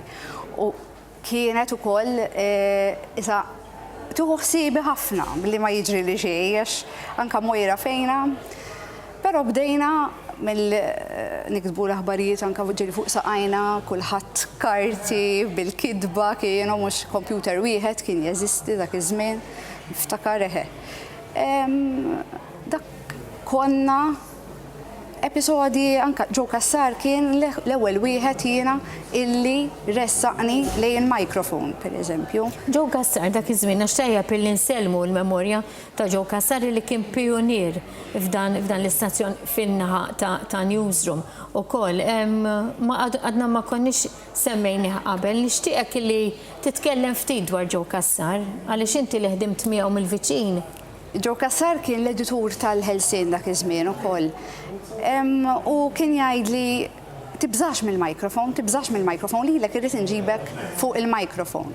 Però ironikament l-ewwel xi ħaġa li għamilt kien reklam tal-Aġin, se nsemmi li mu, imma reklam tal-Aġin kont għaddija fil-kultura ni Rejat Soppardi għalli għandi bżonnok. Tipika ta' Rejat Soppardi. Issa għalli, u jien tefari qudiem mikrofon tani karta u rrid naqra dar reklam. Kien dik l-ewwel u l-aħħar reklam li qatt għamilt ġifieri. Imbagħad Joe Cassar kull nhar ta' ħadd peress li Joe Cassar Miżuri għalli jaħfirlu kien jien ma kontx insuq ta' 16 sena.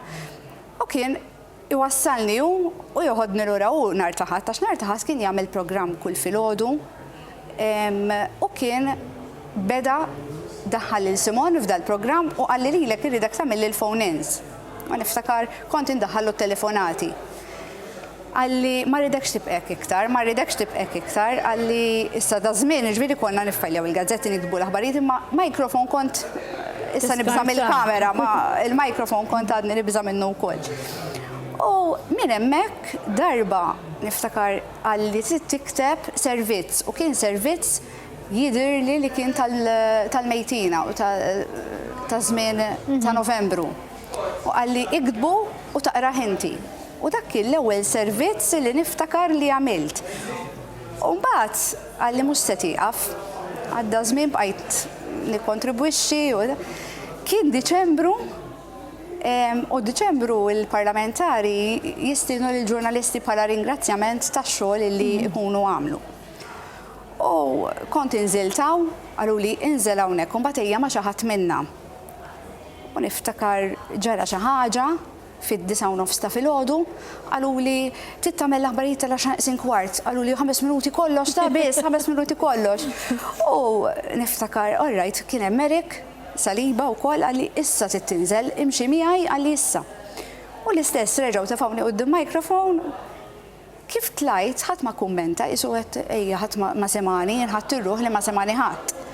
Niftakar kien ġieġew mifsud il-maġistrat illum u kien qallhom min għadu kemm qara l-aħbarijiet, jien qalbi għamlet klik, l-ewwel kumment ġej, u mbagħad qal jien ma tkellimx, u Erik qallu Mojra, qallu għaliex? Qallu le, qallu għax indu ngħid li leħen ġdid u vera qrahom tajjeb. Tejja l-ewwel kumment kien pożittiv. Jiġifieri dik li niftakar. U kemm domt fi Newsroom Mojra? Għamilt 8 snin.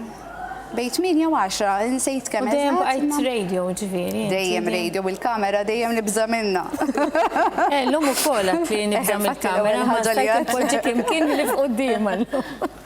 Silvana, inti ħdimt f'diversi strutturi, ħdimt fi newsroom, fil-kulħadd, kont newscaster ukoll. L-esperjenza tiegħek damet is-snin u xejn? Le, damet ukoll. Fil-fatt jiena bdejt mal-kulħadd. Ġifieri l-ewwel impjieg tiegħi kien mal-kulħadd. Kienet dak iż-żmien kienet taħt it-tmexxija ta' Felix Aġus u Everest Bartolo. U kien Felix li ħajjarni biex nikkontribwixxi wkoll fuq ir-radju. L-ewwel kien ħajjarni biex nibda nikteb, noħroġ barra u nirrapporta. Bdejt n-esperjenza, nikseb aktar esperjenza, mbagħad bħal Mojra l-ewwel fuq ir-radio jien kien permezz ta' riklam. Kien hemm George Beraz dak iż-żmien, jekk qed jara nsellimlu minn hawnhekk, u kien ħajjarni biex nagħmel riklam tal-fajjenza. Però dak biss kien l-istess. Mbagħad minn hemmhekk komplejna fuq ir-radio, radio kont naqra aħbarijiet fil-Marsa, però television qatt. Television mbagħad meta kien hemm trasferiment fil-Ħamrun. U hemmhekk dejna nagħmlu l-aħbarijiet minn hemmhekk u minn hemmhekk kont bdejt jiena l-aħbarijiet. U waqaft inti fil-fatt ukoll meta konna l-Ħamrun. Konna l-Ħamrun waqaft, iva, le waqaft il-Ħamrun. Is-sini xejn wieqfa, inni xi 19 years wieqfa minn fuq it-television, minn fuq il-gazzetta le, fuq il-gazzetta. Iftakar xi episodju partikolari forsi waqt li kont qed taqra l-aħbarijiet. Għaddi ma staqsejta lil ħaddin ġara xi ħaġa. Mela. Trampa pereżempju. Darba minnhom niftakar kien l-aħbarijiet ta' nofsinhar neqsin kwart kien minn hawnhekk u kien hemm Glenn Bedingfield qed jaqra l-aħbarijiet u konna din nistennew sqarrija. U kienet importanti, dak iż-żmien l-istqarrija kienet tidħol bil-fax. U kif daħlet il-fax, bat l-istqarrija jien aċċatta u nżilt niġri isfel, issa l-istudio kien isfel u newsroom kienet in-naħa l-oħra. Inżil ġirja jien biex intijal il-Glenn u kif tħalt u tajtilu għalli le poġġi ħataqra u kelli naqra b'nifsi maqtuħ literalment. U episodju ieħor kien it-tieni darba li kelli l-aħbarijiet tat-television. Kien dak iż-żmien kellna l-istudio, is-set kien jgħedd in-naħa u kien hemm bib hemm u bib in-naħa l-oħra. U kellhom tieqa żgħira. U minn tieqa ta' din naħa kien hemm xi ħadd li olla t-tifel biex ikun jista' jara l-aħbarijiet tad-day life. U jien ovvjament tlift l-attenzjoni fuq it-teleprompter, tlift l-attenzjoni fuq il-karti. U tani panic attack, diklar, għax dak il-ħin intlift ġifieri. Però kien hemm Etienne St. John, tafaw ir-reklami, set il jgħid naqra, u mbagħad komplejt. Tirringrazzjana li jkun hemm ir-reklami. Dak kien għaret mhux ħanaqra iktar aħbarijiet, imma erġajna. Melissa ħandur fuqek, Melissa ħdimna snin twal. Flimkien konna nqattaw ħinijiet twal ukoll. Speċjalment fis-sala tal-voti ma ninsija qatt. Għaliex jiena ovvjament Antoinette kienet int kont qabli ferm tajjeb fil-Kamra tal-Aħbarijiet. U l-ewwel ftit esperjenza b'mod partikolari fis-sala tal-voti kienet speċifikament ta' tiegħi li Antoinette Falzon. Dejjem kienet il-punt ta' referenza tiegħi biex ngħid li u tinsiex dak iż-żmien. Niftakar l-ewwel darba. Kont ngħidel Antoinette għajlek kun qed ngħid xi ħaġa ħażina biex inti ovvjament wassal aħbar bl-aktar mod metikolus, titqgħod attenta xi tajt, titqgħod attenta anke l-facial expression tiegħek kif inhi għaliex ovvjament ma tiġ dak li jkun it-telespettaturi tagħti impressjoni mod u jkun mod ieħor, ġifieri anke qed issemmi dawn l-istanzi. Metikoluża x'qed issemmi l-metikolus, Melissa metikoluża fil-ħwejjeġ. Kollox eżatt, u speċ kif ħanajdilha li isma' meta tiġi counting kol m'hemmx għalfejn tkun daqshekk. Imma xorta ġiet u li tistima għatton, no.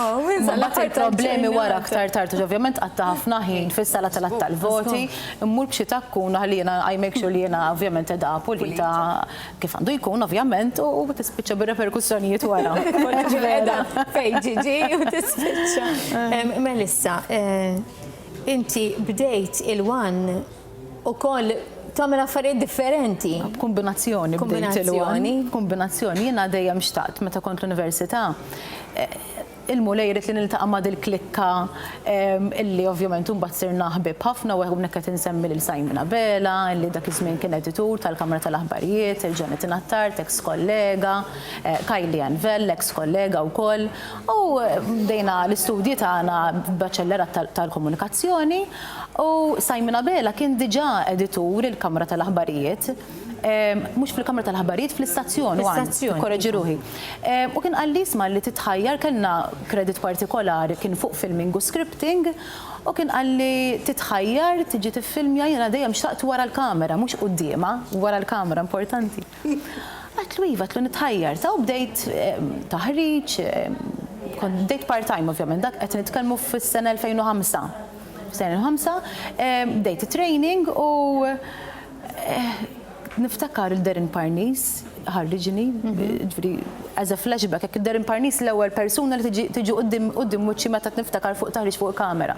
U kont nifilmja diversi programmi fis-sajf, ġifieri niftakar il-programm ta' Krista Karwana u Ray Falson, VIP Time, qed insemmi Barbecue. Il-program ta' Charlon Guder. U mbagħad One Fine Day, Rejat Soppardi, u għalhekk bdejt nitbissem x'in semmejtu inti. Rejat Soppardi qalli qalli titħajjar tapplika għatlu għal xi jiena. Kien hemm bżonn ta' ġurnalisti fis-sena 2006, sena wara, għax għamilt sena kamera. Għatlu għatlu jiena minix narani li jiena maqtuha għall-kamera. U applikajt tant kemm minn sista Rej u dak iż-żmien rridu xi ġurnalisti, ovvjament jiena minn Għawdex, u rridu jagħtu dik il-laqta ġurnalistika kawċija fil-Kamra tal-Aħbarijiet dak il-flavor extra. U konna ntażilna u bdejt il-ħidma tiegħi jiena u Kylie u bdejna part-time. Bdejna part-time, bat minn hemmhekk bdiet il-karriera ġurnalistika xi mbagħad ovvjament ntażilt tal-full-time u minn hemmhekk ovvjament tkun esposta għal esperjenzi varju x'hekk Antoinette. Jiġifieri il-karriera ġurnalistika tiegħi illum looking back night, it was a very nice experience, tiltaqa' ma' ħafna nies differenti, ma' esperjenzi differenti. Filgħodu tkun qed tikkaverja xi attività politika u wara nofsinhar niftakar episodju partikolari ma ninsih qatt. Filgħodu attività politika u tissemmi inti u kien il-ħadd u taf inti qiegħda polita mort tikkaverja attività politika. U kien wara nofsinhar u kien esplodiet il-kamra tan-nar tat-triq tal-għajn ta' Għawdex. U konna morna qbadna l-vapur u morna milna the entire evening u l-lejl. U ma ninsi għat ġifieri jiena konni pulita u spiċċajt nagħżaq letteralment fil-għaliji, ovvjament illum looking back tajt tkun qed tieħu riskju wkoll għax dan l-esplussiv kien għadu għaddej, ġifieri it wasn't just one explosion u daqshekk, ġifieri meta toħroġ fuq barra dejjem ikollok daqsxejn. Jien li kien joġobni u int ħadd tifhimni, kulħadd jifhimni, dak l-element ta' adrenalina. U minn estrem għal ieħor. At one time qed tirrapporta xi ħaġa u one second later isma' nqala inċident qtil. Niftakar il-qtil ta' Ġufni Buġibba, qtil makabru ħafna kien niftakar. U dawn l-esperjenzi differenti. Anke jsawru l-karattru tiegħek ukoll. Jien niftakar episodju partikolari tiegħi pereżempju huwa meta il-Perit Domintov kont news u kont naf li kien ħażin dik il-ġurnata partikolari fil-fatt kelli anke ħwejjeġ lesti biex kien qala xi ħaġa x'inkelli din ħaġa li l-mejtin kien hemm xi ħadd qed ħażin imut meta jiena qiegħda l-aħbarijiet kemm tabib Karl Kirkop. Dejjem jiġru li l-affarijiet eżatt.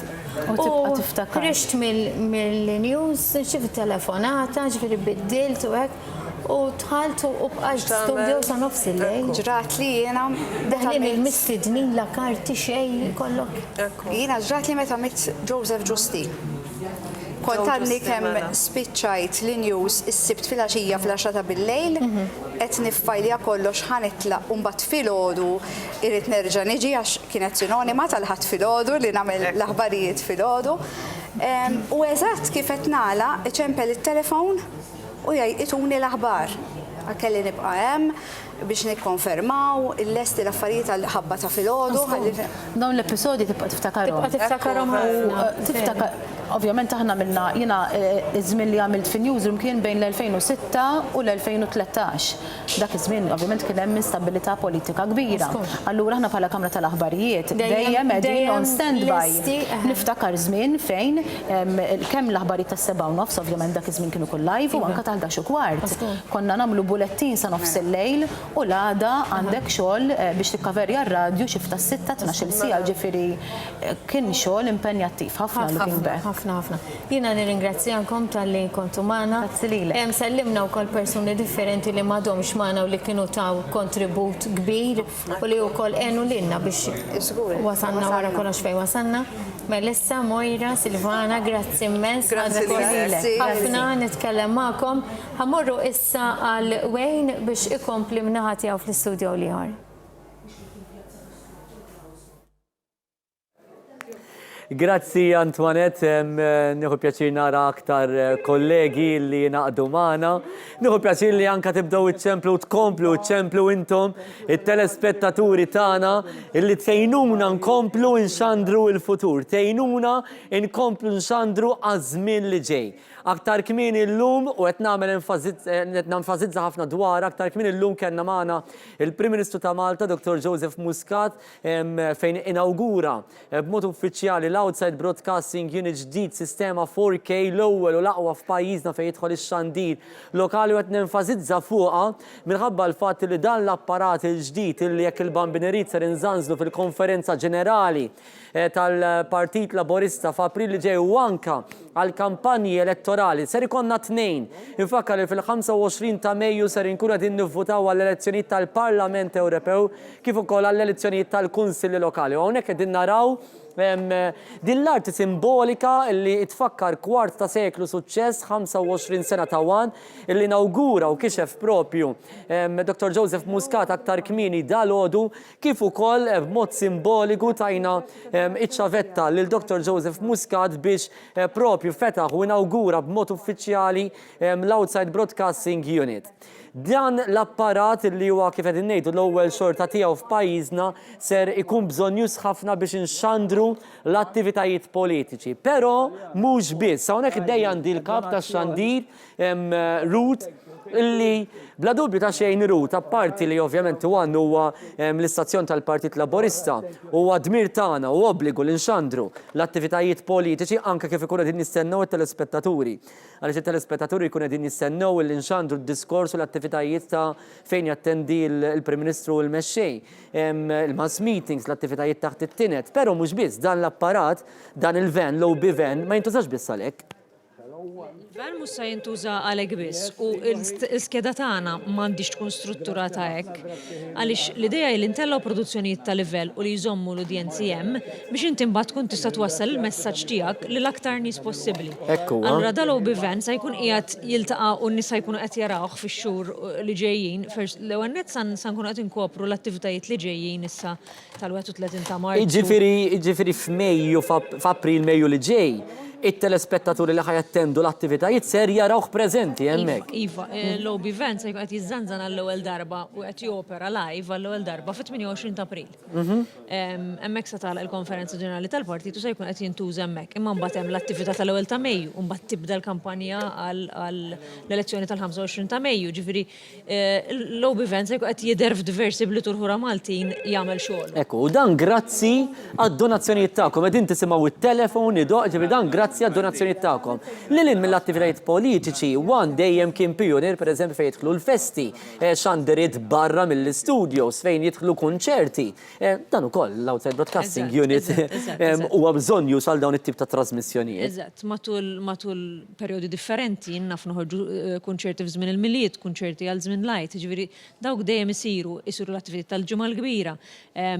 Festi jew programmi oħra li jsiru minn barra li għandhom bżonn jixxandru bl-Outside Broadcasting Unit. Ġifieri dejjem hemm okkażjonijiet apparti dawk illi nagħmlu politiċi. Dan l-investiment huwa importanti ħafna l-istazzjon tagħna, hemm il-kap eżekuttiv Randolph De Battista li qed jirċievi d-donazzjonijiet, nixtieq nirringrazzjah għax illum kontinwament baqa' hawnhekk mal-ħaddiema ta' Wan. Tmirtana. Grazzi anke mat-telespettaturi ta' Wan u allura jekk tixtiequ titkellmu anke ma' Randolph, il-kap eżekuttiv tal-Partit Laburista, tistgħu anke iċċemplu tagħtu donazzjoni ukoll b'ris dan l-investiment illi qegħdin nagħmlu. Infakkar illi kull min qed jagħti donazzjoni ta' 15 euro qed jidħol fiċ-ċans. Nirrepeti, qed jidħol fiċ-ċans li jerbaħ 2000 euro voucher grazzi għal Orjenta. 2000 euro voucher grazzi għall Orjenta li jissarraf fil-ħwienet tal-Orjenta, ġifri kull min jagħti donazzjoni ta' 15 euro. Ovvjament aħna n-numru tagħkom ikun qed jiġi rreġistrat, ġifri hawnhekk bħalissa kull min qed iċempel qed ninduna u qed jiġi rreġistrat in-numru. Allura dak in-numru jinżamm biex tieħdu sem f'dawn ir-rigali. Mela 15 euro tidħol fiċ-ċans li terbaħ 2000 euro voucher grazzi għall Orjenta. Jekk inti tagħti donazzjoni ta' 25 euro, qed tidħol fiċ-ċans li terbaħ voucher ta' 3000 euro grazzi għall-Stylish Bathroom Center. U jekk tagħti donazzjoni ta' 50 euro kif qegħdin nirċievu propju bħalissa, qed tidħol fiċ-ċans li terbaħ rigal stupend valur ta' 5000 euro krus għal 2 min nies għal 7 tiljieli mill-31 ta' Lulju sas-7 ta' Awwissu, ġifri fil-peak season tajjeb dan is-sajf, dan il-cruise minn Malta għal Malta abbord il-cruise liner il-ġdid MSC Bellissima f'kamra ta' sodda doppja bil-gallerija għandek il-taxxi inklużi x-xorb inkluż, ovvjament l-eskursjonijiet mbagħad huma għażla tal-individu, però aħna ħantuk dan il-cruise valur ta' 5000 euro grazzi għal Hamilton Travel. U min nixtieq nirringrazzja lill-Orjenta, il-Hamilton Travel kif ukoll il-Stylish Bathroom Center li tawna dawn ir-rigali. Ser tkun qegħdin tisimgħu fil-jiem li ġejjin min huma r-rebbieħa fil-programmi tagħna wkoll. Tajjeb, ġifri importanti li tagħtu id-donazzjoni. Id-donazzjoni tagħkom tkun qed tgħinna biex bħala stazzjon inkunu nistgħu nibqgħu nxandru. Illum nedejna u zanzanna kellna l-inaugurazzjoni uffiċjali għax tinżanżnuh kif qalet Ruth u kif qalu kellima oħra fl-attivitajiet tal-partit fil-konferenza ġenerali inaugurajna l-Outside Broadcasting il-unit il-ġdid. Wara 20 sena li kellna l-Outside Broadcasting l-ewwel wieħed, għaddew dawn is-snin kollha u issa investejna bil-kbir. U dan grazzi għalikom li qegħdin iċċemplu kif qegħdin taraw, it-telefons mhumiex jifqu u ta' dan ngħidilkom grazzi. Però ħdejja hawnhekk għandi żewġ ħbieb tiegħi, diġà sellimna il-memorja ta' Reni Vella. Mela, ħanaraw ma' min ħanitkellmu ħud telefonata, it-telefonata hija importanti. Tiġa sellimna il-memorja ta' Reni Vella. Reni Vella kien wieħed bħal ħafna nies oħra illi ħadem għatih f'dan l-istazzjon. Luke, il-memorji ta' Reni għadhom ħajjin fuq l-istazzjon tagħna permezz tal-programm Better Living. Kux vera li inti parti minnu, ilu għaddej diversi snin dan il-programm u naħseb il-li Wan permezz ta' din il-programm jagħti wkoll servizz lil ħafna u ħafna nies li jħobbu jsegwu dawn it-tip ta' programmi, fosthom ir-riċetti, il-ħsieb spiritwali, irkejjen anka tal-antikitajiet li jibqgħu assoċjati ma' Polen. Però jiena nibqa' ngħid li dan huwa programm anke fil-memorja tal-Aziz Reni Vella li dal-istudio jafu sew. Kux vera. Mela, ħanibda mill-luk. Better Living illum. Better Living illum. Le, ifhem, I mean, sejrin iktar, qed nimxu iktar mod iktar fuq il-healthy lifestyle dejjem, qed tifhimni, jiġifieri jiena niftakar meta missieru nirringrazzja l-Alla li stidinni biex inkun parti minn dat team. U meta sirt naf lilek u hekk, hemmhekk beda il-bonding miegħu, qed tifhimni, u jien għatlu mill-bidu jekk jien ħaniġi insajjar jew vegetarian, affarijiet healthy biss, qed tifhimni. U issa morna l-riċetti iktar vegan minn naħa tiegħi, qed tifhimni, qed nidħlu iktar u nimxu żjed ma' x'qed iridu n-nies, qed tifhem. Nirċievu ħafna messaġġi personali għar-riċetti u hekk, u hemm rispons tajjeb anke riċetti vegan aħna ħsibna li mhux se jkollna respons u nisajdu xinu. Tifimni imma dak li jkun vera juri interess gwir. tagħmlu anke fil-memorja tal-papa Better Living u għandu udjenza tiegħu ngħidlu jiena il-programm kemm minħabba l-irkej li tagħmel Polen. Kun naqra telefonata. Polen, jiena li nafek anke personali u naf kemm hawnhekk tħares lejha bħala t-tieni familja. U ħafna preżentaturi, ħafna personalitajiet semmew imma Polen misset magħha b'mod reali din il-ħaġa. Iva, għax kulħadd jaf u kemm il-darba ngħid u nirringrazzja ħafna ir-Ruth Mikallef u l-staff kollu tal-One meta l-Aziz tiegħi diġi l-bambin jieħdu u ġejt hawnhekk biex nirringrazzjakom ħafna tas-support u anki kif xandartu il-quddiesa tiegħu, il-funeral tiegħu, eċetera. L-ewwel ħaġa li qalt li Ruth qalt li nixtiequk ħafna tkompli bil-programm Better Living. Ma kienx faċli? Le, ma kienx faċli. Għaliex Renni kien il-produttur, kien jiġbor ir-riklami, kien jikkoordina l-mistina dejjem bl-għajnuna tiegħek. Għaliex jiena naf li imma għalik li tkompli fuq il-passi ta' Renni meta forsi ma kienx il-qasam. Ma komplejt, dak huwa s-sabiħ u dak huwa l-kuraġġ. Iva, u meta tkun taf li qed tagħmel xi ħaġa għan-nom ta' xi ħadd ieħor, iktar tagħmel dak il-kuraġġ għax hu ħadem ħafna, kien ħafna snin jagħmel il-programm u biex jiena l-egoiżmu ngħid mela ħanieqaf għax m'għandix aptit jew hekk, ma tagħmilix. Iva, you put your own personal feelings aside, għax jiena naf ħafna, mhux biss li għamilt il-programm, imma indu ngħid ħafna hemm nisa li għaddew minn l-istess situazzjoni tiegħi li tilfu l-Aziz tagħhom u ma kienu xafu se jaqbdu jagħmlu. Mbagħad għax nintaqa' ma' ħafna nisa u jgħidu li Polen jgħidu meta nħares lejk ngħid if she could do it, I can do it too. U naħseb dik kien l-għan ukoll tal-programm li għaddej li jkun ta' ispirazzjoni. Ta' Ruth ukoll li ħeġġritni li nqbasajja biex aħna nuru n-nies li mhux qegħdin waħdek, hawnhekk fil-One kif nidħol bonġu jgħiduli l-istaff ta' barra u mbagħad nitla ma' Gianluca, Gianluca huwa tal-editing. Għaliex Polen baqgħet taħdem kollox in-house aħna jgħidu, ġifieri l-editing, l-studio, il-filming, u sib ħafna jnuna minn One. Qed nistaqsik dwarha ħalli anke t-telespettaturi jkunu jafu ix-xogħol li jsir minn wara l-kwinti. Jiena verament nista' ngħid, għax jiena bażikament dawn l-affarijiet ta' editing u affarijiet ma kont naf xejn. U kif ħanamel? Kif għad bil-qeda ħdej Gianluca li huwa l-editor tiegħi, ningrazzjah ħafna tal-kuraġġ u l-idejat li jagħtini wkoll għalli Polen tinkwetax għalli flimkien ħanamlu kollox. U nagħmluh. Oh my goodness, it's incredible. U mbagħad Natalie meta jkolli bżonn filling, Paul ngħidilha Natalie, x'taħseb issa nagħtik risposta u tatini wkoll. U mbagħad hemm il-camera people u taf x'inħobb ħafna qed nara kemm il-darba kull itrat naraw camera person. U dawn il-camera people qegħdin jagħmlu ħafna xogħol. U ġiġa qed jagħmlu ħafna programmi u għandhom ħafna idejat. Pereżempju xogħol Polen jgħid li aħjar dix-xogħol, aħjar jiggwidawk u dak huwa sabiħ. Għandek il-Dorien ukoll li tgħinek. Oh Dorien, thank you, nirringrazzjak ħafna li semmejt isimha wkoll Dorien Zara tkun il-floor person tiegħi. Dorian, is it okay? ħalli fidi. Oh my goodness, kulħadd ħalli fidi. Dak huwa sabiħ, dak huwa sabiħ. Qed ngħidilkom minn qalb, nirringrazzjakom ħafna tad-donations ukoll għax bid-donations tagħkom dal-studio jibqa' għaddej.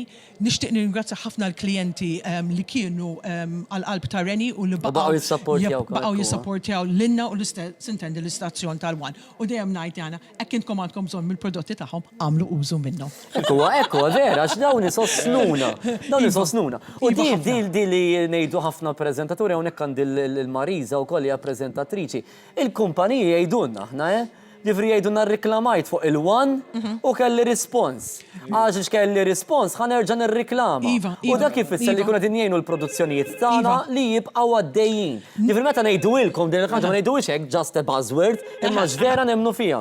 U jien fis-sens jiena nemmen ħafna fis-social media. Qed tifhem u peress New Millennia u hekk meta inti tipprova dak li jkun il-klient tipprova turih li hemm a good chunk of followers which are not on social social media, qed tifhimni, it's a challenge. Imma mbagħad hemm ir-response għax vera intom loyal u tużaw il-prodotti tal-klijenti li jisponsorjaw magħna u bis-saħħa tagħhom. Nibqgħu għaddejjin. Nixtieq ningrazzja l-awċin ħafna, speċjalment in-nies li ġew għall-funeral tar-raġel qatt apposta sentejn ilu li ġew minn Għawdex qatt apposta għall-funeral u konna Għawdex das-sajf ukoll u l-ftit li ħriġt barra hekk jgħidulna kemm japprezzaw il-programmi li il-One Studios kollha min-naħa tal-mużika, min-naħa tad-drama, min-naħa tal-news, min-naħa tal-magazine programs. Għadkom ma tafux, għax aħna ħafna nies jgħidu le għax issa kollox fuq il-computer.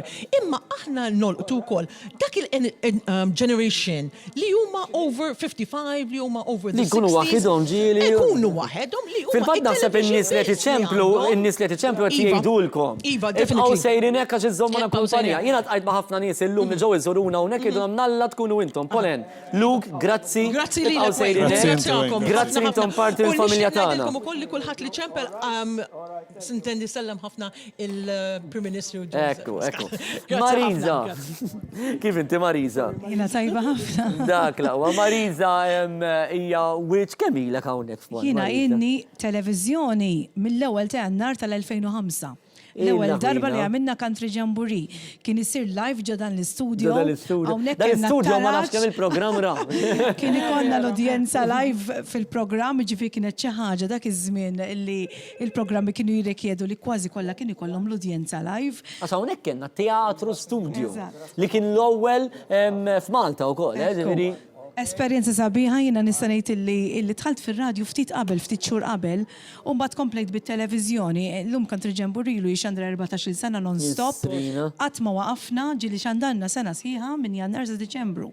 Ġifri naħseb wet mill-programmi li anke semmijaw telespettaturi anke xi niltaqa' magħhom hawnhekk jgħidu li llejla naraw Country Jamboree, ġifieri baqa' popolari ħafna. U jien iktar milli ngħid għax baqa' dej, jiena ngħid illi One baqa jagħti importanza lil dan il-ġeneru ta' mużika u li ħafna nies jistaqsuna dwaru. U x'vera. Illum il-ġurnata parti minn Kalamita wkoll. Illum ġurnata jiena nista' ngħid wejn li dort kważi l-oqsma kollha ta' dan l-istazzjon għax radio, programmi ta' producer, editing, ġifieri ngħin l-Alfred Kalamita, nippreżenta Kalamita flimkien miegħu, ġifieri nista' ngħid li l-istaff kollu tal-One naħdem miegħu il-ħin kollu jiena kważi kull settur. Ġifieri jiena nħossni parti minn dil-familja jiena għalija din hija l-familja tiegħi, jiġifieri fis-sens. Taddi ħafna ħina niġi hawn kull tiġi għall-Kalamita, tiġi għar-radju, ġibinna Country Jamboree. Grazzi Mariza tas-sem tiegħek kemm tul dawn is-snin hawnhekk għandi veteran.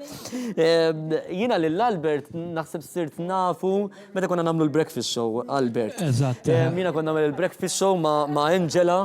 U inti kont tagħmel aġġornamenti diretti fil-ħodu. Kienet kull ewwel item fis-7 nibdew il-programm fis-7 u 5 l-ewwel aġġornament sportiv. U x'ver biex tgħidilna riżultati ta' filgħaxija, però kemm ilek hawnhekk, Albert? Mill-bidu. Fil-fatt anke bdejt radio u mbagħad meta bdejna television ukoll. Vordieri 25 sena television u titiżżid sena wara li. U dejjem sports, Albert. U dejjem sports. Dejjem aġġornamenti sportivi, m'hemmx sibt, m'hemmx ħadd, m'hemmx festi, anke llum mhux vera.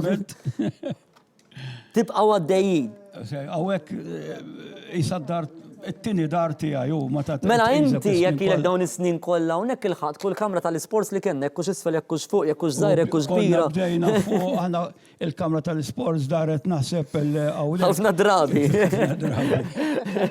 Tiksfed is-segret imma daret kull żona li hawnhekk. U tiftakarhom dawn il-kamra. Tiftakarhom. U tiftakar ħafna memorji bla dubju. Meta konna nagħmlu dawk il-mock biex nidru għax aħna ħafna minna jien l-ewwel wieħed qatt ma kolli radio kelt imma television qatt ma kont, allura konna nagħmlu dawk il-mock ma' sħabi tal-One sakemm imbagħad perfezzjonajna u bdejna noħorġu live. Albert, grazzi tas-servizz tiegħek. Bħal Albert għandna ħafna iktar korrispondenti sportivi u anke ġurnalisti sportivi ġodda u oħrajn li lhom hawnhekk għal ħafna u ħafna snin. Nirringrazzjahom tas-servizz tagħhom. Ħammorru għal studio numru 4 fejn hemmhekk għandna l-Antoinette Falson fejn ser inkomplu niltaqgħu ma' aktar u aktar mistiedna. Importanti waqt li konna hawnhekk bdew deħlin ħafna telefonati. Waqt li tkun għaddejja Antoinette minn studio numru 4 napprezzaw li n-numru tkun qegħdin tarawhom u tibqgħu iċċemplu. Jien għandi problema kbira u bħalissa fil-mistednin li għandi l-ewwel biex insikkitom jgħodu kwita ħanibdew. U ma nafx mifa ħanibda. Ruben Xiberras, Amanda Spiteri Grek, Claudette Abela Baldacchino u Charlon Guder. Erba tiħbib tiegħi literalment ma nafx mifa ħanibda. Imma ħanibda. Iva, biex toqgħod kwita inti, ċivole. Mela ħanibda minnek Claudette. Għax anzjana. Ħanżommu kwieta tal-esperjenza. Veterana. Ħalli nżommok naqra kwita u nibdew bik biex imbagħad l-oħrajn ikollhom ċans jitkellmu waħda. Claudette, intu wkoll bdejt way back in 1992. Ekku, kont qed ngħidilkom ħadmu l-istomma naqra kemm kelli żmien. Issa ħdimnija. Ħdimnija, insomma, nista' ngħid li għandi 46 issa naqogħdu nagħtu naqra n-nies. Issa għamlu naqra kalkolu u hekk. Claudette, l-esperjenza tiegħek fi newsroom hija vasta tmur lura dak is-snin kollha min jaf kemm ħdimt ma' nies għax inti bqajt taħdem magħna relattivament sa ftit żmien ilu, allura. U fil-fatt għandi programm kull nhar ta' ħamis fuq One Radio, ġifieri dak żammejtu. Imma huwa nieħu pjaċir għax inkun ta' servizz għas-semmija tagħna. Iktar minn kollox iva fin-1992 kienet esperjenza partikolari il-professur Edwin Grek, il-papa tiegħi u ħbieb. U kien fil-bidu tar-radju, fil-fatt kienet ikun hemm trasmissjoni jiddaw tal-mużika u ġnafina minn ħafna diskorsi u kien kellem lil dak iż-żmien ġewwa Tart illum m'għadux magħna imma kien ukoll chairman ta' One Production ta' Rainbow Productions dak iż-żmien. Rainbow. U kien qallu isma' naf li xi ħadd u tixtieq tibda tikkontribwixxi u minn hemmhekk bdiet l-avventura tiegħi. Ħadd over il-programm tal-Parlament mingħand Joe Kassar, però qabel dak kont Maria Zoppardi fit-tim Awsalla. Tep li nimmarkawha din. U anke għamilt żmien ukoll fejn dan l-istazzjon kien għadu fil-bidu tiegħu kulħadd kien jagħmel kollox, anke għamilt żmien fir-reception. Bdejna niftakru dak. Kulħadd kien jagħmel kollox. Kien jagħmel dak li jkun hemm bżonn. Qed nara l-Mojra Polidano quddiem min jaf kemm nimla flimkien. Iħa taħdem ix-xifta fil-għodu jien naħdem ix-xifta wara nofsinhar ta' nhar ta' ħadd. U dak iż-żmien il-boyfriend tiegħi l ir-raġel tiegħi qatt ma kien jinteressa ruħu fl-aħbarijiet, kien joqgħod jiftaħ jisma' l-aħbar ta' tlieta esquart u saħbu ta' wara nofsinhar u saħbu jgħidu ma minn mindu lawet interessat fil-news. Ġifier dik hija l-bidu tal-istorja. Imma xtaqt li nimmarka lil Joe Kassar għaliex kien ta' kontribut kbir fil-Kamra tal-Aħbarijiet u m'għadux magħna u għalija kien mentor mhux biss bħala taqsima tal-aħbarijiet apparti li kien hemm Feliċ, Ġus u Joe Mifsud u nies oħrajn l-maġistrat nies oħrajn, kollegi oħra bħal Simon, bħal Ġini, bħal Mark Farrugia. Bajdu dak ir-ritratt. Ir-ritratt tal-bolla. Mela, nista' ngħidilkom li dak ir-ritratt meħud fil-gradwazzjoni ta' Mark Farrugia. Għalhekk qiegħed fin-nofs Mark Farrugia. Għalhekk qiegħed fin-nofs. Fil-gradwazzjoni tiegħu. Naħseb kien xi 1996. December 1996, thank you Mojra. U kien, s-sanbun xħana reklami ma ħanamilom, kien il-kortila niftakru, ġiviri dan il-parti tal-graduation niftakruħ kisu l-biraħ, kif għadda da żmien kollu ma nafx. Ħadimt ma dal-kollegi u koll, jina ġeja minn ġenerazzjoni differenti. Imma raħi ritrat, u dal-axħar kem terġajt għamilt ċari, naqra bin-nokli. U kħad bidu jgħidu li għax issa madux modi ta' bin-nokli, ma dak iżmin. U biex noqogħdu niċċajta wara Mark Farrugia u Marko Mikallef, bajdu, Marko Mikallef. Noqdu niċċajta u maħom bil-ġlek. Xkellhom il-ġlek aħmar. Dak iż-żmien kien moda. Hemmhekk hemm Martin De Battista. Mela, minħabba hemm Chris Cardona, Ruben, minħabba li Claudette mhux ħatatik ċans tfendi waħda sewwa, issa ħajibda sieħbek kollega tal-Irendi bħalek. Mhux veru, ħafna. Ruben, l-aqwa kollega li qatt ħdimt miegħek kien dejjem ngħid u nibqa' ngħid. Konna nagħmlu l-Parlament. Kemm għamilna programmi flimkien jien u inti, il-programmi tal-Parlament, kemm ħdimna minn qalbi ngħid li wieħed mill-aqwa kollega li ħdimt miegħek.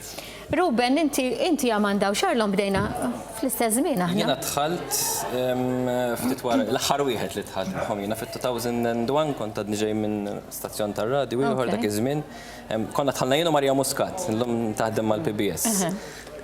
U tar żmien, ġifieri 12 sena, jien illum nimmissija immensa, u ġifieri ovvjament minħabba il-kariga li għandi anka f'segretarjat, illum ma nistax inkompli naħdem hawnhekk, imma żmien sabiħ li nozzu ħafna, ġifieri żmien ħdimt ħafna ma' Claudette anka u tatni anka diversi opportunitajiet, ġifieri anka fi programmi li kellha fi Stejjer li investigajna. Ma' Manda rajna anka news, ma' Charlon ħdimt ukoll. Ġifieri l-esperjenzi huma tremendi hawnhekk. Kieku kelli nistaqsik episodju partikolari li tibqa' tiftakar. Li ġralek jew waqt li kont taqra ħabarijiet jew kont coverage. Darba niftakar kont sanata, waqt li qed naqra l-news niftakar ma anka jtuk parti mit-training, ġifieri xi trid tagħmel biex jirnexxilek tikkontrolla.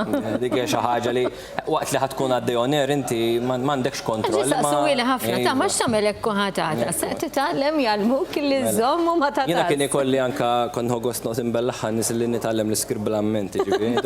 Mela nidħol si qabel nitgħallmu bl-amment u bad titaqraħu. Ovvjament, it-teknoloġija l-lukat jaf kif taħdem. Lejek forsi niftakar xi żewġ stejjer li coverjajt, storja partikolari li tibqa' l-qalbi ħafna kellna l-istorja ta' Sean Attard li kamilt xi 3 snin għaddej biha, ġifieri bażikament kien hemm persuna tifel li kien sfurzat imur lura l-Ingilterra kontra l-volontà tiegħu. U badnija kellna filmati tajbin ħafna fiċ-Ċittadella u dex il-mument eżatt li kienu qed jisforzawh jitla. Kenna filmati u Charlon jiftakar ukoll ħabbat mal-ħġieġa dan it-tifel. Niftakru dal-filmat. Wara 3 snin, bil-kawża kollha li kienet għaddiet fil-qorti, għal-grazzja tal-Alla kienet rispettata d-deċiżjoni tiegħu u l-battalja legali ntrebħet mill-missieru dan reġa' ġie lura Malta. Kelli l-istorja niftakar ta' Lord Home ta' Għawdex. Konna nagħmlu dak il-programm Kwarta jidher Kwarta. Fis-slot ta' Ġulja Farrugia, l-lum hija segretarju parlamentari li naħdem magħha wkoll. Ġulja Salmula minn hawnhekk kienet ħadd tkun magħna però nqabdet fuq xogħol ieħor u ma setax tkun magħna hawnhekk. Dik l-istorja niftakara tajba ħafna ta' Lord Home. Kenna l-istorja ta' Mirej ukoll tifla ta' 18-il xahar illi mietet b'ċirkostanzi straordinarji u ftit ilu kienet anke nqatat is-sentenza fil-qorti. Daw kienu kollha stejjer li jibqgħu markati. Ġifieri jiena li kont nagħti kontribut tiegħi part-time għax ħafna kienu jaħsbu li jiena full-timer dak iż-żmien kont nagħlem. Minħabba imma tant ikunu sigħat twali li inti ssir parti mill-familja. Ġieli konna nsemmu x-xift tagħna mhux ħanajdu l-programm x'inhu għax programm Taljan, imma dak kienu jgħixu ġod id-dar. Konna ngħixu. U newscasting, ġifieri mhux bħallum il-newscasting kif tafu intom aħna konna rridu naqraw anke tal-11 kwart. Qabel il-kwarta ta' filgħodu minn hawn ma titlax. Kienet ċajta inti għadha xi missek. News desk jew parlament. Ġifieri jew sitta ħafna anke lil min kien full-timer bħalna. Kontu bastun ukoll fil-merċ ix-xift tal-5 tal-4. Ix-xift tal-4 ta' war nofsinhar. Amanda, inti għamilt brejt magħna, għamilt żmien u mbagħad waqft u ġejt lura. Date eżatt l-elezzjoni l-aħħar meta kien ħareġ ir-riżultat kienet l-aħħar ġurnata tiegħi għaliex kont pregnant Mikael bit-tifel kbir. U mbagħad għamilt pawża hemmhekk, però qalbi meta kelli l-glorja ma kontx hemm, allura dik kienet. Jien qiegħda l-counting hall u qiegħda twellet u qed nibatilha u qed tibatli u qed nexchangejaw x'inhu jiġri. Meta twilet Mikael propja Joseph Muscat kien laħaq il-kap tal-mexxej tal-partit, eżatt on the day. Kien propju is-6 ta' Ġunju tal-2008, ġifieri dakinhar ma ninsiħ ma jistax ikolli ninsih. Kien hemm dak il-perjodu fejn kont insegwi mid-dar u kienet l-iktar ħaġa qiebsa għaliex inti tkun dejjem involut. U fl-istess u f'dak il-waqt li inti tkun min-naħa l-oħra tħoss nuqqas kbir, ma nafx intom jekk tħossu wiex di. Tiġri li kuljum jiena, kuljum preċett. Di xi ħaġa li vera tkompli il-ħin kollu tħossha kull ħin u kull moment u mbagħad terġajt irritornajt imma. Allura erġajna. Hija xi ħaġa li diffiċli you let go, ma nafx intom tħossu wiex imma mhux daqshekk faċli li meta jkollok dinja li tkun involuta. Anka l-ħinijiet li konna nagħmlu straordinarji meta inti tiġi mingħajrhom tħoss nuqqas kbir. Anke għax nista' ngħid buċi minn qudiem nibtet ħbiberija. Aħna familja. Literalment familja. Ikun hemm bond illi ma jinkisirx. Għax tant tkun ħdimtu, tant tkun ent il-xurxin, inti qomt ma tiflax, ċempilt fil-ħodu, iva nidħol jiena. Konna nieħdu ħsieb il-xurxin. Aħna għadna nsibu rifugju f'xurxin. Għartu minn jafk darba partatna. Dak ma jistax law, l-ħar ma jistax lem. Id-dottore. Ġilidna xitnejjina. Ġilma minn ma ġilidx.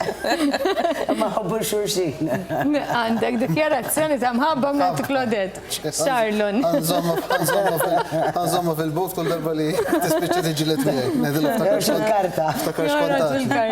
Charlon, l-esperjenza tiegħek fi newsroom. Jiena naħseb bħal kulħadd kienet esperjenza sabiħa li jekk xejn ta' slili u l-bost oħrajn. Platform biex kompli timraħ fil-ħajja professjonali tiegħek.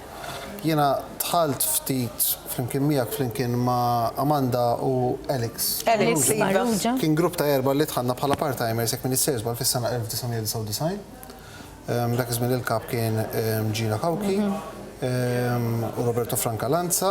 Mbagħad l-Estate Coast University u seħeb full-time fit-2003 għamil 10 snin full-time u matul dawk l-10 snin kellna diversi kapijiet li ħdimna tant stajjeb magħhom Mirjam Dalli, Mark Farrugia, Glenn Bedingfield ukoll għal xi żmien jiena jekk ma nistgħu dawk kienu tliet kapijiet. Mezzjen Senġenu jiena l-ħaqtu. Għandna ma kienx parti. Veteran iktar jekk nistgħu dawk kienu tliet kapijiet li ħdimna taħtom. Jiena naħseb jekk kien hemm formula għal dan is-suċċess kien l-element ta' familja. Jiġri li mill-aspett finanzjarju naħseb jiena l-aktar ħaġa li għaqditna kienet il-biberija ġenwina li kien hemm bħala tim u naħseb jiena sforz dik il-biberija ġenwina minkejja ir-riżorsi illi mhux neċessarjament kienu l-aktar riżorsi illi aħna stajna kienu faċ telina biex ikunu nistgħu mexxu quddiem naħseb jiena dejjem tajna il-kontribut tagħna u tellajna produzzjonijiet, aħbarijiet, stejjer. Ruben flimkien ma' diversi oħrajn aktar kienu pereżempju. Kulħadd kellu l-linja tiegħu, pereżempju jekk minister żball, Ruben kien aktar fuq il-lenti umana bdew l-istejjer li tiġibli il-memorja. Kien hemm aktar min kien aktar imxaqleb fuq l-istejjer ta' politika. Nasib jiena kulħadd dan l-istazzjon kulħadd lilna biex insibu il-vera karattru tagħna. Aktar qabel kien hawn Gino Kawki fostna wkoll. Għatlu issa Pola tgħidla x'inti biased fil-konfront ta' missieri. Mhux Pola ħarġet l-ewwel darba jien għamilt u forsi nsellem hawnhekk lil Jason Mikallef għaliex iċ-chairman kurrenti tal-Wan għaliex konna bdina l-program konfini u għamel żmien twil u l-veterani fil-kunsilli għadhom jisebbuħ sal-lum u jgħidu li qatt ma kellna program. U għaliex tajtom l-ispazju. U Pola ħarġet l-ewwel darba miegħi waqt il-program konfini niftakar, ġifieri imma jien il-Pola nafa kif qed tgħid inti. Skur kienet tiġi tifla żgħira. Kellha xi tmien li niftakar. Għatlu aħna nibqgħu niftakruk bħala l-persuna li inti kont iżomm minn newsroom maquda. Għaliex kien il-father figure tagħna u kien pereżempju anke jekk sejjer break Gino. Niftakar il-weekends, pereżempju, kissibt Gino sejjer break. Kulħadd irid imur break għax Gino sejjer break u kien jgħidilna għażlu min ġej u min ħajibqgħu. Ġifieri daqshekk kien hemm dik l-affinità. U din ġrat meta kien hemm Feliċa Ġus ukoll. Eżatt intom minn ħadem ma' Feliċ. U sellimlu ma nafx hekk ġiex, però u forsi ta' minn iżemmija, Feliċa meżmin ukoll meta kont MEP, membru tal-Parlament Ewropew, u naf dan kollu għax jafni dan istazzjon li beda mix-xejn u tani din l-opportunità. U Feliċa żmien jaħdem miegħi il-Parlament Ewropew ukoll meta kont f'dal-perjodu. U dejjem konna ngħidu ħaġa waħda. Aħna ejra x-xogħol għandna mhux ejra l-xulxin. U naħseb illi din l-iktar ħaġa statement sabiħ li għalija sounds music, ma nafx kif tgħidha bil-Malti. Ġuri ejra x-xogħol u mhux ejra l-xulxin. U dik naħseb li żammitna ma' quddiem flimkien għax fimni aħna umani kulħadd ikollu xi. Però kienet tkun xi ħaġa sabiħ ħafna sejrin din-news kulħadd looking forward. Kien jiddispjaċini pereżempju min jaf kemm Krista bidlit li xi ftijiet li familji biex inkun nista' mmur fil-Kumitat tar-Reġjuni u l-Kunsil tal-Ewropa meta kont fil-Kunsilli Lokali.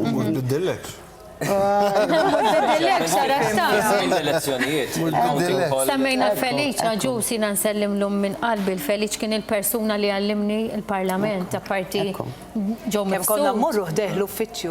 Morru ħdeħ għal-parir. Ġo Mifsud, apparti l-ister kollha kbar illi kien ikollu brabta mal-Palestina u brabta imma kien hemm l-istorja ta' meta qatlu l-Fathi Xaqaqi f'Malta. Ma nista' ninsiha qatt.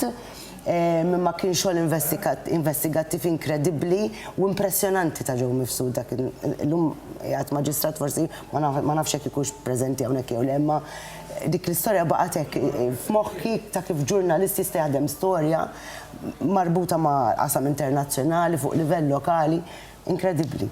L-esperjenza li niftakar anka miegħek meta kellna x-xandira tal-funeral tal-ex-Mekki, il-Perit Mintoff. Konna minnija fuq il-ħamis u s-sibt. Maratona ta' xi 5-6 sigħat għaddejjin mistednin differenti. Kellna ġurnata sħiħa. Jumej, inti għamilt ġurnata u jien għamilt ġurnata oħra.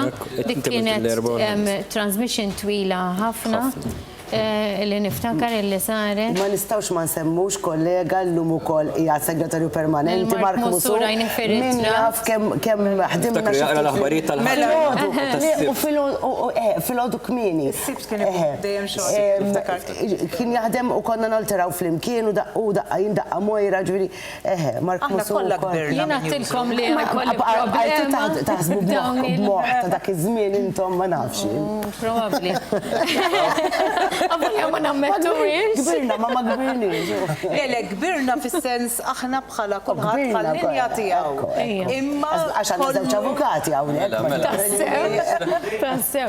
Jiena nirringrazzjakom il-ħin magħkom tar, għedtilkom li jkolli problema magħkom żiduli l-ħin imma il-mazz fideja kull fejn immorru kull fejn nkunu. Imma bħala ma ssibx. Miktar minn kollox.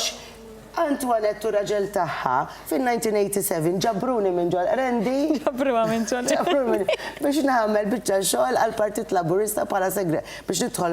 Ranġajni għal-fris. Dak iż-żmien ta' soċjalisti. Ranġajni għal-fris. Kienet kella xi 13 sena ta'.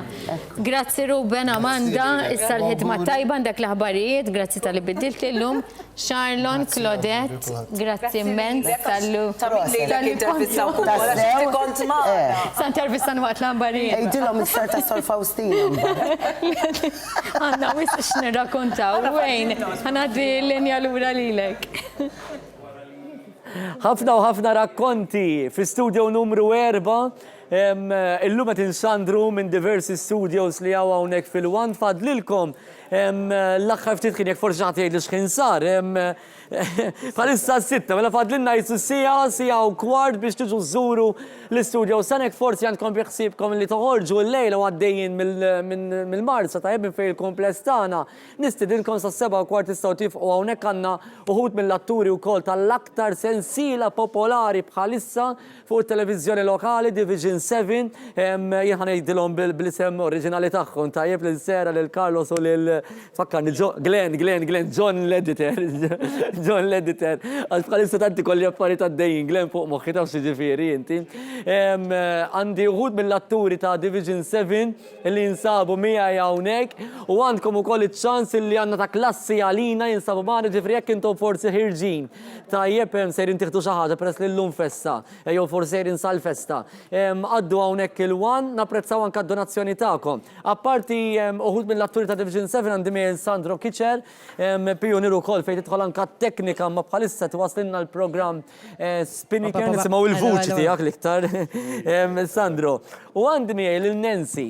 Nancy, skont ir-records tagħna, skont ir-record li naqra telefon Sandro jekk ma jimpurtax importanti, skont ir-records tagħna, Nancy hija l-iktar persuna, tajjeb l-iktar kumpanija, ħanejdu hekk, l-iktar kumpanija li ilha tirriklama b'mod konsistenti ma' One.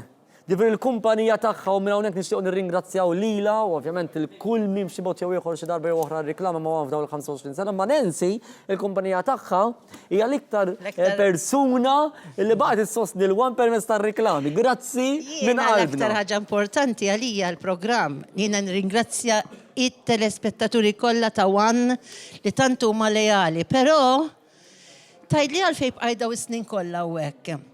Ir-raġuni hija, jien ma nħossnix li jiena kontributura, jien nħossni parti mill-One, dejjem kont u nibqa'. Għaliex hawnhekk aħna, speċjalment meta jien bdejt grazzi għal ġewwa Tart jiena nsellim l-ewwel ċemen nsemmu l-memorja tiegħu hekk. Eżatti, li hu Ġanni nibda dal-programm hawnhekk u batli lil Jason Busuttil, batli ġufnotta dożajr ġej. Semmejni l-ewwel darba li ġie ħaseb li għandu riklami ma kien programm. Allum mura xem riklamu kien programm. Ġib kamera waħda u rid iktar kamera. Eżatti. Imma qdik. Dejjem, dik dejjem. L-avventura dejjem kienet hemm, il-pożittività dejjem kienet hemm, iffilmjajt anke f'dan l-istudio żiena, għamilt skedi sħaħ hawnhekk u nieħu l-opportunità nirringrazzja iċ-chairmans kollha li kien hawnhekk fil-One jieħdu ħsieb għax dejjem tawni kontributur. Però ma nistax ninsa lil Jason Busuttil ovvja li kien dejjem id-direttur tiegħi u barra minn hekk ir-Ruth Vellax, Ruth dejjem kienet warajja minn skeda għall-oħra.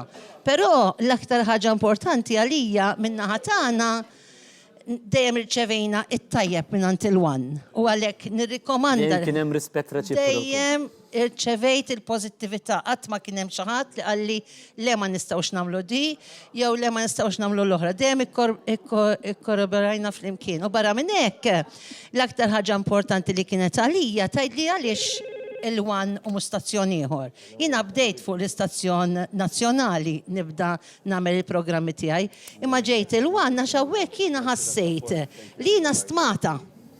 Minix numru, jiena parti mill-One u hekk irid inkun u hekk irid nibqa'. Għax jiena nħoss li meta ntella l-programm inkun qed nagħmlu bil-qalb daqskemm qed jirċevih l-istazzjon, daqskemm qed jirċevuh it-telespettaturi. Fil-fatt tkun aqoċċa, flimkien. Katina. Ma nistax jiena naħseb għal-rasi u l-istazzjon għal-rasu u t-telespettaturi sa jirċevi. Allura bekk dejjem konna ta' suċċess u nixtieq nirringrazzja lil-One, nirringrazzja t-telespettaturi li mhux biss inna dawn is-snin kollha nirriklamaw u nixtru l-airtime imma ħanibqgħu nixtru l-airtime imma wkoll il-programm flimkien ma ninsi tajjeb li ngħid li dejjem kien nar ta' tnejn għal dawn l-aħħar sentej, dejjem kien nar ta' tnejn l-ewwel programm f'Malta, f'kull stazzjon. Dejjem ir-riżulta li kien l-aħjar programm. Skont l-istħarriġ tal-Awtorità tax-Xandiri. Nancy nixtieq nirringrazzjak. Illum tistgħu tgħidu grazzi l Nancy li anke sostniet dan l-istazzjon permezz tal-kumpanija tagħha. Aħna għandna buzzword li ngħidu ħafna drabi, jixtru min jirriklama magħna. U vera nemmnu għaliex il-kumpaniji jgħidulna rriklamajna fuq One u kellna rispons. Ħannajt ħaġa waħda, il-programm flimkien ma' Nancy kulħadd jgħid li issejra abbundanti. Ir-raġuni kienet, u l-lum ħanajda, għaliex jiena meta kont niġi hawnhekk u nagħmel il-programm, tant kien ikolli nisma' dwar jħobbuni li kont irid nitmagħhom kollha. Jifhimni kellek il-Jason Busuttil jieħol. Le mhix Jason biss. Imma l-kru, jiena niftakar il-Filip Camilleri jaħbil ġelati, ġifri kellna dawk l-avventuri li kulħadd irid iduq xi ħaġa. Allura kont nagħmel mezz. Li titma' kulħadd. Li l-ikla tiegħi fil-programm tkun kbira ħasservi l kulħadd. Proset, grazzi Nancy, grazzi Nancy. Mela għandna l-atturi ta' Division 7 illi qegħdin magħna hawnhekk ma nafx hekk oħrajn li qed iduru jew le, ġifri jew ħajnaqtu magħna iktar tard Sara Carlos, Glenn, mela għandna bżonn mikrofonu. Division 7 huwa l-aktar sensiela popolari bħalissa fuq l-istazzjonijiet lokali. Ġifri aħna nixtieq nirringrazzjaw lit-telespettaturi ħafna xogħol, Carlos, bla dubju. Ekku, bħal kull ħaġa, bħal kull proġett li inti tella fi ħafna xogħol. Ħafna xogħol ta' ovvjament preparamenti minn qabel bħala produzzjoni jiena li hija tat-tur fih ġifieri ma' Glenn parti mill-produzzjoni biex ittella produzzjoni bħal di li ssir għaddejja għal dawn is-snin bil-forsi ħafna u ħafna xogħol. Inti taħdem ovvjament f'diversi sensiliet, f'diversi stazzjonijiet. U jibsew għaw xejn għax l-attur irid jimraħ. Però jiena nħoss li meta attur jinterpreta parti fuq telespettaturi tagħna huma lejali wis li jassoċjaw wis dak il-karattru ma dak il-persuna partikolari. Kelli series kbar bħal Giselle, Evangelisti, Division 7, qabel kemm saħta fuq Uliedi niftakar. Il-laħwina se tissemmi. Ma Dominic Site. Mela kien series vera interessanti ħafna, kien intlaqa tajjeb ħafna. Kien hemm anke fil-bidunet undercover li kont ħadsen fihom ukoll, ġifier kien hemm ħafna. U anke diversi programmi li ħadsen fihom fuq il-wan ukoll dak iż-żmien. L-ewwel jiena u Sandro bdejna nitkellmu fuq programm fil-bidunet li kien jismu Sibt Kumpanija mal-Fred mal-Fred Zammit. Ġifieri għandna bilt ħafna u ħafna jien speċjalment drama ovvjament li huwa ngħidu hekk li hija l-linja tiegħi. Manka żejn biżmien il-ġimgħa l-kbira dawk il-programmi tal-ġimgħa l-kbira. Gost ħafna niġi u nitkellem ġifieri fuq kemm it-tradizzjonijiet u anke memorji. Ekku. Ma bħalx naf li kont parti minn Sibt Kumpanija pereżempju. Konna semmejnieh jiena u Sandro. Ara kemm ilu dak kemm ilu. Jiena kont il-pjanist u ktibt il-mużika tas-sigla wkoll. Sibt Kumpanija. Ilu iktar mill-20 sena. Niftakara dik jien. Sibt Kumpanija mana ta' kull nhar ta' sibt flimkien. Ma niftakarix. Fuq Super One, niftakara ħabib tiegħi jiena. Kont il-pjanist dak iż-żmien. L-aħwina s-memorji. Glenn Vella beda maħna f'dak il-program. Minn hemm beda il-karriera mużikali. Minn ħafna ma' Alfred Zamildo, ħafna kantanti fosthom Kevin Borge, per eżempju. Ma' Alfred Zamildo, Marija Zoppardi, il-program, famużi programmi tal-ħadd wara l-ofsinar, propju minn ġoda l-istudio hawnhekk. Beda ħafna talent minn ġoda l-istudio, ħafna. Kifet għalli memorji, nsejt li kont pjanist f'dak il-program. Qabel niġi għal Sara Wagner, illum tagħmel Spinnaker. X'kienet l-idea? One kien ukoll minn tal-bidu li grazzi għal Teddy Borge konna nagħmlu l-programm Super Sailing. Illum qed nagħmlu Spinnaker. X'inhi l-idea? Mela, il-passjoni tiegħi għall-burdjar ilu daqsxejn, ġifieri nħobb dak it-tip ta' sport u kont nagħmel programmi oħra wkoll li għandhom x'jasmu għall-burdjar fuq stazzjonijiet oħra. Però kont ukoll nipparteċipa bħala camera person meta konna nagħmlu il-programm ta' Teddy Borge. Jiena u Jason Buzuttil konna niffilmjaw għal-programm ta' Teddy Borge. Jason ħafna iktar minni, jiena. Jinta minn camera person ukoll hawnhekk. Minn kollox għamil. Minn kollox. Indoq dal-studio niftakru jimbena, camera person, nżomm il-cables, niddereġi, kondoq minn kollox. Di xi ħaġa li referejna ħafna drabi għalija li hawnhekk persuna ma jkunx pereżempju camera person biss, irid jagħmel kollox. U dik swit ta' ġid. Għal ħafna nies kemm li għadhom jaħdmu għaw u kemm li m'għadhomx bħali, imma proud li ngħidu li bdejna l-karriera ta' xandir minn hawnhekk, illi hawnhekk kienu jtuk jekk jarawk li inti titgħallem, kienu jtuk iċ-ċans li tipprova kollox. Proset, ħabib tiegħi għand li ħafna memorji wkoll, meta kont pjanist Sara, illum parti minn Division 7, però jiena u naħseb ħafna telespettaturi jiena li meta nara Sari snet nara l-Teresa. Kien esperiment ukoll ħaniġu tal-Division 7 għax ġifieri hawnhekk bħala Division 7, imma Teresa kien ukoll esperiment illi One kien għamel bħala drama wara nofsinhar. Kien Alfred Zammit li anke investa permezz tal-kumpanija tiegħu f'din id-drama li kienet marret tajjeb ħafna wkoll. Ħafna u n-nies jgħidu li fi triq għadhom. Teresa. Għaddew naħseb sena u nofs islu waqaf. U għadhom jgħidu li Teresa. Ġili kun għaddejja u nisma Teres. Kien drama ta' kull-jum. Għax kull-jum, kien jisegħu ħafna nies, kull fejn immur. U etajiet differenti minn tfal sa xjuħ.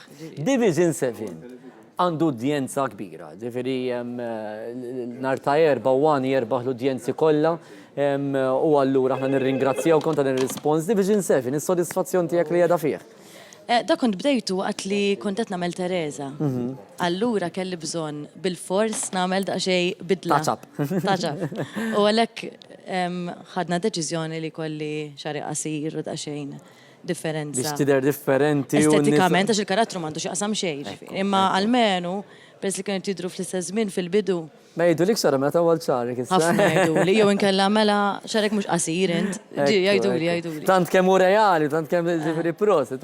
Glenn, inti parti mill-produzzjoni ta' Division 7, insa kif qal Carlos ħafna xogħol, ġifieri li tagħmel produzzjoni ta' drama u hawnhekk insellem lil sħabek lil Jason u lil sħabek kollha li taħdmu fuq din id-drama.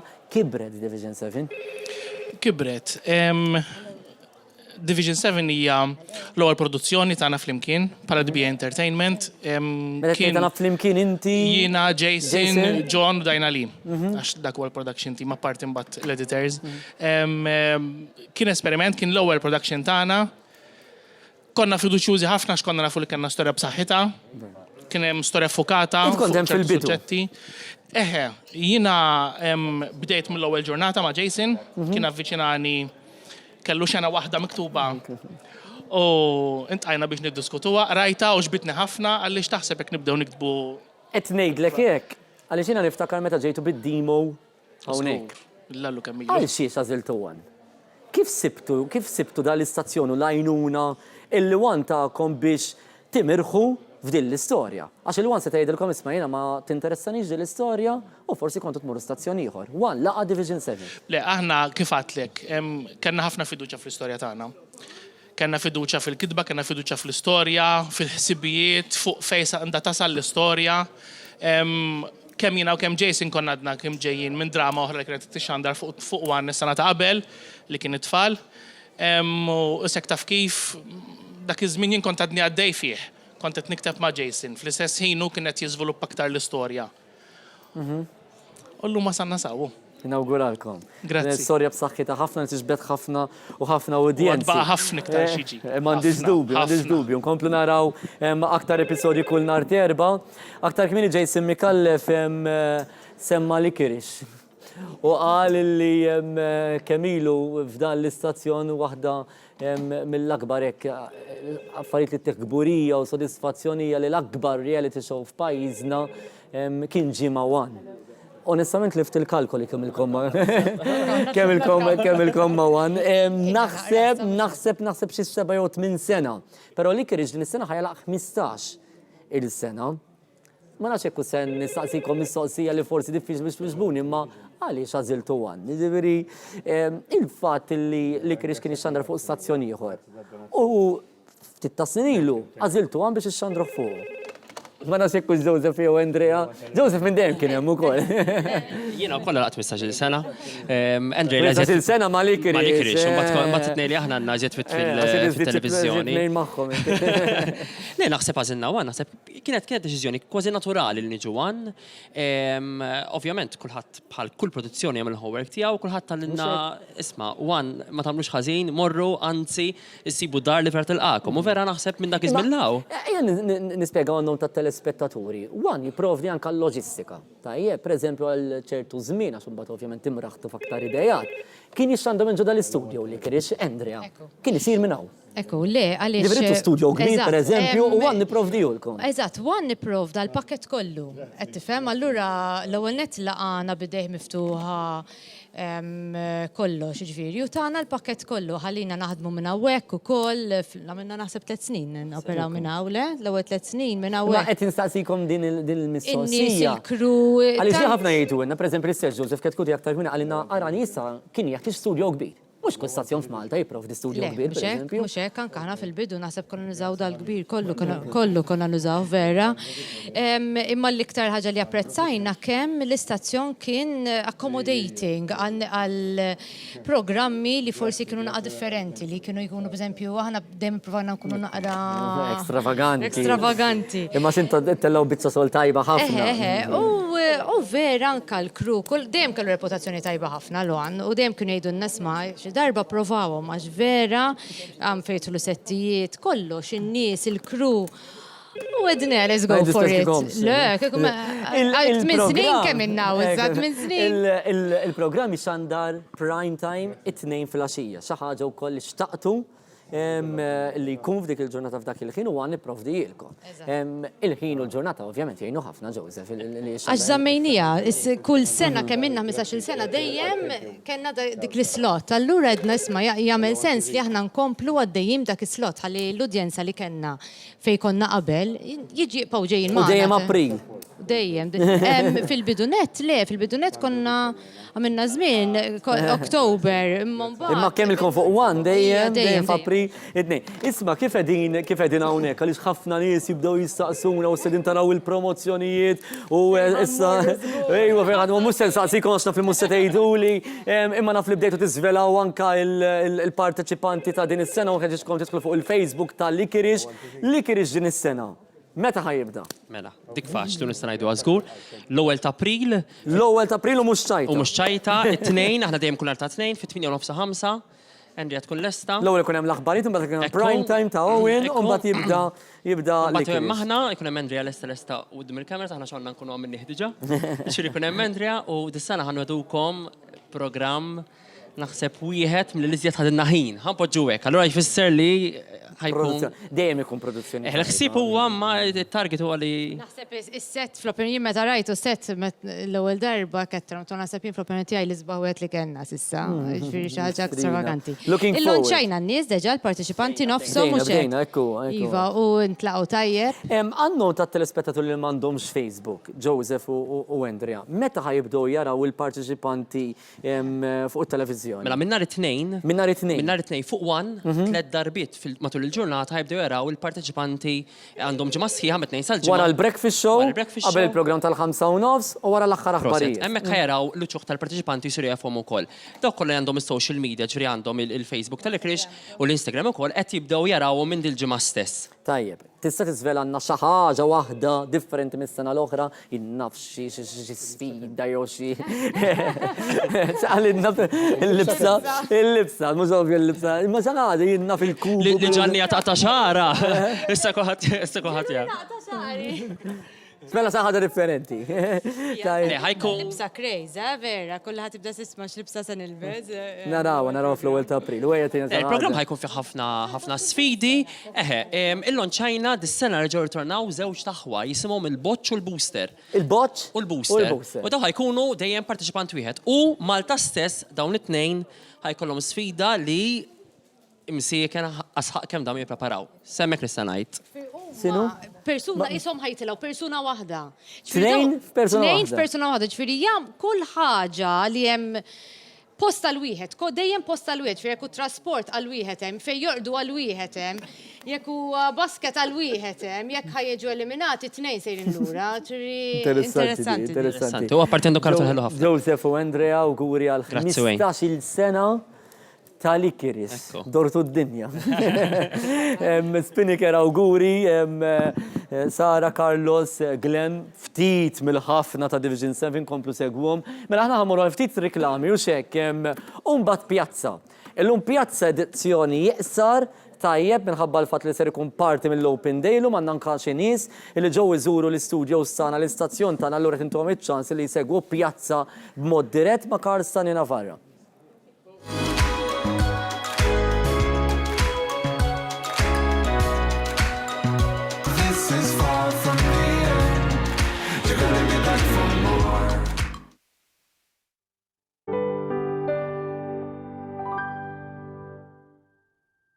Welcome to the Melita Big Blue Unlimited Challenge. Can you run out of data? By watching an entire TV series? Or video calling your love forever? The Big Blue mobile plan.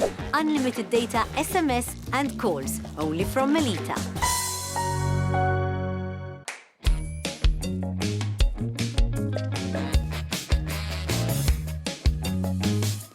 Construct Furniture. See. Smell. Touch.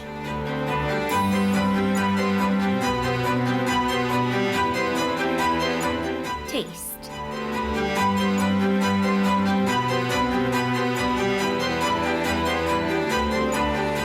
Croce Bonacci Caterers, Valletta. Bonġu, senjur, kif nista' naqdik? Bonġu, signorina. Rajt reklam li għajt li issa r-rettaċ phone jgħad bis fuq il-Melita. U ġejt biex nitċekja ftit. Iva, sew qed tgħid tibdel is-sim kajl, però żomm l-istess numru. Ħanċempel ftit il-marax fuq isimijiet il-mobile ta'. Hello, Veronika. Hello. Ejja sal-ħanut tal-Melita biex naqilbu s-sim card tar-rettaċ phone. Iva, issa. Issa, u d-dumx. U ġib l-ID card miegħek. U mbagħad nirħu nagħmluhom ġew xaġlanna. Olla, mux maħni xaġla, jek kif għanna ċans, qabel tispiċċa l-linja. Isma, ma mhux aħjar naħlu l-kredit li għandna l-ewwel. Ħallik mill-kreditu, għassijatunu 20 euro kredit. Ejja, u d-dumx, bxejn, ta' Kollu sew ġej issa mela.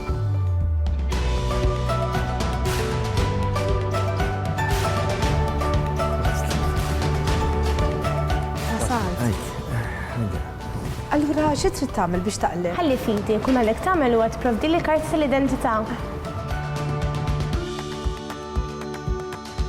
Issa kif jetaw, ejja naqilbu fl-imkien ta'. Isma l-ura xinu l-pass li jmiss? Kull ma għandek tagħmel huwa li tiffirma li hawnhekk ħalli nkunu nista' naqilbek fuq sistema ġdida.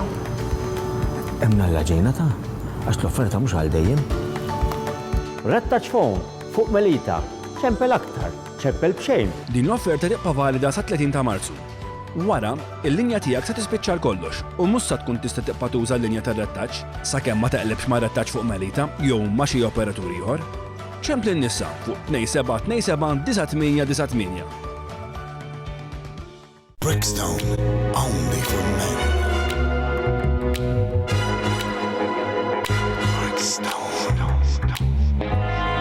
Brickstone, only for men. Wasal is-sejl tal-OSS. OSS, sejl fuq prodotti vari. Issa huwa ċans. Tħallux għall-aħħar. Ejjew żuruna fix-showroom tagħna. ċempel issa fuq 21-347-122 jew 3 għal Malta. Jew 21-561-742 għal Għawdex. OSS, Iżwar Street, il-Marsa. See you at OSS. Bye.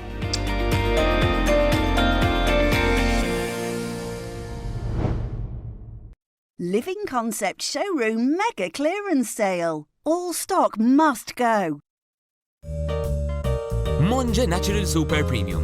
Ikel komplutu bilanċat tal-kelb u l-qattus tiegħek. Mamul minn laħam uħud frisk tal-ogħla kwalità. Fil-waqt li fih probiotiċi naturali li jippromovu s-saħħa fl-intestini tal-pets tiegħek. Monge. Fl-okkażjoni tal-25 sena ta' One, għal-bejħ, tifkira speċjali, edizzjoni limitata ta' bolol kommemorattivi.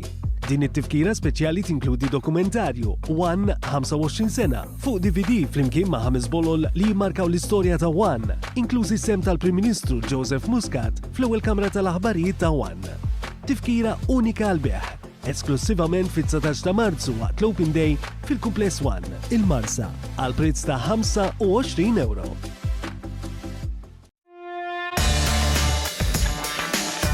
It-tim nazzjonali Malti bl-ewwel żewġ impenji tiegħu mill-grupp ta' kwalifikazzjoni għal Euro 2020 żewġ logħbiet fl-Istadium Nazzjonali merġaw kontra Gżejjer Faro nhar is-Sibt 23 ta' Marzu, 3 wara kontra l-qawwa tal-ex-champions tad-dinja Spanja. Għadu s-sapportakom lit-tim nazzjonali Malti f'daw l-ewwel żewġ impenji fis-sena 2019.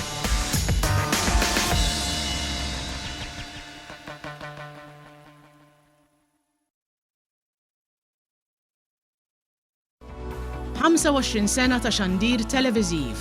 Inħarsu l-qoddim flimkien biex inxandru il-futur.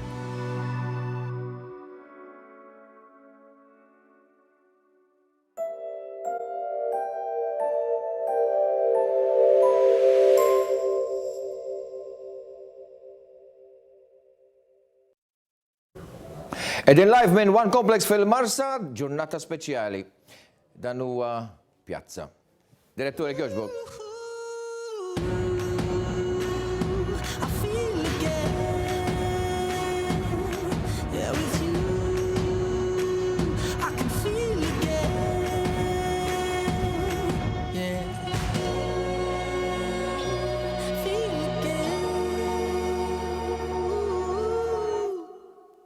Insemilkom eżist telespettaturi, program speċjali, edizzjoni speċjali tal-program Pjazza li xillum għanna Open Day hawnhekk anke bl-udjenza fl-istudio tagħna. Għamijaj ovvjament nibdew minnu fih mal-mistieden prinċipali li għandna. Manuel Kuxkiri, nsellimlek. Jienu int għandna xi ngħidu, ġifieri għal dik il-logħba tagħna l-ħadd li għadda. Taħseb? Mela inti mal-Milan. Skur mela. Jieħu gost dik il-Premier. Speċjalment qed narak bil-blow l-iswed illum. Apposta ġejtek l-iskor. Imma ismani, inti għawek jgħat mistieden speċjali, għalix illum ġurnata speċjali rrid nkommemoraw dak in-nies li taw sem importanti ħafna fil-binja ta' dan l-istazzjon u l-mixja tiegħu tul is-snin illi kemm ilu jopera. Inti ilek mill-1996, jekk jidir li. Mill-1992. 92 terġa' impenjat tiġbor il-fondi għal-Partit Laburista u iktar illi tkun il-kuntatt man-nies permezz tar-radju, permezz tal-preżenza tiegħek fil-ċentri Laburisti. Rakkontali dil-mixja. Mixja twila li bdiet fl-1992 grazzi għal-fiduċja illi wera fija dakinhar minkejja li dakinhar kienet xokk kbira lija Dr. Alfred Sant li kien il-mexxej tal-Partit Laburista. Jiena niftakar tajjeb meta wara l-elezzjoni tal-1992 Dr. Sant ġie elett bħala il-mexxej tal-Partit Laburista u niftakru jibgħat għalija 3 ġimgħat wara li sar mexxej biex jgħidli li għandna bżonn niġbru €1,000,000 Maltin. U jien qedtlu għalfejn qed tgħid lili. Għalli għaliex inti tieħu ħsieb din il-biċċa xogħol. Għatlu u għalfejn din il-biċċa xogħol ta' €1,000,000 Maltin. Liri Maltin. Dak iż-żmien liri Maltin konna. €1,000,000 Maltin. Għalli aħna ma nistgħux nibqgħu noperaw iktar minn ċentru ta' partit fl-Isla li mhuwiex post ċentrali milħuq faċilment minn kulħadd, imma rridu morru f'post iktar ċentrali li f'dal każ kellu diġà f'moħħu il-Ħamrun. Għatlu allura x'iridu nagħmlu eżatt, għalli m'hemmx tidu tiddefinixxu skemi ta' ġbir ta' fondi tieħu ħsibhom inti billi dduru il-pajjiż kollu għalli u nenfasizza miegħek. Ftit minant il-ħafna, ftit flus minant ħafna nies. Għalli biex dan ikun jista' jsir, irridu nduru il-pajjiż kollu mhux darba, xi 3-4 darbiet bib raħar triq. Jiena tista' timmaġina kif ħriġ minn dak l-uffiċċju fl-1992 il-kelma €1,000,000 Maltin f'moħħi. Kelma kbira. Tiċċirkola. 92. Ma kelli l-ebda tip ta' esperjenza ta' fundraising sa dak il-mument, però finalment bajnuna taħbieb ukoll li kellhom idea sew tal-finanzi, bdejna dan ix-xogħol u bdejna nduru il-pajjiż kollu b'mod u maniera illi fassanna skemi dejjem fuq it-tema ta' ftit minn il-ħafna sabiex naslu għal din is-somma li kienet tittamel tajjeb għal bini taċ-Ċentru Nazzjonali Ġdid Laburista fil-Ħamrun. U meta konna wasalna fis-sena fil-bidu tas-sena 1994, jiġifieri sentej wara minn mindu bdejna b'dan ix-xogħol kollu madwar il-pajjiż kollu, ma ninsa qatt li l-Dr. Santi jgħid li fl-uffiċċju u jgħidli illi dak li forsi kien diffiċli dakinhar fl-1992 issa sar realtà għaliex il-kontijiet l-iktar li kien iżommhom u naturalment in-nies li kienu jieħdu ħsieb il-finanzi tal-partit dakinhar, jiena m'hemmx għalfejn ngħidlek kelli arja ta' sodisfazzjon fija, fis-sens li kont naf li ġibna r-riżultat li xtaqu u tard mbagħad f'Mejju tal-1994 propju ftaħna dan iċ-Ċentru Nazzjonali Ġdid Laburista ġewwa l-Ħamrun. Ġiġifieri ġbartum dal-1,000,000. Irnexxilna. Grazzi għan-nies, għall-ġenerosità kbira tan-nies li inti llum matul il-ġurnata bdejt nisma' jissemmew ħafna nies li sfortunatament matul is-snin ħallewna marru id-dinja l-oħra. Irrid ngħid grazzi speċjalment lil dawk li f'dawk is-snin diffiċli u kienu diffiċli kienu snin tal-oppożizzjoni, kienu żminijiet ibsa l-Partit Laburista. Dikinhar aħna konna mmorru hemmhekk, tinsiex kienet triq għat-tela lina, tajjeb inħabtu l-bibien tan-nies. Kien ikun hemm xi kultant ta' xi klima politika kienet differenti millum, xi ftit tal-ostilità minn ċertu nies, però konna sodisfatti li l-maġġoranza kbira tan-nies il-fatt li aħna ma konna naqbżu lil ħadd Karl. Aħna mhux konna nduru t-toroq u ngħidu isma' għax għandna indikazzjoni li dan għandu twemmin politiku differenti minn dan naqbżu.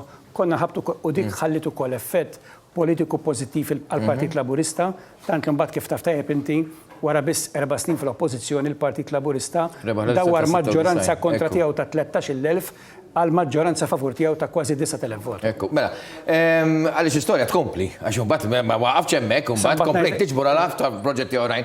Miegħi fuq il-linja u xtaqt li bil-kooperazzjoni tal-pubbliku li għandi preżenti hawnhekk, nagħtu ċabċipa lil Ġuża Kassar minn Għawdex. Sellim lejk Ġuża.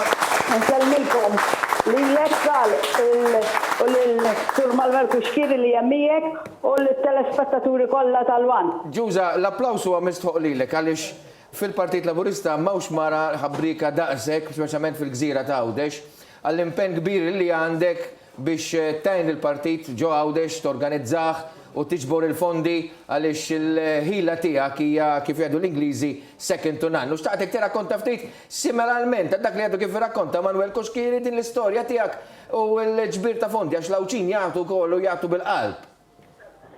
Jiena ma' Manuel Kuxkiri bħalma qalu ħabbatna bib Għawdex kollu. U dorna kull kantuniera ta' Għawdex u bħalma qalu ma tlifniex bib wieħed u barna dakinhar kien sodisfazzjon kbir bħalma qal Manuel kemm għat-television u kemm għall-kwartieri. Għat-television minn Għawdex kienet inġabret istommadni niftakarra ċara ta' 33,000. Darbtejn konna tal-lajna programm l-oratorju Don Bosco, Mareja Soppardi, tal-ġbir ta' fondi, dakinhar kont immur indur l-irfula waħdi u winsib persuna minn kull raħal u nduru l-bibien hemmhekk u konna ġbanna somma ta' 33,000. Nirringrazzja sħabi li jenuni. Għawdex dejjem tal-kontribut tiegħu kull meta talab il-Partit Laburista, anke riċenti jista' għall-OB li qegħdin niċċelebraw il-ftuħ tiegħu illum. Kien l-aqwa distret illi ta' il-kontribut tiegħu. Niftakar jien kal meta ħarġu l-aerials. Eżatt. Kienet jirrakkontali ġaġa Manuel, Iva. Id-dar tiegħi kienet isa ħanub, it-telefon ma jaqaf xejn, il-bib iħabbat il-ħin kollu għall-aerials. Ġiviri, l-almu tiegħi jiena għal-partit tajtu bisħeħ. Ġuża, l-applaus tal-istudio huwa meritat u xieraq lilek. Grazzi ħafna u grazzi mill-qalb. Grazzi lill-Awċin kollha tal-li dejjem ikkontribwew. Tislima kbira lil Għawdex li qed isegwuna f'dan l-Open Day u tqajna mawċin li ġew apposta minn Għawdex u nsellmulhom. Grazzi ħafna lilek Ġuża li dejjem sibnik u dejjem kont pronta u rispondejt għas-sejħa tagħna anke għall-għajnuna li tajt mhux biss għall-lobby unit iżda anke għall-proġetti oħrajn tal-Partit Laburista. Grazzi mill-ġdid. Mela, Manuel, konna qed nitkellmu rigward dan il-passi għamilt s'issa tkellimt rigward il-bini taċ-Ċentru Nazzjonali, l-elezzjoni tas-96, imbagħad minn hemm qudiem. L-ewwel qed irid ngħid ħaġa fuq Ġuża Kassar. Sewa. Tippermettili. Forsi ħafna nies ma jafux biżejjed lil Ġuża Kassar, imma jiena ili nafa issa snin twal. Kulħadd jabbina lil Ġuża Kassar ma' ġbir ta' fondi u attivitajiet tal-Partit Laburista f'Għawdex. Iktar madda żmien jien aktar irrealizzajt li Ġuża Kassar barra attiviżmu kbir politiku għandha intelligenza politika u strateġija politika. U m'għandix iċ-ċans hawnhekk noqgħod niddiskrivilek diversi episodji li jindikaw li għandha strateġija politika intelligenti, speċjalment mal-Awċin u anka intelligenza politika. Forsi l-qudiem ikollna ċans nelabora fuq dan.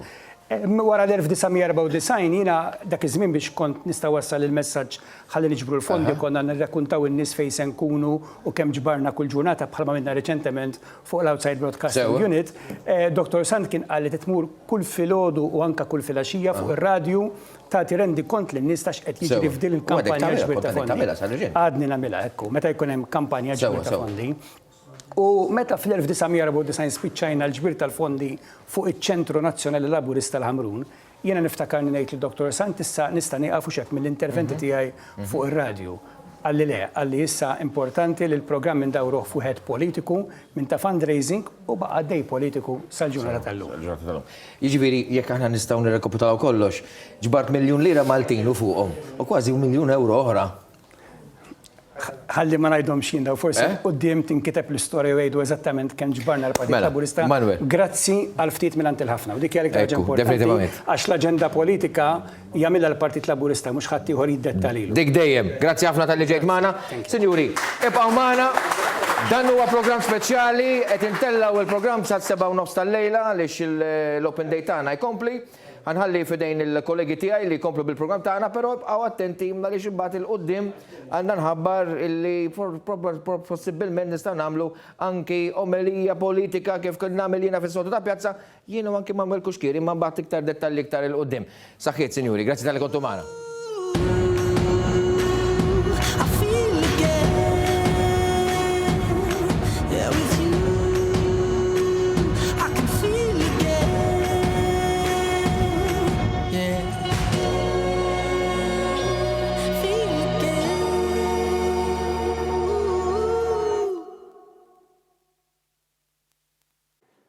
Grazzi emmek li l-Karlsson Navara l-lum edizzjoni jisar imma intervista importanti ma' Manuel Kuxkieri li kien pionir ħafna fil-ġbir ta' ħafna mill-fondi li kienna unek f'dan l-istazzjon. Ser inkomplu nirċivu t-telefonati ta'kom fuq il-numri li jedin taraw. Grazzi ħafna lilkom il-telespettaturi li matul il-ġurnata bqajtu sostnu dal-akbar investiment li għamilna f'dawn l-axħar żminijiet hawnhekk fih dan wan. Aktar kmin illum kien l-Prim Ministru ta' Malta, Dr. Joseph Muscat il-inaugura b'mod uffiċjali l-Outside Broadcasting Unit.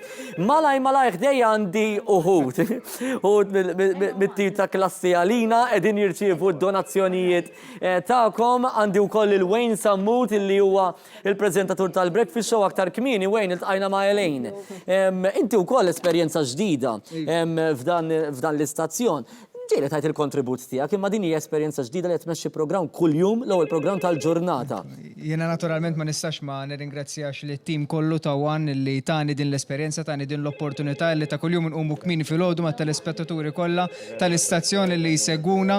Hija kemm xejn sfida jibsa malhom il-ġurnata drajnija. Ħodlok it-telefonata. Domni kif forsi.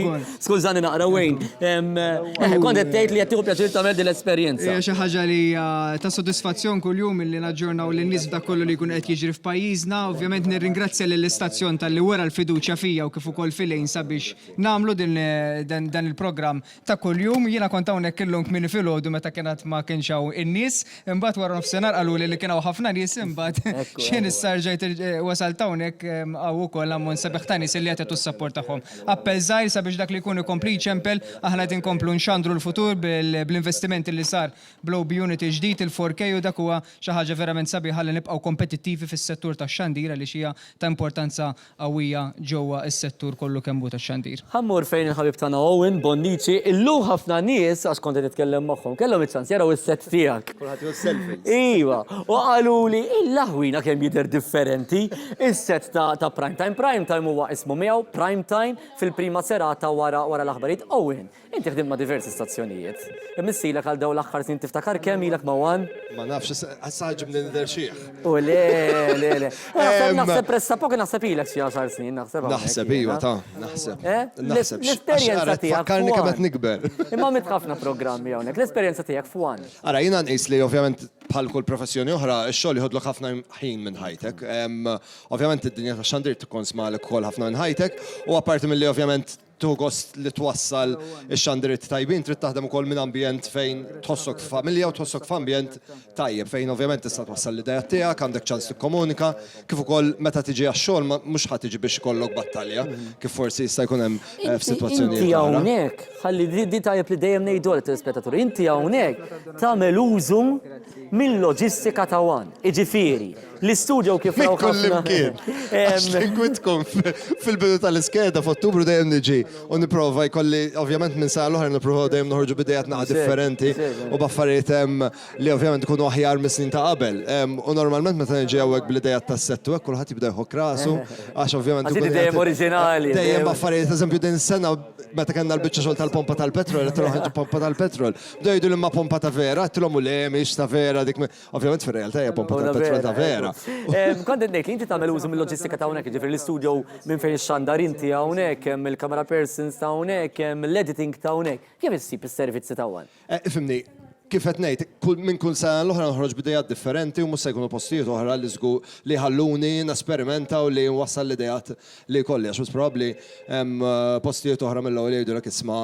Pereżempju, darba meta kont tagħmel one night stand, il-programm kien jirrikjedi li jkollok studio kbir bit-taraġ, crane camera. Kien jintramaw jiżarma kull ġimgħa. U kien jitrekkord seri, kien jintramaw jiżarma kull ġimgħa. Għantak dik l-opportunità. Iġifieri ma kien se jkunu postijiet oħra. U ovvjament jiena bħala u jiena bħala kumpanija wkoll, ovvjament napprezza dal-fatt, u għalhekk minn sena l-oħra nieħu kost nikkrea u wassal ix-xandritt tiegħi fuq dan l-istazzjon. Grazzi Owen. Mela minnu l-kapo għaw.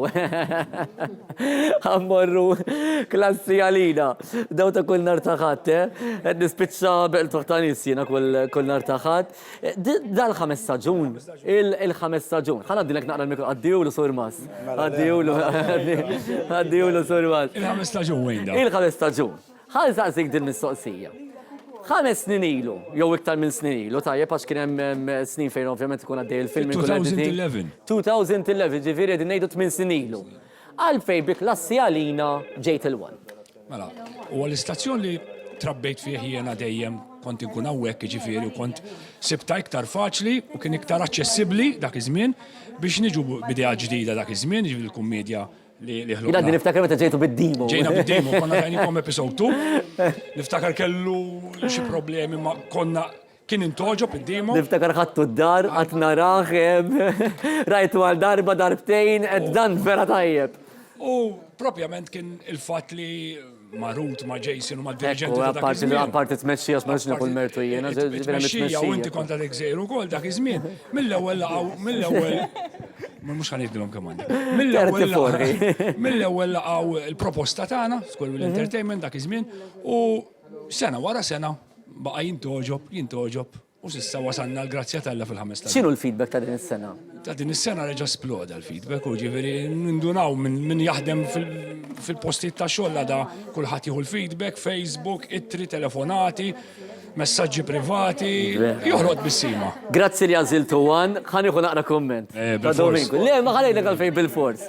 Għalis ħafna nies jaraħ fi klassi għalina, ma is-sem ta' Dominku anka jton ringrazzjawkom ta' dejjem. Imma s-mur l-ura, fosto fil-program Lakstuwa, per eżempju, tiftakruħ Lakstuwa. Naħseb jiet reċenti wisq, Jiet reċenti wisq, jien niftakar. Jason Mikallef dal-udu għacċenna għal-Departiment tal-Entertainment li kiena ħaddan, Departiment tal-Entertainment li kiena ħaddan il-partit fil-tmeninijiet. Jiena dak iż-żmien konna nagħmlu la kellna radio, la kellna television. Trak, m'hemmx għalfejn għax kull reklam kull darba fuq korridor ta' Salvo Meli konna morru nagħmlu torċat mużikali. B'kull post, kull raħal. Pereżempju fl-ewwel ta' Mejju peress ikun jum ħaddiem konna morru fil-industrial estates, nagħmlu shows fil-breaks tal-offsinar biex tmur ħafna lura. Mbagħad dejna bir-radio konna iż-żgħażagħ ta' taħt l-arkati. Unbadġi television niftakar li nagħmlu l-ewwel programm biex niġbru xi ħaġa għal One TV taħt l-arkati il-belt għalhekk kien taħt ma' Alfred Zambit. Unbagħad kien hemm productions wara u ovvjament kulħadd ma kienx jarani, imma kien jara Alfredo Eduardo.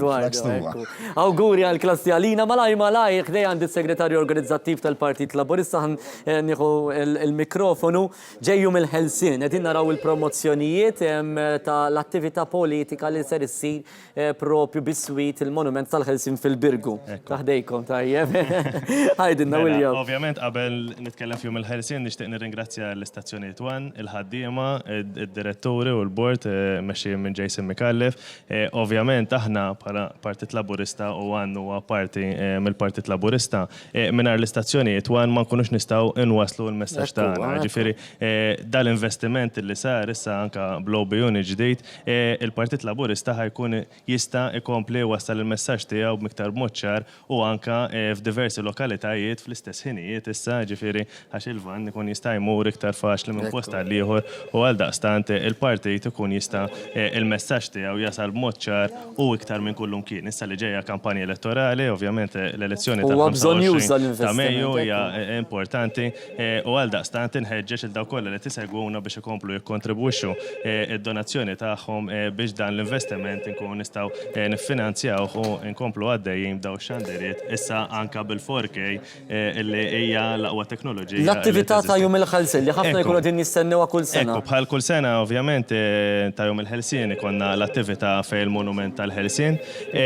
Din is-sena xejn inqas minħabba li hija l-40 sena anniversarju, naddejjin b'xar naddejjin 15 b'attivitajiet jonqosna attivitajiet oħra dil-ġimgħa għandna l-attività taż-żgħażagħ, il-ġimgħa d-dieħla għandna wkoll tal-veterani biex imbagħad il-qofol jintlaħaq fuq il-monument tal-ħelsien il-ħamis 28 ta' Marzu fis-6 ta' filgħaxija fejn hemmhekk ħajkonna attività li żgur m'għandix tintilef minħabba li ħatkun attività li fiha ħajkonna anke filmati li huma esklusivi li qatt ma deru, ħajkonna ftit mużika, imma ovvjament l-iktar importanti il-messaġġ li ħajwassal il-Prim Ministru Joseph Muscat. Grazzi William Lewis, sa dan it-tant ħalli naqgħdu għal darba oħra ma' studio numru 4, minn studio numru 3 għal studio numru 4 ma' Antoinette Falzon. Grazzi Wayne u mija jissa l-aħħar 3 personalitajiet illi ħankunu qegħdin niltaqgħu magħhom matul din il-ġurnata tal-lum u mija fuq is-sofan nilqa' 3 kollegi oħra, ex-kollegi tiegħi insomma, Lindsay Gambin, Ramona Attard u Anthony David Gatt. Tajjeb għattielek? Proset tajjeb. Għax qabel bdejna nitkellmu ma jimpurtax ngħidulkom illi aħna bnidem bħal Anthony, mux dejjem taħetlu Anthony David Gatt, ġilli taħetlu Tony u Tony Gatt, u allura meta tkun ġej, issa jaf kulħadd, sewa minnija pubblika, u allura meta tkun ġej għal-moment bħal dan toqgħod attenta li tajt l-isem preċis. Tajjeb Ton, ħanibda minnek, mux ħanibda minn nisa, nibda minnek jentik. Oso ħanati ċans. Sewa, proset, jazzad dak li rritnaj, l preċis. Anthony, inti l-esperienza tijak fi Newsroom, bdiet ma' Matthew Carbone, semmejni aktar qabel, u għattilhom li niftakar li Mirjam dalli tajdli, għandi 2 tajbin, Matthew Carbone u Anthony David Gatt. U għattilhom li kontu ġejtu miegħi il-Parlament l-ewwel darba, Kumitat Parlamentari lajt ċamata u ġibtuni naqra fl-imkwiet imma President. Issa. Nifhmek. L-esperjenza tiegħek minn dakinhar Anthony fil-Kamra tal-Aħbarijiet. Iktar mill-esperjenza tiegħi naħseb huwa tajjeb li llum infakru l-istaff kollu li qiegħed wara daw il-kameras. Naħseb huwa moment li bħallum qed nidru aħna, l-uċuħ tagħna, l-istejjer tagħna, kemm konna importanti wkoll aħna biex dan l-istazzjon jibqa' miex il-qudiem imma n-nies li huma parti minn dan l-istazzjon ta' issa u ta' qabel ukoll li kienu hawnhekk fi żminijiet differenti huwa kruċjali nsemmuhom hawnhekk ukoll. Kollegi li kellna magħna fi żmienna wkoll Bjorn Joe Mead, Marco Mikallef, Joseph Fava, Gordon Sacco. Dawn u l-kamera persons u t-tekniċi Stephen Abela, Jonathan Gallia. Tratti li tal-lajna matul il-ġurnata fil-fatt ukoll. U naħseb hija kienet esperjenza kien hemm ħafna momenti interessanti fil-karriera tiegħi hawnhekk 8-9 snin. Kien hemm momenti sbieħ, momenti inqas sbieħ bħal politika, meta titlef, meta terbaħ, kellu l-opportunità li naqra l-aħbarijiet tal-11 meta l-Partit Laburista tilef l-elezzjoni ta' l-2008. Mbagħad kelli l-opportunità li naqra l-aħbarijiet ta' 7:30 dakinhar li l-Labour Party rebaħ fil-2013. Kum hemm momenti wkoll bħal il-mewt tal-Perit Dokumentov fejn kellna l-opportunità nagħmlu l-ewwel intervisti mat-tifla tiegħu ma' ħuħ waħda mill-intervisti li niftakar. Niftakar ukoll ix-xogħol il-mod kif tħarriġna flimkien u kemm għaddejtulna tarif nies bħalek Antoinette, nies bħal Mirjam Dalli li magħha kelli l-opportunità naħdem fuq programm ta' ġurnaliżmu investigattiv li jibqa' qalbi ħafna, trip li bieħkonna irbaħna wkoll l-award dik is-sena anke jekk fuq l-Istazzjon Nazzjonali kien hemm iżwiemel li ngħidu hekk. U mbagħad niftakar ukoll ħafna esperjenzi sbieħ tagħna bħala grupp, konna grupp ta' żgħażagħ li naħseb nistgħu ngħidu f'dak iż-żmien ta' politika immarkajna it-timbru tagħna wkoll fuq il-Kamra tal-Aħbarijiet, fuq il-ġrajiet kurrenti b'mod ġenerali, Lindsay, Ramona, Matthew Carbone, Jonathan Attard, Charlon Guder. Konna grupp illi konna naħdmu tajjeb ħafna flimkien, ħafna volum ta' xogħol, semmew pereżempju konna l-aħbarijiet ta' 11 ta' flaxija, llum mhux kulħadd jagħmilhom live. Fi żmien elezzjoni. Ġieli bdejna 11 nofsi u aktar tard. Minħabba li kollok il-xandiet politiċi tibda tard u nispiċċaw ġieli ħriġna fis-sija minn hawnhekk ta' filgħodu. Imma il-wan dejjem jibqa' parti minni u hija parti li jiena gburi ħafna biha u għandi ħafna memories bih li bqgħu miegħi għal-ħajtu kollha żgur.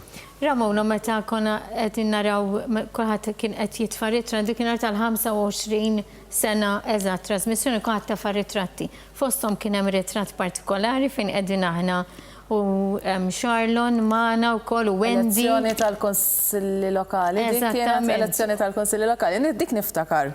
Charlon kien qalli niftakar pereżempju ħadd tkun xogħol mit-8 sassatejn ta' wara nofsinhar. U speċin qedlu, u hija qedlu mhux ħafna, givinle. Għalli le, mhux ta' satejn u nofs ta' wara nofsinhar ta' dakinhar. Le, ta' satejn ta' wara nofsinhar tal-ġurnata ta' wara. U niftakar konna irqadna fuq dak il-biċċa tapit li hemm fil-counting hall. U hemm ma nistax insibu. Niftakar. Imma ftit wara kien hemm xi lokalità. La naf kienet mosta li kienet qed tilab bejn li tintrebaħ mill-Partit Laburista u tintrebaħ mill-Partit Nazzjonali. Umu għax wasalna. Għax aħna minna bastijiet mal-art fuq it-tapit u provajna norqdu ftit. Il-momenti tal-counting hall jibqgħu momenti sbieħ għax hemmhekk ikun hemm leċitament speċjalment meta inti tkun ġej mill-oppożizzjoni, tkun taf speċjalment dawk ta' qabel il-Kunsilli Lokali taf li huma l-elezzjonijiet ta' qabel il-ġenerali li kienet tkun game changer għalina, ġifieri kemm bħala partit, kemm bħala individwi personali konna nesponu ruħna ħafna. Ġifieri dik il-verità, ġifieri konna nesponu ruħna ħafna, niġru wara n-nies. Ovvjament kienet game changer u daw kienu esperjenzi li jibqgħu ġo fina bħala tim. Ġifieri niftakar in-newsroom taħt Glenn Bedingfield, Dat Varist, Matthew Carbone, Charlon Guder, Jonathan Attard, Wendy Borg, daw kollha u aħna it-tim li konna taf inti konna qed nitkellmu hawnhekk u tibda titħaq. Ġifieri il-bawxati kemm ħdimna u konna nibdew minn breakfast news fil-ħodu, dak ifisser tirrikjedi tqum fl-4 ta' fil-ħodu. Mbagħad, speċjalment fi żmien l-elezzjoni jkun hemm il-mass meetings li tirrapporthom, tittaqta' sound clips, dak ifisser. Għaddejjin l-aħbarijiet u kulħadd jaqta' soundbites ħajjitlu. Kantata, u sa xi 11 nofsinhar. U ma kien hemm xi teknoloġija li hemm illum li għallum grazzi għal Talla dejjem investa dan l-istazzjon u stazzjon li huwa l-ikbar stazzjon privat. Dan m'għandux għajnuna tal-istat, dan l-istazzjon, dan huwa stazzjon privat li għandu udjenzi li huma id-doppju tal-istazzjoni ieħor. Lindsay għandur fuqek issa, inti wkoll ġejt flimkien magħhom f'dan il-grupp partikolari u nixtieq inkun naf minn għandek kienx hemm xi episodji partikolari li tibqa' tiftakar. Mhux neċessarjament forsi waqt news, arita news jew coverage, imma kien hemm xi ħaġa li tibqa' tgħid din tibqa' markata f'moħħi. Kien hemm ħafna momenti, speċjalment kif bdew jgħidu Ramona u Anthony, konna tim vera tajjeb, konna newsroom kif qal Anthony żagħżugħa u kien hemm imħalta l-esperjenza tagħkom bħalek Antoinette bħal Ruben. Jiena ħaqt il-Mirjam Dalli wkoll tħalt taħta u tħalt wara l-tqajt ma' Anthony actually, konna studenti università flimkien u Anthony kien qalli titħajr tapplika se jdaħlu ġurnalisti part-time u għal-bidu għetlu ma naħsibx ta' u mbagħad kont qed ħaniprova, tħajjart u vera kien ġobni xogħol interessanti. Fil-fatt waħda mill-iktar affarijiet li niftakar li kienu hekk li baqgħet tiġifieri għalija memorja sabiħa fl-elezzjoni tal-2013. Kulħadd kien qiegħed jiċċelebra basically min kien jidħol xogħol taf tajjeb inti fil-counting hall. Idjuti, tkun professjonali, eżatt. Jien ix-xift tiegħi kien għadu kemm beda eżatt malli tħabbar ir-riżultat tal-elezzjoni. U kien ġi Joseph Muscat, kont ħatlu l-ewwel kumment bħala Prim Ministru, kien wieħed mill-kameramen li hawnhekk bħalissa, Noel Tewma nsemmih, u vera kien mument li kien hekk emozjonanti, xi ħaġa tkun ilek taħdem għaliha. Kien hemm mument ieħor sabiħ niftakar ukoll il-President George Abela kien miexi fit-triq, konna fit-triq Repubblika u qed nistennew biex neħdu kummenti tan-nies u flok borna naħdu kummenti tan-nies ġi kellimna dan biex jara kif sejrin fil-ħidma tagħna. Ġifieri kien hemm ħafna momenti minn daw stejjer differenti u esperjenzi u fl-aħħar mill-aħħar tkun isek familja waħda. U grazzi anke għal dal-istazzjon li dejjem investa fin-nies u fin-nies ġodda wkoll. Anthony, ħana laqbik bħala x'bdejt bik u ħana laqbik. Kieku kellek tgħaddi messaġġ lil-żgħażagħ li forsi qegħdin isegwuna bħalissa illi għandhom ħajra illi jidħlu fid-dinja tal-ġurnaliżmu. X'tgħidilhom? Ngħidilhom li jagħmlu kuraġġ, jidħlu għal din il-karriera, l-ewwel hija karriera u importanti li nispjegaw li hija karriera. Forsi ma tħallas daqs ċertu professjonijiet oħra, imma hija karriera li ttik ħafna, naħseb tistgħu taqblu miegħi, u tkabbrek ħafna bħala individwu u tesponika l-affarijiet li kieku ma tkunx qed tagħmel din il-karriera ma tkunx esposta lihom. Ġifieri tiltaqa' ma' personalitajiet, ma' nies differenti, tiltaqa' ma' nies fil-mumenti tal-uġieħ u titgħallem ukoll xi tfisser disgrazzja, xi tfisser li familja nqatlilha xi ħadd, xi tfisser illi inti tmur f'pajjiżi differenti u tifhem kif id-dinja taħdem fil-verità. Din hija professjoni importanti, imma importanti li wieħed jitgħallem li jkollu sinsla fil-ġurnaliżmu. Ikun jaħdem mal-lim kamra tal-aħbarijiet jaħdem madwar Malta u barra minnha. Ikun hemm il-linja editorjali, imma rid ikun hemm ukoll l-etika u l-morali tal-individwu u f'dak ir-rol importanti. Nirringrazzjakom tal-li kontu magħna l-ħin skada tar propjament Lindsay, Ramona u Anthony. Proset lilek Antoinette. Il-maratoni għadek tagħmilhom inti Grazzi ħafna tal-li kontu magħna komplementa ħidma tajba lilek anke għall-programmi tiegħek u aħna minnaħa tagħna issa ngħaddu għal l-istudio fejn hemm Wayne. Inkunu magħkom ftit tal-ħin ieħor.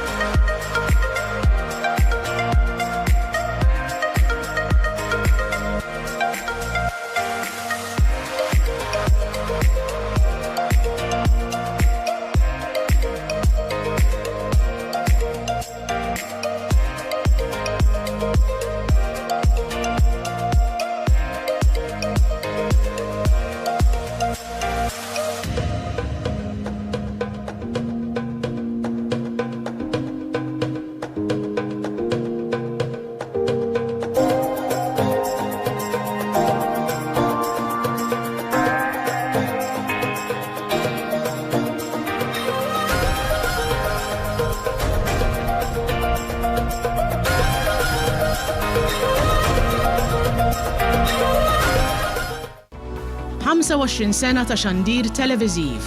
Inħarsu l-qoddim flimkien biex inxandru il-futur. Wasalna biex nibdew nikkonkludu din il-ġurnata ta' Open Day, skanta ta' ukoll uħut mit-telespettaturi li għadhom iduru hawnhekk fil-Kumpless One. Qabel nikkonkludu, mhux il-weekend li ġej il-weekend ta' wara hemm ġensna u ser inkunu qegħdin inrebħu 12 il-telefonata.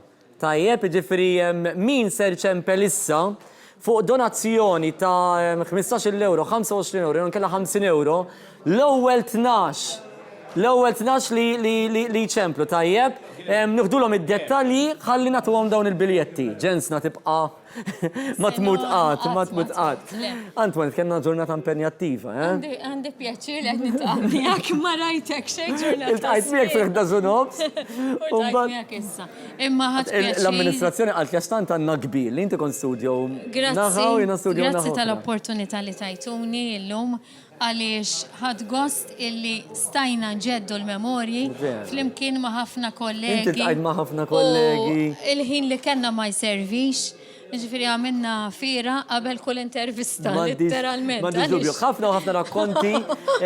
Jina kont ftit anka fuq il-telefon. Roberto jgħidlek ġerxi fira, sajnek kif. Jina kont fuq il-telefon, Antoinette, u l-respons tan-nies kien kemm ħadu pjaċir jaraw anka ħafna u ħafna ħafna ġurnalisti u prezentaturi illi forsi kienu ilhom ma jaraw. Ħanersqu hawnhekk, ħdejna għandna il-Jason Mikallef, għandna wkoll Jason Mikallef il-Chairman Eżekuttiv. Ħanikkonkludu tajjeb il-Kap Eżekuttiv tal-Partit Laburista Randolph, il-Kap tax-Xandir, Ruth Mikallef, kif ukoll il-Kap tar-Riżorsi Umani u l-Servizzi Korporattivi Roberto Francalanza. Semmejnik, li kont parti minn newsroom intu wkoll. Ivi. Isma' it-telefonati spledew tal-aħħar, Jason, importanti. Għaliex l-aħħar ftit tħin, u vera. Splodew f'sens pożittiv. U mela. Ma fil-ħodu għattilhom jiena, Jason, għattilhom it-telefon tagħna jdoq ta' veru. U daq ta' veru matul ġurnata. Illum kienet ġurnata sabiħa ħafna għalina. Ma kienx ġurnata sempliċiment li ngħidu ridna nagħmlu l-ġbir ta' fondi, kieku ridna nagħmlu hekk. Konna nagħmlu ġimgħat sħaħ nirreklamaw li qegħdin nagħmlu ġbir ta' fondi. L-ġbir ta' fondi ġie bħala kif taqbad tajt. Bħala grazzi tat-telespettaturi. Bħala xi ħaġa anċillari mal-Open Day li ridna nagħmlu. Għalija l-ikbar esperjenza tal-lum kienet il-mira li għamilna ftit tax-xurilu illi inħarsu l-qoddim biex niċċelebraw il-25 anniversarju ta' Daxxandir. Immaġina, tħares il-qoddim biex tiċċelebra l-bira. Naħseb dan huwa dak li għamel speċjali wkoll il dan l-istazzjon. Illum in-nies li ġewwaw, il-mijiet ta' nies li ġewwaw, mhux biss raw stazzjon inkredibbli, stazzjon ta' veru. Kulħadd kelma waħda ta' xi ġmiel għandkom hawnhekk. Jiġifieri ma' kull min tkellimt jien xi ġmiel għandkom hawnhekk. Kienet waħda pożittiva. Maċċi rasa kbira ħafna fuq il-kejk kienet l-Outside Broadcasting Unit Van 4K illi l-lum rawħ ħad gost immens illi kien imżanżan mill-Prim Ministru kif inu xiera u naħseb se nkunu qegħdin nagħtu riżultati ħafna importanti, mhux biss elettorali u politiċi, ma wkoll riżultati importanti dak li għandu x'jaqsam ma l-eżistenza tagħna bħala xandar. Bħala wan, jiena nemmen ħafna illi għandna responsabilità enormi illi jekk qegħdin niċċelebraw 25 anniversarju qegħdin niċċelebrawh billi nħarsu l-qudiem u nagħmlu ċert illi jekk il-25 sena li għaddew kienu suċċess, jonqosna 25 sena oħra anka ħjar. Bħalissa waqt li kienet titkellem Jason Mikallef it-telefons ma waqfux. Grazzi minn qalbna. Grazzi minn qalbna li qed tilqgħu l-appelli tagħna. Dak kif tista' maċċempel. Jason Mikallef għamel referenza għal dak li ġara dalodu, għandna anke l-filmati għandhom ta' dawk li forsi ma kinux qegħdin insegwuna dalodu, jien attemp kif inhu bħalissa ma nafx ma dalodu kienet ġurnata sabiħa u allura forsi dak li jkun ħareġ allura ħanfakru illi dalodu għal ħin tal-11 nofsinhar neqsin kwart kellna magħna l-Prim Ministru ta' Malta, Dr. Joseph Muscat, illi propju żar il-kumpless ta' Wan fil-Marsa, żar anka u dar il-kumpless u anka inaugura uffiċjalment dal-akbar investiment Antoinette f'dawn l-aħħar snin għal Wan l-Outside Broadcasting Unit 4K. Dalodu kellna magħna kif qegħdin ngħidu l-Prim Ministru Joseph Muscat, issa għandna magħna lill-Kap Eżekuttiv tal-Partit Laburista, ħanitlu għal-kampanja elettorali, kulħadd jaf l-appuntament elettorali tal-25 ta' Mejju, Wan ikun pionir biex inwasslu l-messaġġ tal-partit. Ekku, Wayne, kif jafu daw is-senjuri li għaw bil-qeda u hekk, diġà bdejna bil-laqat bejn il-partit u l-Wan, anke mill-lat tekniku fuq triq il-qoddim għal-kampanja elettorali ta' Mejju li ġej. U bla dubju l-Unit 4K se jkun fil-qofol ta' din il-kampanja għaliex għandna bżonn ninxandru mill-lokalitajiet kollha madwar Malta u Għawdex. F'Mejju li ġej kemm għall-Kunsill Lokali kif ukoll għall-Parlament Ewropew Jina irrid nirringrazzja minn qalbi lin-nies kollha li ġew illum. Tqajna ma' ħafna nies kif għattu intom kollha impressjonati bil-mod ta' kif inhom iżmuma u ġew u kemm qed nagħmlu xogħol bi spazju limitat illi għandna. Imma rrid nirringrazzja wkoll lin-nies illi ġew u kienu intervistati, kellna ħafna nies illi ġew aħna għadna bejnietna kien reunion ta' ħafna nies.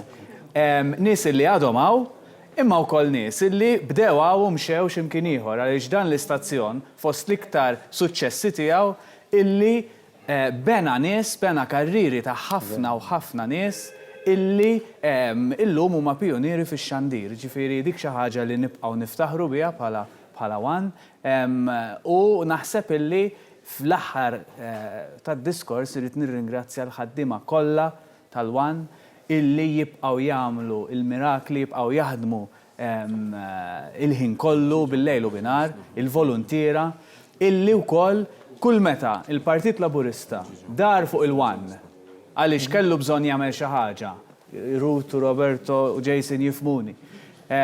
Kull meta kellna bżonn nagħmlu xi ħaġa ta' malajr millu malada, il-One dejjem irrisponda u dejjem ra illi jaqdi lill-partit bl-aħjar mod illi jista'. U ta' dan nirringrazzjahu perswas li se jkompli jagħmelek fix-xhur li ġejjin għall-elezzjoni ta' Mejju li ġej. Grazzi minn qalbi tal-għajnuna tagħkom. Grazzi Randolph Debattista, kap eżekuttiv tal-partit. L-aħħar ftit ħin, Antoinette, matul il-ġurnata kellna 3 rigali kbar.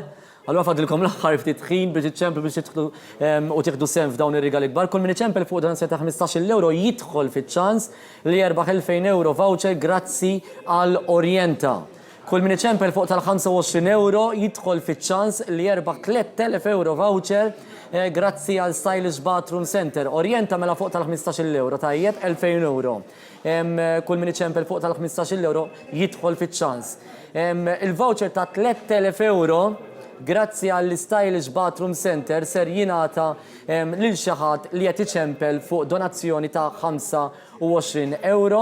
Jiġifieri kull min iċempel fuq donazzjoni ta' 25 euro jista' jidħol fiċ-ċans li jerbaħ 3000 euro voucher grazzi għall-Stylish Bathroom Center. Nixtieq nirringrazzja lill-Orienta kif ukoll l-Stylish Bathroom Center illi tawna dawn il-vouchers kif ukoll ir-rigal stupend fadal l-aħħar ftit ħin sakemm nitkellmu ma' Ruth u ma' Roberto biex tidħol fiċ-ċans jekk iċċempel fuq tal-50 euro biex terbaħ dan il-cruise minn Malta għal Malta fil-peak season grazzi għal Hamilton Travel għandkom kollox inkluż l-eskursjonijiet valur ta' 5000 euro. Nirringrazzjaw lil Hamilton Travel li tawna dan ir-rigal. Se nkun qed inħabbru ir-rebbieħa fil-jiem illi ġejjin. Ruth, ġurnata oħra impenjattiva għal One. Illum jiena Antoinette flimkien ma' diversi producers, prezentaturi, ġurnalisti, tim sħiħ ta' nies. Ringrazzja l-kull minn ġi, kull minn ta' semu, ninaqas ma' Randolph li semma diġà l-ħaddiema. Nagħmel appell ukoll għamiltu aktar kmieni inti llum. Aħna armajna biż-żgħar u kien nursery jew għallimna tfal, għallimna żgħażagħ fl-industrija tal-midja. Jekk hemm barra żgħażagħ li huma interessati, anke forsi li ġew illum raw ix-xogħol tagħna, japproachawna, jibgħatu n-email forsi jċemplu jew jiġu u aħna naraw għal xi huma interessati. U dejjem inkommru l-kabru l-pool ta' ħaddiema futuri li dal-istazzjon ikollu. U apparti minn hekk nixtieq nagħmel ringrazzjament ukoll il-sponsors u l-advertisers li jibbekjaw il-programmi tagħna kuljum. Kenna minnhom pereżempju rajt in-Nensija u llum li ilha magħna mill-bidu ta' dal-istazzjon 25 sena, però għandna wkoll sponsors oħra li jkunu magħna ta' kuljum fil-programmi tagħna. Nirringrazzjawhom għax bis-sapport tagħhom aħna nkunu nistgħu ntellgħu dal-programmi. Roberto Francalanza, taħt idejk il-ħaddiema kollha, sew għandek biċċa xogħol jibsa ġeħ taras, imma mill-esperjenza tiegħi inti dan ix-xogħol taf tagħmlu u tagħmlu sew. Il-messaġġ tiegħek lill-ħaddiema tal-One u anke jiena ħeġġiġt ukoll aktar qabel illi jekk ikun hemm żgħażagħ illi jkunu jixtiequ jitlu kif qed tajt Ruth biex il-pool ikompli jikber, imma inti bħala HR kieku x'tgħidilhom? Ara jiena iktar minn kollox illum not din il-ġurnata bħala l-jum dedikat lil ħaddiema kollha li ħadmu hawnhekk u li għadhom jaħdmu hawnhekk.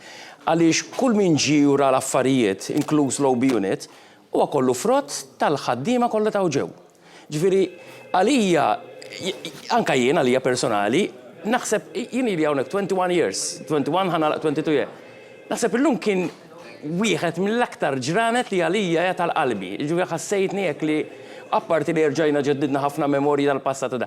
Imma llum kien il-ġurnata fejn il-ħaddiema kollha li taw semhom tul dawn iż-żminijiet, mod speċjali issa n-nies anke preżenti il-ħaddiema tissa. Setgħu jaraw il-kontribut tagħhom kemm qed jiġi apprezzat min-nies. U issa rridu nħarsu the way forward. Fuq in-nies kollha jew fuq il-persuni kollha minn barra li jixtiequ jissibħu magħna, faċilment jagħmlu kuntatt magħna, aħna dejjem ftaħna kull opportunità għal kulħadd. Ħafna nies kibru hawnhekk, ħafna bdew anke b'mod volontier, hawnhekk għax il-volontira huma importanti. Ħandur naqra fuq Jason fadlinna xi 3 minuti jekk min isejjer żball. Jason, il-25 sena ta' One ħajqaf hawn jew hemm aktar preparat fil-ġimgħat u x-xhur li ġejjin? Aħna ħejjina programm estensiv ħafna ta' dawn iċ-ċelebrazzjoni. Pereżempju fit-22 ta' April li ġej, fit-22 ta' April li ġej ikun it-tnejn l-għada tal-għid ħajkolna Gala Night, serata oħra speċjali ġewwa t-Teatru Manuel fil-Belt Valletta fejn se nagħtu rikonoxximent kbir fl-aħħar 25 sena, mod speċjali ta' dawk in-nies li kienu magħna fil-bidunet u taw kontribut matul is-snin l-suċċess ta' One. Dan One Tribute kien xi ħaġa li wkoll ħloqna fl-aħħar kemm 7-8 snin. U naħseb kien jixraq ukoll li ndaħluh ukoll bħala wieħed mill-avvenimenti kbar li nagħmlu biex niċċelebraw dawn il-25 sena. Ġifieri issa jmiss One Tribute fit-22 ta' April ġewwa t-Teatru Manuel, eventwalment in-nisa jkun qegħdin jaraw ir-reklamar ukoll fuq biex ikunu jistgħu jattendu. Għandna xi ftit affarijiet oħra f'moħħna, aħna dejjem noħolmu matul din is-sena b'mod speċjali attività kbira. Semmejt One Tribute permetti li hawnhekk qegħdin naraw. Kienet serata sabiħa ħafna. Il-livell ta' serata illi tittella meta ntella One Tribute. U din is-sena ukoll fit-22 ta' April it-Teatru Manuel qed tinna ser tkun qegħdin tisimgħu aktar avviżi, ovvjament fil-programmi tagħna matul il-ġurnata fuq it-televiżjoni anke fuq ir-radju. Konsertejt xi ħaġa oħra? Le, li rrid ngħidu li għandna wkoll f'moħħna li nagħmlu attività kbira fil-miftuħ fil-beraħ fis-sajf, bat eventwalment xi ftit affarijiet oħra matul dis-sena. Imma fuq kollox minn issa qegħdin nippreparaw flimkien ma' Ruth u naturalment nies oħrajn għal skeda impenjattiva ħafna, l-ewwel nett, skeda impenjattiva ħafna politikament, il għaliex aħna rridu nagħmlu ċert li nkunu spalla kbira qawwija mal-Partit Laburista biex jikseb l-aqwa riżultat possibbli fil-25 ta' Mejju li ġej fl-elezzjonijiet nazzjonali dawk tal-Parlament Ewropew u tal-Kunsillu Lokali u dan sa nagħmluha bil-kbir kif konna qegħdin nagħmlu fl-aħħar snin. Imma mbagħad eventwalment skeda b'saħħitha oħra f'Ottubru li ġej biex nibqgħu b'saħħitna, biex nibqgħu popolari, biex nibqgħu nagħtu dak li jħobbu n-nies, divertiment, aħbarijiet, programmi ta' ġrejt kurrenti, drama u naturalment ħafna rilassament. Jiena nirringrazzja lil ħaddiema kollha illi matul is-snin taw kontribut lil dan l-istazzjon, lil Roberto, lil Ruth, lil Randolph, tlieta li huma naħdem immens kuntent magħhom u ma tant nies oħrajn f'dan l-istazzjon u lilin. Naħseb illi qegħdin ngħixu żminijiet speċjali ħafna. Speċjali kienu 25 sen ilu, saru ħafna iktar speċjali li dan l-istazzjoni mbena mix-xejn u baqa' għaddej u nirringrazzja wkoll lil dawk kollha illi b'mod jew ieħor mhux biss żaruhaw imma taw id-donazzjonijiet tagħhom illi fl-aħħar minuti kienu jammontaw għal 27,500 euro. Proset. Grazzi l-telespettaturi kif għal Jason Mikallef Antoinette, dimma kien il-ġurnata ta' ġbir ta' fondi, imma ħallejna t-telefon hemmhekk ħafna niżlu ċeplu biex jgħidulna grazzi. Grazzi għax imnalla tkunu intom, grazzi tal-kumpanija li żommulna, tifqu hawnhekk kif għaddejn bit-trasmissjonijiet. Kien hemm minn ta' 15, 25, 50 euro, 6 euro 99 ċentesmu. Kien hemm anzjani li anke ġewwa hawnhekk. Impressjonatni mara minn ħalaxa għalt li għandi 84 sena u ġiet hawnhekk b'tal-linja. Vera. Ħafna nies li ġewwa hawnhekk minn tagħna 5 euro, minn tagħna 10 euro, jgħidulna biex tibqgħu xxandru għaż-żgħażagħ biex ikunu jistgħu jisimgħu il-messaġġ tal-Partit Laburista u ta' dan ngħidulkom grazzi. Fissem Roberto, Ruth, Randolph u Jason, fissem l-istaff u l-management kollu ta' One, il-kru tekniku kollu kieku nibdew insemmu la nistgħu ma nispiċċawx ħafna nies li jkunu qegħdin jaħdmu mhux biss illum iżda tul dawn is-snin kollha, Antoinette. Jiena minnaħati għajni ringrazzja lilkom Ruth u Jason tal-opportunità li tajtuni illum li nkun parti minn din il-ġurnata verament memorabli għaliex kif għedna qabel ġeddidna ħafna memorji għajna ma' ħafna nies li konnina ma naraw wassanna wkoll mill-aħjar li stajna wkoll ċertu momenti illi samna flimkien u allura waslu għand dawk il-kolla li kienu għadin seguna, grazzi l-dawk li ġew hawnhekk meta jiqfu n-nies ikellmuk, jgħidulek ikellmuk, tħossu kol kemm inti tkun sirt parti mill-familja tagħhom. U dan huwa l-apprezzament tagħna lejn dawk kollha li jkunu qegħdin iseguna. Il-telefon sadhom iċemplu, grazzi tad-donazzjonijiet tagħkom, ser tkunu qegħdin tisimgħu aktar avviżi anke dwar ir-rebbieħa tal-kompetizzjonijiet fisem Antoinette, fisem il-management, fisem it-team kollu. Jiena nawguralkom il-komplement tal-ġurnata tajba, issa One News, ovvjament imbagħad l-iskeda tkompli bil-programmi skedati għall-ġurnata ta' tlieta. Min qalb nirringrazzjaw lil kulħadd u nsellmulkom. Ciao.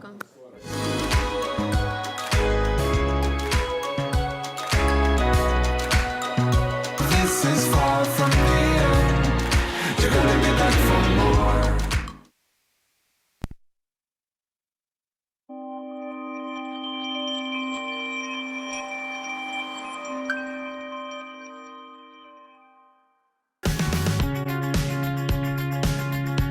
Il-rapport ta' temp qed jiġi miġjub lilkom minn Bank of Valletta, il-pen l-suċċess tiegħek.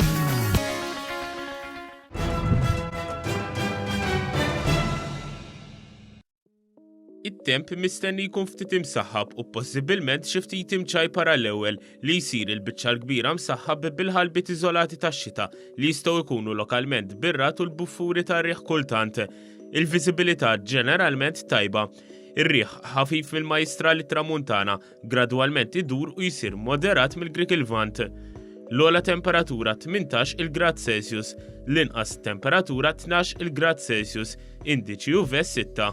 Baħar ħafif li jsir moderat, imbagħad ftit li xejn li jsir baxx mill-punent Majstru. Temperatura tal-baħar 15 il-grad Celsius. Dan huwa t-temp għal 5 ijiem li ġejjin.